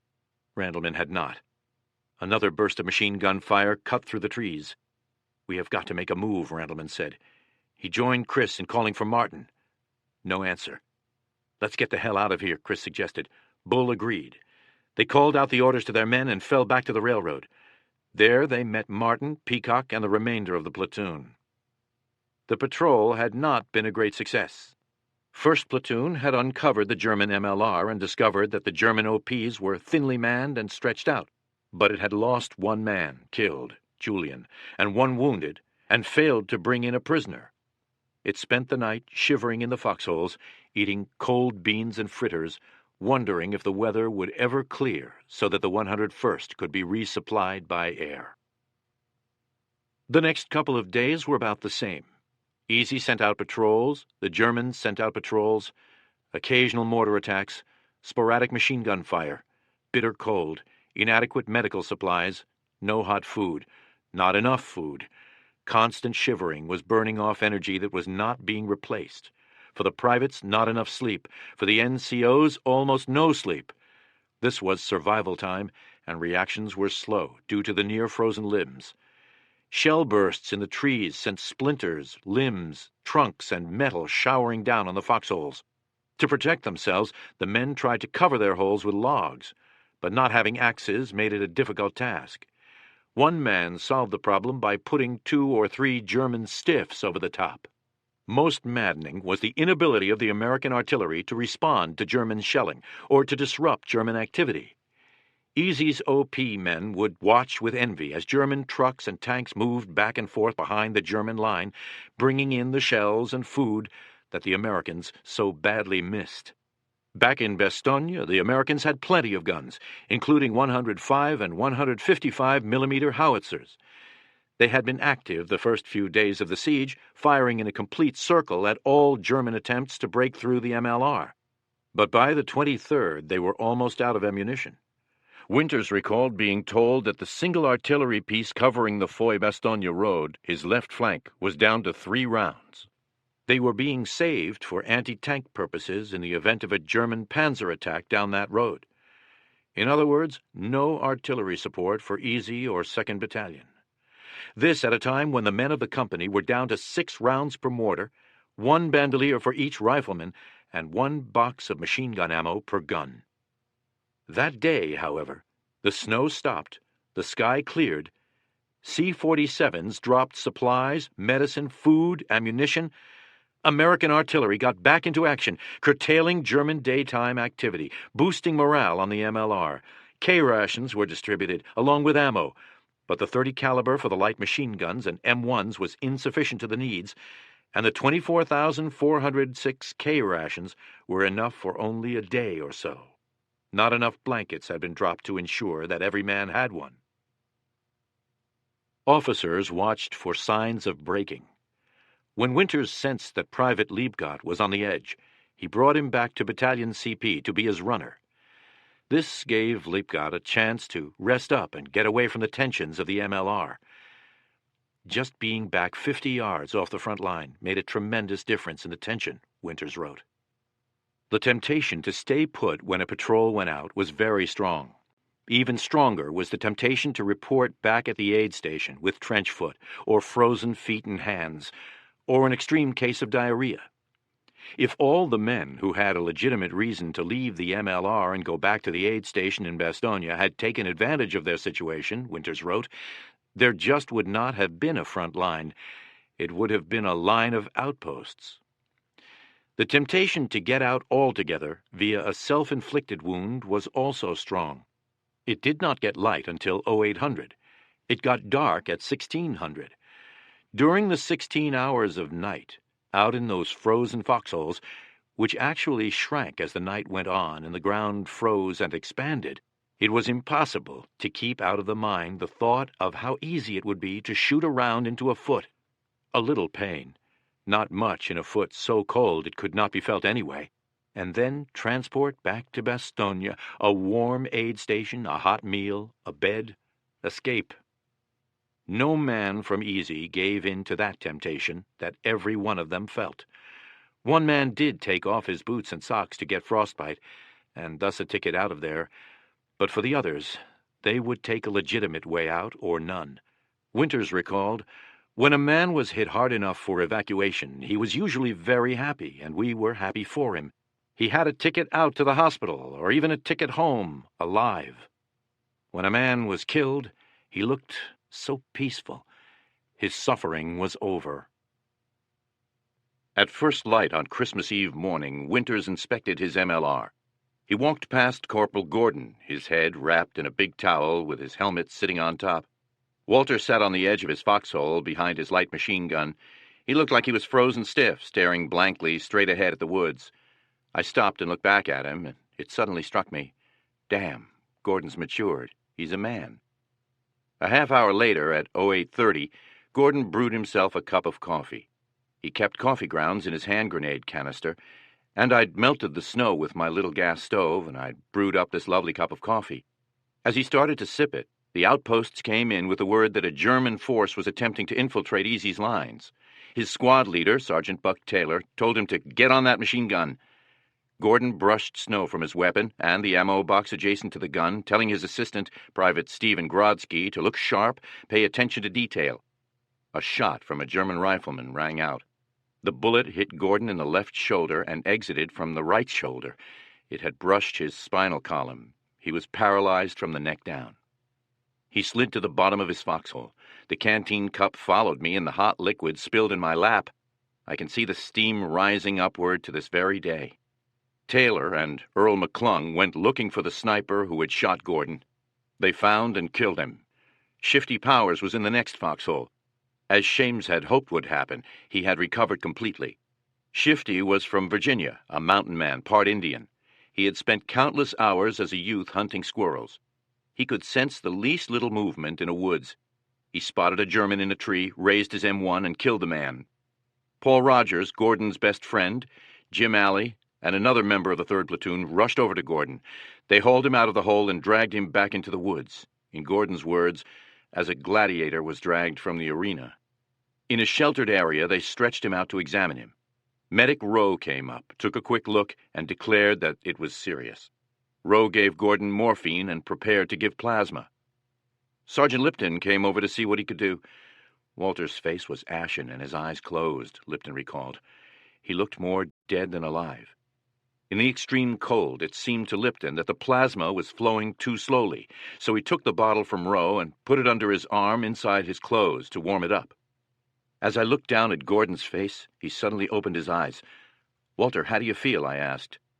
"Lipton," he said in a surprisingly strong voice, "you're standing on my hand." I jumped back, looking down, and he was right. I had been standing on his hand. A jeep summoned by radio came up and evacuated Gordon to the aid station. The German attack continued, intensified, was finally thrown back with heavy losses, thanks to a combination of Easy's rifle and machine gun fire, mortars and grenades, ably assisted by artillery. Lipton later counted 38 dead German bodies in front of the woods. Lieutenant Welsh was hit and evacuated. On the afternoon of Christmas Eve, the men received General McAuliffe's Christmas greetings. "What's merry about all this, you ask?" was the opening line. "Just this. We have stopped cold everything that has been thrown at us from the north, east, south, and west. We have identifications from 4 German panzer divisions, 2 German infantry divisions, and 1 German parachute division. The Germans surround us. Their radios blare our doom. Their commander demanded our surrender in the following impudent arrogance." There followed the 4-paragraph message to the USA commander of the encircled town of Bastogne from the German commander, demanding an honorable surrender to save the encircled USA troops from total annihilation, dated December 22nd. McAuliffe's message continued. The German commander received the following reply, 22nd December 1944, to the German commander, nuts, the American commander. We are giving our country and our loved ones at home a worthy Christmas present, and, being privileged to take part in this gallant feat of arms, are truly making for ourselves a Merry Christmas. A.C. McAuliffe, commanding. The men at the front were not as upbeat as General McAuliffe. They had cold white beans for their Christmas Eve dinner, while the division staff had a turkey dinner served on a table with a tablecloth, a small Christmas tree, knives and forks and plates. Out on the MLR, Sergeant Rader was feeling terrible about having to put men out on OP duty on Christmas Eve. His childhood buddy, Corporal Don Hubler, suggested, "Why don't we take that post tonight and just allow the men to sleep? We can lay it off as a kind of Christmas present to the men." Rader agreed. When darkness fell, they moved out to the OP. It was miserably cold, a biting wind taking the wind chill factor well below zero. As the night wore on, we talked of our homes, Rader remembered, our families, and how they were spending their Christmas Eve. Don felt sure all of them were in church praying for us. On Christmas Day, the Germans attacked again, but fortunately for E Company on the other side of Bastogne. The following day, Patton's Third Army, spearheaded by Lieutenant Colonel Crichton Abrams of the 37th Tank Battalion, broke through the German lines. The 101st was no longer surrounded. It now had ground communications with the American supply dumps. Soon trucks were bringing in adequate supplies of food, medicine, and ammunition. The wounded were evacuated to the rear. General Taylor returned. He inspected the front lines, according to Winters, very briskly. His instructions before leaving us were, "Watch those woods in front of you." What the hell did he think we had been doing while he was in Washington? Winters has a thing about Taylor. In one interview, he remarked, "And now you have General Taylor coming back from his Christmas vacation in Washington." I interrupted to say, "That's not quite fair." "Isn't it?" "Well, he was ordered back to testify." Winters cut me off. "I don't want to be fair." The breaking of the siege brought the first newspapers from the outside world. The men of the 101st learned that they had become a legend even as the battle continued. As the division history put it, the legend was aided by the universality of the press and radio, of 10,000 daily maps showing one spot, holding out inside the rolling tide of the worst American military debacle of modern times. It was aided by a worried nation's grasping for encouragement and hope. For days it was the one encouraging sight that met their eyes each morning, and the War Department, earlier than was its practice, identified the division inside the town, so even before their bloody month in the town was up, to the world the 101st became the battered bastards of the bastion of Bastogne. The elements of drama were there: courage in the midst of surrounding panic and defeat, courage and grim humor in the midst of physical suffering, cold, and near-fatal shortages, a surrender demand and a four-letter word rebuttal, and a real comradeship. Courage and comradeship combined to develop a team that the Germans couldn't whip. Of course, Combat Command B of the 10th Armored Division was also in Bastogne, but it was not identified in the press. And of course, the 82nd Airborne fought as costly and desperate a fight on the northern shoulder of the Bulge, a fight that was at least as significant as the one at Bastogne. But it was not surrounded, and never got the publicity the 101st received. The 101st still had a complaint. As the story of the Battle of the Bulge is told today, it is one of George Patton and his Third Army coming to the rescue of the encircled 101st. Like the cavalry coming to save the settlers in their wagon circle, no member of the 101st has ever agreed that the division needed to be rescued. With the encirclement broken, the men of the 101st expected to return to Mourmelon to bask in the Allied world's adulation and perhaps celebrate the New Year in Paris. But the heroic stand at Bastogne had been a defensive action. To win the war, the Allies were going to have to resume their offensive. The Germans had come out of their fixed positions in the West Wall and made themselves vulnerable. Eisenhower wanted to seize the opportunity. But his problem at the end of December was the same as it had been in the middle of the month: a manpower shortage. The stark truth was that the Germans outnumbered the Allies on the Western Front. The United States had not raised enough infantry divisions to fight a two-front war. This was a consequence of the pre-war decision by the government to be lavish with deferments for industrial and farm labor and to refrain from drafting fathers. There was also a shortage of artillery shells, brought on by a decision in September, when it seemed the war in Europe would be over in a matter of weeks, to lower production of shells on the industrial priority list. To go over to a general offensive, as he had decided to do, Ike needed the 101st and 82nd in the line. It was a question of timing. Eisenhower wanted to attack even before New Year's Eve, but Monty, commanding the forces, all American, on the northern shoulder of the bulge, stalled and shivered and made excuses, so it did not happen. For Easy, that meant staying in the line. Conditions improved somewhat. The men got overshoes and long underwear and sometimes hot food. But the cold continued. The snow did not go away. The Germans hit the company with mortar and artillery fire daily. Patrols had to be mounted. German patrols had to be turned back. On December 29th, Easy was in the same woods it had occupied for 9 days. With the clear weather, the men on OP duty could see Foy below them, and Noville across open fields and along the road about 2 kilometers to the north. Shifty Powers came in from an OP to report to First Sergeant Lipton. "Sergeant," he said, "there's a tree up there toward Noville that wasn't there yesterday." Powers had no binoculars, but Lipton did. Looking through them, Lipton could not see anything unusual, even after Powers pinpointed the spot for him. One reason Lipton had trouble was that the object was not an isolated tree. There were a number of trees along the road in that area. Lipton expressed some doubts, but Powers insisted it had not been there the previous day. Lipton studied the spot with his binoculars.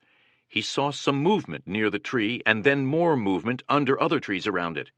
Then he saw gun barrels, 88s by their appearance, as they were elevated, and 88s were the basic German anti-aircraft weapon as well as ground artillery piece. Lipton realized that the Germans were putting an anti-aircraft battery in among the trees and had put up the tree Powers spotted as part of their camouflage. Lipton put in a call for a forward artillery observer.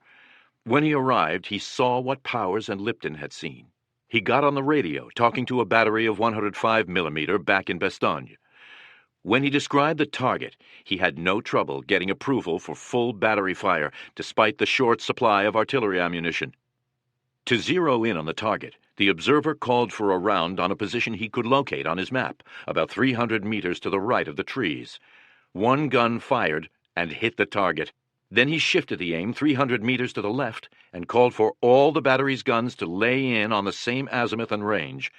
When he got a report that all was ready, he had his guns fire for effect, several rounds from each gun. Shells started exploding all around the German position. Lipton watched through his binoculars as the Germans scrambled to get out of there, salvaging what they could of their guns, helping wounded to the rear. Within an hour, the place was deserted. It all happened, Lipton summed up, because Shifty saw a tree almost a mile away that hadn't been there the day before. The German 88 battery had been going into place as part of a renewed pressure the Germans were putting on Bastogne.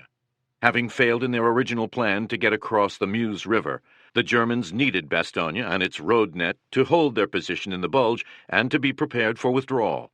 They launched furious attacks against the narrow corridor leading into the town from the south and increased the pressure all around.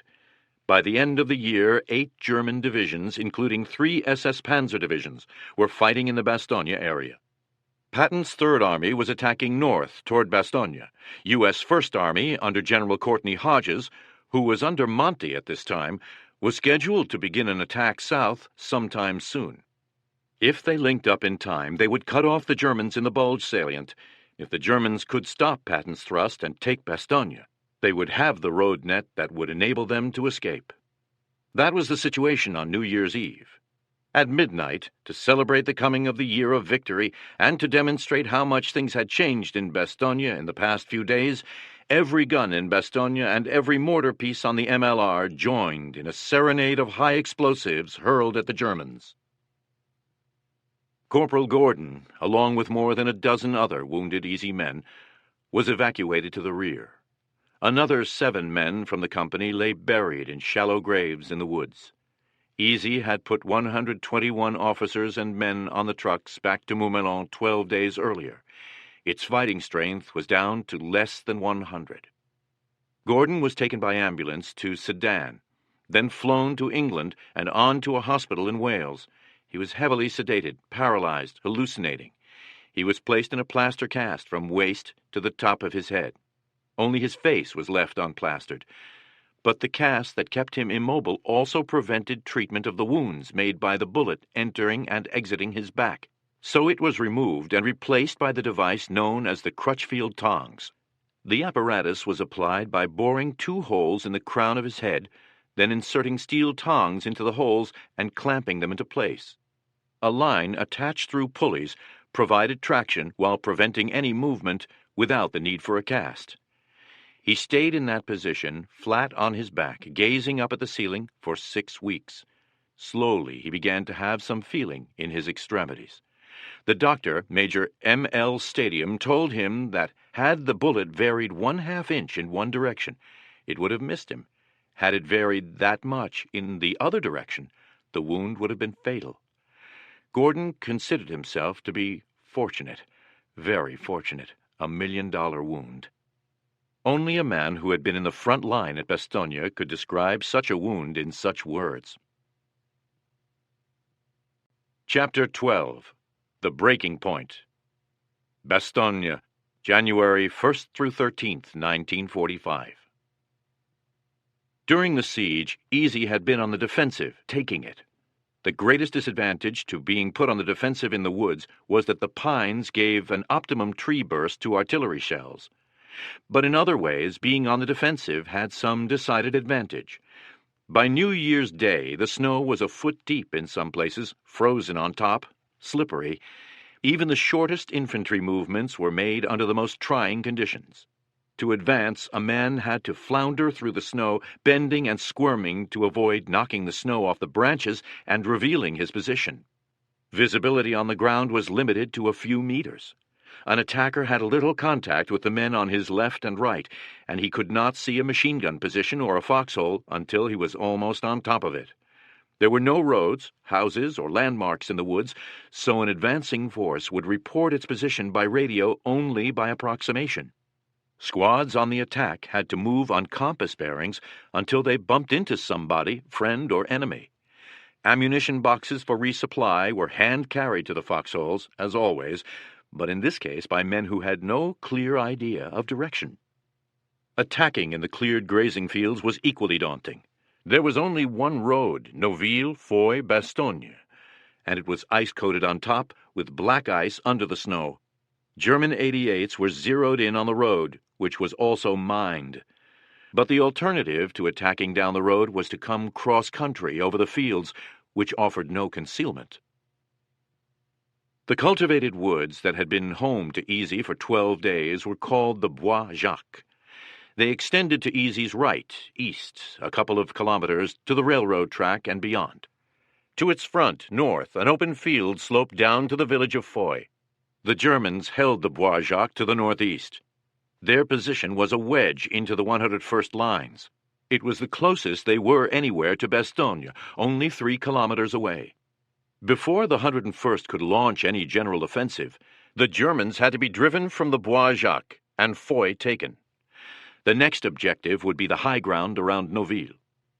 New Year's Day was quiet, but that evening Division assigned 2nd Battalion of the 506th the task of attacking and clearing out the Bois Jacques. That night, a few German planes dropped bombs on E Company. Sergeant Toya was hit by a piece of shrapnel on the wrist. This was his 3rd wound. He had been hit in Normandy, and then again in Holland. He was a walking wounded. The medic sent him back to the aid station to get patched up. Before leaving, Toya checked in with Sergeant Malarkey, who said in parting, "You lucky S.O.B."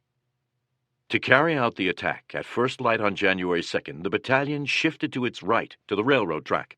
1st Battalion, in Regimental Reserve, moved into 2nd Battalion's old position. 2nd Battalion formed skirmish lines on the Foy-Bizory Road, looking to the northeast into the dense woods, waiting for the order to move out. This was the same place from which 1st Platoon had moved out on patrol on December 22nd. A battalion of the 501st was on 2nd Battalion's right. It would be attacking in support. Winters called out the command, "Move out!" The men began to advance. Moving in those dense woods was an exhausting process under the best of circumstances, completely so when carrying rifles, machine guns, mortars, grenades, knives, ammunition, and rations. The struggle to get through caused the body to sweat profusely, which was not a problem until one stopped. After a few minutes, the wet underclothing could chill the body to the bone. Immediately upon plunging into the woods, contact between platoons, even squads, sometimes even man-to-man, was lost. The snow and trees absorbed the noise so that even the clank of equipment, a sign that the men on each side were advancing with you, was absent. The sense of isolation, coupled with the feeling of tension, to create a fearful anticipation of the inevitable enemy response. Machine gun fire from directly in front hit E Company. Simultaneously, supporting American artillery began to whine over the heads of the men. Immediately, German artillery fired back, but not as counter-battery. The German shells were landing in and on the paratroopers. As quickly as it started, the firing ceased.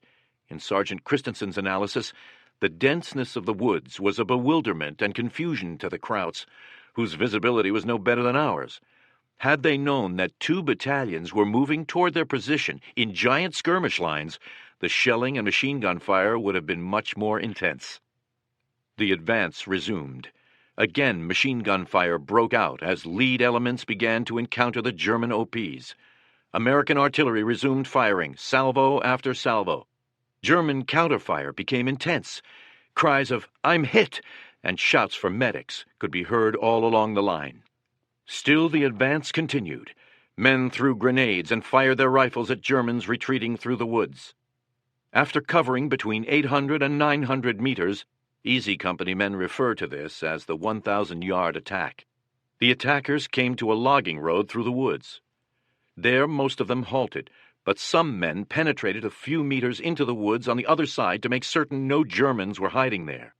Christensen was standing on the road with a few of his 1st Platoon men when suddenly, to the right, there was the most improbable sight. A German soldier on horseback came galloping into view. As the Americans saw him, he saw them. He whirled the horse around and began to retreat. Corporal Hubler quickly got off 3 shots, smiled, and jumped into the air, shouting, "I got him! I got him!" Christensen found himself having the odd thought that he had been hoping the horseman would make his getaway. From over to the left, in the woods across the road, Private Ralph Trapazzano called out, "Hey, Chris, I've got a Kraut." Christensen moved down in his direction, went 5 meters past his position, and cut into the woods, holding his M1 ready to fire with safety off. He approached the German from his right side. There stood a very strong-looking SS trooper, camouflage jacket on, submachine gun in his left hand, his arms hanging straight down his side. But his weapon was pointed at Trapp. Trapp was down in a prone position, with his M1 pointed at the Kraut's chest. There wasn't a hint of fear on the SS trooper's face. Christensen pointed his M1 at the German's chest and told him, in his high school German, to drop his weapon. The German looked in Christensen's eyes and saw he meant to shoot, looked at his rifle and sensed that Christensen was taking up the slack on his trigger. He dropped his submachine gun and raised his hands. Christensen told Trapazzano, "The next time you are confronted with an arrogant son of a bitch like this, shoot the bastard." So far, Easy had been lucky. To its right, the 501st had been attacked while it was attacking. The 26th SS Panzer Grenadier Regiment of the 12th SS Division, Hitlerjugend, hit with tanks, artillery, and infantry, inflicting heavy loss. On Easy's left flank, tanks and infantry from the 9th SS Division hit the other companies of the 502nd. But in Easy's sector, things were relatively quiet. Darkness was coming on. The word went down the line to dig in. The men were harassed by sporadic machine gun fire and occasional artillery bursts, which prompted them to cut branches from the nearest source to cover their foxholes. This was dangerous and difficult because it meant exposure. When machine gun fire or shell fire came in, it was a desperate, mad dash for the foxhole, with adrenaline racing through the body. When the foxhole sanctuary was complete, a man was exhausted, his clothes and body drenched with sweat. Now he sat, cold, then colder, then began uncontrollable shivering. When you were convinced that your body could stand no more, Christensen commented, you found out that it could. Hubler was in a state of exhilaration after shooting a man on horseback. He moved from one position to another, hands in his pockets, batting the breeze with anyone who would talk. In his right-hand pocket he had a Luger he had picked up on the battlefield. A shot rang out. He had accidentally fired the Luger. The bullet went through his right thigh, severing the main artery. In great pain, Hubler rolled about on the ground, crying out for help. Private Holland and 1st Platoon medic tried to bandage the wound. 2 men carried Hubler back to the aid station, but he died shortly after arrival. It was a severely cold night that never seemed to end. Dawn came slowly. There was no firing. Sergeant Martin came walking down 1st Platoon lines. Although his reputation was that he seldom raised his voice and never gave orders in a harsh tone, this time he said gruffly, biting off the words, "I want all the 1st Platoon non-coms at the platoon CP in 10 minutes. Sergeants Rader, Randleman, Muck, and Christensen, and Corporals Robert Marsh and Thomas McCreary gathered at the CP. Martin suggested that they sit down. Lieutenants Sterling Horner, Peacock, and Foley were there. Horner spoke first. "Your platoon commander, Lieutenant Peacock, has been awarded a 30-day furlough to the States, and he leaves today." He explained that the PR man at Division HQ thought it would be a great idea to send 1 officer from each regiment involved in the heroic defense of Bastogne to the States for a war bond drive and other publicity purposes. Colonel Sink decided to make the selection by drawing lots. Captain Nixon won. Peacock came in second in the 506th. Nixon said he had already seen the States and didn't want to go, so Peacock got the assignment. Everyone looked at Peacock, who stammered, "I have been awarded this furlough, I feel certain, because of the great job you men did in Holland and here, and the only thing I can say is thanks." Sergeant McCreary jumped up, ran to Peacock, and started pumping his hand, saying, "Boy, am I glad to hear you're going home, Lieutenant. That's the best news we've had since we left Mourmelon." Peacock, completely misunderstanding, blushed. He said he felt overwhelmed, that praise from one of the men was the highest praise. The sergeants smiled at each other. They were feeling as happy to see Peacock going as he was to be going. The non-coms felt they had carried his load throughout Holland and the Ardennes. No one tried harder than Peacock, Christensen declared, but it was a job he was not cut out for. Peacock announced that Lieutenant Foley was taking command of the platoon. Then, with a cheery, "Good luck to you all," he was gone. As Peacock left, Father John Maloney brought Joe Toya back from the aid station in Bastogne in his jeep. He dropped Toya off by the road. Toya started walking across the field toward the front line. Winters saw him, his arm in a sling, heading back toward the front. "Where are you going?" Winters asked. "You don't have to go back to the line." "I want to go back with the fellas," Toya replied, and kept walking. That afternoon, January 3rd, Winters pulled 2nd and 3rd platoons, plus an attached bazooka team from the 10th Armored, out of the advanced position. He left 1st Platoon, temporarily attached to D Company, which, like most of the companies in the 101st, was down to 50% or less of authorized strength and needed help to maintain the MLR. 2nd and 3rd Platoons began hiking back to their old positions in the section of the woods overlooking Foix. It was about 15:30. The lead units decided to take a shortcut across the open field to get to the foxholes before dark. The other units followed. The Germans saw them. When the men ducked into the woods, they noticed immediately that the Germans had zeroed artillery in on the position. There were shell holes and branches from tree bursts all around the foxholes. The shell holes were big, indicating heavy artillery, probably 170 millimeters. No one had to give an order. Every man went to work at once to strengthen the cover of his foxhole. Sergeant Lipton grabbed an axe and ran over to the nearest small trees, about 50 meters beyond his foxhole. He heard German guns open in the distance. There was not enough time to get back to his foxhole, so he jumped into a small open hole someone had started to dig and then abandoned. It was so shallow that even when lying flat in it, Lipton's head from his nose up was above ground. So he saw the first shells bursting in the trees. The sound was deafening and terrifying. The ground rocked and pitched as in an earthquake. The men from the bazooka team had no foxholes. 2 of them were killed immediately. A number of others wounded. Sergeant Joe Toya was in the open, shouting orders to his men to take cover. "They always said if you can hear the shells, you'll be okay," he recalled. I did not hear the shell. It exploded just above him. Shrapnel all but tore off his right leg and hit him in the stomach, chest, and both arms. The shrapnel in his chest area was later removed by 2 separate operations, taking it out from the back. As suddenly as it began, the shelling stopped. It had been the worst shelling Easy had endured in the war. All through the woods, men were calling out for a medic. Lipton ran back to his foxhole to get his rifle, expecting an infantry attack. He heard someone moaning in the next foxhole. A tree, 16 inches in diameter, had fallen over it. Lipton tried to move the tree, but could not. Help arrived. The men dug around the tree, and Private Shep Howell came out, grinning. Toya yelled for help.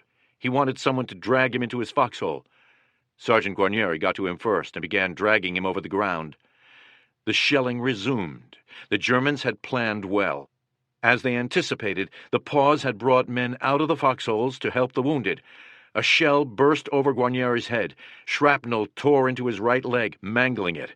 After a few minutes, the shelling ceased. Lipton came out of his foxhole. Lieutenant Dyke called out to him. I can still hear him with that deep voice of his, Lipton recalled. He was about 25 yards away, without his helmet or a weapon. Sergeant Lipton, he yelled to me, you get things organized here, and I'll go for help. And with that he left. Lipton began rounding up the men who had not been hit. Some of them were close to breaking. Some were amazingly calm. He sent some to tend to the wounded, others to organize to receive the infantry attack he was sure was coming. Then he went to check on Guarnieri and Toya. Lipton looked down at Guarnieri. Guarnieri looked up and said, Lip, they got old Guarnieri this time. Malarkey joined them. Guarnieri and Toya, as he recalled, were conscious and calm, no screaming or yelling. Joe says, Give me a cigarette, Malark. And I lit the cigarette for him. There was a pause in our interview. I urged him to go on. I don't want to talk about it, Malarkey said. Another pause, and then he continued. Joe smoked, looked at me, and asked, Jesus, Malark, what does a man have to do to get killed around here? Stretcher bearers got to Guarnieri first. As he was being carried away, he called out to Toya. I told you I'd get back to the States before you. Lieutenant Buck Compton commanded 2nd Platoon. He was very close to his men, too close in the opinion of the officers. Compton was a close friend of mine, Malarkey said. He didn't like the status symbol in the Army. He was more friendly with enlisted men than he ever was with officers. He was especially close to Guarnieri and Toya. When he came out of his foxhole, Compton saw carnage all around him. The nearest wounded were his friends, Guarnieri and Toya, their legs dangling from their bodies, their blood turning the snow bright red all around them. Compton started running to the rear, shouting for medics or help of some kind. He finally calmed down at the aid station. It was found he had a severe case of trench foot. He was evacuated. Compton had won a Silver Star at Brécourt Manor on June 6, 1944. He had been wounded later in Normandy and again in Holland. He had stood up to everything the Germans had thrown at him from December 17th to January 3rd, but the sight of his platoon being decimated, of his 2 friends torn into pieces, unnerved him. Peacock gone, Dyke taking a walk, Compton gone, 1 replacement lieutenant who had turned himself in to the aid station with trench foot, which by this time almost every member of the company had, and another who was suspected of shooting himself in the hand. The battalion commander had to be concerned with the problem of the breaking point. Winters related his feelings in an interview. I had reached that stage in Bastogne where I knew I was going to get it. Sooner or later, I'm going to get it. I just hope the hell it isn't too bad. But there never was a fear in me that I was going to break. I just felt that I was going to be hit sooner or later. But as far as the breaking point, no. After a reflective pause, he went on. But you don't see people getting hit around you every day, continuing on, and not knowing how long this was going to go on. Is this going to go on forever? Am I ever going to see home again?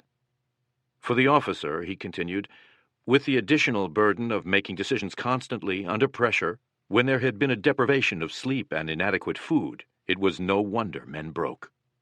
It was the policy of the U.S. Army to keep its rifle companies on the line for long periods, continuously in the case of the companies and infantry divisions, making up losses by individual replacement. This meant that replacements went into combat not with the men they had trained and shipped overseas with, but with strangers. It also meant the veteran could look forward to a release from the dangers threatening him only through death or serious wound.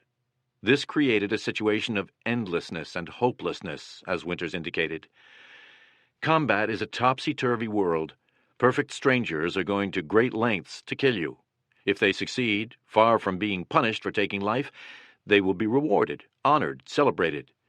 In combat, men stay underground in daylight and do their work in the night. Good health is a curse.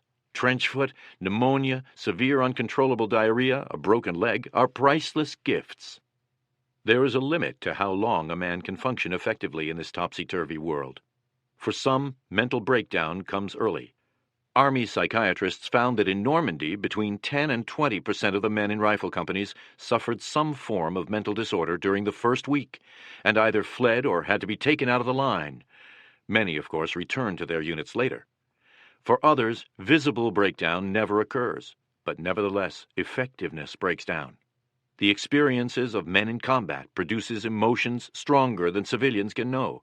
Emotions of terror, panic, anger, sorrow, bewilderment, helplessness, uselessness, and each of these feelings drained energy and mental stability. There is no such thing as getting used to combat, the Army psychiatrists stated in an official report on combat exhaustion.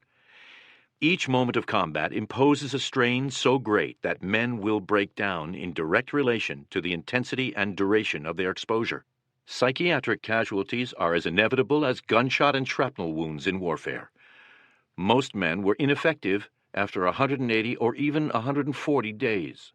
The general consensus was that a man reached his peak of effectiveness in the first 90 days of combat, that after that his efficiency began to fall off, and that he became steadily less valuable thereafter until he was completely useless.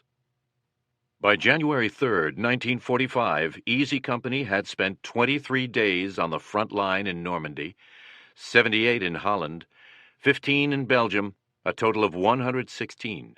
Statistically, the whole company was in danger of breaking down at any time. There was no German infantry follow-up attack that night, nor in the morning.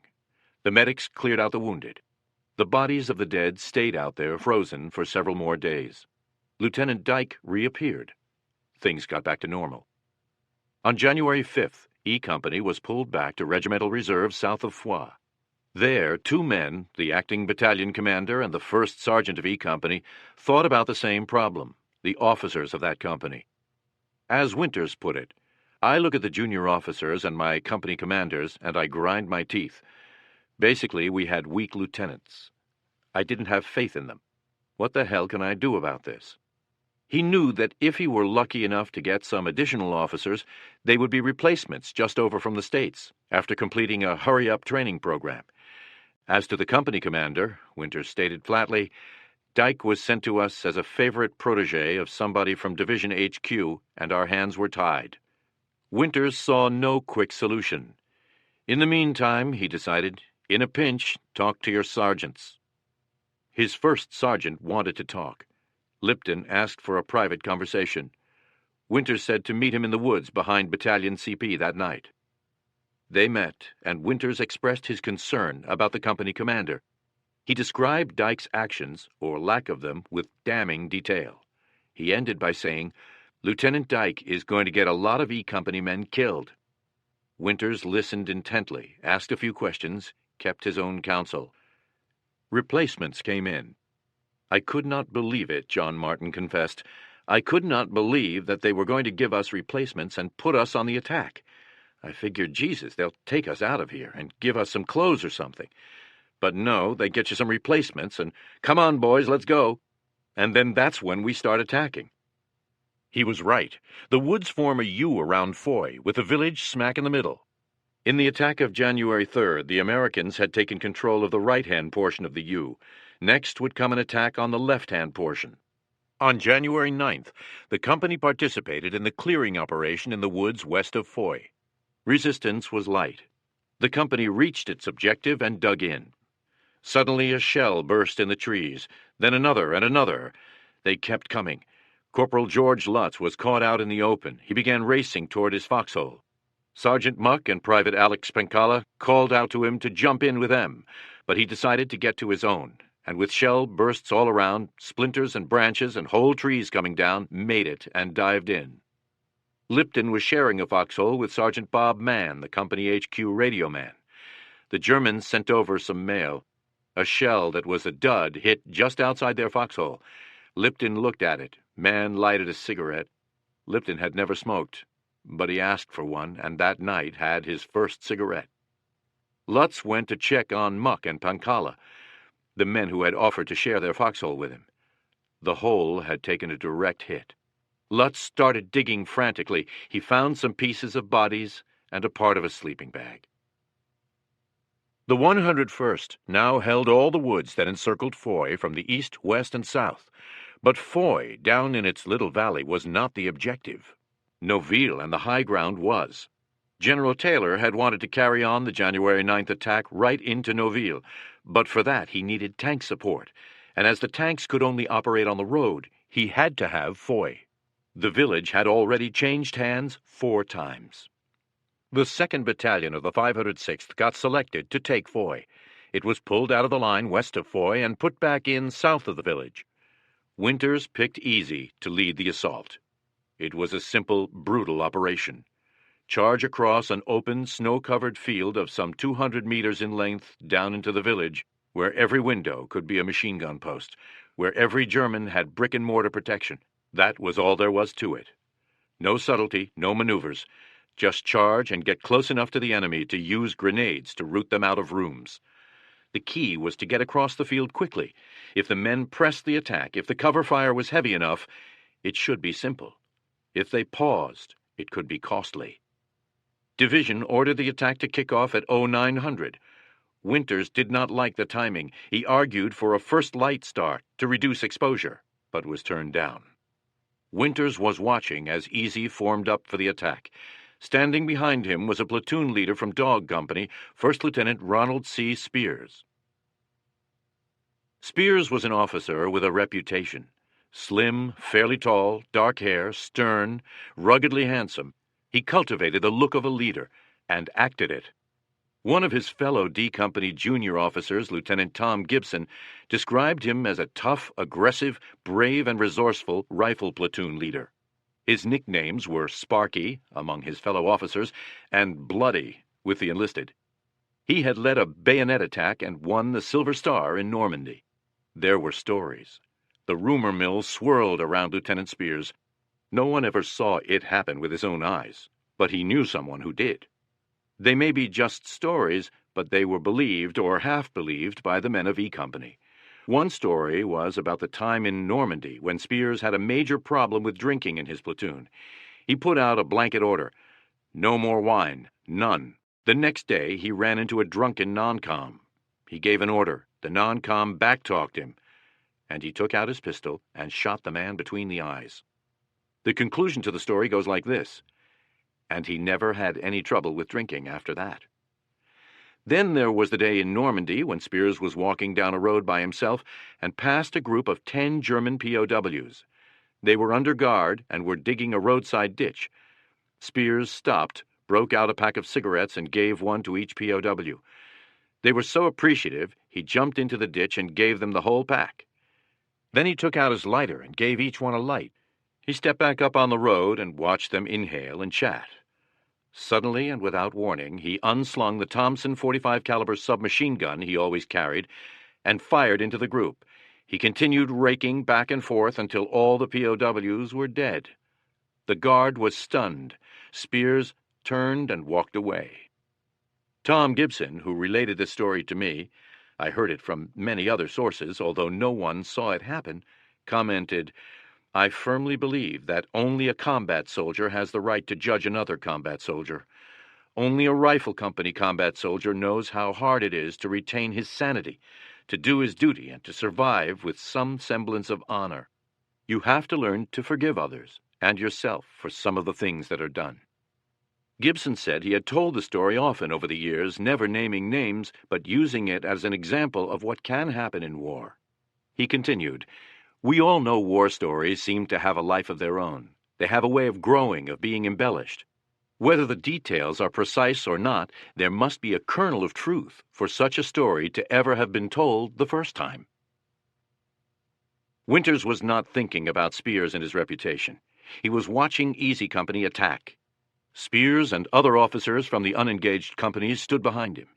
Winters had placed the 2 machine guns of HQ section to provide covering fire over the open fields sloping away in front of them, about 200 meters across from the tree line to the town line. There were some scattered trees and haystacks in the field. Standing on the spot in 1991, with Winters, Lipton, and Malarkey, when Winters indicated that he had set up 1 machine gun just there, pointing at my wife Moira's feet, she looked down, bent over, and picked up a .30 caliber shell casing to hand to him. The field had recently been plowed. Lieutenant Foley, who led 1st Platoon on the attack, described the situation. We knew that Foy had not been tested the previous day or scouted last evening. In the days before, we were well aware of the coming and going of trucks and tanks. We were witness to the many attacks and counterattacks that had taken place. We had seen F Company get chopped up in their efforts to hold this spot. Now they were commanded by a 2nd lieutenant, so the unknown was ahead. The company moved out, line abreast. The covering fire opened up. There were only a few random rifle shots from the village. Still, as Winters put it, it was tough going for the men through that snow in a skirmisher formation, but the line was keeping a good formation and moving at a good pace. 1st Platoon, on the left flank, came on an area with some cow pens and small outbuildings. Foley had the shacks checked out. As the men from the platoon, only 22 of them, went to work, 3 Germans were seen scrambling into a shack. Foley had it surrounded, kicked the door in, then said in his best German, "Come out with hands up." No reply. Foley pulled the pin on a fragmentation grenade and tossed it in. After the explosion, the Germans emerged, shaken and bleeding.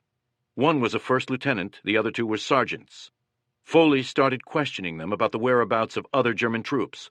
One of the sergeants reached his hand into his open coat. Another made a similar move. The 3rd cried out, "Dummkopf!" One of Foley's men cut the Germans down with a burst of his submachine gun. "We had no prisoners," Foley commented, "but we had the concealed pistols." The platoon hurried to rejoin the others. Dyke looked left and could not see his 1st platoon. His other 2 platoons were moving forward steadily. They were being fired on, but had not taken any casualties. But Dyke was naked on his left, or so he thought. He made a disastrous decision, the kind of decision that gets men killed. He signaled for the 2nd and 3rd platoons to join Company HQ section behind 2 haystacks. From Winters' point of view, suddenly the line stopped about 75 yards from the edge of the village. Everyone hunkered down in the snow behind those stacks and stayed there for no apparent reason. I could not get any response from Lieutenant Dyke on the radio. The company was a bunch of sitting ducks out there in the snow. He worried about how long he could keep up the suppressing fire. 1st Platoon caught up with the company, grouped behind the haystacks. Foley came to Dyke for orders. Dyke didn't know what to do. Foley insisted he had to do something. Lipton and the other sergeants supported him strongly. Dyke came up with a plan.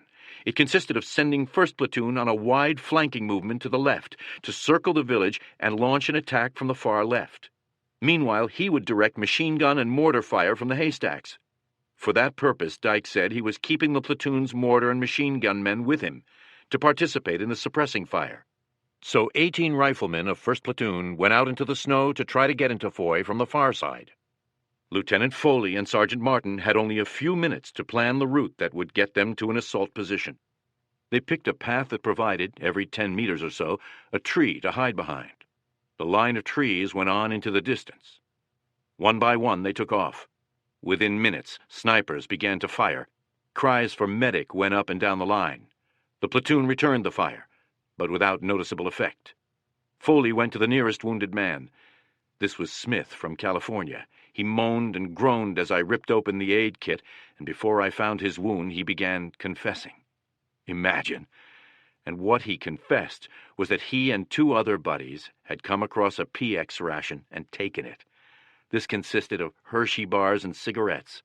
I told him that he wasn't dying as I cut open his pants leg, sprinkled on the sulfa, and wrapped his leg. Martin told Private Frank Perconte to move behind another tree and start shooting into the buildings from there. So Frank goes over and gets behind a tree a little bigger than his head, but it wasn't quite big enough for his ass, so they shot him in the ass. When Lipton saw Perconte the next day, He was lying in the snow in a pool of blood, but was still conscious and strong. Lipton asked, "Percante, how bad are you hit?" He grinned and replied, "Lip, a beautiful wound, a beautiful wound." Martin directed Private Harold Webb to a tree and told him where to fire. Foley got on the radio. "We're held up by sniper fire. We can't spot the location. We've lost 5 men. Can you locate? Advise." Someone from Company CP called back to say that the first haystack to Foley's right could be the spot. Foley came back, "Rake that damn stack," even as his platoon began firing at it. Lieutenant Dyke, in Lippman's judgment, had fallen apart. He was frozen behind the haystacks. He had no plan. He didn't know what to do. To the watching Winters, that was obvious. Here he had everybody hunkered down in the snow and staying there for no apparent reason. Winters was frustrated by his inability to raise Dyke on the radio. "Get going," he would call out. "Keep going." No response. Easy Company was taking needless casualties. All it needed was the leadership push to get across the last open space and into town, but the leadership wasn't there. Winters grabbed an M1 and started to run across the field, headed for the stationary company and its pinned-down 1st Platoon. He intended to take command, get those men moving. But as he ran, he thought, "Geez, I can't do this. I'm running this battalion. I can't commit myself." He turned and raced back. And as I was coming up, there was Spears standing right in front of me. "Spears, take over that company and relieve Dyke and take that attack on in." Spears took off running. Winters turned his attention to his job. Lieutenant Foley described the results. Winters commanded the machine gunners to lay down a base of protective fire so that we, 1st Platoon, could finish off what we had started, and for the mortars to concentrate on those 2 haystacks. A grenade launcher let go with several rounds, and when the stack began to burn, the 2 snipers became casualties. Regiment put 1st Company, 25 men strong, on the right into the attack, but success or failure rested with E Company. This was an ultimate test of the company. It had reached a low point. Neither the officers nor the men were, on the average, up to the standards of the company that had jumped into Normandy. None of the officers who led on D-Day were with the company in 1945. More than half the enlisted men were new. The core of the old company left was the NCOs. They were Toccoa men, and they had held the company together since Dyke took over in Holland. They lived in a state of high alert and sharp tension. They lived and soldiered and tried to suppress feelings, always there, feelings that John Keegan points out are the products of some of man's deepest fears: fear of wounds, fear of death, fear of putting into danger the lives of those for whose well-being one is responsible. They touched, too, upon some of man's most violent passions: hatred, rage, and the urge to kill. In this torrent of passion, uncontrollable thoughts raced through their minds. They had seen their officers take a walk, or break, or just cower, or go mute, as Lieutenant Dyke was at this moment of crisis. If they did not have the option of walking away, they did have the option of not leading. No one could force them to do so. Just as they could not force Dyke to act. These NCOs were Toccoa men, all that was left in Easy from the hot summer of 1942 and Captain Sobel. They had held the company together through a long stretch of inept command at the top and heavy losses among the enlisted ranks. So this was the test. Back in 42, the question was, can a citizen army be trained and prepared well enough to fight Germans in a protracted campaign in Northwest Europe? Hitler was not the only one who had answered no. But the answer that counted would come on the snow-filled fields of Belgium in January 1945. For Easy Company, the test was now being given. The sergeants had it, ready to be tested. The Toccoa corps of the company was ready to be led and to lead. At this moment, Spears arrived, breathless. He managed to blurt out to Dyke, "I'm taking over." Sergeant Lipton and the others filled him in. He barked out orders: 2nd Platoon this way, 3rd Platoon that way, get those mortars humping. All out with those machine guns, let's go. And he took off, not looking back, depending on the men to follow. They did. I remember the broad open fields outside Foy, Spears wrote in a 1991 letter, where any movement brought fire. A German 88 artillery piece was fired at me when I crossed the open area alone. That impressed me. Standing at the site in 1991 with Winters and Malarkey, Lipton remembered Spears' dash. He also recalled that when they got to the outbuildings of Foy, Spears wanted to know where I Company was. So he just kept on running right through the German line, came out the other side, conferred with the I Company CO, and ran back. Damn, that was impressive. As the platoons with Spears moved out, 1st Platoon started to move toward them. Sergeant Martin made a last-minute check. He noticed Private Webb in firing position behind a tree, not moving. "Come on, Webb, let's go. Get out, come on." No response. Well, hell, they were still shooting, so I made a dash over to the tree, which is just a little bigger than your hand. And I jumped right on top of him, because it's hard to lay down beside. I turned him around, and they'd shot him right between the eyes. The company surged into Foy. The men fired the full range of weapons available to a rifle company: M1s, Tommy guns, bazookas, light machine guns, mortars, and grenades. They had artillery support. They created a tremendous uproar, with bullets zinging off buildings, explosions in the rooms from American grenades, the thump of some mortars taking off, the boom when they hit, scattering bricks and dust through the air. Resistance was strong. Even so, German snipers, bypassed in the first rush, began to inflict casualties. No one could locate one guy especially, who had stopped movement at a corner with 2 hits. Then Shifty Powers, the man who had spent so much of his youth spotting for squirrels in the upper tree trunks of the Virginia mountains, called out, "I see him," and fired. We weren't pinned down anymore, Lipton remembered, so we continued the attack. Everyone resumed firing and advancing. Strong as the opposition had been, the Germans, the 6th Company of the 10th Panzer Grenadier Regiment of the 9th Panzer Division, were only fighting a rear-guard action to cover a withdrawal to Noville.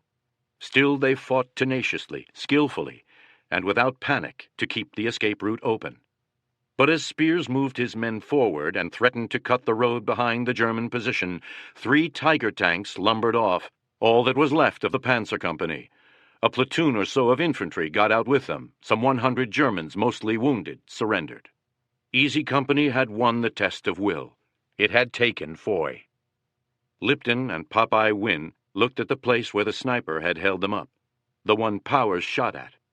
They found the sniper with a bullet right in the middle of the forehead. "You know," Wynne commented, "it just doesn't pay to be shooting at Shifty when he's got a rifle." It was early afternoon. A movie camera team moved in to take film of the victory. Back on the ridge line at the edge of the woods, Winters noticed 2 photographers taking pictures of the stretcher bearers bringing in the wounded from 1st Platoon.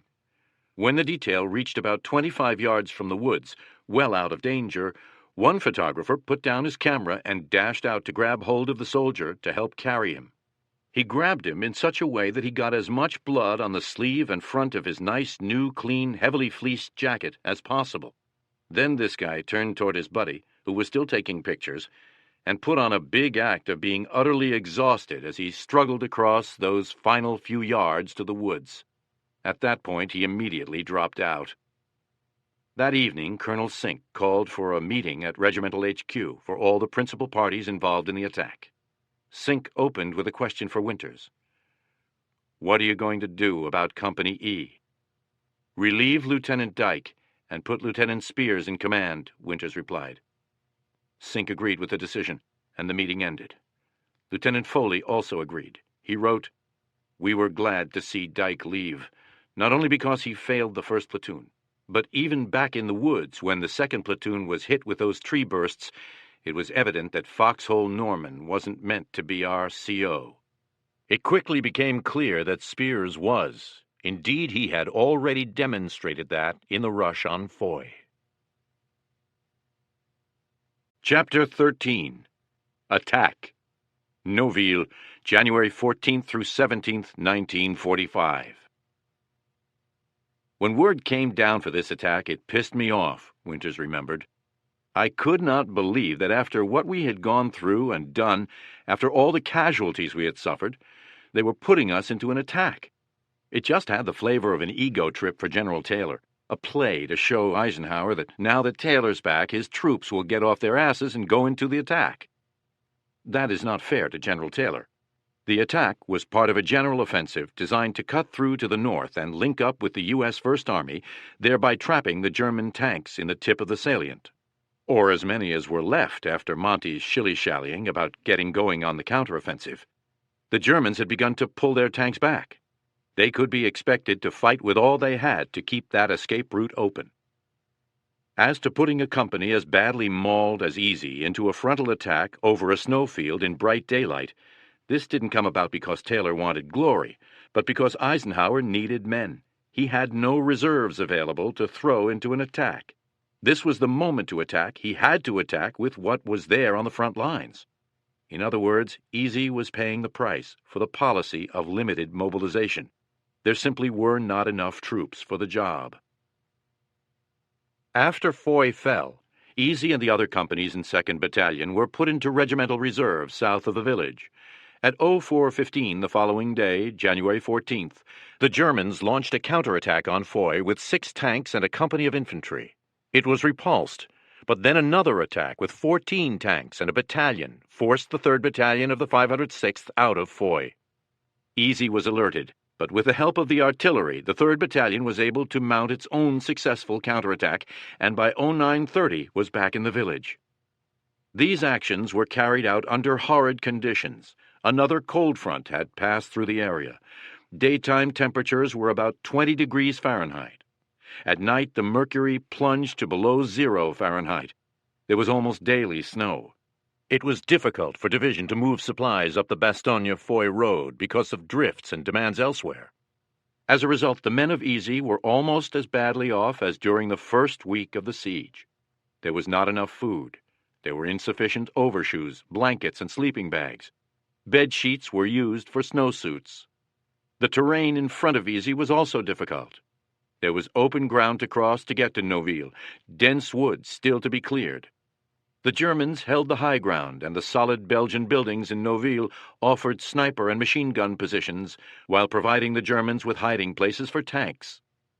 Colonel Sink told Winters that 2nd Battalion would have the honor of leading the attack on Noville. He would jump off at 1200 hours January 14th, moving from the woods south of Foy around to the left, west, occupy the tiny village of Récogne, then attack over an open, snow-covered field toward Cobru, another tiny village a kilometer or so east of Noville. On Winters' left, 1st Battalion would move north through the woods to clear them out. Winters was unhappy with the orders. He had 2 kilometers of snow-covered open fields to cross to get to Cobru. It was a bright, sunny day. Why attack at high noon? Winters would have preferred to wait through the night, then set out at first light to cross the field. But Eisenhower wanted action. Monty wanted action. Taylor wanted action. Sink wanted action. So 2nd Battalion's HQ, Dog, Easy, and Fox companies would have to provide it. There was a fairly deep shoulder running southwest out of Noville to near Récogne. Winters saw that by sending his men straight for it, he could pick up more and more cover as they got closer to Noville. He put the battalion in single file to cut through the snow, dangerous but quick. As Easy and the rest of 2nd Battalion moved out, so did the 1st Battalion on the left. German tanks in Noville got 1st Battalion in their sights and let loose with some 88s. They did not see 2nd Battalion marching toward Noville in the shelter of that shoulder. Winters glanced to his left. The 88s were tearing up the 1st Battalion. Men were flying through the air, Winters recalled.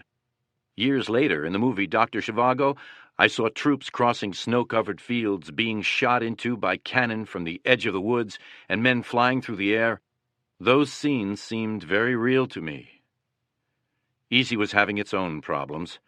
German machine guns in Noville opened on the company at a draw and stream that slowed the Americans while they were exposed. Spears set up 2 of his machine guns to answer the fire. As the American machine gunners let loose with a burst, a group of 8 or 10 would dash across the small stream. The stream was narrow enough for most of the men to jump across, but Private Tony Garcia, carrying an ammo bag with 6 rounds of mortar ammunition, fell into the stream. He was soaked. By the time his group reached Noville, my clothing had frozen, causing a crackling sound as I walked. This, however, saved me from going on an all-night patrol, which was to have made contact with one of our own units. The platoon sergeant said I could be heard all the way to Berlin, and for me to stay put. Garcia has another memory of that day. One of the more disturbing incidents that affected me was seeing a horse standing in the snow, helpless, with one of its front legs shattered by shell fragments. One of the non-coms mercifully put it out of its misery with a couple of bullets to the head. Though man's brutality to one another is tragic enough, to see helpless animals suffer by his actions is even more tragic. By 15:30, 2nd Battalion had crossed the field and was snuggled up to the underside of the shoulder. By dark, it had worked its way around to a draw on the southeast corner of Cobrew. Spears held a meeting of the officers and First Sergeant Lipton. He outlined the plan of attack for the morning. Up the draw to Noville, with 2nd Platoon on the left, 3rd on the right. Friendly tanks were supposed to be coming up on the right in support on the Foy-Noville road. After the meeting, Spears told Lipton to lead the 2nd Platoon in the attack. Lipton pulled 2nd Platoon together to brief the men. Winters stood to the side, listening. Lipton told them the distance to the town was about 800 meters, that they should move quickly to get down to the road and into the shelter of the buildings, that they should clear out the buildings, working together as teams with rifles and grenades, that the mortar men should be ready to drop rounds on German strongpoints, that the machine gunners should set up and lay down a base of fire and support, that they should not bunch up, and so on. Winter's sole comment was that the distance was more like 1,000 meters. As the meeting broke up, the men could hear tank motors starting up and tanks moving around. It was not possible to determine if it was Germans pulling out or Americans coming along the Foy-Noville road. Winters remembers the night as the coldest of his life. There was little shelter, only hastily dug foxholes. The men had worked up a sweat getting to Cobrew. They shivered through the night. They would lie down and drift off, only to be awakened by intense shivering in their now frozen clothes. Most gave up on trying to sleep. It got so bad that at one point Winters thought about ordering a night attack, but decided against it because of the danger of shooting each other in the confusion. Lipton was uneasy about leading 2nd Platoon on an attack without knowing what was up ahead, so he decided to go forward with a radio man to scout the situation in Noville. The two men came to a barn on the outskirts of the village, entered it by a door in the back, and felt their way through to a door that opened into a courtyard near the main road through Noville. Everything was quiet. Lipton called Spears on the radio to tell the CO where he was and to request permission to scout the town. He said he could see some Sherman tanks up ahead, and asked if Spears knew if American armor had already taken the town. Spears did not know and told Lipton to look around. Lipton moved silently forward to the tanks. They were knocked out. American bodies lay frozen and strewn around them. They had been left there when Team des Aubry had withdrawn from Noville on December 20th, almost a month earlier. The Germans still held the town. Lipton and his radio man withdrew. The attack jumped off at dawn, January 15th. There was resistance, strongest on the right-hand side of the road against 3rd Platoon. The 2nd Platoon quickly got into the center of Noville and up to the burned-out Shermans. The 3rd Platoon got into a burned-out building and set up a CP. Over the radio came a message: "Friendly armor on the right." As Lieutenant Shames and Sergeant Alley got that message, they heard tanks outside the building. Anxious to get the show on the road, Alley told Shames he was going to link up with those tanks. Shames decided to join him. They moved by several burned-out buildings and rounded a corner into the main road. Up ahead, between two buildings, partway out, was the tank they sought. Alley moved up to the side of the tank. The tank commander was standing in the turret, looking the other way, so Alley shouted to him over the roar of the engine to come this way. The tank commander turned, and Alley realized he had mistaken a German tank for an American. The German swore, dropped into his tank, and began traversing his turret toward Alley and Shames. They said not a word to each other. They took off so fast they were kicking snow in the German's face. The tank followed. The Americans ran around a corner. Shames saw an open window and dived in head first. Alley ran 3 meters or so past him and jumped into a doorway with his rifle ready for the infantry he was sure would be with the German tank. The tank turned the corner and drove right past Shames and Alley. It came to the place where 2nd Platoon was clearing out buildings, near the burned-out Shermans. Lipton and his men dived under the Shermans or ducked behind walls for protection. The German tank stopped and, swiveling its turret, put a shell into each of the knocked-out Shermans to prevent anyone from using their guns to put a shell into his tank as he drove past. Lipton recalled, when those shells hit the Shermans, it felt to us, under them, that they jumped a foot in the air. The tank roared out of town, headed north toward safety. A P-47 fighter plane spotted it, strafed it, and dropped a bomb on it, destroying the tank. Alley went to look for Shames. He heard moaning and cries for help. When he got to the window Shames had dived through, he looked and burst into laughter. He saw his lieutenant tangled up in bedsteads, springs, and furniture in a basement Shames had not realized was there.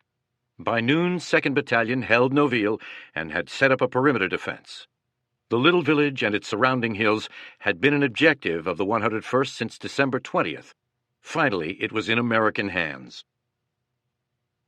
We had looked northward at Noville from our positions outside Foix since shortly after we had arrived at Bastogne, Lipton wrote, and we had convinced ourselves that it would be the final objective in the Bastogne campaign.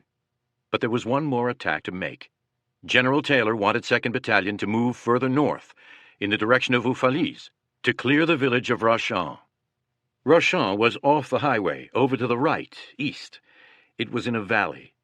The snow-covered ground sloped gently down to it from all sides, giving an effect similar to attacking from the rim of a saucer toward its center. The 2nd Battalion attacked from the south and southwest, while 1st Battalion on the left came down from the north of the village.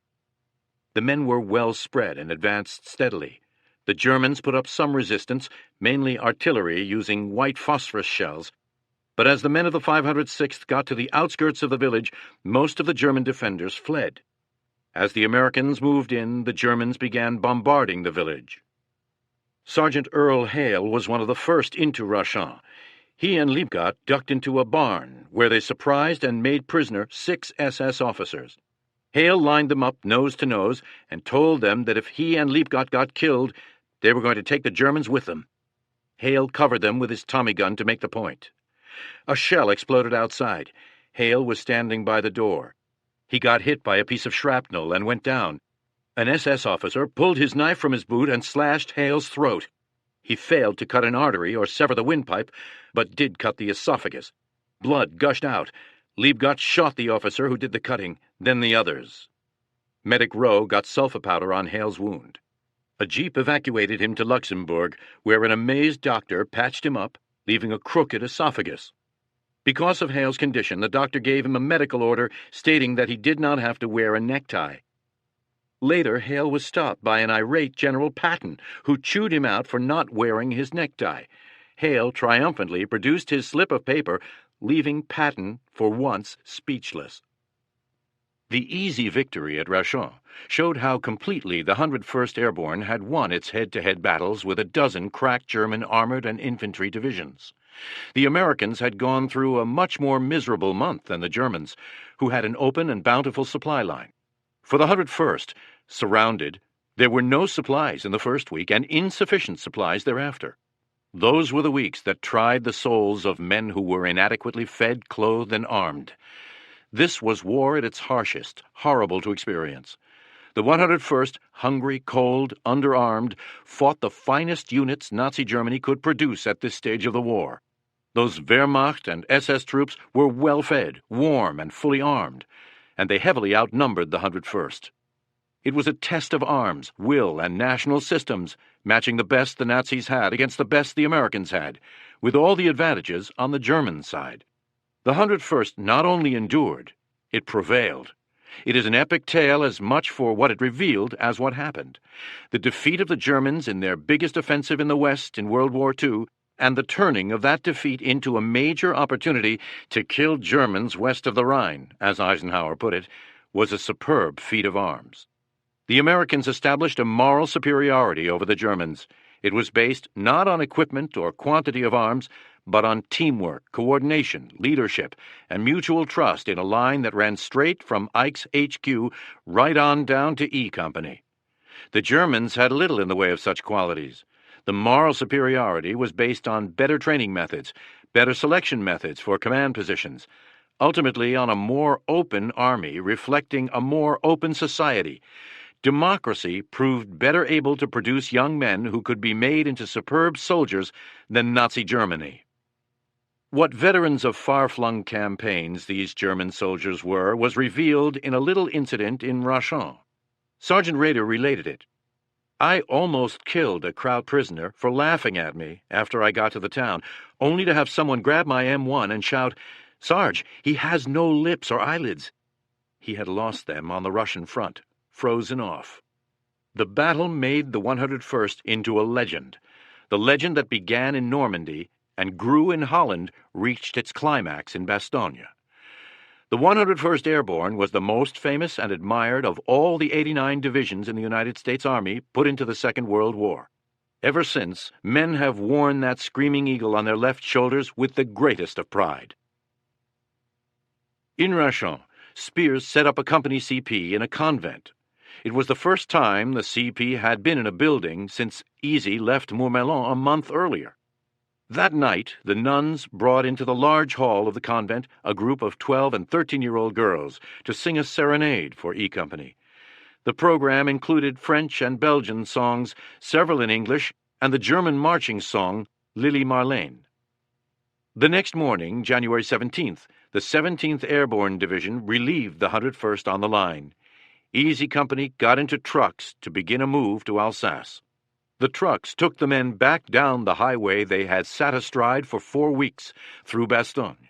It was only the second time most of the men had seen Bastogne.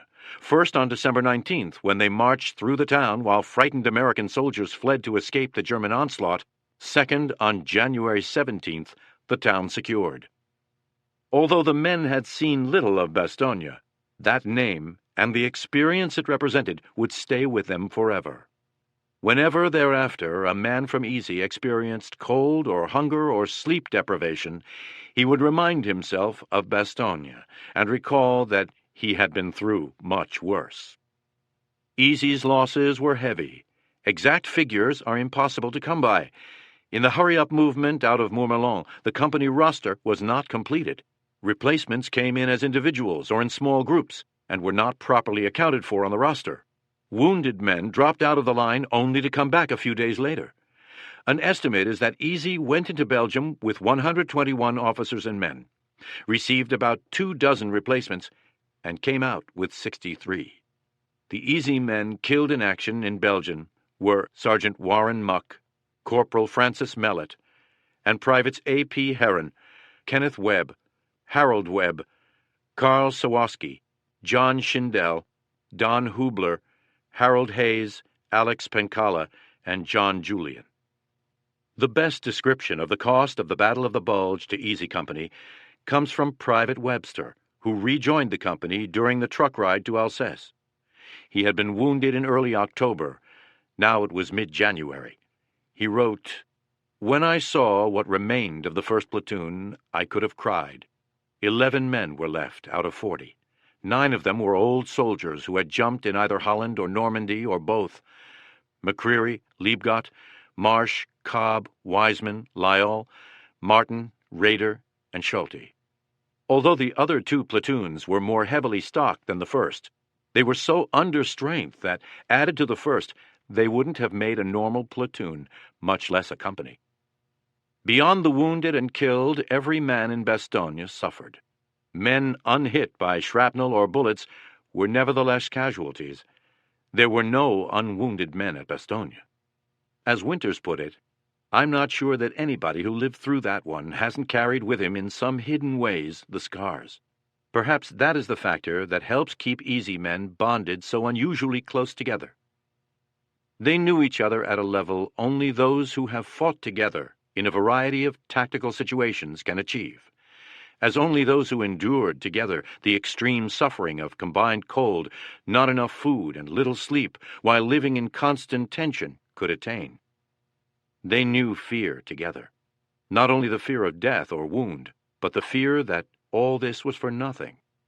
Glenn Gray wrote, "The deepest fear of my war years, one still with me, is that these happenings had no real purpose. How often I wrote in my war journals that unless that day had some positive significance for my future life, it could not possibly be worth the pain it cost." They got through the Bulge because they had become a band of brothers. The company had held together at that critical moment in the snow outside Foy because First Sergeant Lipton and his fellow NCOs, nearly all Toccoa men, provided leadership, continuity, and cohesiveness. Despite a new CO and new officers and enlisted recruits, the spirit of E Company was alive, thanks to the sergeants. Having Winters as 2nd Battalion XO, and usually as acting Battalion CO, Lieutenant Colonel Strayer spent most of the month at Regimental HQ, working on an acting basis for Colonel Sink as S3, was a great help. And Spears was proving to be an excellent company commander, able to draw out of the company its best. That spirit was well described by Webster. By this time, Webster had been wounded twice and returned to combat after each occasion. He would not allow his parents to use their influence to get him out of the front lines. He would not accept any position of responsibility within E Company. He was a Harvard intellectual who had made his decision on what his point of view of World War II would be, and stuck to it. He was a man of books and libraries, a reader and a writer, sensitive, level-headed, keenly observant, thoughtful, well-educated. Here he was thrown in the most intimate contact, pressed together on an open truck on icy roads in hilly country, sleeping in a foxhole with other enlisted men, with ill-educated hillbillies, southern farmers, coal miners, lumbermen, fishermen, and so on, among most of the enlisted men in the company. Of those who had been to college, most were business or education majors. In short, Webster was thrown in with a group of men with whom he had nothing in common. He would not have particularly liked or disliked them in civilian life, he just would not have known them. Yet it was among this unlikely group of men that Webster found his closest friendships, and enjoyed most thoroughly the sense of identification with others. His description of his truck ride with his platoon to Alsace deserves to be quoted at length. "We squished through the mud to our trucks and climbed in. McCreary and Marsh lit cigarettes. Martin made a wisecrack about a passing officer. I asked what had happened to Hubler. Killed at Bastogne. Poor Hubler, who got such a kick out of war, dead in the snow. And the others? Muck and his buddy Pencala, who had the deepest hole in one position, had been killed by a direct hit. Sawasko was shot through the head attacking Foy, and so on. Some replacements who had come in after Holland had also died. A lot of men had been evacuated for trench foot. Too many, McCreary thought. The platoon wasn't what it used to be. Webster thought that it was. He had followed a long and complicated route through the replacement depots to rejoin the company, a time of frustration and loneliness for him among that host of khaki-clad look-alike soldiers. Now he was home, back with 1st Platoon, back with Easy Company. It was good to be back with fellows I knew and could trust, he wrote. Listening to the chatter in the truck, I felt warm and relaxed inside, like a lost child who has returned to a bright home full of love after wandering in a cold black forest. There were missing chairs at home. They belonged to the men who had been killed, badly wounded, or had broken. But as Webster's reaction indicates, although Easy had lost many members and gained others, thanks to the former E Company officers now on battalion or regimental staff and to the non-coms, it remained an organic whole. Chapter 14. The Patrol. Hagenau, January 18th through February 23rd, 1945. In mid-January, desperate to save what they could of their men and equipment in the Bulge, the Germans launched a diversionary operation in Alsace, codenamed Nordwind, North Wind, in an attempt to draw American troops from the Ardennes area. As in the mid-December attack in the Ardennes, they struck a thinly held sector of the front. When Patton's Third Army left Alsace to go to the Ardennes, U.S. 7th Army had slid to its left to take over his position, as well as holding its own. When Nordwind began, Eisenhower sent the 101st to Alsace to bolster the line. When word reached the paratroopers that they were to be taken by truck to Alsace, it was accompanied by a rumor that turned out to be exaggerated. The Germans had broken through. Winter's thought was, my God, don't they have anybody else in this army to plug these gaps? It was a long trip. Alsace was 160 miles south and slightly east of Bastogne. The weather was cold and miserable, with falling snow. The roads were slippery and dangerous. The trucks proceeded at a walking pace. Men could jump off, relieve themselves, and catch up to reboard without difficulty.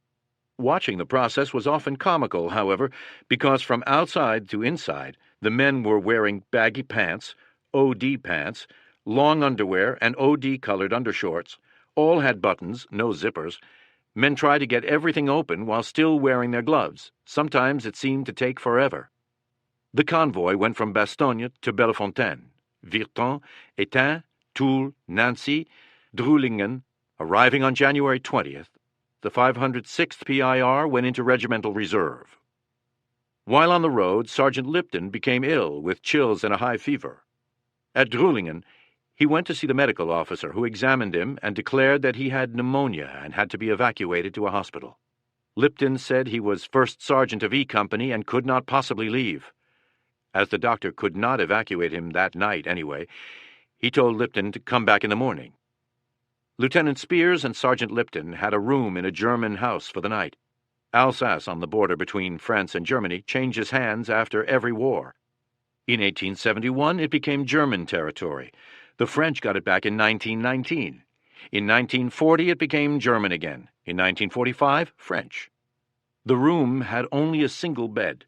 Spears said Lipton should sleep on it. Lipton replied that wasn't right. As the enlisted man, he would sleep in his sleeping bag on the floor. Spears simply replied, "You're sick," which settled it. Lipton got into the bed. The elderly German couple who lived in the home brought him some schnapps and Apfelstrudel. Lipton had never drunk anything alcoholic, but he sipped at the schnapps until he had finished a large glass and ate the strudel. He fell into a deep sleep. In the morning, his fever had broken, his energy had returned. He went to the medical officer, who could not believe the improvement. The doctor called it a miracle. Spears, delighted by the recovery, said that he and Winters had recommended Lipton for battlefield promotion, and that Colonel Sink wanted to talk to him. Lipton went to regiment, where Sink gave him a 1-hour grilling on his combat experiences. Easy stayed in reserve for nearly 2 weeks, moving almost daily from one village to another. The weather warmed, the sun shone, and the snow began to melt. The ground got mushy. A supply truck arrived carrying an issue of shoe packs, complete with Arctic socks and felt insoles. "Where were you 6 weeks ago in Bastogne when we needed you?" the men shouted at the drivers. Dirty clothes, blankets, and sleeping bags were picked up by the quartermaster company and sent to a GI laundry. Portable showers capable of handling 215 men an hour were brought in. Easy moved through them as a company. The water wasn't hot, but at least it wasn't ice cold either. Soap and lather, scrub and scrub, it took a major effort to remove 6 weeks of dirt and sweat. Movies arrived, including Rhapsody in Blue, Buffalo Bill, and Our Hearts Were Young and Gay. Stars and Stripes, Yank, and Kangaroo Chronicle brought news of the outside world, not as welcome as one would have supposed, because the news from the Pacific showed that the war there had a long way to go. This ignited rumors that the 101st was going to be shipped to the Pacific for the big jump on Japan. On February 5th, Easy moved into the line as the 506th relieved the 313th Infantry of the 79th Division in the city of Hagenau. The population was nearly 20,000, which was big for the paratroopers in Europe.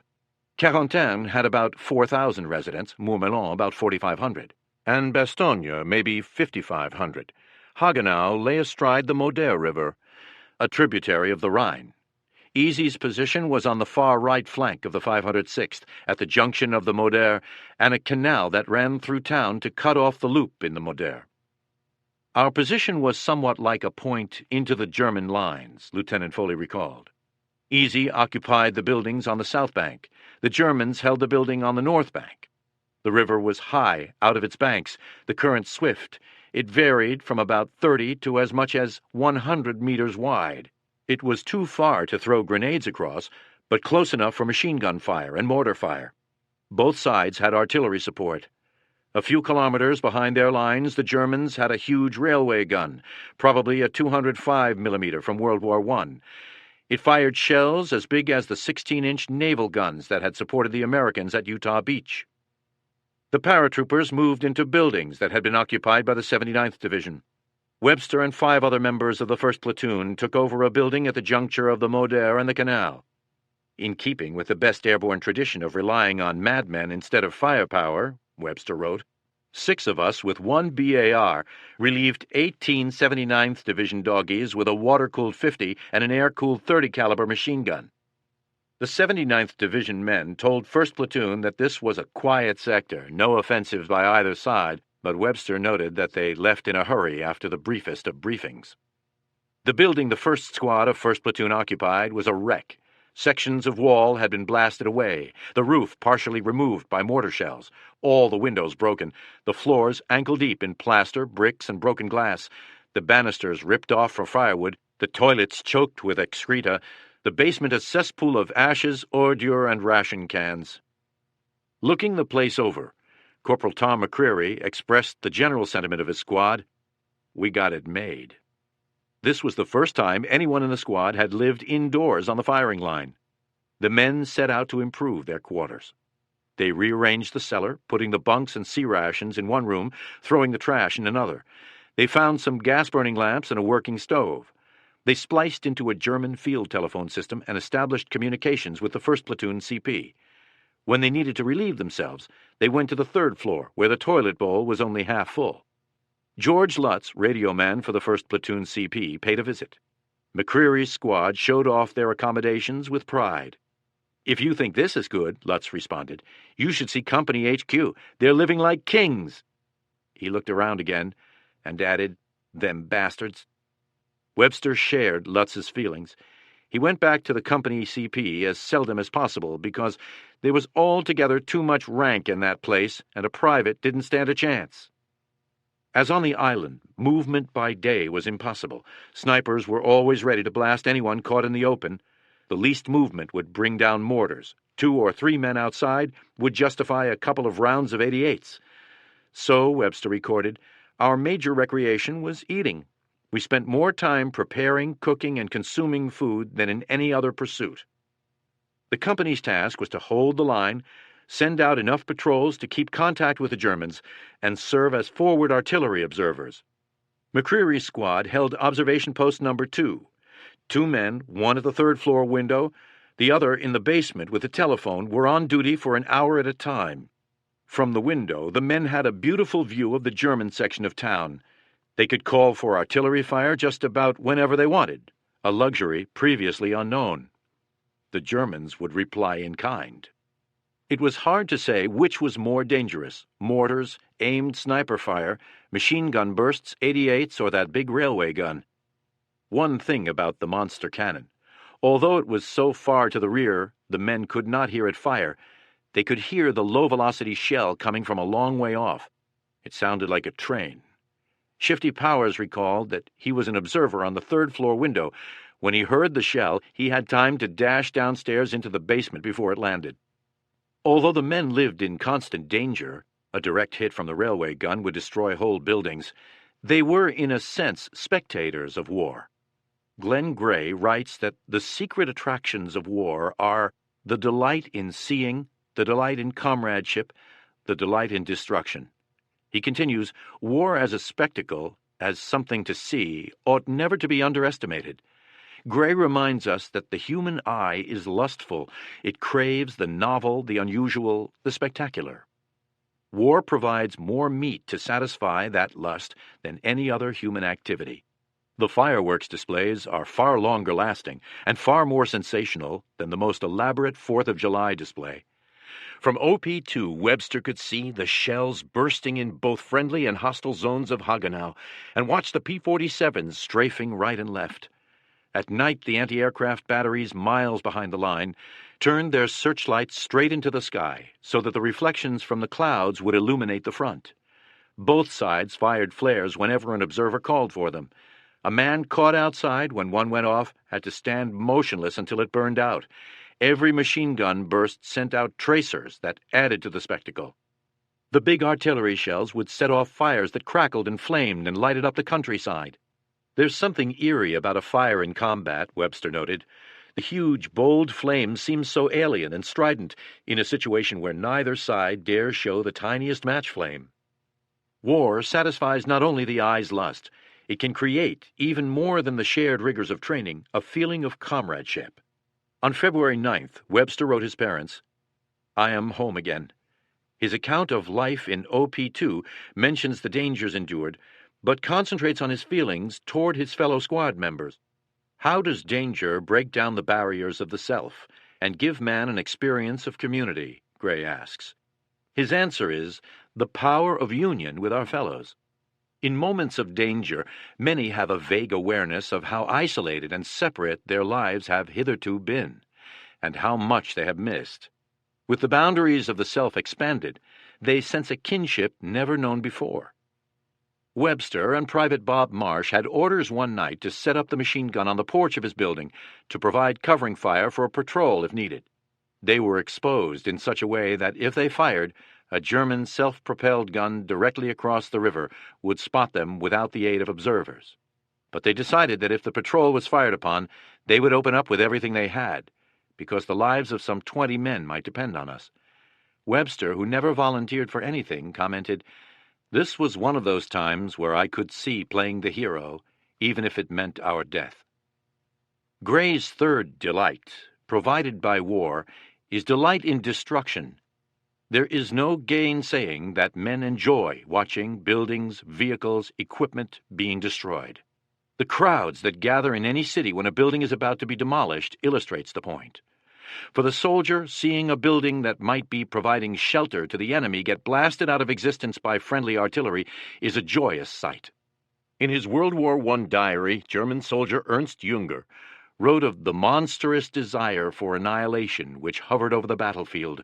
A neutral observer might have perhaps believed that we were seized by an excess of happiness. The soldier's concern is with death, not life, with destruction, not construction. The ultimate destruction is killing another human being. When snipers hit a German on the other side, they would shout, "I got him! I got him!" and dance for joy.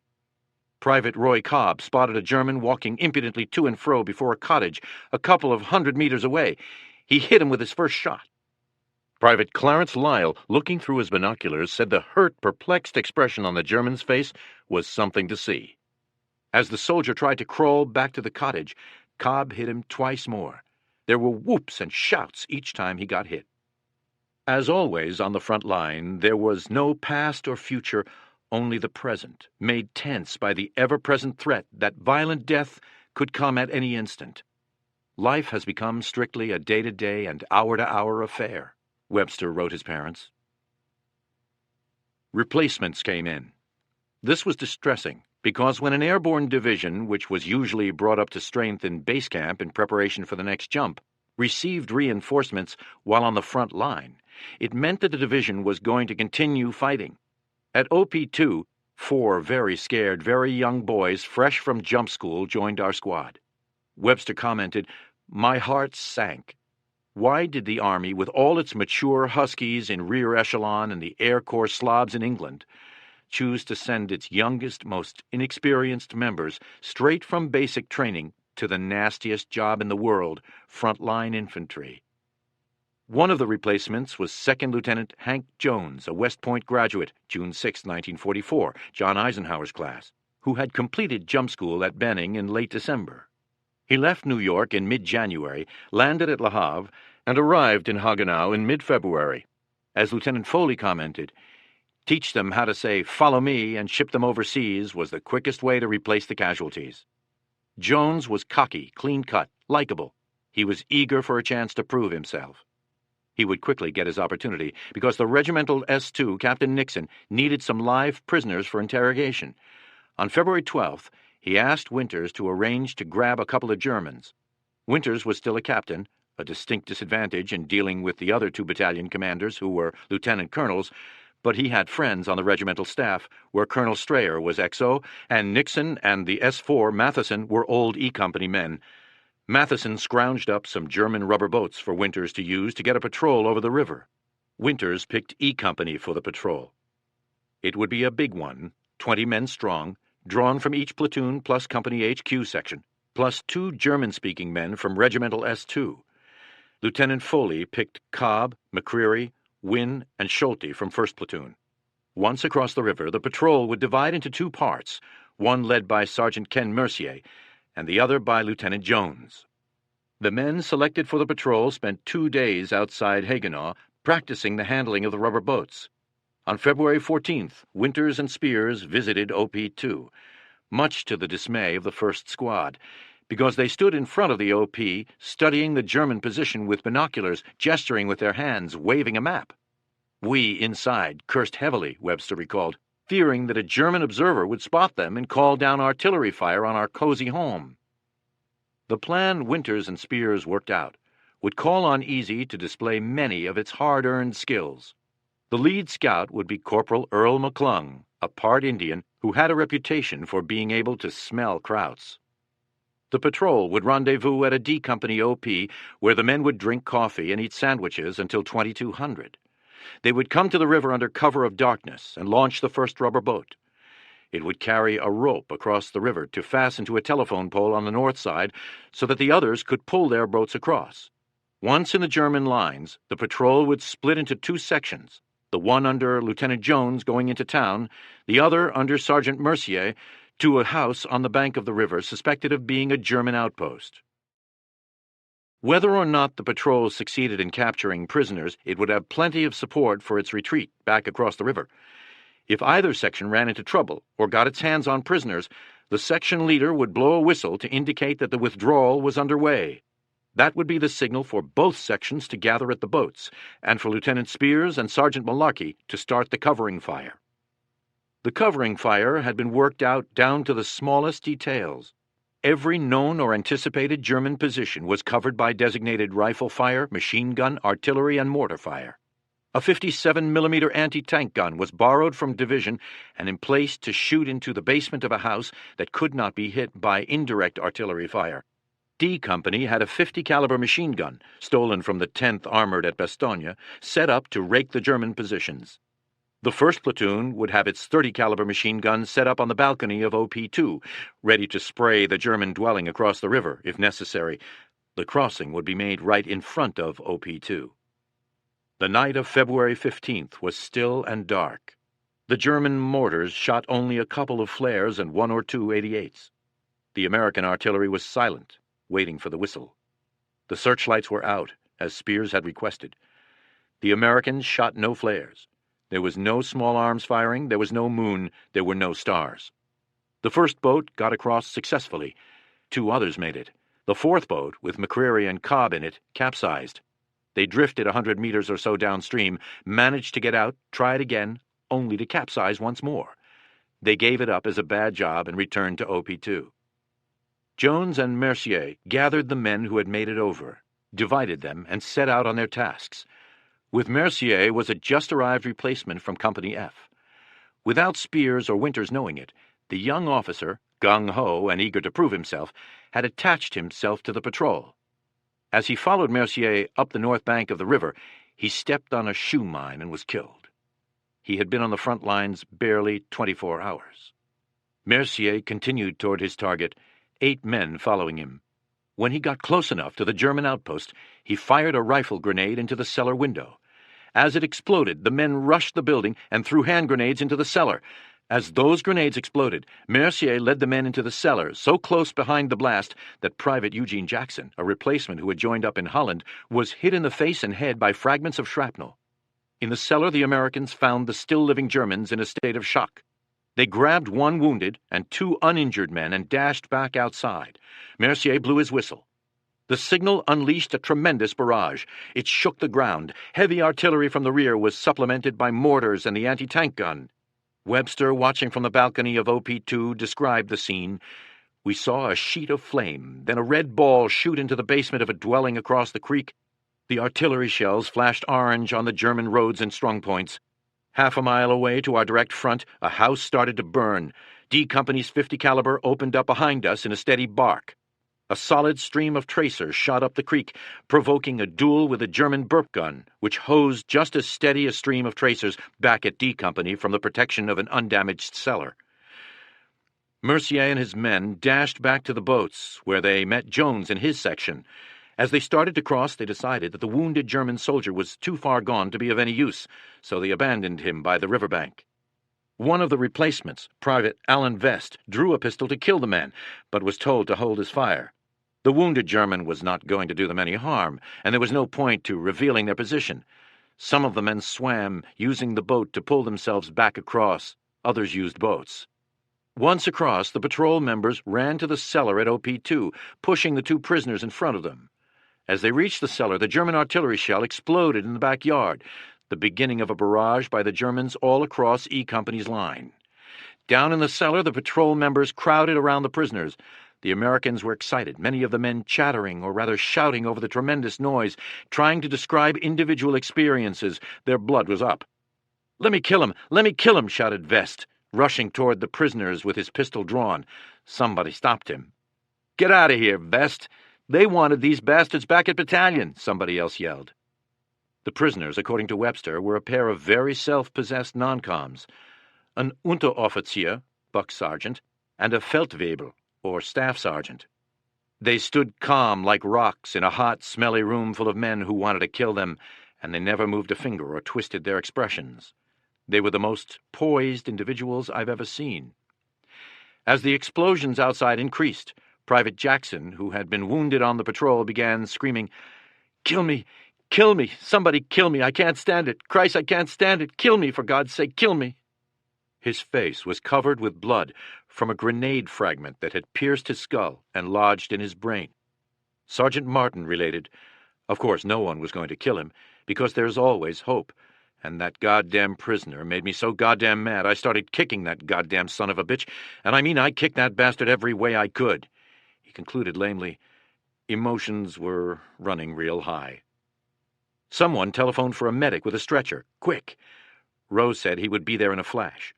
Jackson continued to call out, "Kill me! Kill me! I want Mercier! Where's Mercier?" He was sobbing. Mercier went to him and held his hand. "That's okay, buddy. That's okay. You'll be all right." Someone stuck a morphine syringe in Jackson's arm. He was by then so crazed with pain he had to be held down on the bunk. Rowe arrived with another medic and a stretcher. As they carried the patient back toward the aid station, Mercier walked beside the stretcher, holding Jackson's hand. Jackson died before reaching the aid station. He wasn't 20 years old, Webster wrote. He hadn't begun to live. Shrieking and moaning, he gave up his life on a stretcher. Back in America, the standard of living continued to rise. Back in America, the racetracks were booming, the nightclubs were making their greatest profits in history. Miami Beach was so crowded you couldn't get a room anywhere. Few people seemed to care. Hell, this was a boom. This was prosperity. This was the way to fight a war. We read of black market restaurants, of a manufacturer's plea for gradual reconversion to peacetime goods beginning immediately, and we wondered if the people would ever know what it cost the soldiers in terror, bloodshed, and hideous, agonizing deaths to win the war. During a pause in the German barrage, guards escorted the prisoners back to Captain Winters at Battalion HQ. Mercier was smiling from ear to ear as he handed over the two live prisoners. The buck sergeant talked a lot. The staff sergeant remained silent. The night was no longer peaceful. Both sides fired everything they had. Fires blazed up and down the river. Tracers crisscrossed over the water. Whenever there was a lull, the men at OP2 could hear a wheezing, choking, gurgling sound from across the river. The wounded German soldier, abandoned by the patrol, had been shot in the lungs. Webster and his buddies debated what to do. Kill him and put him out of his misery, or let him die in peace. Webster favored killing him because if he were left alone, the Germans would send a patrol to fetch him, and he could report on all the activity around OP2. Then they will shell us even more, Webster predicted. Webster decided to haul himself across the river, using the rope, and knife the man. McCreary vetoed the idea. He said the Germans would use the wounded man as bait for a trap. Webster decided he was right. A hand grenade would be better. Accompanied by Private Bob Marsh, Webster moved cautiously down to the riverbank. He could hear the German gasping and slobbering in ghastly wheezes. "I pitied him," Webster wrote, "dying all alone in a country far from home, dying slowly, without hope or love, on the bank of a dirty little river, helpless." Marsh and Webster pulled the pins on their grenades and threw them beside the German. One exploded, the other was a dud. The wheezing continued. The Americans returned to their outpost, got more grenades and tried again. The wheezing continued. They gave up. Let him die in his own time. When the shelling finally ceased, just before dawn, the wheezing went on, getting on everyone's nerves. Cobb decided he could take it no more. He grabbed a grenade, went to the riverbank, heaved it over, and finally killed the German. During the night, Sergeant Lipton had been hit by a mortar shell, one fragment on his right cheek close to his ear and the other in the back of his neck. He went to the aid station and got patched up. 34 years later, he had the metal in his neck removed when it started giving him trouble. The following day, February 16th, Winters called Lipton to Battalion HQ to present him with his honorable discharge as an enlisted man, effective February 15th, and a copy of the orders awarding him a battlefield commission as a second lieutenant, effective February 16th. "When I was wounded, I was a civilian," Lipton remarked. "I had already been discharged, and my commission had not yet been effective. I've often wondered how it would have been handled if I had been killed by that mortar shell." He added, "I have always felt that the battlefield commission was the greatest honor that I have ever had." Lieutenant Jones, by all accounts, performed well on his first patrol, meaning apparently he wisely let Mercier make the decisions. Within a week, Jones was gone, having been promoted to first lieutenant. "After one patrol," Lieutenant Foley commented. Jones was a West Pointer, a member of the WPPA, the West Point Protective Association, known by the ring they all wore. It don't mean a thing if you don't have that ring. Jones moved on to a staff job at Regiment. Malarkey wrote, "It was rumored that the conclusion of the war was fast approaching and that West Pointers, who would staff the peacetime army, were being protected." Colonel Sink was so delighted with the successful patrol, he ordered another one for the next night. In the meantime, however, it had snowed, then turned colder. The snow was frozen on top, crunchy, noisy. The cold air had cleared out the sky and the moon was shining. Winters thought a patrol under such circumstances was suicidal, so he decided to disobey orders. Sink and a couple of staff officers came to 2nd Battalion CP to observe.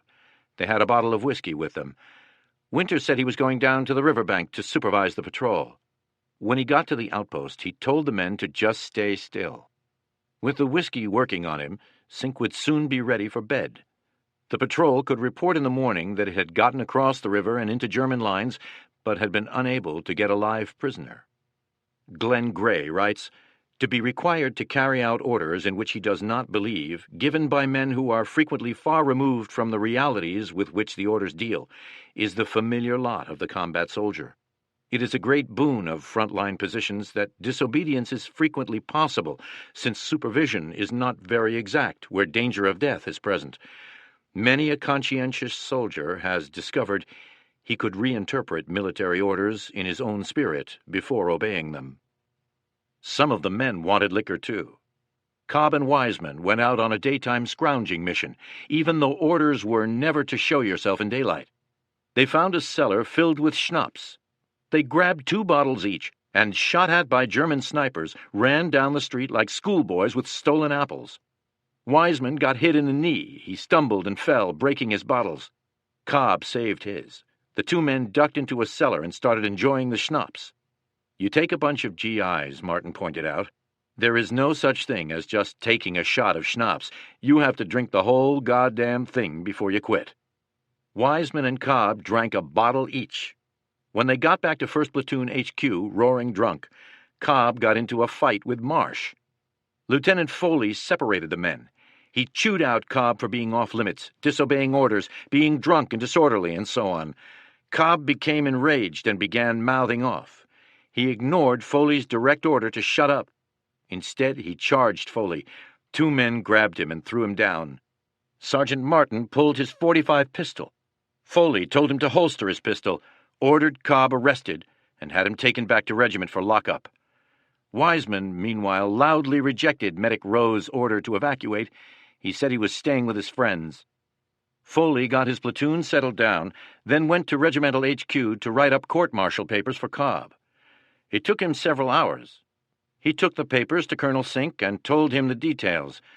As Foley was leaving, Sink said to him, Foley, you could have saved us all a lot of trouble. You should have shot him." Wiseman, still drunk, refused any aid for his wound. He said he would talk to Sergeant Rader, no one else.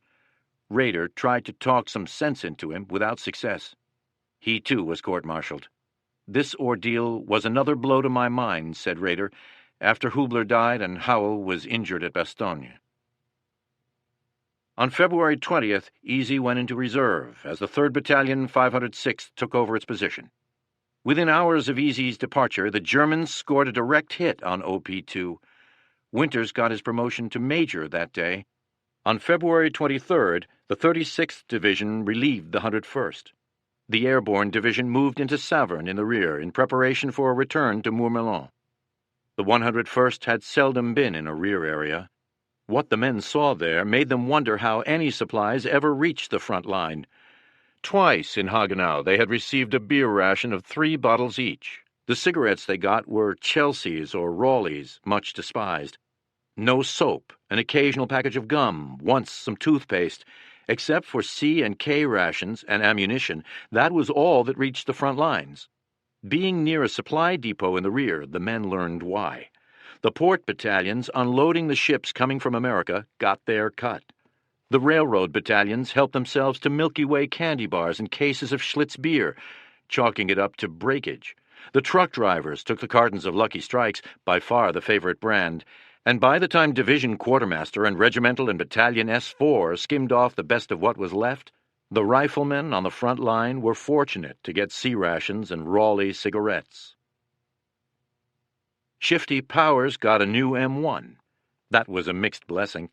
He had been using one issued to him in the States. He loved that old rifle. It seemed like I could just point it, and it would hit what I'd pointed at. The best shooting rifle I ever owned.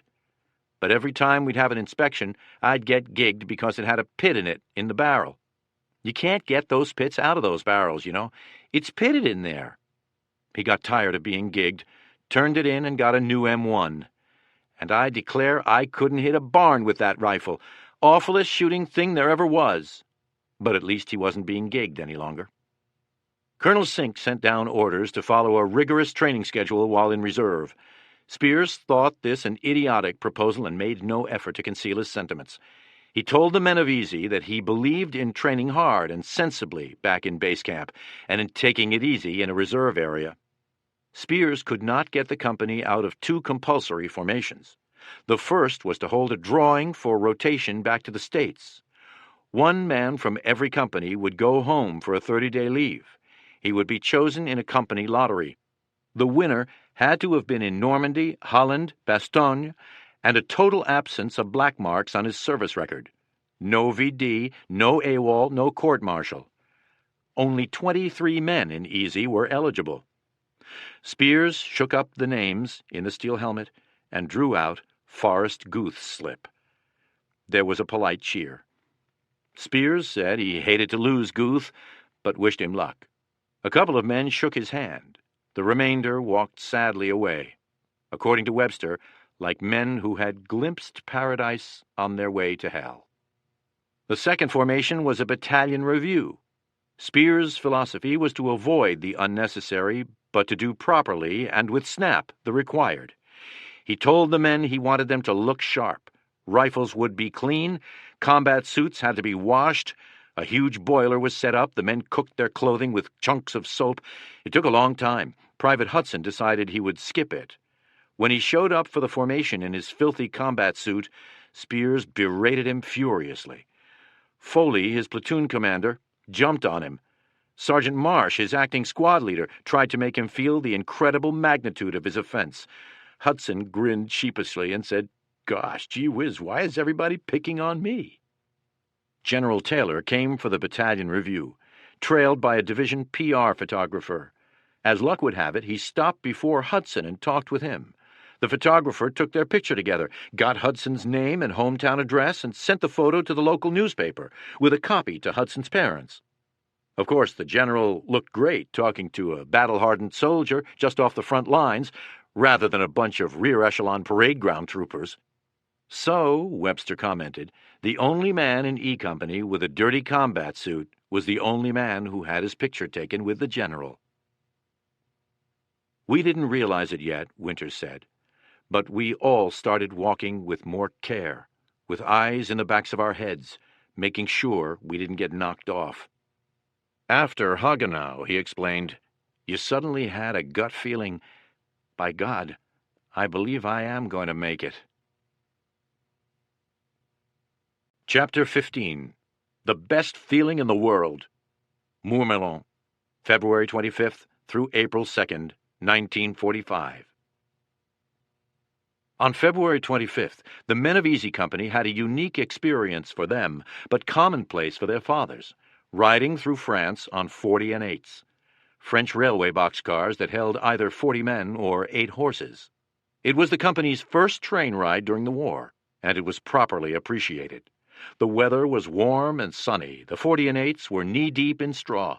There was plenty to eat, and no one shot at them. As we jolted through France, Webster wrote, swinging our feet out the door, waving to the farmers, and taking a pull on the schnapps bottle, I thought there was nothing like going away from the front. It was the best feeling in the world. They were returning to Mourmelon, but not to the barracks. This time they were billeted in large green 12-man wall tents, about a mile outside what Webster called the pathetically shabby garrison village of Mourmelon, abused by soldiers since Caesar's day, consisting of 6 bars, 2 whorehouses, and a small Red Cross club. In Webster's scathing judgment, Mourmelon was worse than Fayetteville, North Carolina. The first task was to get clean. There were showers, although the water was lukewarm at best. But for men who had not had a proper shower since leaving Mourmelon 10 weeks ago, the chance to soap and scrub, scrub and soap, lather, rinse, and repeat was pure joy. Then they got clean clothes and new Class A uniforms. But when they got to their barracks bags, left behind when the company went to Bastogne, their joy turned to fury. The rear echelon guards had opened the storage area to the 17th Airborne as that division moved into the bulge, and the boys from the 17th had pillaged as if there were no tomorrow. Missing were jumpsuits, shirts, regimental insignia, jump boots, British airborne smocks, panels from Normandy and Holland, parachutes, Lugers, and other priceless souvenirs. The regime imposed by Major Winters added to their discontent.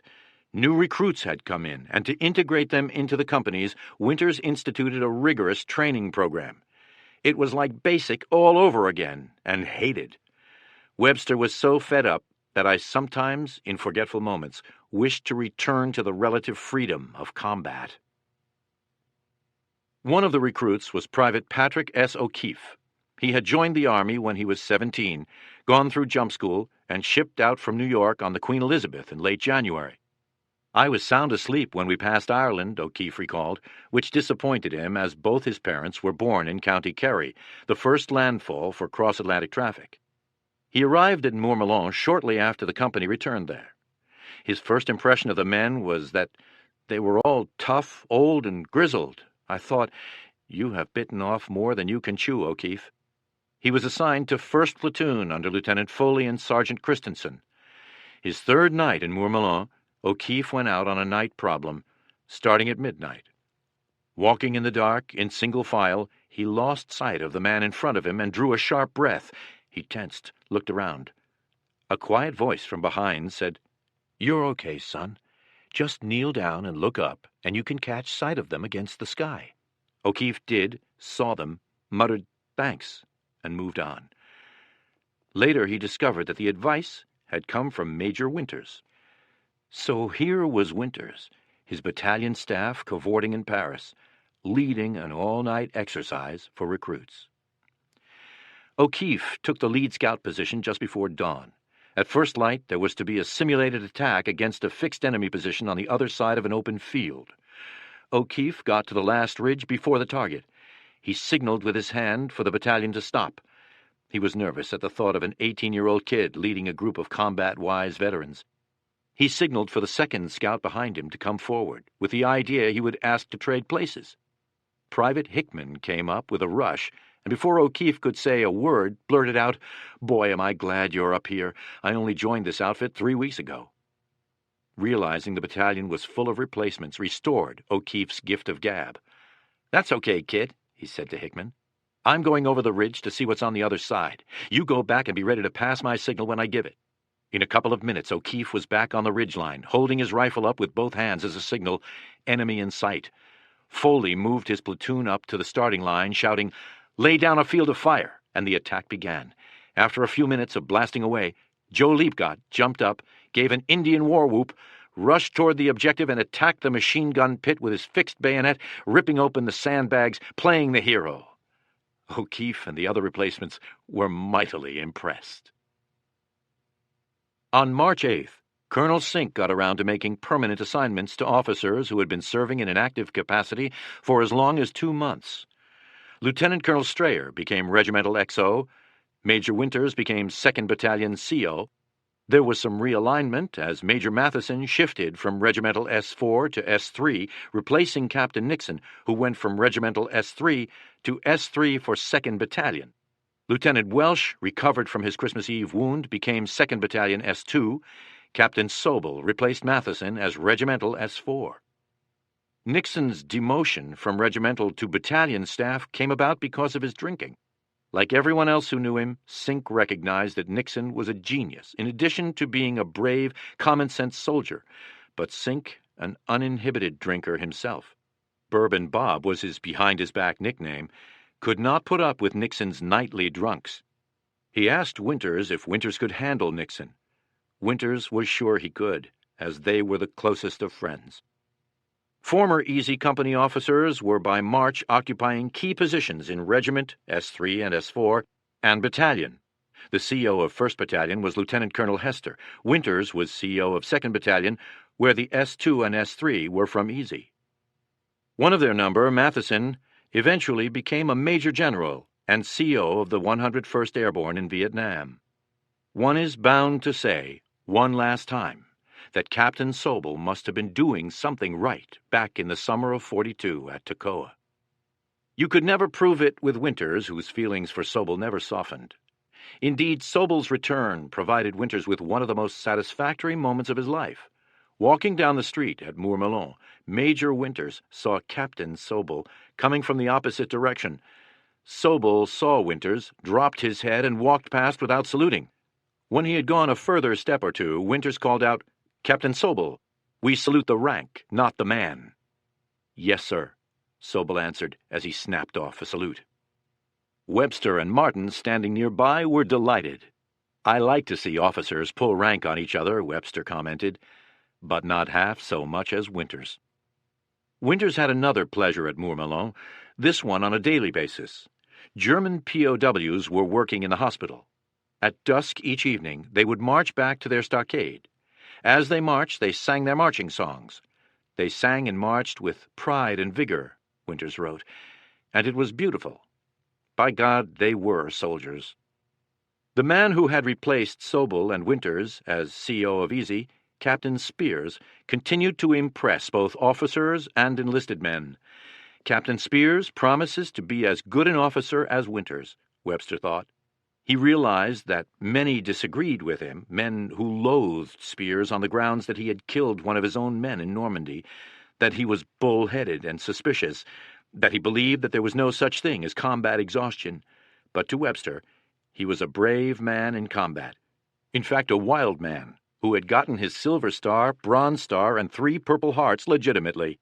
Spears swears by common sense, combat non-coms, and training with the emphasis on battle rather than the book. I like Spears. There were shake-ups among the non-coms.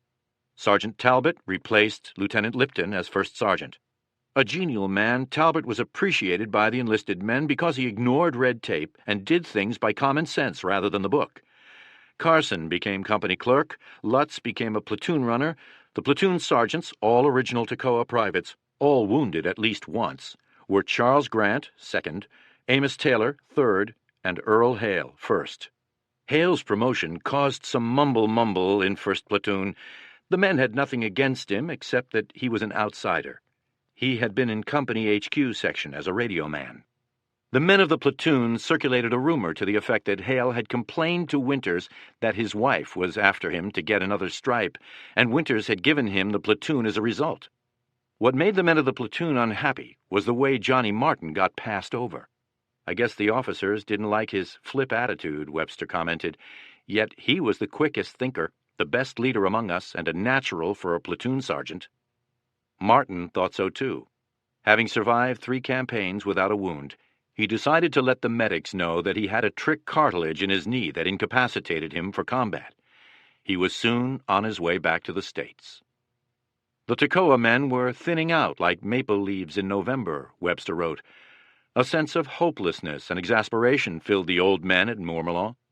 Here we were, still hiking over meadow and marsh, still trampling the rutabagas and breaking the fences, still in the field on training exercises.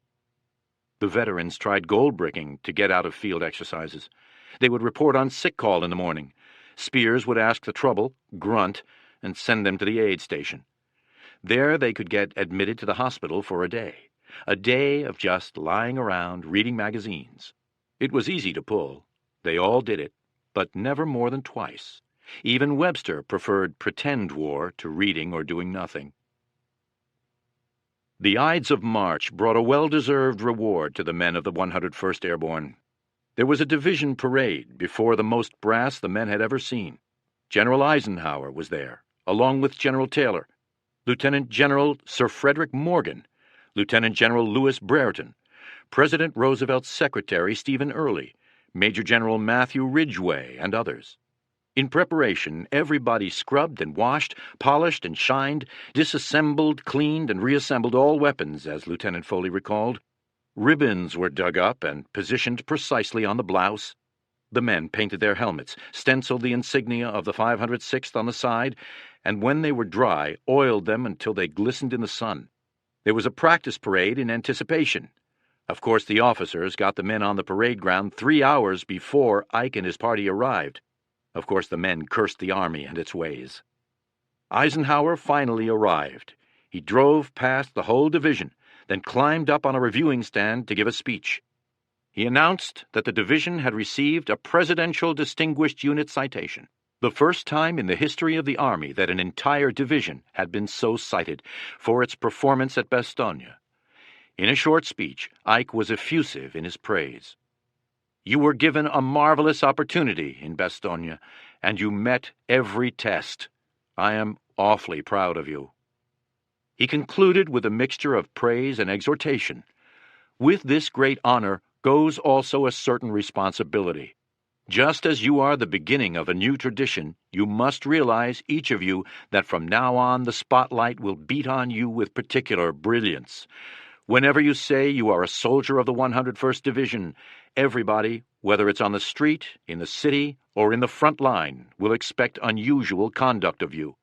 I know that you will meet every test of the future like you met it at Bastogne.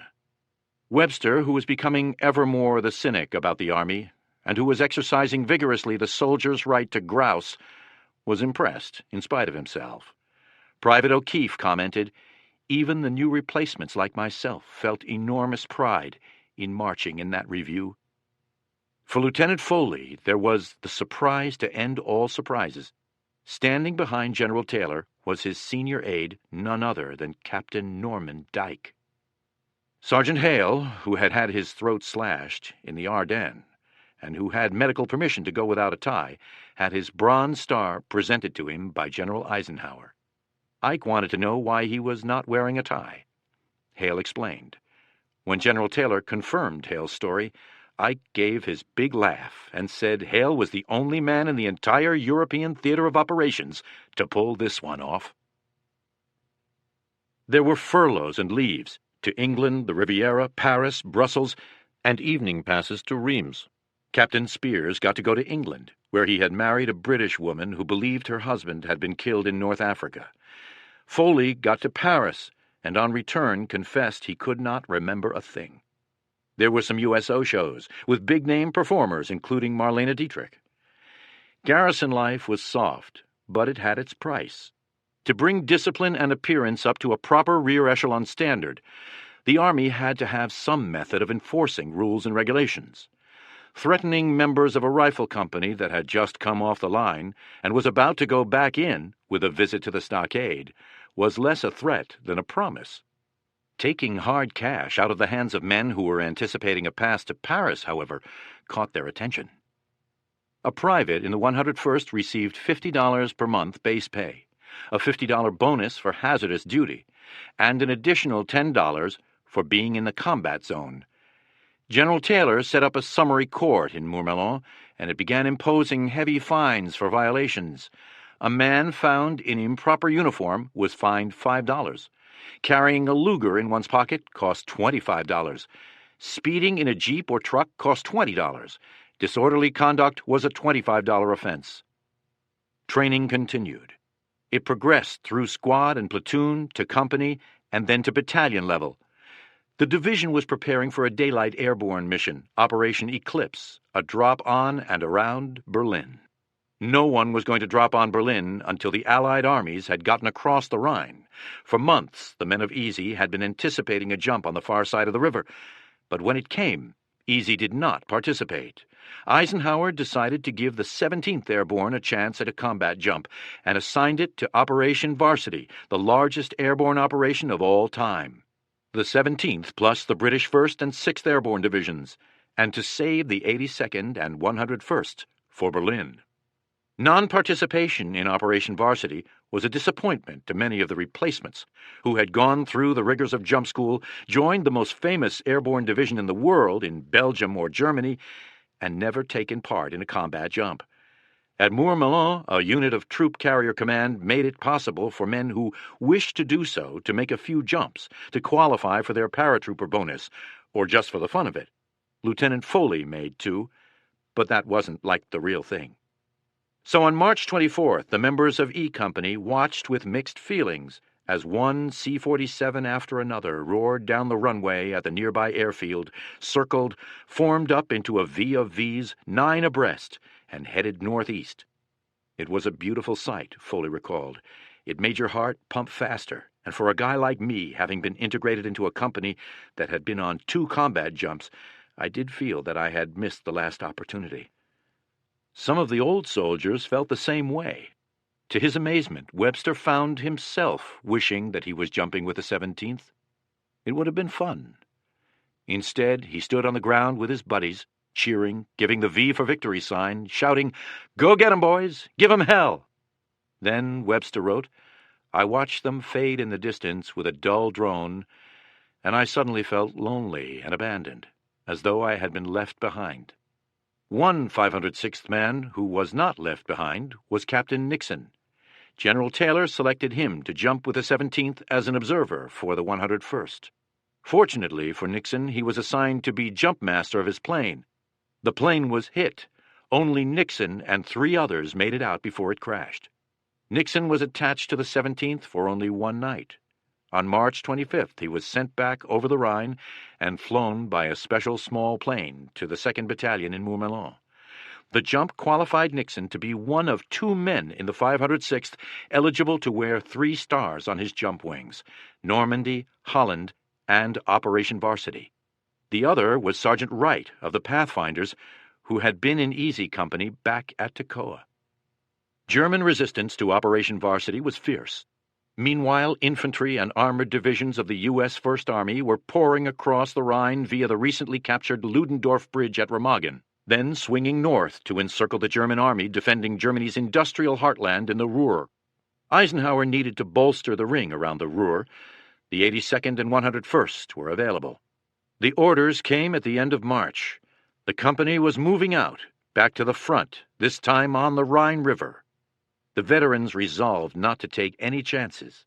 The end of the war was in sight, and they now believed what they could not believe at Bastogne, that they were going to make it, safe, more or less intact. They wanted to escape the boredom of garrison. They knew how to take care of themselves. They were ready to do their job, but not to be heroes. In contrast to the veterans, the replacements thought Mourmelon was a super place. They trained with veterans day and night in realistic problems, all under the watchful eye of a man who was a legend in E Company, Major Winters. They had learned life-saving lessons. They had gotten to know and be accepted by the veterans. They were proud to be in the company, the regiment, the division, and were eager to show that they were qualified to be there. So Easy was ready at the end of March, when orders came to prepare to move out. It would be by truck to the Rhine. Webster was delighted to be getting out of Mourmelon, apprehensive and excited about going back into combat, and disappointed that he was not jumping into battle. "I had hoped to make another jump," he wrote, "rather than ride to the front in trucks, for there is an element of chance in an airborne mission. It may be rough, it may be easy. Perhaps there will be no enemy at all, which appeals to me more than the prosaic infantry attack against an enemy who knows where you are and when you're coming." Private O'Keefe was about to enter combat for the first time. He has a vivid memory of the occasion. "We wore light sweaters under field jackets, trousers bloused over combat boots, trench knife strapped on right leg, pistol belts with attached musette bags, one phosphorus grenade and one regular hand grenade taped onto our chest harness, canteens, first aid kit, K-rations stuffed into our pockets, steel helmet and rifle. We carried cloth bandoliers for our rifle clips in place of the old-fashioned cartridge belts. Our musette bags carried a minimum of shorts, socks, shaving gear, sewing kit, cigarettes, etc." After hearing Mass celebrated by Father John Maloney and receiving a general absolution, O'Keefe pulled himself into a truck and was off for Germany. Easy Company was about to enter its fifth country. The men had liked Britain and the English people enormously. They did not like the French, who seemed to them ungrateful, sullen, lazy, and dirty. They had a special relationship with the Belgians because of their intimate association with the civilians of Bastogne, who had done whatever they could to support the Americans. They loved the Dutch, brave, resourceful, overwhelmingly grateful, the best organized underground in Europe, cellars full of food hidden from the Germans but given to the Americans, clean, hard-working, honest, were only some of the compliments the men showered on the Dutch. Now they were going to meet the Germans. For the first time, they would be on front lines inside enemy territory, living with enemy civilians. And if the rumor proved true, the one that said instead of living in foxholes, they were going to be billeted in German houses, they would be getting to know the Germans in an intimate fashion. This would be especially true once the Ruhr pocket was eliminated and the advance across central Germany began. Then they would be staying in a different house every night, under conditions in which the occupants would have only a few minutes' notice of their arrival. They would be coming as conquerors, who had been told to distrust all Germans, and who had been forbidden by the non-fraternization policy to have any contact with German civilians. But except for Liebgott and a few others, they had no undying hatred of the Germans. Many of them admired the German soldiers they had fought. Webster was not alone in feeling that most of the atrocities they had heard about were propaganda. Anyway, they would soon see for themselves whether all the Germans were Nazis, and if the Nazis were as bad as the Allied press and radio said they were. Chapter 16. Getting to Know the Enemy. Germany, April 2nd through 30th, 1945. The reactions of the men of Easy to the German people depended on their different preconceptions and experiences. Some found reasons to reinforce their hatred. Others loved the country and the people. Nearly everyone ended up changing his mind. All of them were fascinated. The standard story of how the American GI reacted to the foreign people he met during the course of World War II runs like this.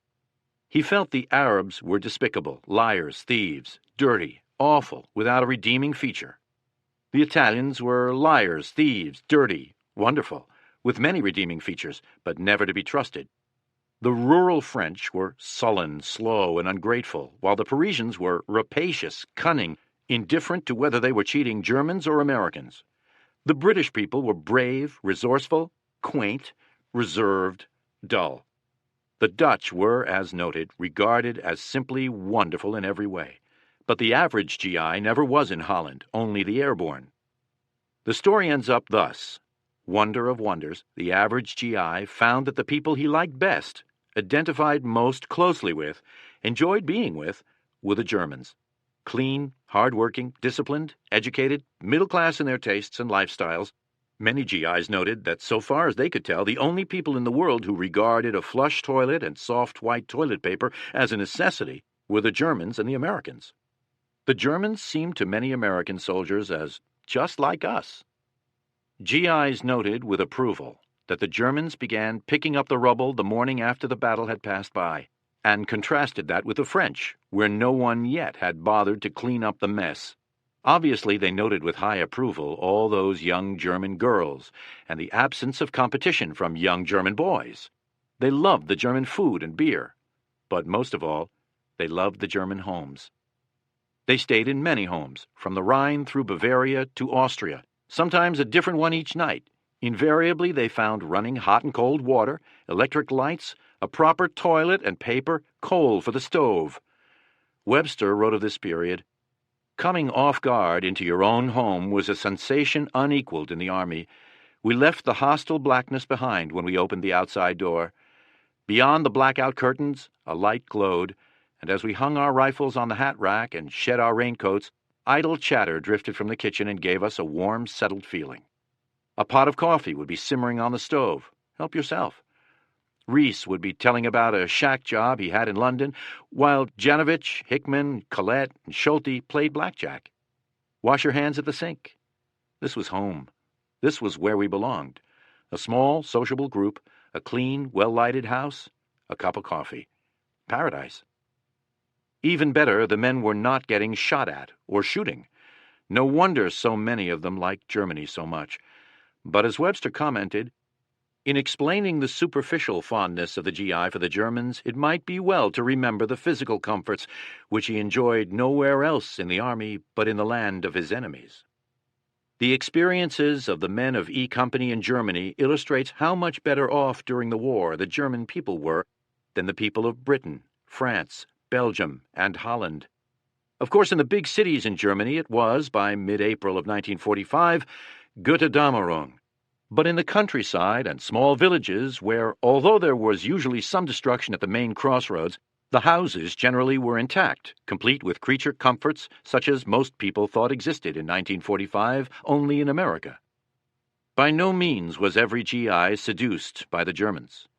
Webster went into Germany with a complex attitude. He didn't like Germans. He thought all Germans were Nazis. But he discounted as propaganda the stories about concentration camps and other atrocities. He found the German people too hard-faced. He thought the French were dead and rotting. But Germany was only a crippled tiger licking its wounds, resting with a burning hatred in its breast, ready to try again. And it will.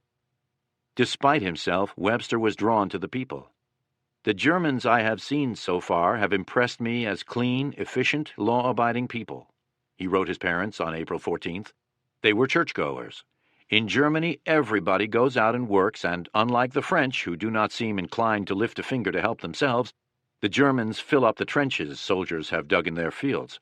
They are cleaner, more progressive, and more ambitious than either the English or the French.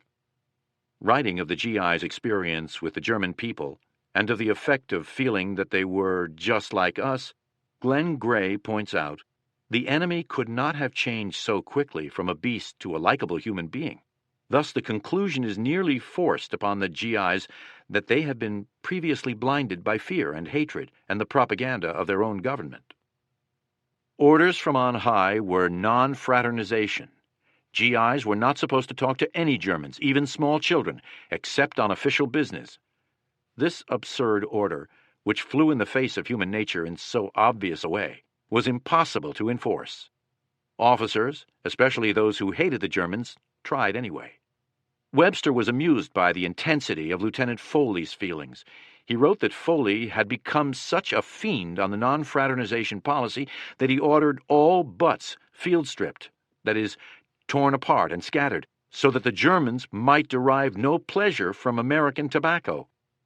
Webster also recalled the time that he and Foley were picking out houses for the night. As we walked around to the backyard for a closer inspection, we were greeted with a horrifying spectacle that aroused all the non-fraternization fervor in Foley. 2 infantrymen sociably chatting with a couple of Fräulein. Unspeakable, outrageous, unmilitary, forbidden. Lieutenant Foley gave them hell and bade them be on their way. With the resigned air of men who knew the barren futility of the non-fraternization policy, the gallants sulkily departed. It is worth pausing here to see the Americans as conquerors through the microcosm of Speak to her, Webb, goddamn. Since I was shy, however, and those females invariably looked about as sociable as a fresh iceberg, I ignored his panting plaints. Besides, the Fraus weren't apt to be friendly in public, where the neighbors could see them. Maybe indoors or at night. Finally, we came to a farm where a buxom peasant lass greeted us. Reese smiled. After I'd gotten some eggs, Reese, who kept winking at her, gave her a cigarette and a chocolate bar, and as love bloomed in the garden of D-Ration, a newly issued food package, and Chelsea's, I backed out of the door and waited in the sun. No dice, Reese later reported. I returned home with a helmet full of eggs, Reese with a broken heart. But it was, as he said, good fraternizing territory. He tried again that night before 6 o'clock curfew went into effect. No luck.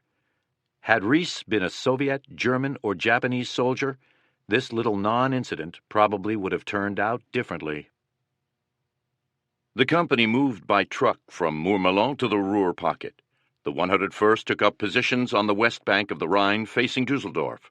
The 2nd Battalion sector was from Stutzelberg on the north to Worringham on the south, with the 82nd Airborne on the battalion's right flank. The 82nd faced Cologne. It was more an occupation position than front line. The platoons kept outposts down on the riverbank, while the men stayed in homes in various small villages. There was some artillery shelling back and forth, but not much. There was no small arms fire. The men were on outpost each night. Here Private O'Keefe got his initiation. One night he was on outpost with Private Harry Lager, who had also just joined the company at Mourmelon in a ready-made foxhole beside the dike. They heard a thump, thump, thump. O'Keefe whispered to Lager, "Stay in the hole, but make room for me to drop in a hurry. I'm going up on that dike to see if I can make out what that is approaching." Up on the dike, O'Keefe recalled.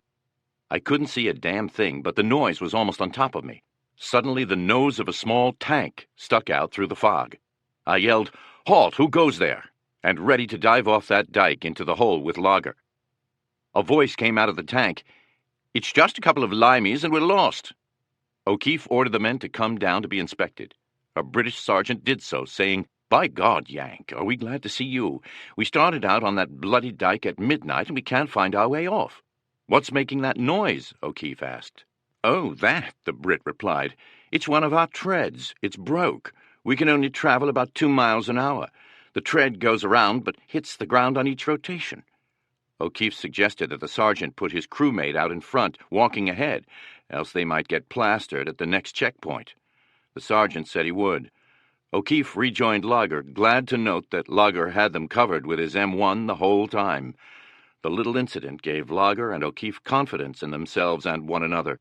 They decided they had the hang of it. Another night, at another place along the river, O'Keefe was on outpost with a recent recruit, Private James Welling.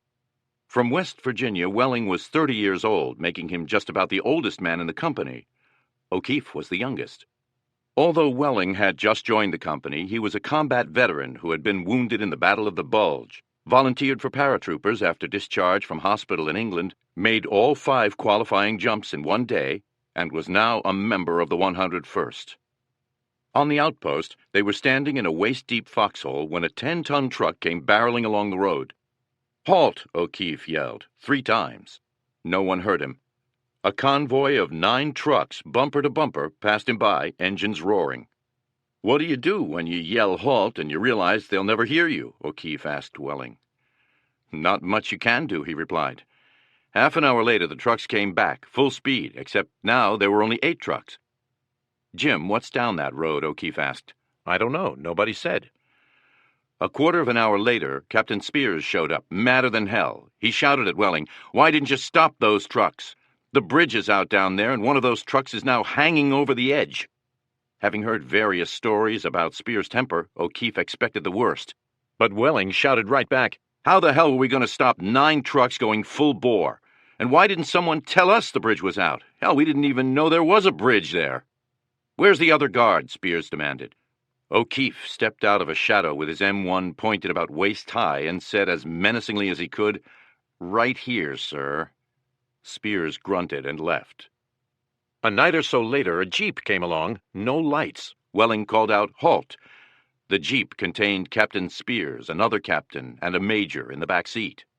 Welling said the password. Spears gave the countersign in a normal conversational tone. Welling couldn't make out what he had said and repeated the challenge. Spears answered in the same tone. Welling still didn't hear him. Tense and a bit confused, O'Keefe lined up his M1 on the major in the back. He looked closely and realized it was Winters. Welling gave the password for the third time. The captain, who was driving, finally realized Welling had not heard and yelled out the countersign. Spears jumped out of the jeep and started to curse out Welling. Welling cut him off. When I say halt, I mean halt. When I give the password, I expect to hear the countersign. Spears started sputtering about what he was going to do to Welling when Winters interrupted. "Let's go, Captain," he said in a low voice. As they drove off, Winters called out to Welling, "Good job." There were patrols across the Rhine, seldom dangerous except for the strong current in the flooded river nearly 350 meters wide. When Winters got orders on April 8th to send a patrol to the other side, he decided to control the patrol from an observation post to make certain no one got hurt. Winters set the objectives and controlled the covering artillery concentration, then monitored the patrol step by step up the east bank of the river. Lieutenant Welsh, Battalion S2, accompanied him and was disgusted with the safety limits Winters insisted on. "We went through the motions of a combat patrol," Winters remembered, "and found nothing. Everyone returned safely." Most patrols were similarly unsuccessful. Malarkey reported that a replacement officer took out a patrol, got across the river, advanced several hundred yards inland, drew fire from a single rifleman, reported over the radio that he had met stiff resistance, and withdrew to friendly territory, to the mingled relief and disgust of his men. A couple of days later, things didn't work out so well. The patrol leader was Major William Leach, recently promoted and made Regimental S2 by Sink. He had been ribbed unmercifully back at Mourmelon when his gold leaves came through. "When are you going to take out a patrol, Leach?" his fellow officers asked. He had never been in combat and consequently had no decorations. Characterized by Winters as a good staff officer who made his way up the ladder on personality and social expertise, Leach wanted to make a career out of the Army. For that, he felt he needed a decoration. On the night of April 12th, Leach set out at the head of a four-man patrol from the S2 section at Regimental HQ, but he made one fatal mistake. He failed to tell anyone he was going. Easy Company men on outpost duty heard the splashing of a boat the patrol was using as it crossed the river. As far as they were concerned, unless they had been told of an American patrol at such and such a time, any boat in the river contained enemy troops. They opened up on it. Quickly the machine guns joined in. The fire ripped the boat apart and hit all the men in it, including Leach. Ignoring the pitiful cries of the wounded drowning in the river, the machine gunners kept firing bursts at them until their bodies drifted away. They were recovered some days later downstream. In the judgment of the company, Leach and four men had perished in a most unnecessary, inexcusable fashion because he had made an obvious and unpardonable mistake. That day, the company got the news that President Roosevelt had died. Winters wrote in his daybook, "Sergeant Malley of F Company, good news, made first sergeant. Bad news, President Roosevelt died." "I had come to take Roosevelt for granted," Webster wrote his parents, "like spring and Easter lilies. And now that he is gone, I feel a little lost." Eisenhower ordered all unit commanders to hold a short memorial service for Roosevelt on Sunday, April 14th. Easy Company did it by platoons. Lieutenant Foley, who never was much enamored with Roosevelt, gathered his platoon. He had a St. Joseph missal in his musette bag. In it he found a prayer. He read it out to the men and later claimed to be the only man who ever buried Franklin D. as a Catholic. Overall, Easy's time on the Rhine guarding the Ruhr pocket was boring. Time hung so heavily, a disgusted Webster wrote, that we began to have daily rifle inspections. Otherwise, we did nothing but stand guard on the crossroads at night and listen to a short current events lecture by Lieutenant Foley during the day. With their high energy level and the low demands on them, the men turned to sports. They found some rackets and balls and played tennis on a backyard court, or softball in a nearby field. Webster was no athlete, but he had a high level of curiosity. One day he realized the fulfillment of a lifetime ambition when he and Private John Janovec scaled a 250-foot-high factory smokestack. When they got to the top, they had a magnificent view across the river. To Webster, the Ruhr seemed absolutely lifeless, even though everywhere we looked there were factories, foundries, steel mills, sugar plants, and sheet metal works. It looked like Chicago, Pittsburgh, and St. Louis decentralized. On April 18th, all German resistance in the Ruhr pocket came to an end. More than 325,000 German soldiers surrendered. Easy was put to guarding a displaced persons camp at Dormagen. There were Poles, Czechs, Belgians, Dutch, French, Russians, and others from different parts of Nazi-occupied Europe in the camp, tens of thousands. They lived in a common barracks, segregated by sex, crowded, all but starving in many cases, representing all ranges of age. Once liberated, their impulse was to catch up on their rest and their fun, so sadly lacking for the past few years. Webster reported that they were contentedly doing nothing. They had worked hard under the Germans and eaten little. Now they would rest. Their happiness, singing, and willingness to do favors for the soldiers endeared them to the men of Easy. KP was now a thing of the past. No member of Easy ever peeled a potato after this point, or swept a room, or washed a mess kit, or policed the area. There were always DPs for that, especially as the Americans were so generous in paying. More than a few men took along a combination son and servant. Lutz practically adopted a thin little boy, Muchik, who wore battered shoes much too large. His parents had died in the slave labor camp. Muchik's big dark eyes and bright, energetic demeanor were irresistible to Lutz. He got Muchik a uniform of sorts and brought him along for the tour of Germany, teaching him the fundamentals of Army profanity as they rode along. As the division history notes, though strict orders were given that no DPs were to be taken along, some of the personnel spoke very broken English, never appeared in formations, and seemed to do a great deal of kitchen police. In short, Easy was about to depart on a tour of Germany that would be first class in every way. Comfortable homes each night, great food and wine, free to take almost whatever they wanted, being driven along an autobahn reserved for them, riding at a leisurely pace on big rubber tires, with wondrous sights to see. The dramatic Alps on one side, the dramatic disintegration of what had been the most feared army in the world on the other, with body servants to care for their every need.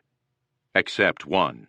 They would have loved to have brought some of the DP girls along, but they did no better with them than they had with the German girls.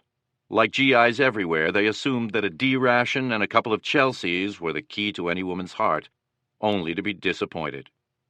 The second-generation Czechs and Poles in the company had been especially excited. They spent all their spare time, night and day, using their limited language ability to court the stocky, balloon-chested peasant girls of their fathers' native lands. But contrary to their expectations, the girls, with their Catholic upbringing and Central European background, were chaste. For Webster, the effect of the DP camp was to stir up his hatred of the Germans. Why were these people here, he asked himself about the DPs. They had done nothing, had no politics, committed no crime, possessed nothing. They were there because the Nazis needed their labor. There was Germany and all it stood for, Webster concluded. The Germans had taken these people from their homes and sentenced them to work for life in a factory in the Third Reich. Babies and old women, innocent people, condemned to live in barracks behind barbed wires, to slave 12 hours a day for an employer without feeling or consideration, to eat beet soup, moldy potatoes, and black bread. This was the Third Reich. This was the new order. Work till you died. With cold deliberation, the Germans had enslaved the populace of Europe. So far as Webster was concerned, the German people were guilty. Every one of them. The guard duty lasted only a few days. Back on the Rhine, Winters instituted a training schedule that included reveille, inspection, calisthenics, and close-order drill, squad tactics, map reading, and so forth. The day ended with retreat. It was like being back in basic training and much resented. As always, in a rear echelon area, rank was being pulled, widening the distance between the enlisted men and the officers. Lieutenant Ralph D. Ritchie, a gung-ho replacement officer serving as Battalion S1, was particularly obnoxious. One day he had the company lined up for inspection. An old German woman rode her bicycle innocently through the ranks. Ritchie became so enraged that he fetched her a blow that knocked her off her bicycle. She burst into tears. He stormed at her and ordered her to move on. The men were disgusted by his behavior. The following day, the company made a forced 5-mile speed march, Lieutenant Ritchie leading. The men rolled up their sleeves and carried their weapons as comfortably as possible. Ritchie was furious. He halted the company and gave the men hell. "I have never seen such a sloppy company," he shouted. "There are 120 men in this company, and I see 120 different ways of carrying a rifle, and you guys think you're soldiers." The incident set Webster off on a tirade. Here was a man who had made us ashamed of our uniform, railing at us for being comfortable on a speed march, he wrote. Here was the Army. "Officers are gentlemen. I'll do as I damn please. No back talk. You're a private. You can't think if you were any good you'd be an officer.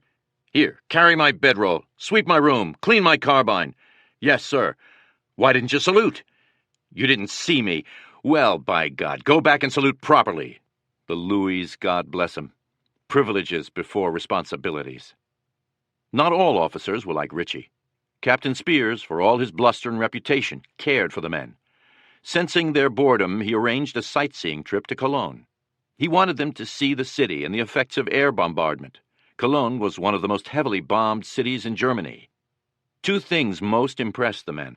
First, the extent of the destruction. Every window was shattered. Every church had been hit. Every side street was blocked with rubble. The magnificent cathedral in the center of town had been damaged, but had survived. The giant statue of Bismarck on a horse was still standing, but Bismarck's sword, pointing toward France, had been cut off by flying shrapnel. A group of easy men wandered to the Rhine, where they began pointing and laughing at the grotesque ruins of the Hängebrücke, or suspension bridge. An elderly German couple stood beside them. To the shame of the Americans, the Germans began to cry and shake their heads. All their beautiful bridges had been twisted and mangled, and here were American boys laughing. The second impression was not of destruction, but of people. Lieutenant Foley noted that the residents, on their own volition, were determined to clean up and sweep out the ruins of war. Along most of the streets, there were neat stacks of salvageable cobblestones. Houses were worked on to remove the debris. They were still in bad shape, yet they appeared almost ready to be rebuilt. Amazing. April 19th was a big day for the company. The division quartermaster handed out 34 pairs of socks per platoon, or about 1 pair for each man, plus 3 bottles of Coca-Cola, accompanied by stern orders to turn in the bottles, and 2 bottles of American beer per man. The men got paid for February and March in the form of Allied military marks. These were their first marks, and they were ordered to turn in all their French, British, Dutch, Belgian, and American money for marks. On April 22nd, the company loaded up in the German version of the 40 and 8s. The cars had been sprayed with DDT and filled with straw. Each man got 5 K rations. They were off to Bavaria and the Alps. Bradley had assigned the 101st to U.S. 7th Army. Its objectives were Munich, Innsbruck, and the Brenner Pass. The purpose was to get American troops into the Alps before the Germans could create a redoubt there from which to continue the war. Hitler's Eagle's Nest in Berchtesgaden was the presumed HQ for this combination last stand and the beginning of a guerrilla war against the occupiers. Eisenhower's biggest fear was that Hitler would get to the Eagle's Nest, where he would be well protected and have radio facilities he could use to broadcast to the German people to continue the resistance or begin guerrilla warfare. It turned out that the Germans had neither serious plans nor sufficient resources to build a mountain redoubt. But remember, we are only 4 months away from a time when everyone assumed the German army was kaput, only to be hit by the bulge. So the fear was there. But the reality was that in its drive to Berchtesgaden, Easy was as much as 100 miles behind the front line, in a reserve position, never threatened. The company's trip through Germany was more a grand tour than a fighting maneuver. The tour began with a 200-kilometer train ride through 4 countries. So great was the Allied destruction of the German rail system that to get from the Ruhr to southern Germany, it was necessary to go through Holland, Belgium, Luxembourg, and France. The men rode in open cars, sleeping, singing, swinging their feet out the doors, sunbathing on the roof of the 40 and 8.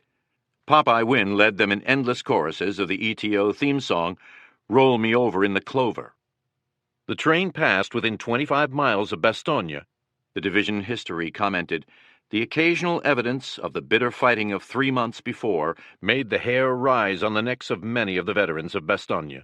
But at the same time, remembering only snow, cold, and dark and ominous forests, they were surprised at the beauty of the rolling lands under the new green of spring.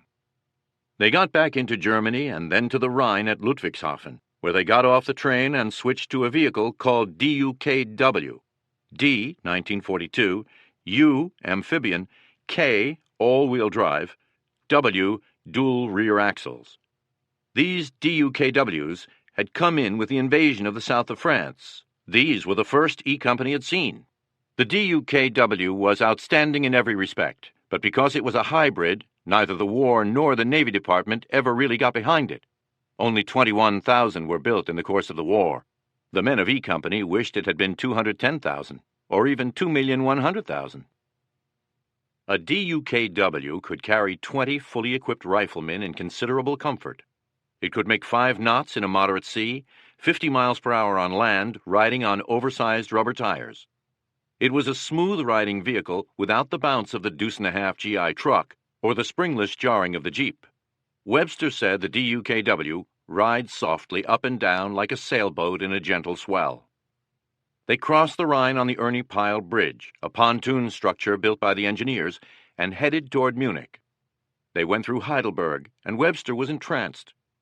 When we saw all the undamaged buildings and the beautiful river promenade, where complacent civilians strolled in the sun, I was ready to stay in Heidelberg forever.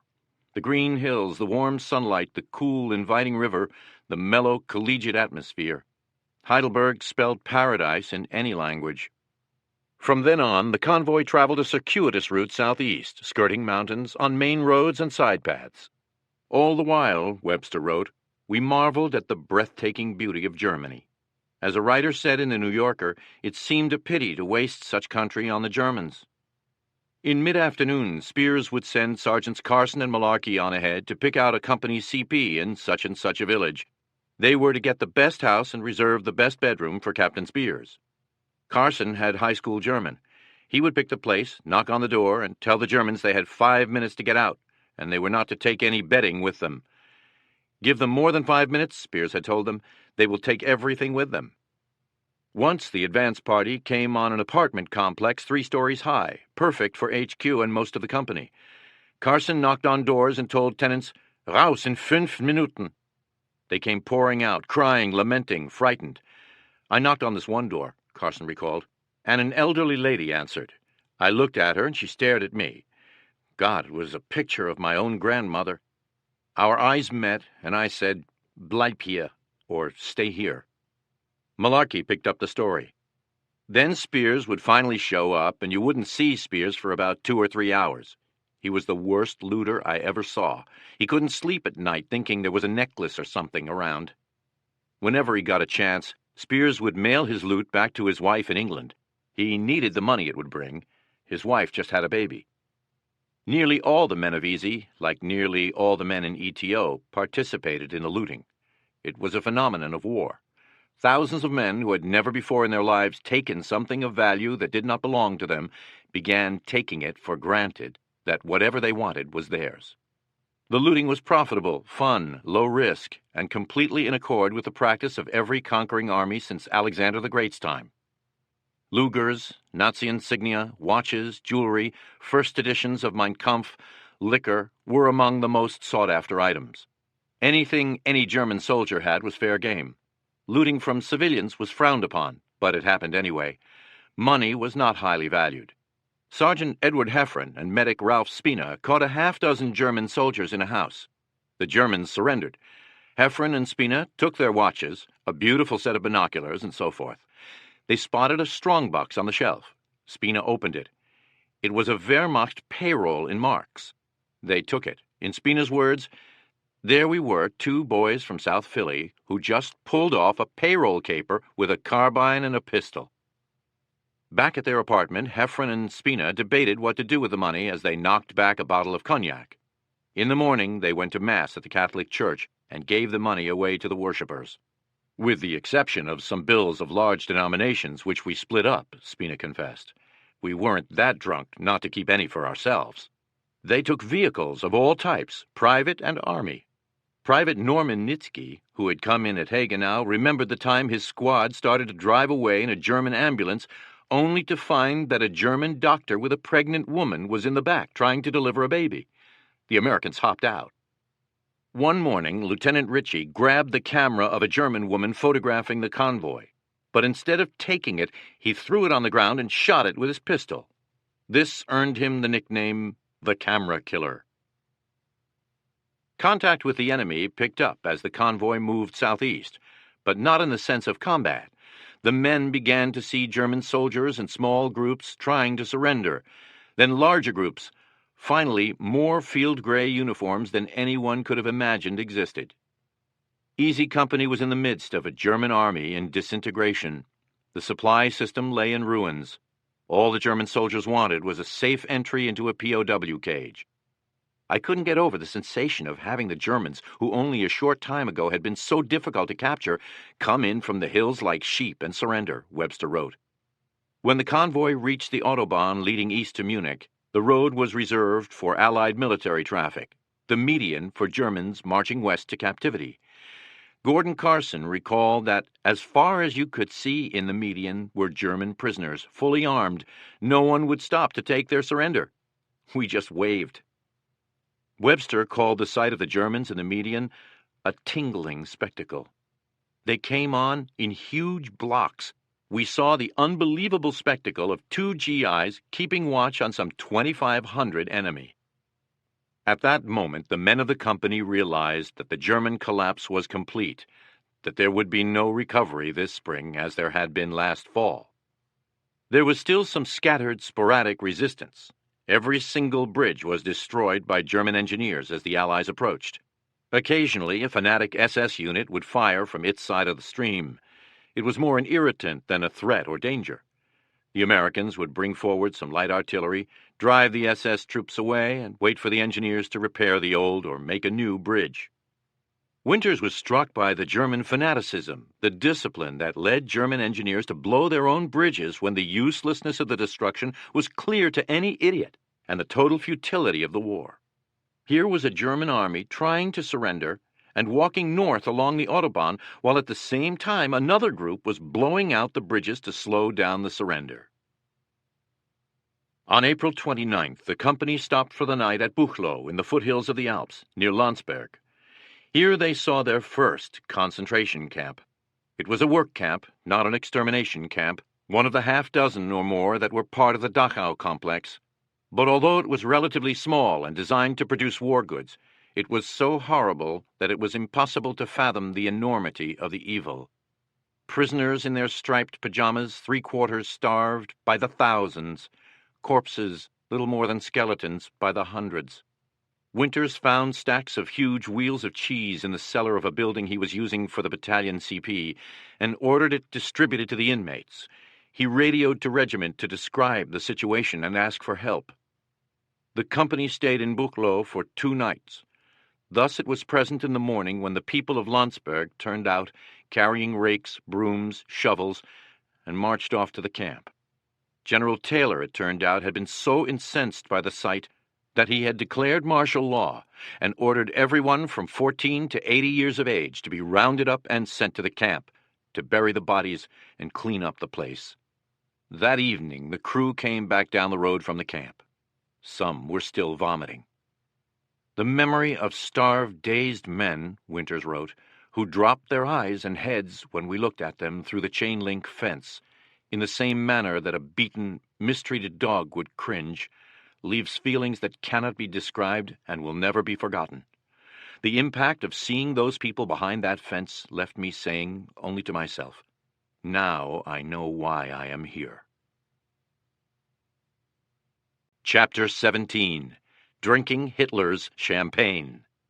Berchtesgaden, May 1st through 8th, 1945. On the first 2 days of May, the company drove south from Munich, moving slowly through streams of German soldiers walking in the opposite direction. Often there were more German soldiers with weapons going north than there were Americans going south. We looked at each other with great curiosity, Winters remembered. I am sure both armies shared one thought: Just let me alone. All I want is to get this over with and go home. On May 3rd, Colonel Sink got orders to have the 506th ready to move out at 0930 the following day. Objective, Berchtesgaden. Berchtesgaden was a magnet for the troops of all the armies in southern Germany, Austria, and northern Italy. South of Salzburg, the Bavarian mountain town of Berchtesgaden was Valhalla for the Nazi gods, lords, and masters. Hitler had a home there, and a mountaintop stone retreat called the Altershorst, Eagle's Nest, 8,000 feet high. Thanks to a remarkable job of road building, cars could get to a parking place within a few hundred feet of the Altershorst. There, a shaft ran into the center of the mountain to an elevator which lifted into the Altershorst. The walls of the elevator were gold leaf. It was to Berchtesgaden that the leaders of Europe had come in the late 1930s to be humiliated by Hitler. Daladier of France, Mussolini of Italy, Schuschnigg of Austria, Chamberlain of Britain, and others. They had feared Hitler, as had the whole world. Now that Hitler was dead, the fear was removed. But that only highlighted the fascination with Hitler and his favorite retreat, which seemed to hold one of the keys to his character. It was to Berchtesgaden that the highest-ranking Nazi leadership had flocked to be near their Führer. Himmler, Göring, Goebbels, Martin Bormann had houses in the area. There was a fabulous apartment complex for the SS. It was to the Berchtesgaden area that much of the loot collected by the Nazis from all over Europe had come. The place was stuffed with money, in gold and in currency, from a dozen countries, with art treasures. Göring's collection alone contained 5 Rembrandts, a Van Gogh, a Renoir, and much more. It was bursting with booze, jewelry, fabulous cars.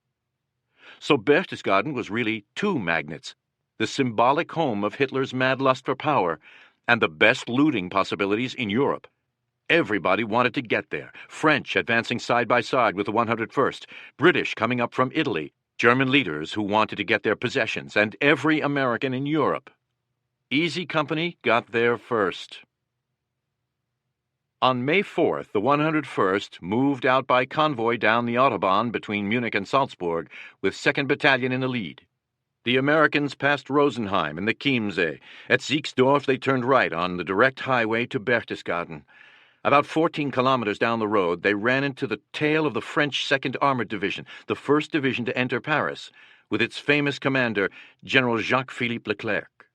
The 2nd Armored supposedly had been on the right flank of the 101st for the past week, but the Americans had not been able to keep in touch with it.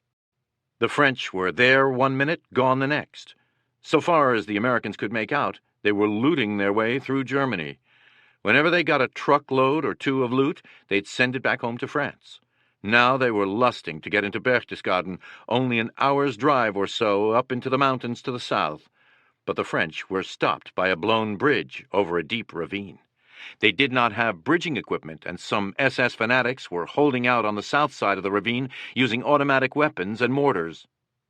Easy Company and the remainder of 2nd Battalion began mixing in with the French, everyone standing around watching a long-range, useless exchange of fire while waiting for the 101st Engineers to come forward.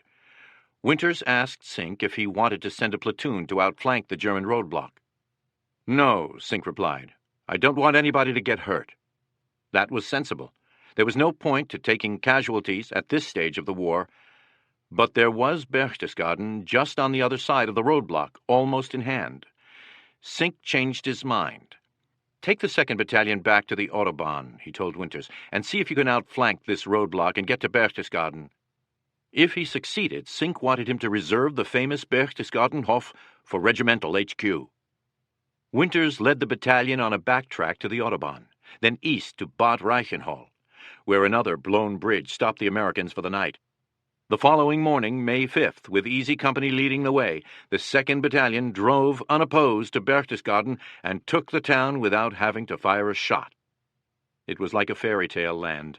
The snow-capped mountains, the dark green woods, the tinkling icy creeks, the gingerbread houses, the quaint and colorful dress of the natives provided a delight for the eye. The food, liquor, accommodations, and large number of Luftwaffe and Wehrmacht service women, plus camp followers of various types, provided a delight for the body. Accommodations were the first order of business. Winters and Lieutenant Welsh went to the Berchtesgadenhof. As they walked in the front door of the hotel, they could see the backs of the service personnel disappear around the corner. They went into the main dining room, where they saw a waiter putting together a large set of silverware in a 4-foot-long velvet-lined case. There was no need for orders. Winters and Welsh simply walked toward the men, who took off. The Americans split the silverware between them. 45 years later, both men were still using the Berchtesgadenhof silverware in their homes. After getting what he most wanted out of the place, Winters then put a double guard on the hotel to stop further looting, as he put it, with a straight face, in one of our interviews. But he berated himself. What a fool I was not to open the place to the 2nd Battalion. Because when regimental and then divisional HQ arrived, they took everything movable. Winters picked one of the homes of Nazi officials perched on the hillside climbing the valley out of Berchtesgaden for his battalion HQ. He told Lieutenant Coing, his S4, to go to the place and tell the people they had 15 minutes to get out. Coing was a replacement officer who had joined up in mid-February back in Hagenau. He had not been hardened by battle. He returned a few minutes later to tell Winters, "The people said no, they would not move out." "Follow me," Winters declared. He went to the front door, knocked, and when a woman answered, he announced, "We are moving in, now." And he and his staff did just that, as the Germans disappeared somewhere. Did I feel guilty about this? Winters asked himself in the interview. Did my conscience bother me about taking over this beautiful home? No. We had been living in foxholes in Normandy. We had been in the mud at Holland, the snow in Bastogne. Just a few days earlier, we'd seen a concentration camp. These people were the reason for all this suffering. I had no sympathy for their problem, nor did I feel that I owed them an explanation. Nor did the enlisted men have the slightest problem, physical or psychological, in taking over the SS barracks, an Alpine-style apartment house block that was the latest thing in modern design, plumbing, and interior decoration. Officers and sergeants got sumptuous homes of Nazi officials perched on the mountainsides overlooking Berchtesgaden. Winters set up the guard around town, mainly to direct traffic and to gather up surrendering German troops to send them to POW cages in the rear. Private Heffron was thus in command at Crossroads when a convoy of 31 vehicles came down from the mountain. At its head was General Theodor Tollsdorf, commander of the 82nd Corps. He was quite a character, a 35-year-old Prussian who had almost set the record for advancement in the Wehrmacht. He had been wounded 11 times and was known to his men as Tollsdorf the Mad because of his recklessness with their lives and his own. Of more interest to E Company men, he had been in command of the 340th Volksgrenadier Division on January 3rd in the bitter fighting in the Bois Jacques and around Foy and Noville. Tollsdorf expected to surrender with full honors and then be allowed to live in a POW camp in considerable style. His convoy was loaded with personal baggage, liquor, cigars, and cigarettes, along with plenty of accompanying girlfriends. Heffron was the first American the party encountered. He stopped the convoy. Tollsdorf said he wished to surrender. Heffron summoned a nearby second lieutenant. Tollsdorf sent the lieutenant off to find someone of more suitable rank. Heffron, meanwhile, seized the opportunity to liberate General Tollsdorf's Luger and briefcase. In the briefcase, he found a couple of iron crosses and 500 pornographic photographs. He thought to himself, a kid from South Philly has a Kraut general surrendered to him. That is pretty good. Everyone was grabbing loot at a frantic pace. German soldiers were everywhere. Wehrmacht, Waffen-SS, Luftwaffe, officers, non-coms, privates, looking for someone to surrender to. And Dog, Easy, and Fox companies of the 506th were the first to get to them. From these soldiers, Webster wrote to his parents on May 13th, we obtained pistols, knives, watches, fur-lined coats, camouflage, jump jackets. Most of the Germans take it in pretty good spirit, but once in a while we get an individual who does not want to be relieved of the excess weight of his watch. A pistol flashed in his face, however, can persuade anybody. I now have a Luger, 2 P-38s, a Schmeisser machine pistol, 2 jump smocks, 1 camouflage winter jacket, several Nazi flags about 3 feet by 2, and a watch. The Eagle's Nest had been thoroughly worked over by the Army Air Force. The elevator to it had been put out of action. but to men who had been up and down Currahee innumerable times, the climb to the top was more a stroll than a challenge. Alton Moore was one of the first to get there. In the rubble, he found 2 of Hitler's photo albums filled with pictures of the famous politicians of Europe who had been Hitler's guests. An officer from the company demanded that Moore turn over the albums to him. Moore refused. The officer threatened to court-martial him. Moore was in Malarkey's platoon. Malarkey ran to Battalion HQ to see Winters. He explained the situation. Winters told his jeep driver to take Malarkey back to his quarters and return with Private Moore and all his gear. When Moore arrived, Winters made him a driver for Battalion HQ. Thus was Moore able to take the albums home with him to Casper, Wyoming. With lodging taken care of, and having looted more than they could carry or could ever hope to get home, the next thing these young Americans needed was a set of wheels. No problem.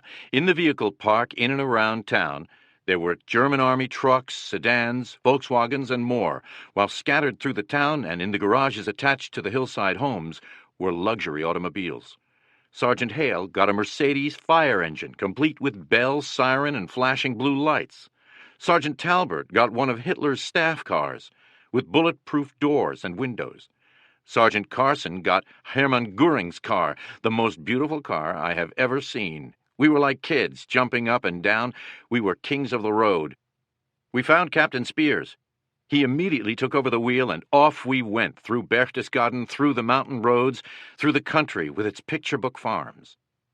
As more brass poured into Berchtesgaden on May 7th and 8th, it was more difficult for a captain to hold on to a Mercedes. Spears got orders to turn it over to regiment. Carson and Bill Howell were hanging around the car when Spears delivered the sad message. Carson asked Howell if he thought those windows really were bulletproof. Howell wondered too. So they paced off 10 yards from the left rear window, aimed their M1s, and fired. The window shattered into 1,000 pieces. They gathered up the broken glass and walked away just as a captain from regiment came to pick up the car. Before Talbert turned over his Mercedes, he too did some experimenting. He was able to report to Winters that the windows were bulletproof, but that if you used armor-piercing ammo, it would get the job done. Winters thanked him for his research, agreeing that one never knew when this kind of information would come in handy. The men tried another experiment. They drained the water from the radiator of the Mercedes to see if it could run without it. With a third luxury car, they decided that before turning it in, they would see if it could survive a 30-meter crash, so they pushed it over a cliff.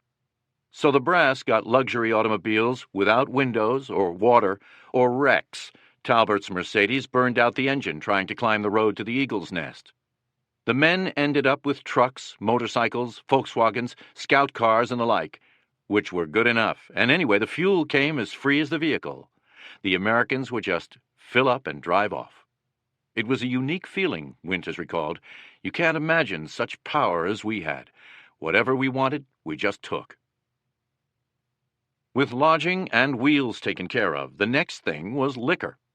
Every cellar held some wine, but the greatest cache of all was discovered by one of the few non-drinkers in the battalion, Major Winters. On May 6th, scouting on his own, he found Göring's officers' quarters and club. In one room, he found a dead German general in full-dress uniform, a bullet through his head, ear to ear, a pistol in his hand. He was a 2-star general later identified as Kastner. Winters wandered through, kicking open doors, when, Lord, I had never seen anything like this before. In a vaulted cellar, 15 meters by 10 meters, there were row after row of liquor racks stretching from floor to ceiling. The brand names covered the world. The later estimate was that the room held 10,000 bottles. Winters put a double guard on the officers' club entrance and another on the cellar, and he issued an order. No more liquor. Every man in the battalion was to go on the wagon for 7 days. Commenting in 1990 on this improbable order, Winters said, "Now I am no fool. You don't expect an order like that to be carried out 100%, but the message was clear. Keep this situation under control. I don't want a drunken brawl."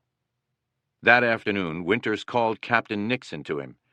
"Nix," he said, "you sober up, and I'll show you something you have never seen before in your life." The next morning, May 7th, Nixon came to Winters, sober, and asked, "What was that you said yesterday that you were going to show me?" Winters got a jeep, and they drove to the officers' club. When Winters opened the door to the cellar, Nixon thought he had died and gone to heaven. He was sure he had when Winters said, "Take what you want, then have each company and battalion HQ bring around a truck and take a truckload. You are in charge." An alcoholic's dream come true. Paradise beyond description. First choice of all that he could carry from one of the world's great collections, then a chance to let his friends have all they wanted, and the perfect excuse to celebrate. The end of the war had come, and he was still alive. For the company as a whole, the celebration was grand and irresistible. Despite Winters' orders, and despite regular guard duty rotation, there was a party. There had to be. On May 7th, the Germans surrendered in Rhin to General Eisenhower, and word was flashed around Europe to cease fire. Take away the blackout curtains, and let the light of peace shine out. News of the German surrender, Winston Churchill said, was the signal for the greatest outburst of joy in the history of mankind. The men of Easy Company saw to it that Berchtesgaden participated in that party to the full. Once the distribution of Goering's wine had taken place, Carson recalled that you could hear the champagne corks going off all day long. As the celebration got noisier, Captain Spears began to grow a bit worried that it would become excessive. Sergeant Mercier, remembered by Private O'Keefe as our most professional soldier, got into the spirit of the day when he dressed in a full German officer's uniform, topped off with a monocle for his right eye. Someone got the bright idea to march him over to the company orderly room and turn him in at rifle point to Captain Spears. Someone got word to Spears before Mercier showed up. When troopers brought Mercier up to Spears' desk, prodding him with bayonets, Spears did not look up. One of the troopers snapped a salute and declared, "Sir, we have captured this German officer. What should we do with him?" "Take him out and shoot him," Spears replied, not looking up. "Sir," Mercier called out. "Sir, please, sir, it's me, Sergeant Mercier." "Mercier, get out of that silly uniform," Spears ordered. Shortly thereafter, he called the company together. He said he noted that the men who were relatively new to the company were celebrating out of proportion to their contribution to the victory. He wanted it toned down. No more shooting off of weapons, for example, and especially not of German weapons, which made everyone jumpy when they went off. But trying to stop the celebration was like trying to stop the tide. Not even Spears could resist. Back in Company HQ, he and Sergeant Carson sat in the orderly room popping champagne bottles, throwing the empties out the French doors. Soon there was a pile of empties outside. Spears and Carson went to the balcony for some fresh air. They looked at the bottles. "Are you any good with that .45 pistol?" Spears asked. Carson said he was. "Let's see you take the neck off one of those bottles." Carson aimed, fired, and shattered a bottle. Spears took his turn with the same results. Soon they were banging away. Sergeant Talbot came storming in, red-faced, ready to shoot the offenders of the company order. He saw Carson first. "Carson, I'll have your ass for this," he shouted. Just as he started explaining that Captain Spears had ordered no shooting, Spears stepped out from behind Carson, a smoking .45 in his hand. After a few seconds of silence, Spears spoke. "I'm sorry, Sergeant. I caused this. I forgot my own order." Webster, Lutz, and O'Keefe had meanwhile found their way to Goering's wine cellar. They were late. The other Easy men had already been there, and Winters had withdrawn the guard, throwing the cellar open to anyone. As Webster, Lutz, and O'Keefe drove to the site in Lutz's Volkswagen, they saw a steady stream of German trucks, Volkswagens, even armored cars winding up the road to the officers' club. The last contingent of E Company men had a wooden box with them, which they stuffed with bottles. "I was shocked to find that most of the champagne was new and mediocre," Webster remarked. Here was no Napoleon brandy, and the champagne had been bottled in the late 1930s. I was disappointed in Hitler. What Webster failed to take into account was that Nixon had preceded him, and Nixon was a connoisseur of fine liquor, and he had picked out 5 truckloads for himself and the other officers long before Webster, also a self-styled connoisseur, arrived. On this occasion, an amused Winters commented, the Yale man, Nixon, pulled his rank on the Harvard boy. Outside the club, Webster, Lutz, and O'Keefe ran into a group of French soldiers drinking, shouting, "La guerre est finie! La guerre est finie!" shooting their machine pistols into the sky, slapping the Americans on the back, asking for cigarettes, offering drinks. The Americans gave away cigarettes, shook hands all around, and took off, driving back to their apartment as fast as possible. And there, Webster wrote, began a party unequaled, popping corks, spilling champagne, breaking bottles, raucous laughter, ringing shouts, stuttering, lisping sentences. "Have another glass. Here, goddammit, let me pop that cork. It's my turn. Isn't this wonderful? Slug-a-lug. Fill her up. Where's Hitler? We gotta thank Hitler. The son of a bitch. Berchtesgaden, I love you." And that was the end of the war. Everyone in Europe was celebrating, victor and vanquished. First among the celebrants were the young men in uniform. They had survived. They would live. They had the best cause to celebrate. On the morning of May 8th, O'Keefe and Harry Lager went looking for eggs. They came to a farmhouse in a clearing, smoke curling up from the chimney. They kicked the door in, then ran inside with rifles ready to fire and scared hell out of the 2 Italian deserters who jumped straight up and froze. There was a bottle of champagne on the table.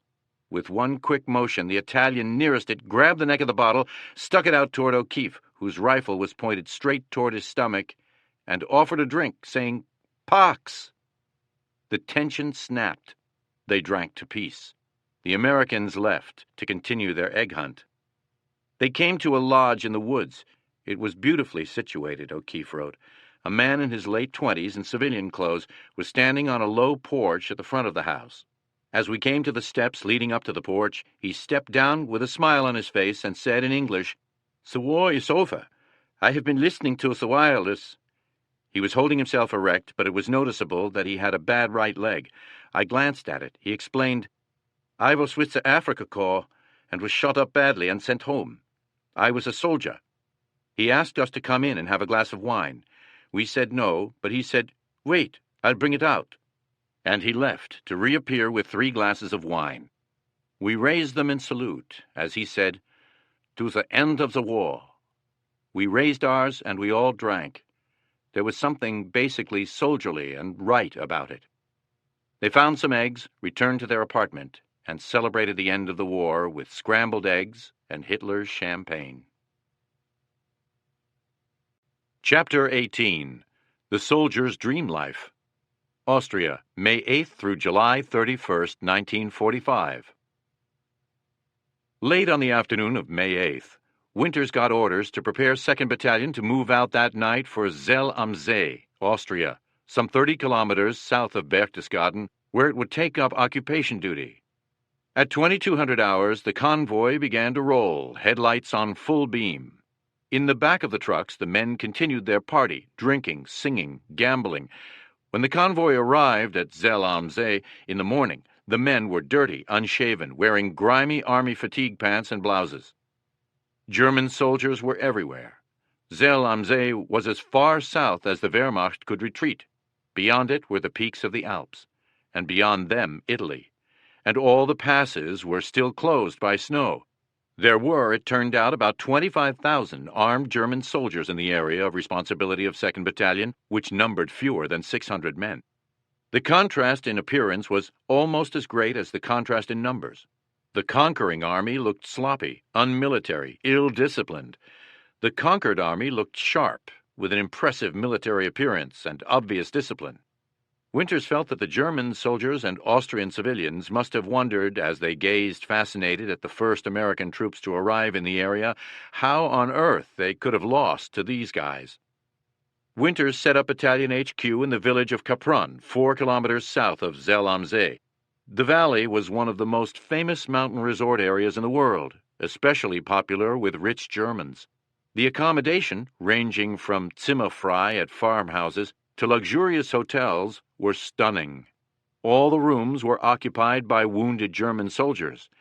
They had to move out, to be sent by truck or train to stockades in the Munich area. The Americans moved in. Their job was to maintain order, to gather in all German soldiers, disarm them, and ship them off to POW camps.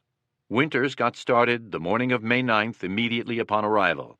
He had the senior German commander in the area brought to him. I was 27 years old, Winters recalls, and like all troops, I was wearing a dirty, well-worn combat fatigue jacket and pants and had that bucket on my head for a helmet. I felt a little ridiculous giving orders to a professional German colonel about 20 years my senior, who was dressed in a clean field uniform with his medals all over his chest. Winters gave his orders anyway. He directed the colonel to see to the collection of all weapons in the area and to stack them in the airport, at the school, and in the churchyard. He gave officers permission to keep their sidearms and allowed German military police to retain their weapons. And he said that the following day he would inspect the German camps, troops, and kitchens. The next morning, May 10th, Winters and Nixon drove by jeep to inspect the arms dumps. They were shocked by what they saw. In all three locations, a mountain of weapons. Winters realized he had made a mistake when he said all weapons. He had meant military weapons, but the colonel had taken him too literally. There was a fantastic collection of hunting rifles, target rifles, hunting knives, antique firearms of all kinds, as well as a full division stock of military weapons. It seemed enough to start World War III. When he inspected the camps and kitchens, Winters found everything well organized. Troops were lined up for review, looking parade ground sharp, clean, well-dressed, in good condition. The kitchens were in good order. The cooks were making large kettles of potato soup over fires. Thereafter, Winters dealt with an English-speaking German staff officer who came to his HQ each morning to report and receive orders. There was no trouble. In Winters' words, we left them alone, they respected us. The German staff officer would tell stories about his tour of duty on the Eastern Front and of fighting against the 101st in Bastogne. He told Winters, our armies should join hands and wipe out the Russian army. No thanks, Winters replied. All I want to do is get out of the army and go home. That was what nearly everyone wanted, none more than the German troops. Before any could be released, however, all had to be screened. The German encampments were crawling with Nazis, many of whom had put on enlisted men's uniforms to escape detection. The most notorious of these was Adolf Eichmann, wearing the uniform of a Luftwaffe corporal in a camp near Berchtesgaden. He managed to escape before he was detected, got to Argentina with his family, and lived well until 1960, when Israeli agents discovered his whereabouts, captured him in a daring commando raid, brought him to Israel for trial, and hanged him. Lieutenant Lipton was serving as leader of the machine gun platoon in HQ Command, 2nd Battalion. Winters assigned him to oversee a lager of several hundred prisoners. One of them was Ferdinand Porsche, designer of the Volkswagen and the Panther and Tiger tanks. In mid-May, Lipton cleared about 150 of the prisoners for release.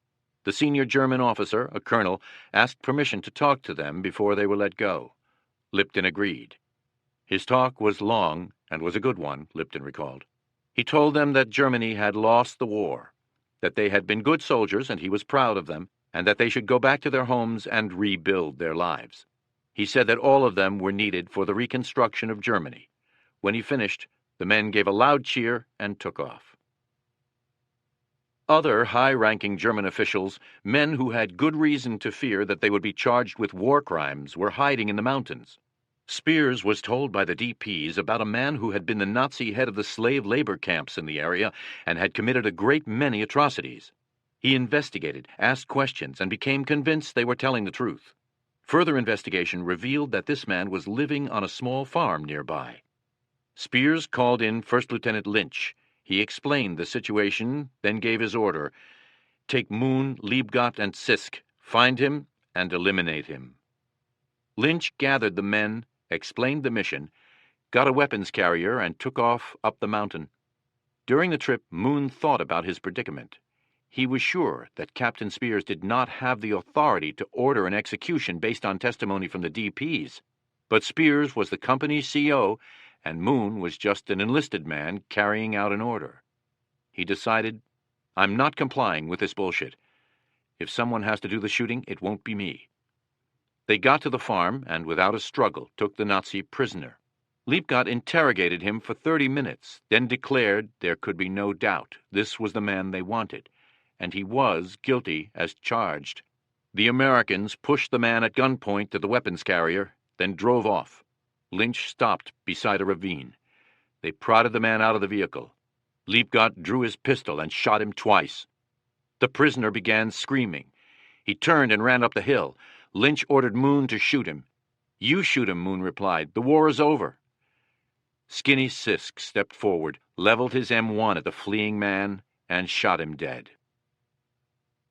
After the POWs and DPs were sorted and shipped out of the area, the next job was to sort out and consolidate all the captured German equipment and the U.S. Army equipment no longer needed for combat. As the material was gathered and registered, convoys of trucks took it to depots in France.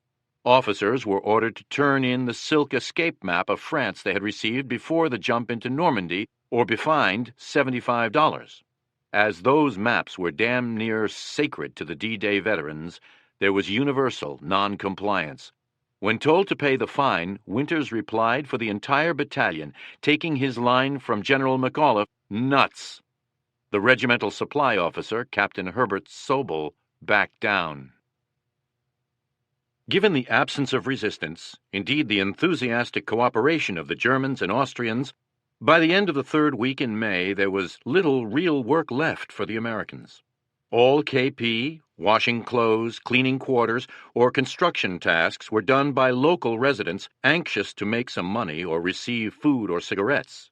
Time was hanging heavy on the heads of the young men lusting to go home. Winters had a track built, a tennis court, and a baseball field, then a rifle range. Competitions were held between companies, battalions, regiments, all the way up to ETO. He held daily close-order drills. There were men who loved it. To the serious athletes, those with hopes of a future college or professional career, it was a marvelous opportunity to train. They were excused from all duties, lived in a separate athletic dorm, and got to practice or compete every day. To the few who planned to make a career of the Army, it was a chance to practice their profession. But to the majority, neither jocks nor career soldiers, it was a bore. They found their outlets in 4 other ways: as tourists in the Alps, hunting, drinking, and chasing women. The Zeller See, a lake some 4 kilometers in length and 2 in width, was a breathtaking bit of beauty and a joy to swim in on the long, sunny days of late May and early June. "My bathing suit is getting quite a workout," Webster wrote his mother on May 20th. "Will you please mail me another of very gaily colored trunks from Abercrombie & Fitch as quickly as possible? Waist 32, preferably shorts, not trunks." On the mountain behind Capron was a ski lodge. The chairlift to the lodge was kaput, but it could be reached by climbing the mountain trail. Winters set up a program to rotate 1 platoon every 3 days to the lodge for R&R. At the lodge, there were Austrian servants and cooks, ski instructors, and hunting guides. The skiing was fabulous. So was the hunting for mountain goats. There were deer at a lower level, hundreds of them, as this was a prime hunting area for the European aristocracy. The 101st was at the end of the pipeline in the distribution of food. Everyone from the ports of Cherbourg and Le Havre right on down the pipeline had a crack at the food first, and they all had civilian girlfriends to take care of and a flourishing black market to tempt them.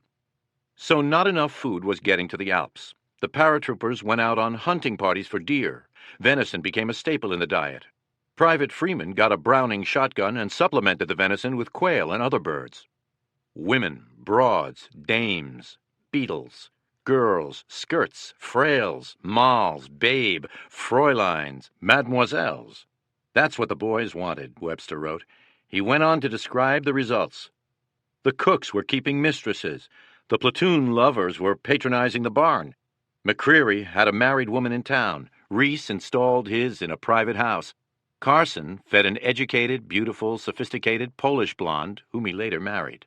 The platoon staff visited a DP camp nightly, and in Zell am See, home of the most beautiful women in Europe, the lads with the sunburned blondes were fulfilling their dreams.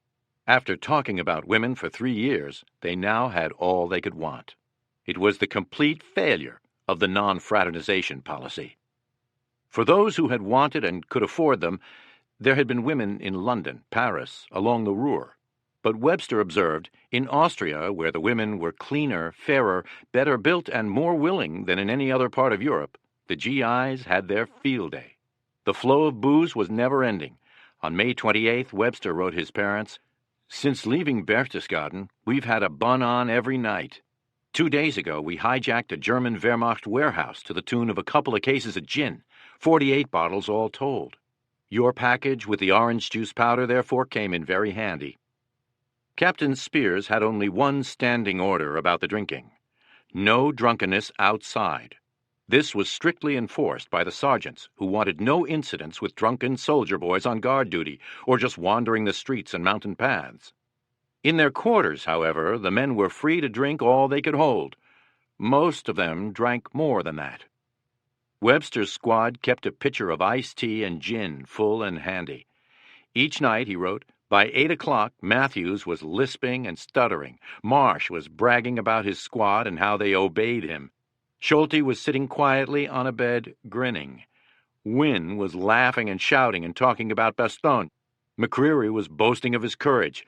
"There ain't nobody in this platoon braver than I am, buddy," with immodesty but complete truth. Gilmore was pressing clothes furiously, a peculiar and most welcome manifestation of his high spirits. Hale slobbered and poured himself another drink. Chris, who never got rowdy, sat back in cold silence. Rader had passed out in the armchair, and I, who had passed out gracefully and without a struggle, was sound asleep. The lads would work off their hangovers with an afternoon swim or game of softball. Winters was a non-drinker who neither approved nor disapproved of drinking. His two best friends, Welsh and Nixon, were heavy drinkers. He never berated anyone for getting drunk on his own time. Had he ever been tempted to do so, he got a reminder each afternoon of why these excesses were taking place. The boys would wear shorts and nothing else in the warm sun while they played softball. Nearly every one of them had at least one scar. Some men had 2, 3, or even 4 scars on their chest, back, arms, or legs. And keep in mind, he concluded, that at Capron I was looking only at the men who were not seriously wounded. There was another reminder of the price that E Company and the others had paid to get to where they were. On June 5th, at 2200 hours, the men celebrated the first anniversary of their jump into Normandy. Webster was struck by the contrast. A year earlier, at 2200 hours, my heart was beating like Gene Krupa's drum, and my stomach was tied up and very empty. Now I am sitting in a cozy house in the Austrian Alps. I have a tall glass of iced tea and gin in one hand, my pen in the other. A lot of boys who took off from that Devonshire airport are dead, buried in lovely cemeteries in Sainte-Mère-Église, Zon, and in Belgium. But I'm still here and very thankful for it, and tonight we shall remember them in a way they would have thought most fitting, by having a wild, noisy party. The officers, too, were having an ongoing party. Spears had snatched a couple of cases of fine brandy, which he enjoyed in his living quarters with a beautiful Polish DP and her small child. Colonel Sink gave some memorable parties at his HQ, the Hotel Zell. One night he invited all 506 officers to meet General Taylor and his staff. It was a bash. Colonel Strayer, who, according to Lieutenant Foley, could put away quite a bit of liquor, got a little rambunctious. He got into a fist fight with a general.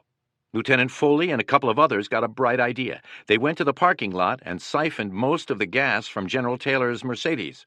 It had belonged to Hitler.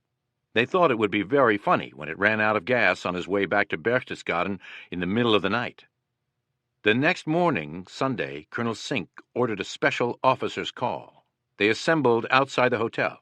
Sink laid into them. He said their behavior was disgraceful. He touched especially on the brawling and on the practical joke.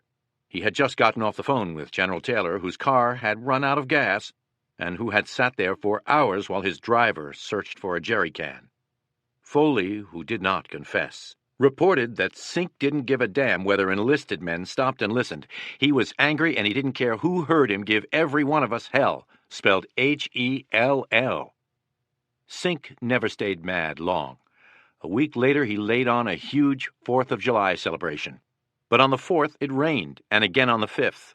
Never mind, the 6th was a beautiful day, and the celebration began.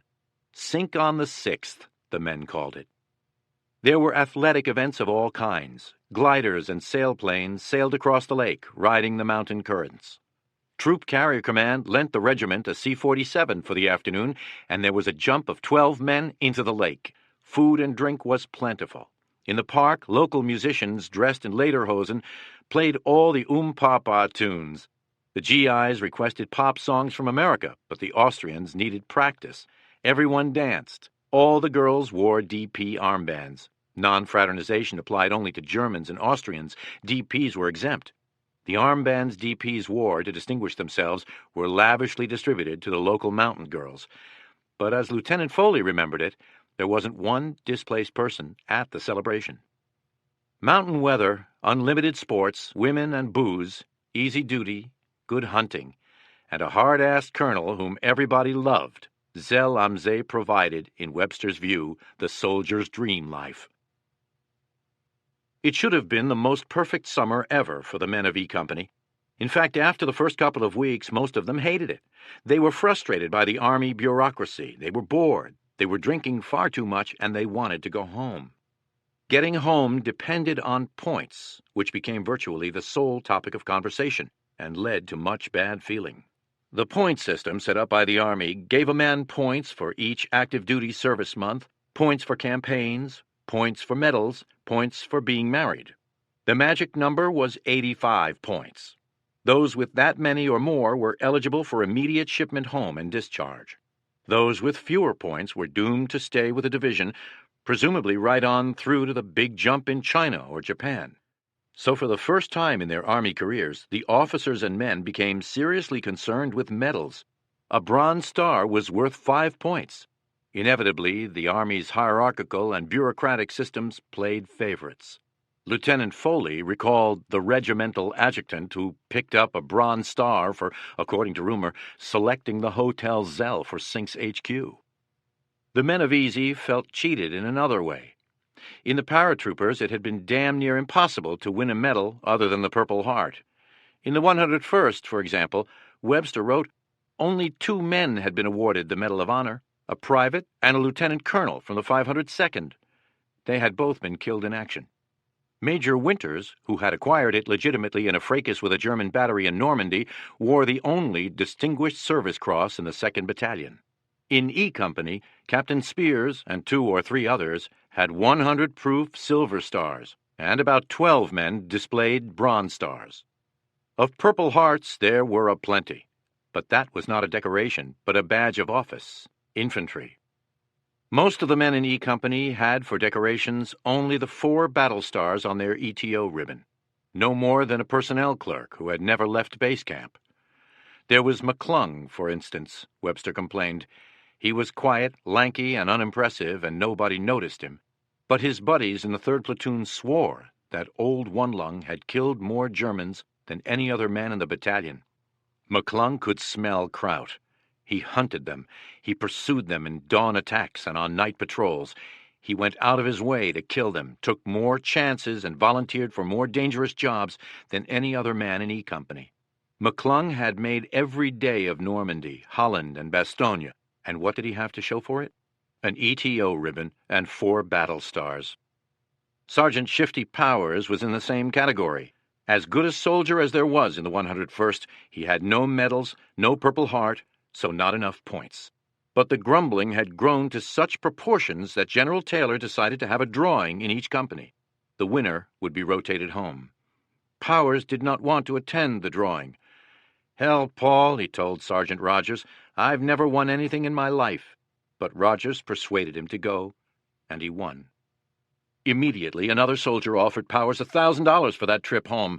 Powers recalled, "I thought about that for a while. $1,000 was a lot of money.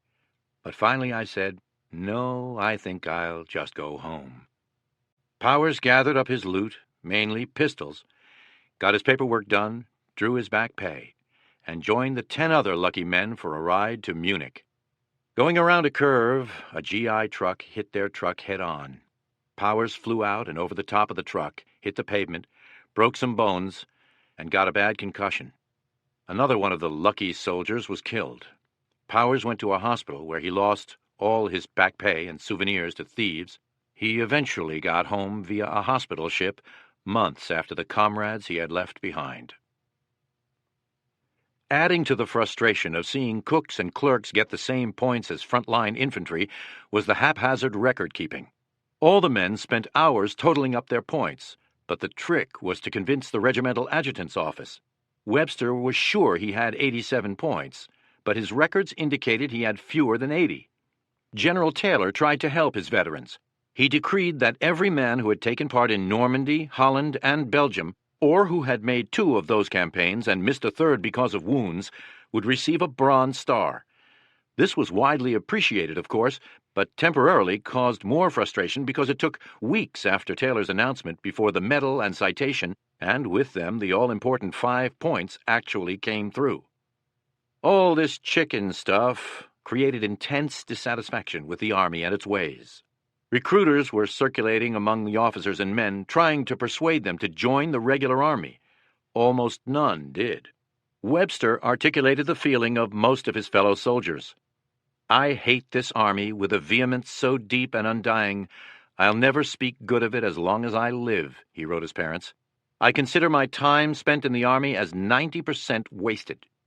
The only thing that he would concede was, "I did learn how to get along with people." When Sink offered Winters a regular commission, Winters thought about it for a moment or two, and then said he would rather not. Adding to the problems of frustration and anger caused by the point system was the combination of too much liquor, too many pistols, and too many captured vehicles. Road accidents were almost as dangerous to the 101st in Austria as the German Army had been in Belgium. In the first 3 weeks in Austria, there were 70 wrecks. More in the 6 weeks of June and July. 20 men were killed, nearly 100 injured. One night, Sergeant Robert Marsh was driving Private John Janovec back from a roadblock by a side road. Janovec was leaning on the unreliable door of a German truck. They hit a log. He lost his balance, fell, and hit his head on the pavement. Marsh rushed him to the regimental aid station in Zell am See, but he died on the way of a fractured skull. Captain Spears gathered up his few personal possessions, a watch, his wings, his wallet, and his parachute scarf, and mailed them to Janovec's parents. He had come a long way, Webster wrote. He had jumped in Holland and fought in Bastogne. He hated the Army, and now when the war is over and the golden prospect of home was in sight, he had died. Marsh had not been drinking. Easy Company was proud of its record with regard to mounting guard duty or manning roadblocks with sober, responsible soldiers and in not driving drunk. Others were not so careful. Private O'Keefe recalled the night he was at a roadblock with Private Lloyd Guy halfway between Saalfelden and Zell am See. An open German staff car came barreling down the road, not prepared to stop. Guy and I jumped out in front of it and made them stop. There were 2 men dressed in German uniforms, both drunk. "What the hell you stopping us for? We're on your side." They were a couple of our paratroopers, but from some other company. We told them, "Damn it, you could have got your heads blown off." They finally promised to slow down on the driving. We told them the next guard post was about 10 miles up the road, to keep an eye out for it and to slow down to a crawl. They promised to take it easy. But when we got back, we learned that those 2 damn fools had barreled right through Welling's post with Welling out yelling, "Halt! Halt!" After the 3rd halt, Welling took 1 shot and hit the driver. Later, Welling visited the wounded man in the hospital. He said he had no hard feelings toward Welling, that he would have done the same thing. Sergeant Chuck Grant, an original Toccoa man, was a smiling, athletic, fair-haired Californian who was universally respected. He had knocked out an 88 in Holland and liked. One night he was driving a couple of privates to a roadblock for a changing of the guard. As they arrived, he saw a commotion. A drunken GI was standing with a pistol in his hand, 2 dead Germans at his feet. He had stopped them in their vehicle and demanded gasoline, as he was out. But he had no German, they had no English. He concluded they were resisting and shot them. A British major from military intelligence happened to have been driving by. He and his sergeant got out of their jeep to see what was going on. The drunken GI pointed his pistol at them and told them to back off. At that moment, Grant came driving past. The drunk took a shot at him, but missed. The major made a move to disarm the man. The GI turned on him and shot him dead. Then his sergeant. Grant came running over, The drunk shot him in the brain, then ran off. Spears thought the world of Grant. When he heard of the shooting, he and Lieutenant Foley jumped in a jeep, drove to the site, got Grant on a stretcher, and roared off for the regimental aid station.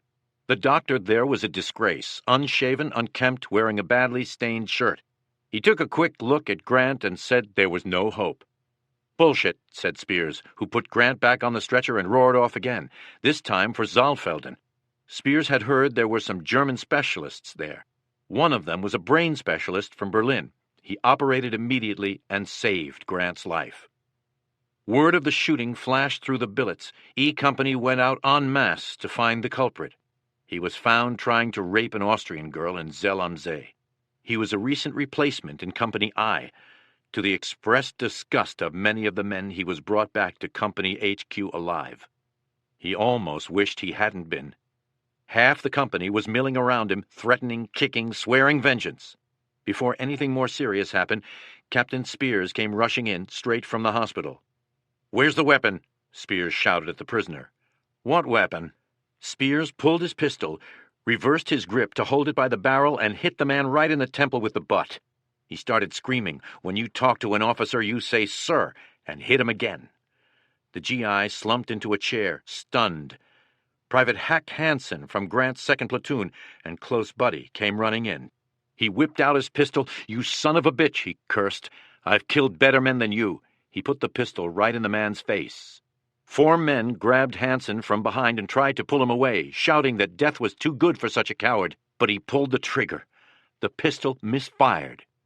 "You ought to have seen the look of that guy," Gordon Carson remarked. They beat him unconscious, then carried him to the regimental guardhouse and turned him over to the provost sergeant. When he revived, the provost sergeant beat him until the blood ran. Sink came to Company HQ. He strode in and asked Sergeant Carson, "Where's Spears?" "Up on the 2nd floor, sir." Sink went up and got the facts from Spears. It took the better part of an hour. Sink left and Spears came down. "How'd it go?" Carson asked. "Pretty rough." "Well, what did he say?" "He said I should have shot the son of a bitch."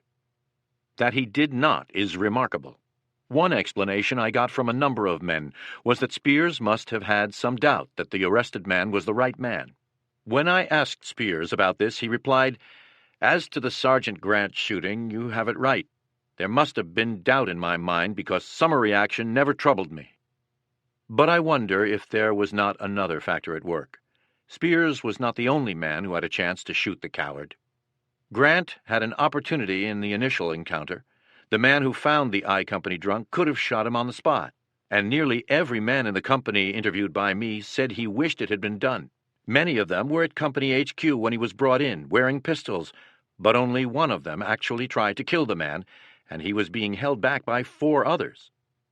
Almost every man in that room had killed. Their blood was up, their anger was deep and cold. But what stands out in the incident is not the pistol whippings and beatings, but the restraint. They had had enough of killing. Shortly after the incident, Captain Spears wrote a long letter to Sergeant Forrest Guth, who was in hospital in England, and who had written Spears expressing a fear that he would be transferred to another division. Spears liked Guth, thought he was a good soldier, and was appreciative of his ability to keep all his weapons in prime condition. He especially appreciated the way Guth could take a file and work on the tripper housing of an M1 and make it fully automatic. Winters got one of those Guth specials. He kept it, and when he set off for the Korean War, took it with him. Unfortunately, Guth cannot remember today how he did it. In his reply, Spears expressed another side of himself.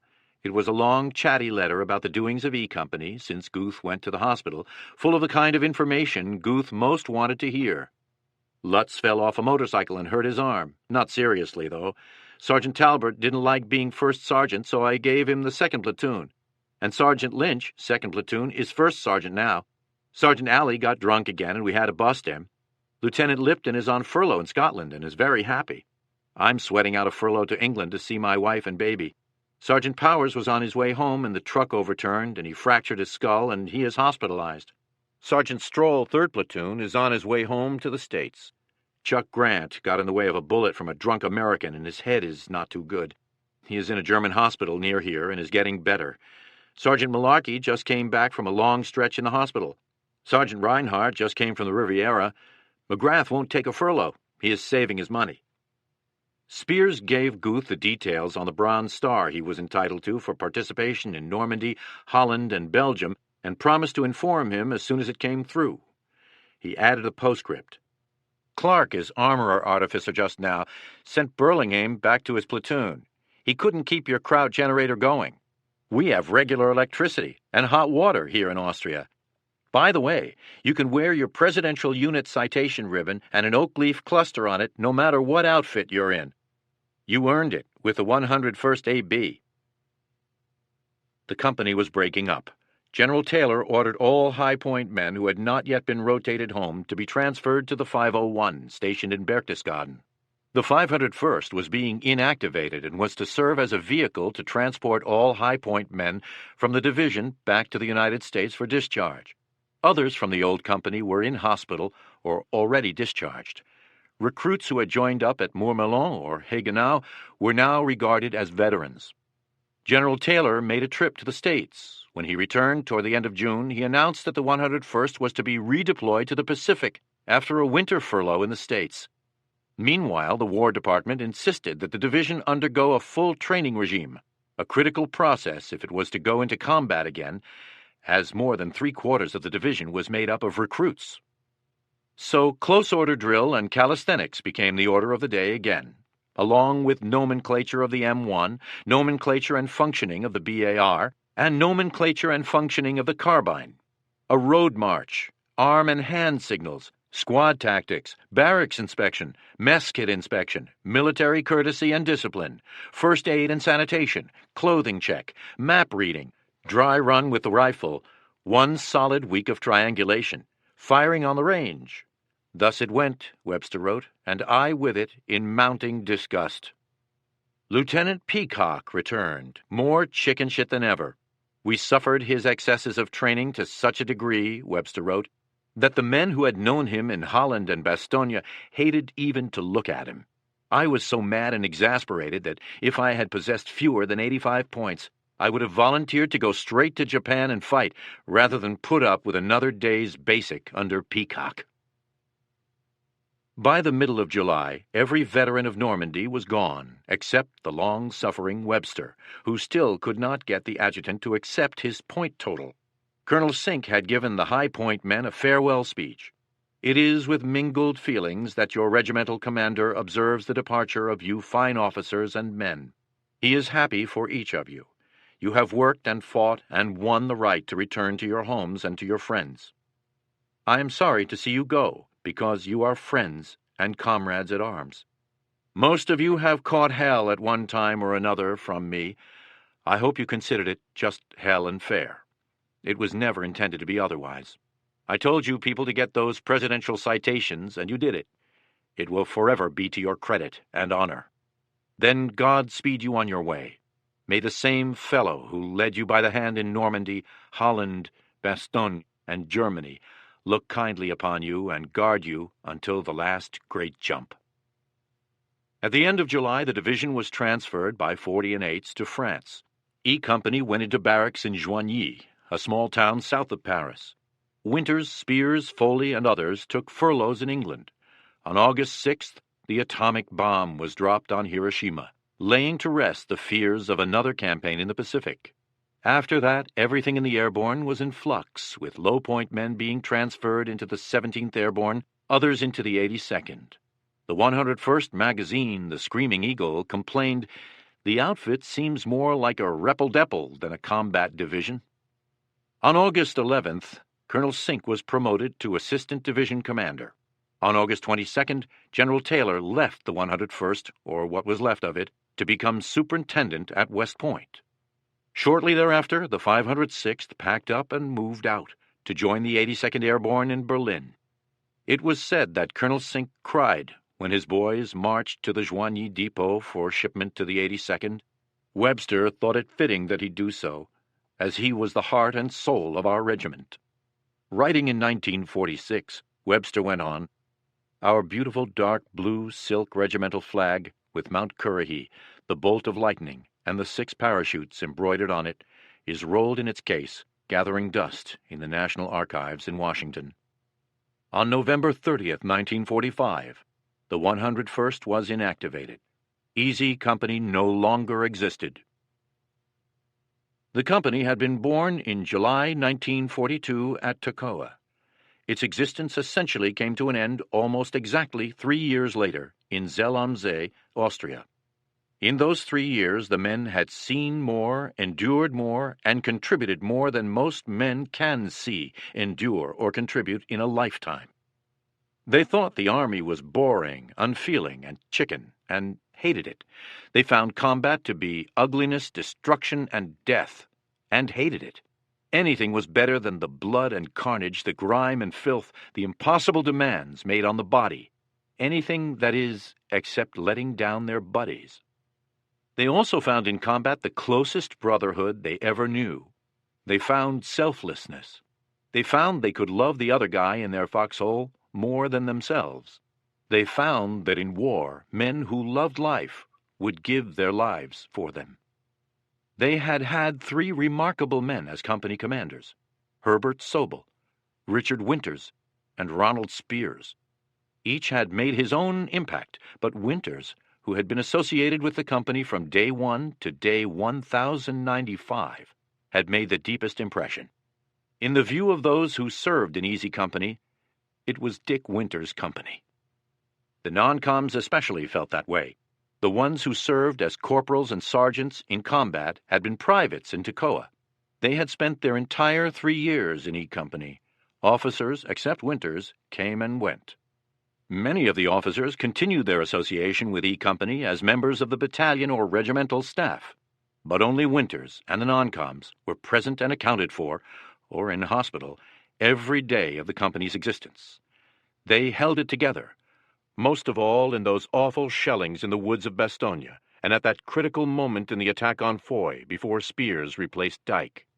The acknowledged leaders of the non-coms, on paper and in fact, were the first sergeants, William Evans, James Deal, Carwood Lipton, and Floyd Talbert. Sergeant Talbert was in the hospital at Fort Benjamin Harrison, Indiana, on September 30th, 1945. He wrote a letter to Winters. He was no Webster as a writer, but he wrote from the heart, and he spoke for every man who ever served in Easy Company. He said he wished they could get together to talk, as there were a lot of things he wanted to tell Winters. The first thing I will try to explain is, Dick, you are loved and will never be forgotten by any soldier that ever served under you, or I should say with you, because that is the way you led. You are to me the greatest soldier I could ever hope to meet. A man can get something from war that is impossible to acquire anyplace else. It always seemed to strengthen my self-confidence or something. I don't know why I'm telling you this. You know all that. Well, I will cut this off for now. You are the best friend I ever had, and I only wish we could have been on a different basis. You were my ideal and motor in combat. The little major we both know summed you up in 2 words: the most brave and courageous soldier he ever knew. And I respected his judgment very much. He was a great soldier, too, and I informed him you were the greatest. Well, you know now why I would follow you into hell. When I was with you, I knew everything was absolutely under control. Winters felt as strongly about the men as they did about him. In 1991, he summed up his company's history and its meaning. The 101st Airborne was made up of hundreds of good, solid companies. However, E Company, 506th PIR, stands out among all of them through that very special bond that brings men together. That extra special, elite, close feeling started under the stress Captain Sobel created at Camp Toccoa. Under that stress, the only way the men could survive was to bond together. Eventually, the non-coms had to bond together in a mutiny. The stress in training was followed by the stress in Normandy of drawing the key combat mission for gaining control of Utah Beach. In combat, your reward for a good job done is that you get the next tough mission. E Company kept right on getting the job done, through Holland, Bastogne, Germany. The result of sharing all that stress throughout training and combat has created a bond between the men of E Company that will last forever. Chapter 19. Post-War Careers, 1945 through 1991. 48 members of Easy Company had given their lives for their country.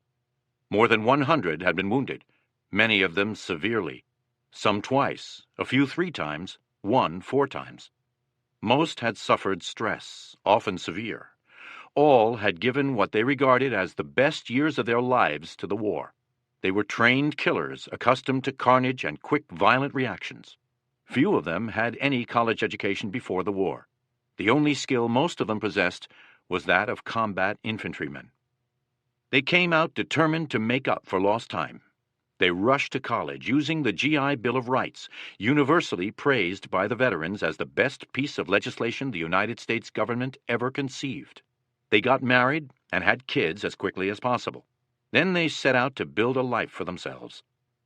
They were remarkably successful, primarily because of their own determination, ambition, and hard work, partly thanks to what they had taken from their Army experience that was positive. In the Army, they had learned self-confidence, self-discipline, and obedience, that they could endure more than they had ever thought possible, that they could work with other people as part of a team. They had volunteered for the paratroopers because they had wanted to be with the best, and to be the best that they could be. They had succeeded. They wanted nothing less from civilian life, and there, too, they succeeded. They had a character like a rock, these members of the generation born between 1910 and 1928. They were the children of the Depression, fighters in the greatest war in history, builders of and participants in the post-war boom. They had accepted a hand up in the GI Bill, but they never took a hand out. They made their own way. A few of them became rich, a few became powerful.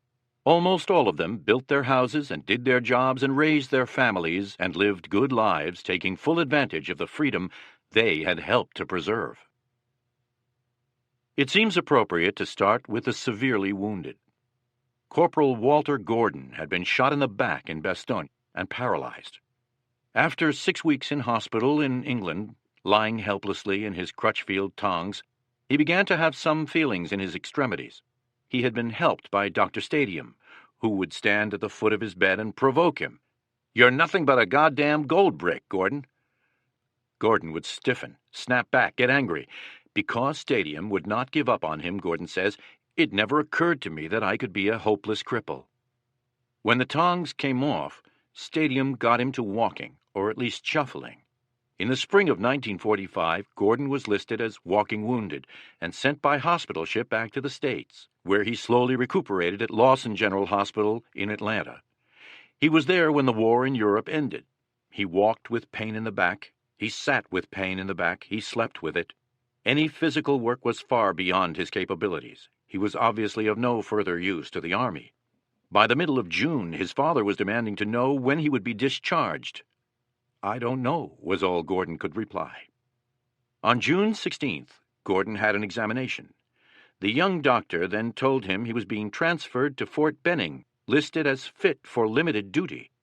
So far as Gordon could make out, his reason was, "Nerve wounds are slow to heal, and to discharge a veteran with my degree of disability would justify a substantial award of compensation. By retaining me for additional months, my condition would no doubt improve." Gordon called his father to give him the news. His father went into a tirade. He pointed out to me that I had been wounded twice and was now, in his words, a cripple. He felt that I had done my fair share and the time had come for me to return home. He then gave his son an order to pass along a message to the Army doctor. Gordon did as told, although with some embarrassment. He began by running on about how this was a message from his father and that he disavowed any connection with it. "Get on with it," the doctor barked, indicating how busy he was. "My father says to tell you that if I am sent to any location other than home, he will come fetch me and fly me to Washington, D.C., and if necessary, strip me to the waist on the floor of the Senate." The doc's face fell. Gordon thought it read, "Oh my God, that's all I need is a Mississippi senator on my case. That's a ticket to the Pacific. Get him out of here." Aloud, he said, "Okay, immediate discharge with full disability." He saw to it that Gordon got a new uniform, took him to the dentist to have his teeth filled, and got him paid off. Gordon went to law school at Cumberland University, Lebanon, Tennessee. With his 100% disability bringing in $200 a month, plus his GI Bill benefits, I was a rich student. A good one, too. He passed the Mississippi bar even before finishing his law degree. So I was a licensed attorney, still going to school. After graduation, he worked for several major companies in the oil business in South Louisiana. In 1951, he met Betty Ludeau in Acapulco, Mexico, on a vacation. They married a year later, moved to Lafayette, Louisiana, and began what became a family of 5 children, 4 of them girls. I realized that I did not have sufficient salary to support Betty in the manner in which she required, Gordon relates, so I became an independent. He went into a high-risk business, buying and selling oil leases, speculating on futures. He was successful at it. The Gordons today have a home in Lafayette and apartments in Pass Christian, Mississippi, New Orleans, and Acapulco. He still has pain, walks with some difficulty, but the Gordons are blessed with wonderful children and grandchildren. They are still in love. They love to tell jokes on themselves. It's been a good life. And so what did the Army mean to you? I asked at the end of our 3 days of interviewing. The most significant 3 years of my life, Gordon replied. It had the most awesome effect. I developed friendships which to this day are the most significant that I have. I'm most incredibly lucky that I got through it, and even more fortunate that I was with this group of outstanding men.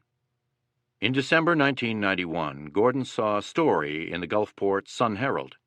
It related that Mayor Jan Ritsema of Eindhoven, Holland, had refused to meet General H. Norman Schwarzkopf because the commander of the UN forces in the Gulf War had too much blood on his hands.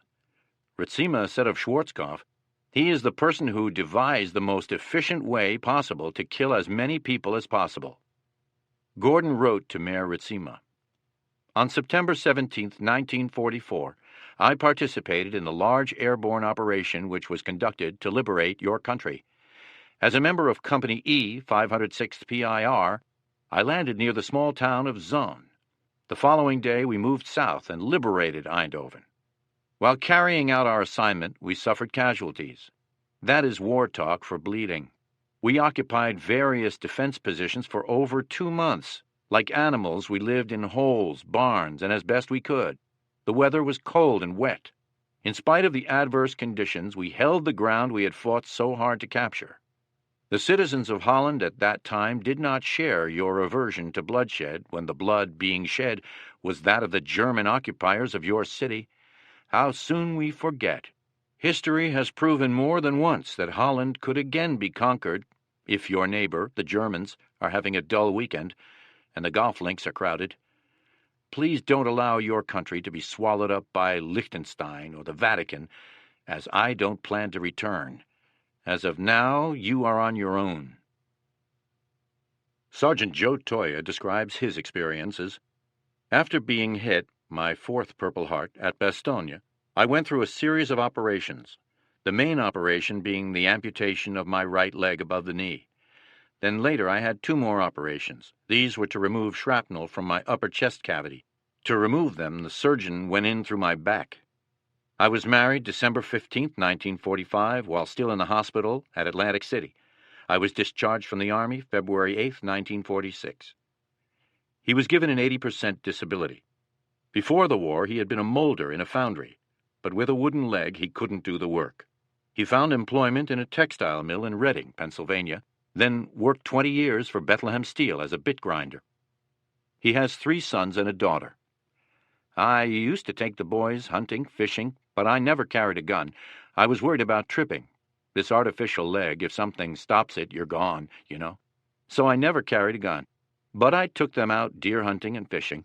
Every year I went camping in Canada with them." There have been big improvements in artificial legs since 1946. Toya feels the doctors at the VA hospital have treated him well and kept him up to date with the latest equipment. He does have one complaint. He wants 2 legs, one slightly larger where it joins the stump. But because the doctors say one is enough, I don't dare gain or lose any weight, else the darn thing won't fit. Sergeant Bill Guarniere also lost his leg above the knee in Bastogne. After discharge in the summer of 1945, he was given an 80% disability. He married, had a child, and went to work as a printer, salesman, VA clerk, and carpenter, all with an artificial leg. There were some mix-ups in his records, which cost him money and led to much dispute with the VA.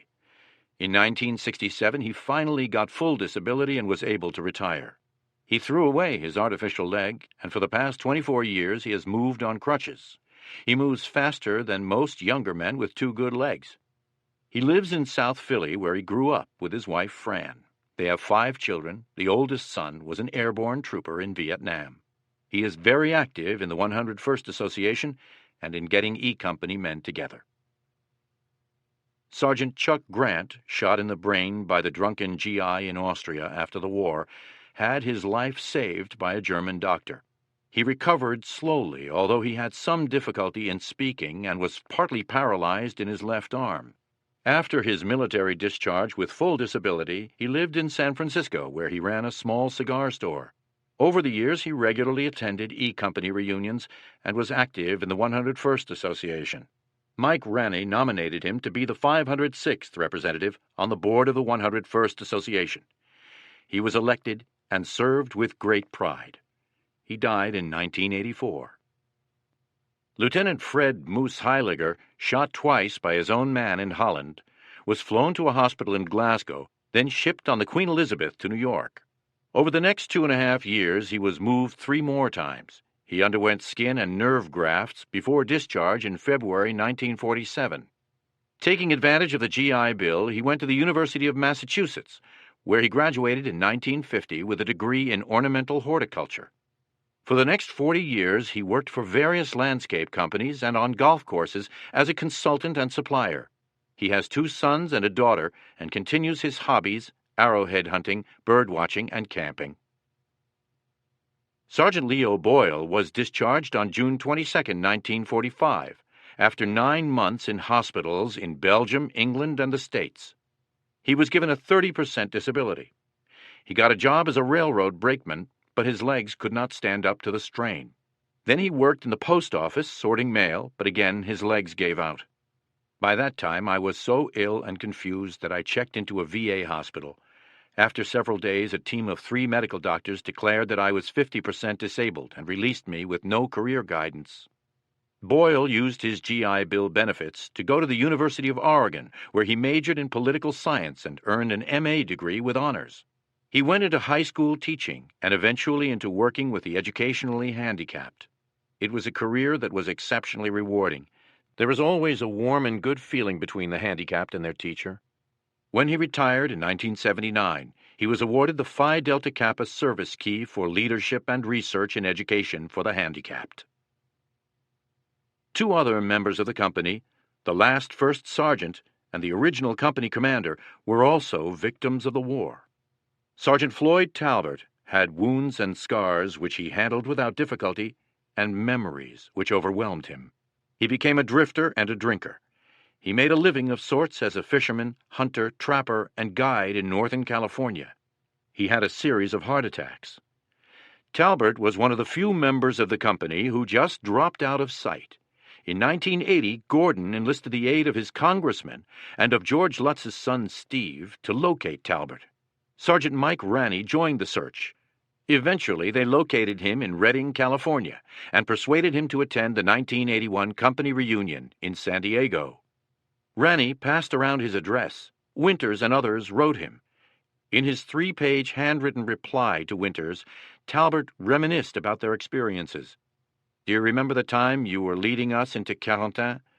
Seeing you in the middle of that road, wanting to move, was too much. Do you recall when we were pulling back in Holland? Lieutenant Peacock threw his carbine onto the road. He would not move. Honest to God, I told him to retrieve the carbine and move, or I would shoot him. He did as I directed. I liked him. He was a sincere and by-the-book officer, but not a soldier. As long as he let me handle the men, he and I got along all right. Dick, this can go on and on. I have never discussed these things with anyone on this earth. The things we had are damn near sacred to me." He signed off, "Your devoted soldier forever." Talbot had enclosed a recent photograph. He looked like a mountain man. In his reply, Winters told him to shave off the beard and get his hair cut if he intended to come to San Diego. He did, but he still showed up wearing tattered hunting clothes. The first morning, Gordon and Don Moon took him to a men's store and bought him new clothes. Before the year was out, he died. Gordon wrote his epitaph. Almost all the men of Company E suffered wounds of various severity. Some of us limp, some have impaired vision or hearing, but almost without exception we have modified our lives to accommodate the injury. Tab continued in daily conflict with a demon within his breast. He paid a dear price for his service to his country. He could not have given more without laying down his life. Dick Winters paid him an ultimate tribute. If I had to pick just one man to be with me on a mission in combat, it would be Talbot. Captain Herbert Sobel had no physical wounds, but deep mental ones. He also disappeared from sight. He married, had 2 sons, got a divorce, and was estranged from his children. He worked as an accountant for an appliance company in Chicago. Major Clarence Hester was in Chicago on business one day in the early 1960s. He arranged for a lunch together. He found Sobel to be bitter toward E Company and life generally. 20 years later, Guarnieri tried to locate Sobel. He finally found his sister, who told him Sobel was in bad mental condition and that he directed his rage at the men of E Company. Guarnieri nevertheless paid Sobel's dues to the 101st Association, hoping to get him involved in that organization, but nothing happened. Shortly thereafter, Captain Sobel shot himself. He botched it. Eventually, he died in September 1988. His funeral was a sad affair. His ex-wife did not come to it, nor did his sons, nor did any member of E Company. Sergeant Skinny Sisk also had a hard time shaking his war memories.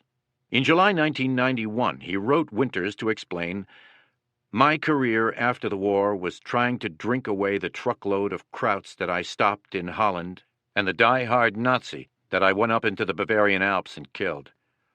Old Mo Alley made a statement that all the killings that I did was going to jump into the bed with me one of these days, and they surely did. I had a lot of flashbacks after the war, and I started drinking. Ha ha. Then my sister's little daughter, 4 years old, came into my bedroom. I was too unbearable to the rest of the family, either hungover or drunk, and she told me that Jesus loved me, and she loved me, and if I would repent, God would forgive me for all the men I kept trying to kill all over again. That little girl got to me. I put her out of my room, told her to go to her mommy. There and then I bowed my head on my mother's old feather bed and repented, and God forgave me for the war and all the other bad things I had done down through the years. I was ordained in the latter part of 1949 into the ministry, and believe me, Dick, I haven't whipped but one man since, and he needed it. I have 4 children, 9 grandchildren, and 2 great-grandchildren. The Lord willing, and Jesus tarries, I hope to see you all at the next reunion. If not, I'll see you on the last jump. I know you won't freeze in the door." Easy Company's contribution to the nation's defense did not end with the company's demise. A number stayed in the Army. Lieutenant S.H. Matheson, an original company officer who had quickly moved up to regimental staff, became a 2-star general and commander of the 101st. Bob Brewer made colonel, spending much of his time working for the Central Intelligence Agency, CIA, in the Far East. Ed Shames made colonel in the reserves. Sergeant Clarence Lyle made a career out of the paratroopers. He made 2 combat jumps in Korea, and in 1954 was assigned to the 29th French Parachute Regiment as an advisor. The 29th was at Dien Bien Phu. Lyle got out 2 weeks before the garrison surrendered. He is one of a small number who have made 4 combat jumps. Surely he is unique in having been a participant in both the Battle of the Bulge and the Siege of Dien Bien Phu. Sergeant Robert Burr Smith also stayed in the paratroopers, where he got a commission and eventually became a lieutenant colonel. He commanded a Special Forces Reserve unit in San Francisco. In December 1979, he wrote to Winters, "Eventually, my reserve assignment led me to a new career with a government agency, which in turn led to 8 years in Laos as a civilian advisor to a large irregular force. I continued to jump regularly until 1974, when lack of interest drove me to hang gliding, and that has been my consuming passion ever since." For the present, I am assigned as a special assistant to the commander of Delta Force, the counter-terror task force at Fort Bragg. My specialties are, surprise, surprise, airborne operations, light weapons, and small unit operations. My office is on Buckner Road, right across the street from where we were just before leaving for England. The old buildings are exactly as you last saw them and are still in daily use. Funny thing about the modern Army, Dick. I am assigned to what is reputed to be the best unit in the U.S. Army, the Delta Force, and I believe that it is. Still, on a man-for-man basis, I'd choose my wartime paratroop company any time. We had something there for 3 years that will never be equaled. He was scheduled to go on the mission to Iran to rescue the hostages in 1980. But when the CIA learned this, it forbade him to go because he knew so many secrets. So I missed what certainly would have been the last adventure in my life, he wrote Winters. I had lived, worked, and trained with Delta every day for nearly 2 years, Dick, and I hated to be left behind. That got Smith going on leadership.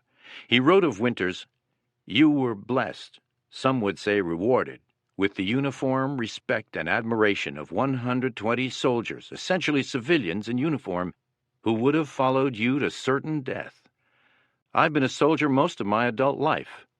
In that time, I've met only a handful of great soldiers, and of that handful, only half or less come from my World War II experience, and 2 of them come from Old Easy, you and Bill Guarnieri.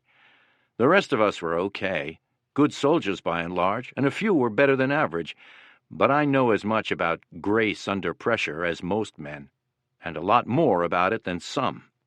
You had it." In 1980, riding an experimental hang glider, Smith crashed and suffered severe injuries. In operating on his lungs, the doctors discovered a cancer. Rader, who had pulled Smith out of a flooded field on June 6, 1944, visited him in the hospital. They played a name game. One would call out the name of a Toccoa man, the other would supply a brief word portrait. Shortly thereafter, Smith died. Sergeant Amos Buck Taylor spent a quarter-century with the CIA, working in the Far East Division of the Covert Operation Directorate, sometimes in Washington, often overseas. He won't say much about what he did, except that the big threat to our country in that part of the world was Communist China, and of course the USSR. That will give you some idea of the focus of my work. So much for that.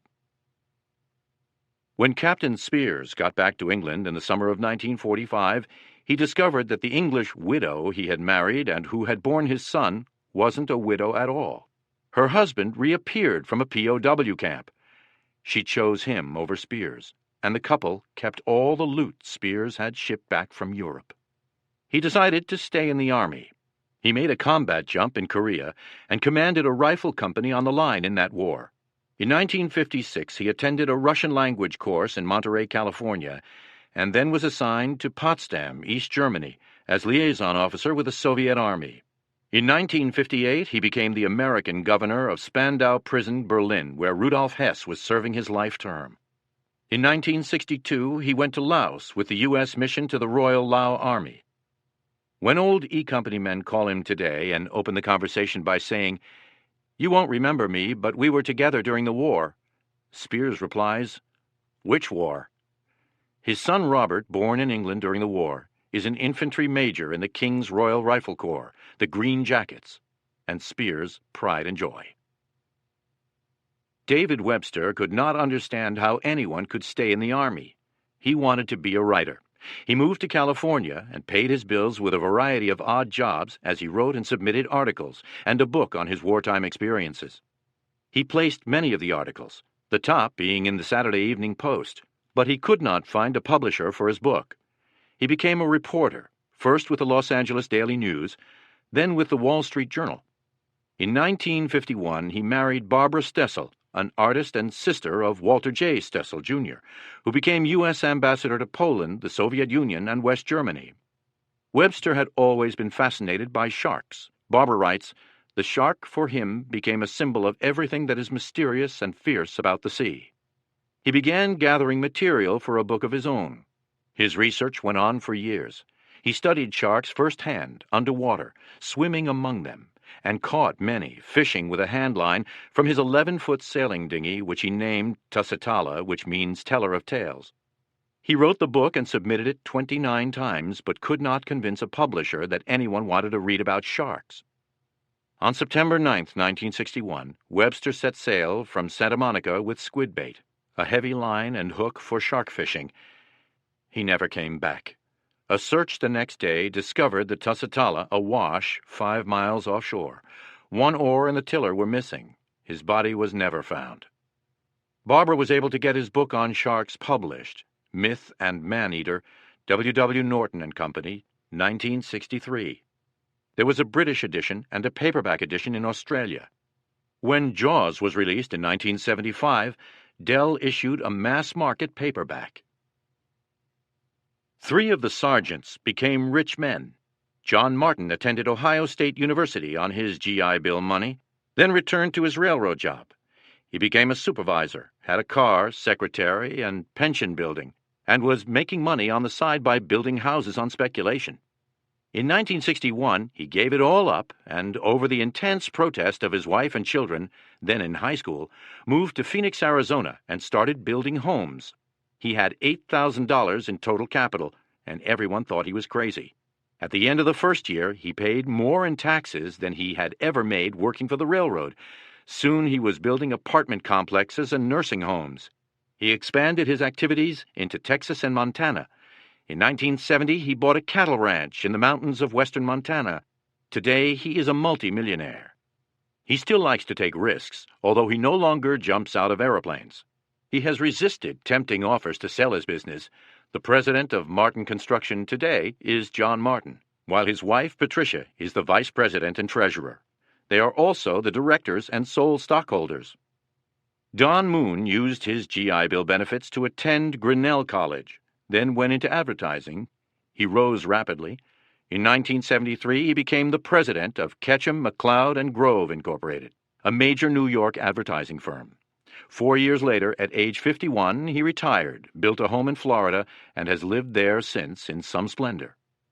Carwood Lipton majored in engineering at Marshall College, now university, while his wife, Joanne, was bearing 3 sons. Lipton went to work for Owens, Illinois, Incorporated. He rose steadily in the firm. In 1971, he moved to London as director of manufacturing for 8 glass factories in England and Scotland. In 1974, he went to Geneva, Switzerland, in charge of operations in Europe, the Middle East, and Africa. In 1975, Joanne died of a heart attack. The next year, Lipton married a widow, Marie Hope Mahoney, whose husband had been a close friend of Lipton's, just as Marie was a close friend of Joanne's. At the request of the CEO of United Glass Limited, he wrote a pamphlet, Leading People. It was a subject he knew well. Lipton retired in 1983. He writes, "Currently living in comfortable retirement in Southern Pines, North Carolina, where I had decided when we were training in Camp McCall that I would someday live. My hobbies are much travel throughout the world, golf, model engineering, woodworking, and reading." Lewis Nixon had always been rich. He took over his father's far-flung industrial and agricultural empire and ran it while traveling around the world. His chief hobby today is reading. Lieutenant Buck Compton stayed in public service jobs, so he became more famous than rich. He was a detective in the Los Angeles Police Department from 1947 to 1951, then spent 20 years as a prosecutor for the District Attorney's Office, eventually becoming Chief Deputy District Attorney. In 1968, he directed the investigation of Sirhan Sirhan, then conducted the prosecution. In 1970, Governor Ronald Reagan appointed him to the California Court of Appeals as an Associate Justice. He and his wife Donna have 2 daughters, 1 granddaughter. His reputation is that he remains the best athlete in the company. He is said to play a mean game of golf. Sergeant Mike Ranney took a journalism degree at the University of North Dakota, then had a successful career as a reporter, newspaper editor, and public relations consultant. He and his wife Julia had 5 daughters, 7 grandsons. In 1980, he began publishing what he called the Spasmodic Newsletter of Easy Company. Some samples. March 1982. The Pennsylvania contingent got together at Dick Winter's place for a surprise party for Harry Welsh. Fenstermaker, Stroll, Guarnieri, Guth had a great time. 1980. The reunion this summer in Nashville is shaping up as one of the great turnouts in E Company history. A partial list of the attendees: Dick Winters, Harry Welsh, Moose Heiliger, and Buck Compton from the officers, Chuck Grant, Paul Rogers, Walter Scott Gordon, Tipper, Guarnieri, Rader, Heffron, Ranney, Johnny Martin, George Lutz, Perconte, Jim Alley, and no less a personage than Burr Smith. 1983. Don Moon retired from the advertising business and now lives it up down in Florida. He and Gordon and Carwood Lipton had a reunion in New Orleans. With only a couple of exceptions, these men had no business or professional connections. None lived in the same town, few in the same state, except Pennsylvania. Yet they stayed in touch. In January 1981, Moon wrote Winters to thank him for a Christmas present and to fill him in. It was great news that Talbert was finally located. I called him immediately, and after an exchange of insults, we talked. I have always been fond of Tab. He took great care of me in the old days. On New Year's Day at 6:00 a.m. my time, Tab called to wish me a good New Year. He was bombed, but coherent. He admits that he had a bottle problem, as we suspected, but was on the wagon except for special occasions. Guess New Year's Eve was one of those specials. Don Malarkey called me at 3 a.m. on New Year's Eve morning, and he too was well on his way. Ranney retired to write poetry and his memoirs, but in September 1988 he died before he could get started. Beyond Heiliger, Martin, Guarnieri, and Toya, a number of men went into some form of building, construction, or making things. Captain Clarence Hester became a roofing contractor in Sacramento, California. Sergeant Robert Popeye Wynn became a structural ironworker on buildings and bridges. Private John Plesha worked for the Washington State Highway Department. Sergeant Denver Bull Randleman was a superintendent for a heavy construction contractor in Louisiana. Sergeant Walter Hendricks spent 45 years in the polishing trade, working with granite. Sergeant Burton Pat Christensen spent 38 years with the Pacific Telephone and Telegraph Company installing new lines, eventually becoming a supervisor and teacher. Sergeant Jim Alley was a carpenter, then worked on high dam construction on the Washington State-Canada border. Eventually, he had his own construction company in California. Beyond Leo Boyle, a number of men went into teaching. After a 20-year hitch in the Army, Sergeant Leo Hashi taught water safety for the Portland, Oregon Red Cross. He became Director of Health and Safety Education. Sergeant Robert Rader taught the handicapped at Paso Robles High School in California for more than 30 years. Captain Harry Welsh got married immediately upon his return to the States, with his bride, Kitty Grogan, wearing a dress made from the reserve chute he wore on D-Day and carried with him through the rest of the war. He went to college, taught, earned an M.A., and became a high school counselor, then administrator. Sergeant Forrest Guth taught printing, woodshop, electricity, electronics, and managed the sound and staging of school productions in Norfolk, Virginia, and Wilmington, Delaware, until his retirement. Private Ralph Stafford writes, graduated in 1953 and started teaching 6th grade in Fort Worth. Taught for 3 years and was elementary principal for 27 years, and dearly loved it. It was truly my calling. I was elected president of District 5, Texas State Teachers Association, Dallas-Fort Worth, 20,000 members. In 1950, I went bird hunting with some guys from the fire department. I shot a bird and was remorseful. As I looked down at it, the bird had done me no harm and couldn't have. I went to the truck and stayed until the others returned, never to hunt again.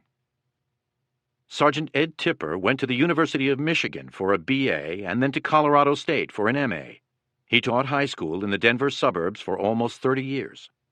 After retirement, he writes, I went to Costa Rica to visit one of my former students. There I met Rosie, 34 years old.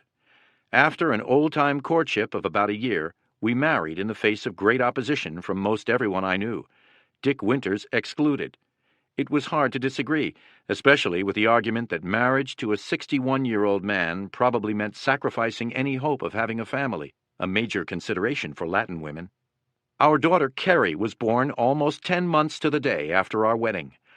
Rosie went to medical school in Guadalajara, and in 1989 got her MD. He has recently been operated on for cancer.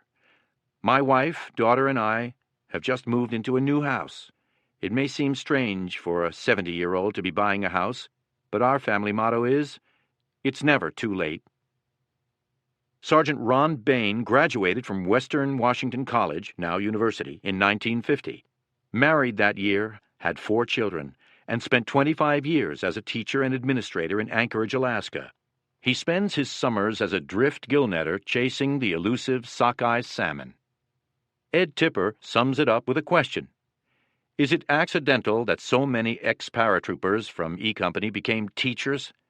Perhaps for some men a period of violence and destruction at one time attracts them to look for something creative as a balance in another part of life. We seem also to have a disproportionate number of builders of houses and other things in the group we see at reunions. Private Bradford Freeman went back to the farm.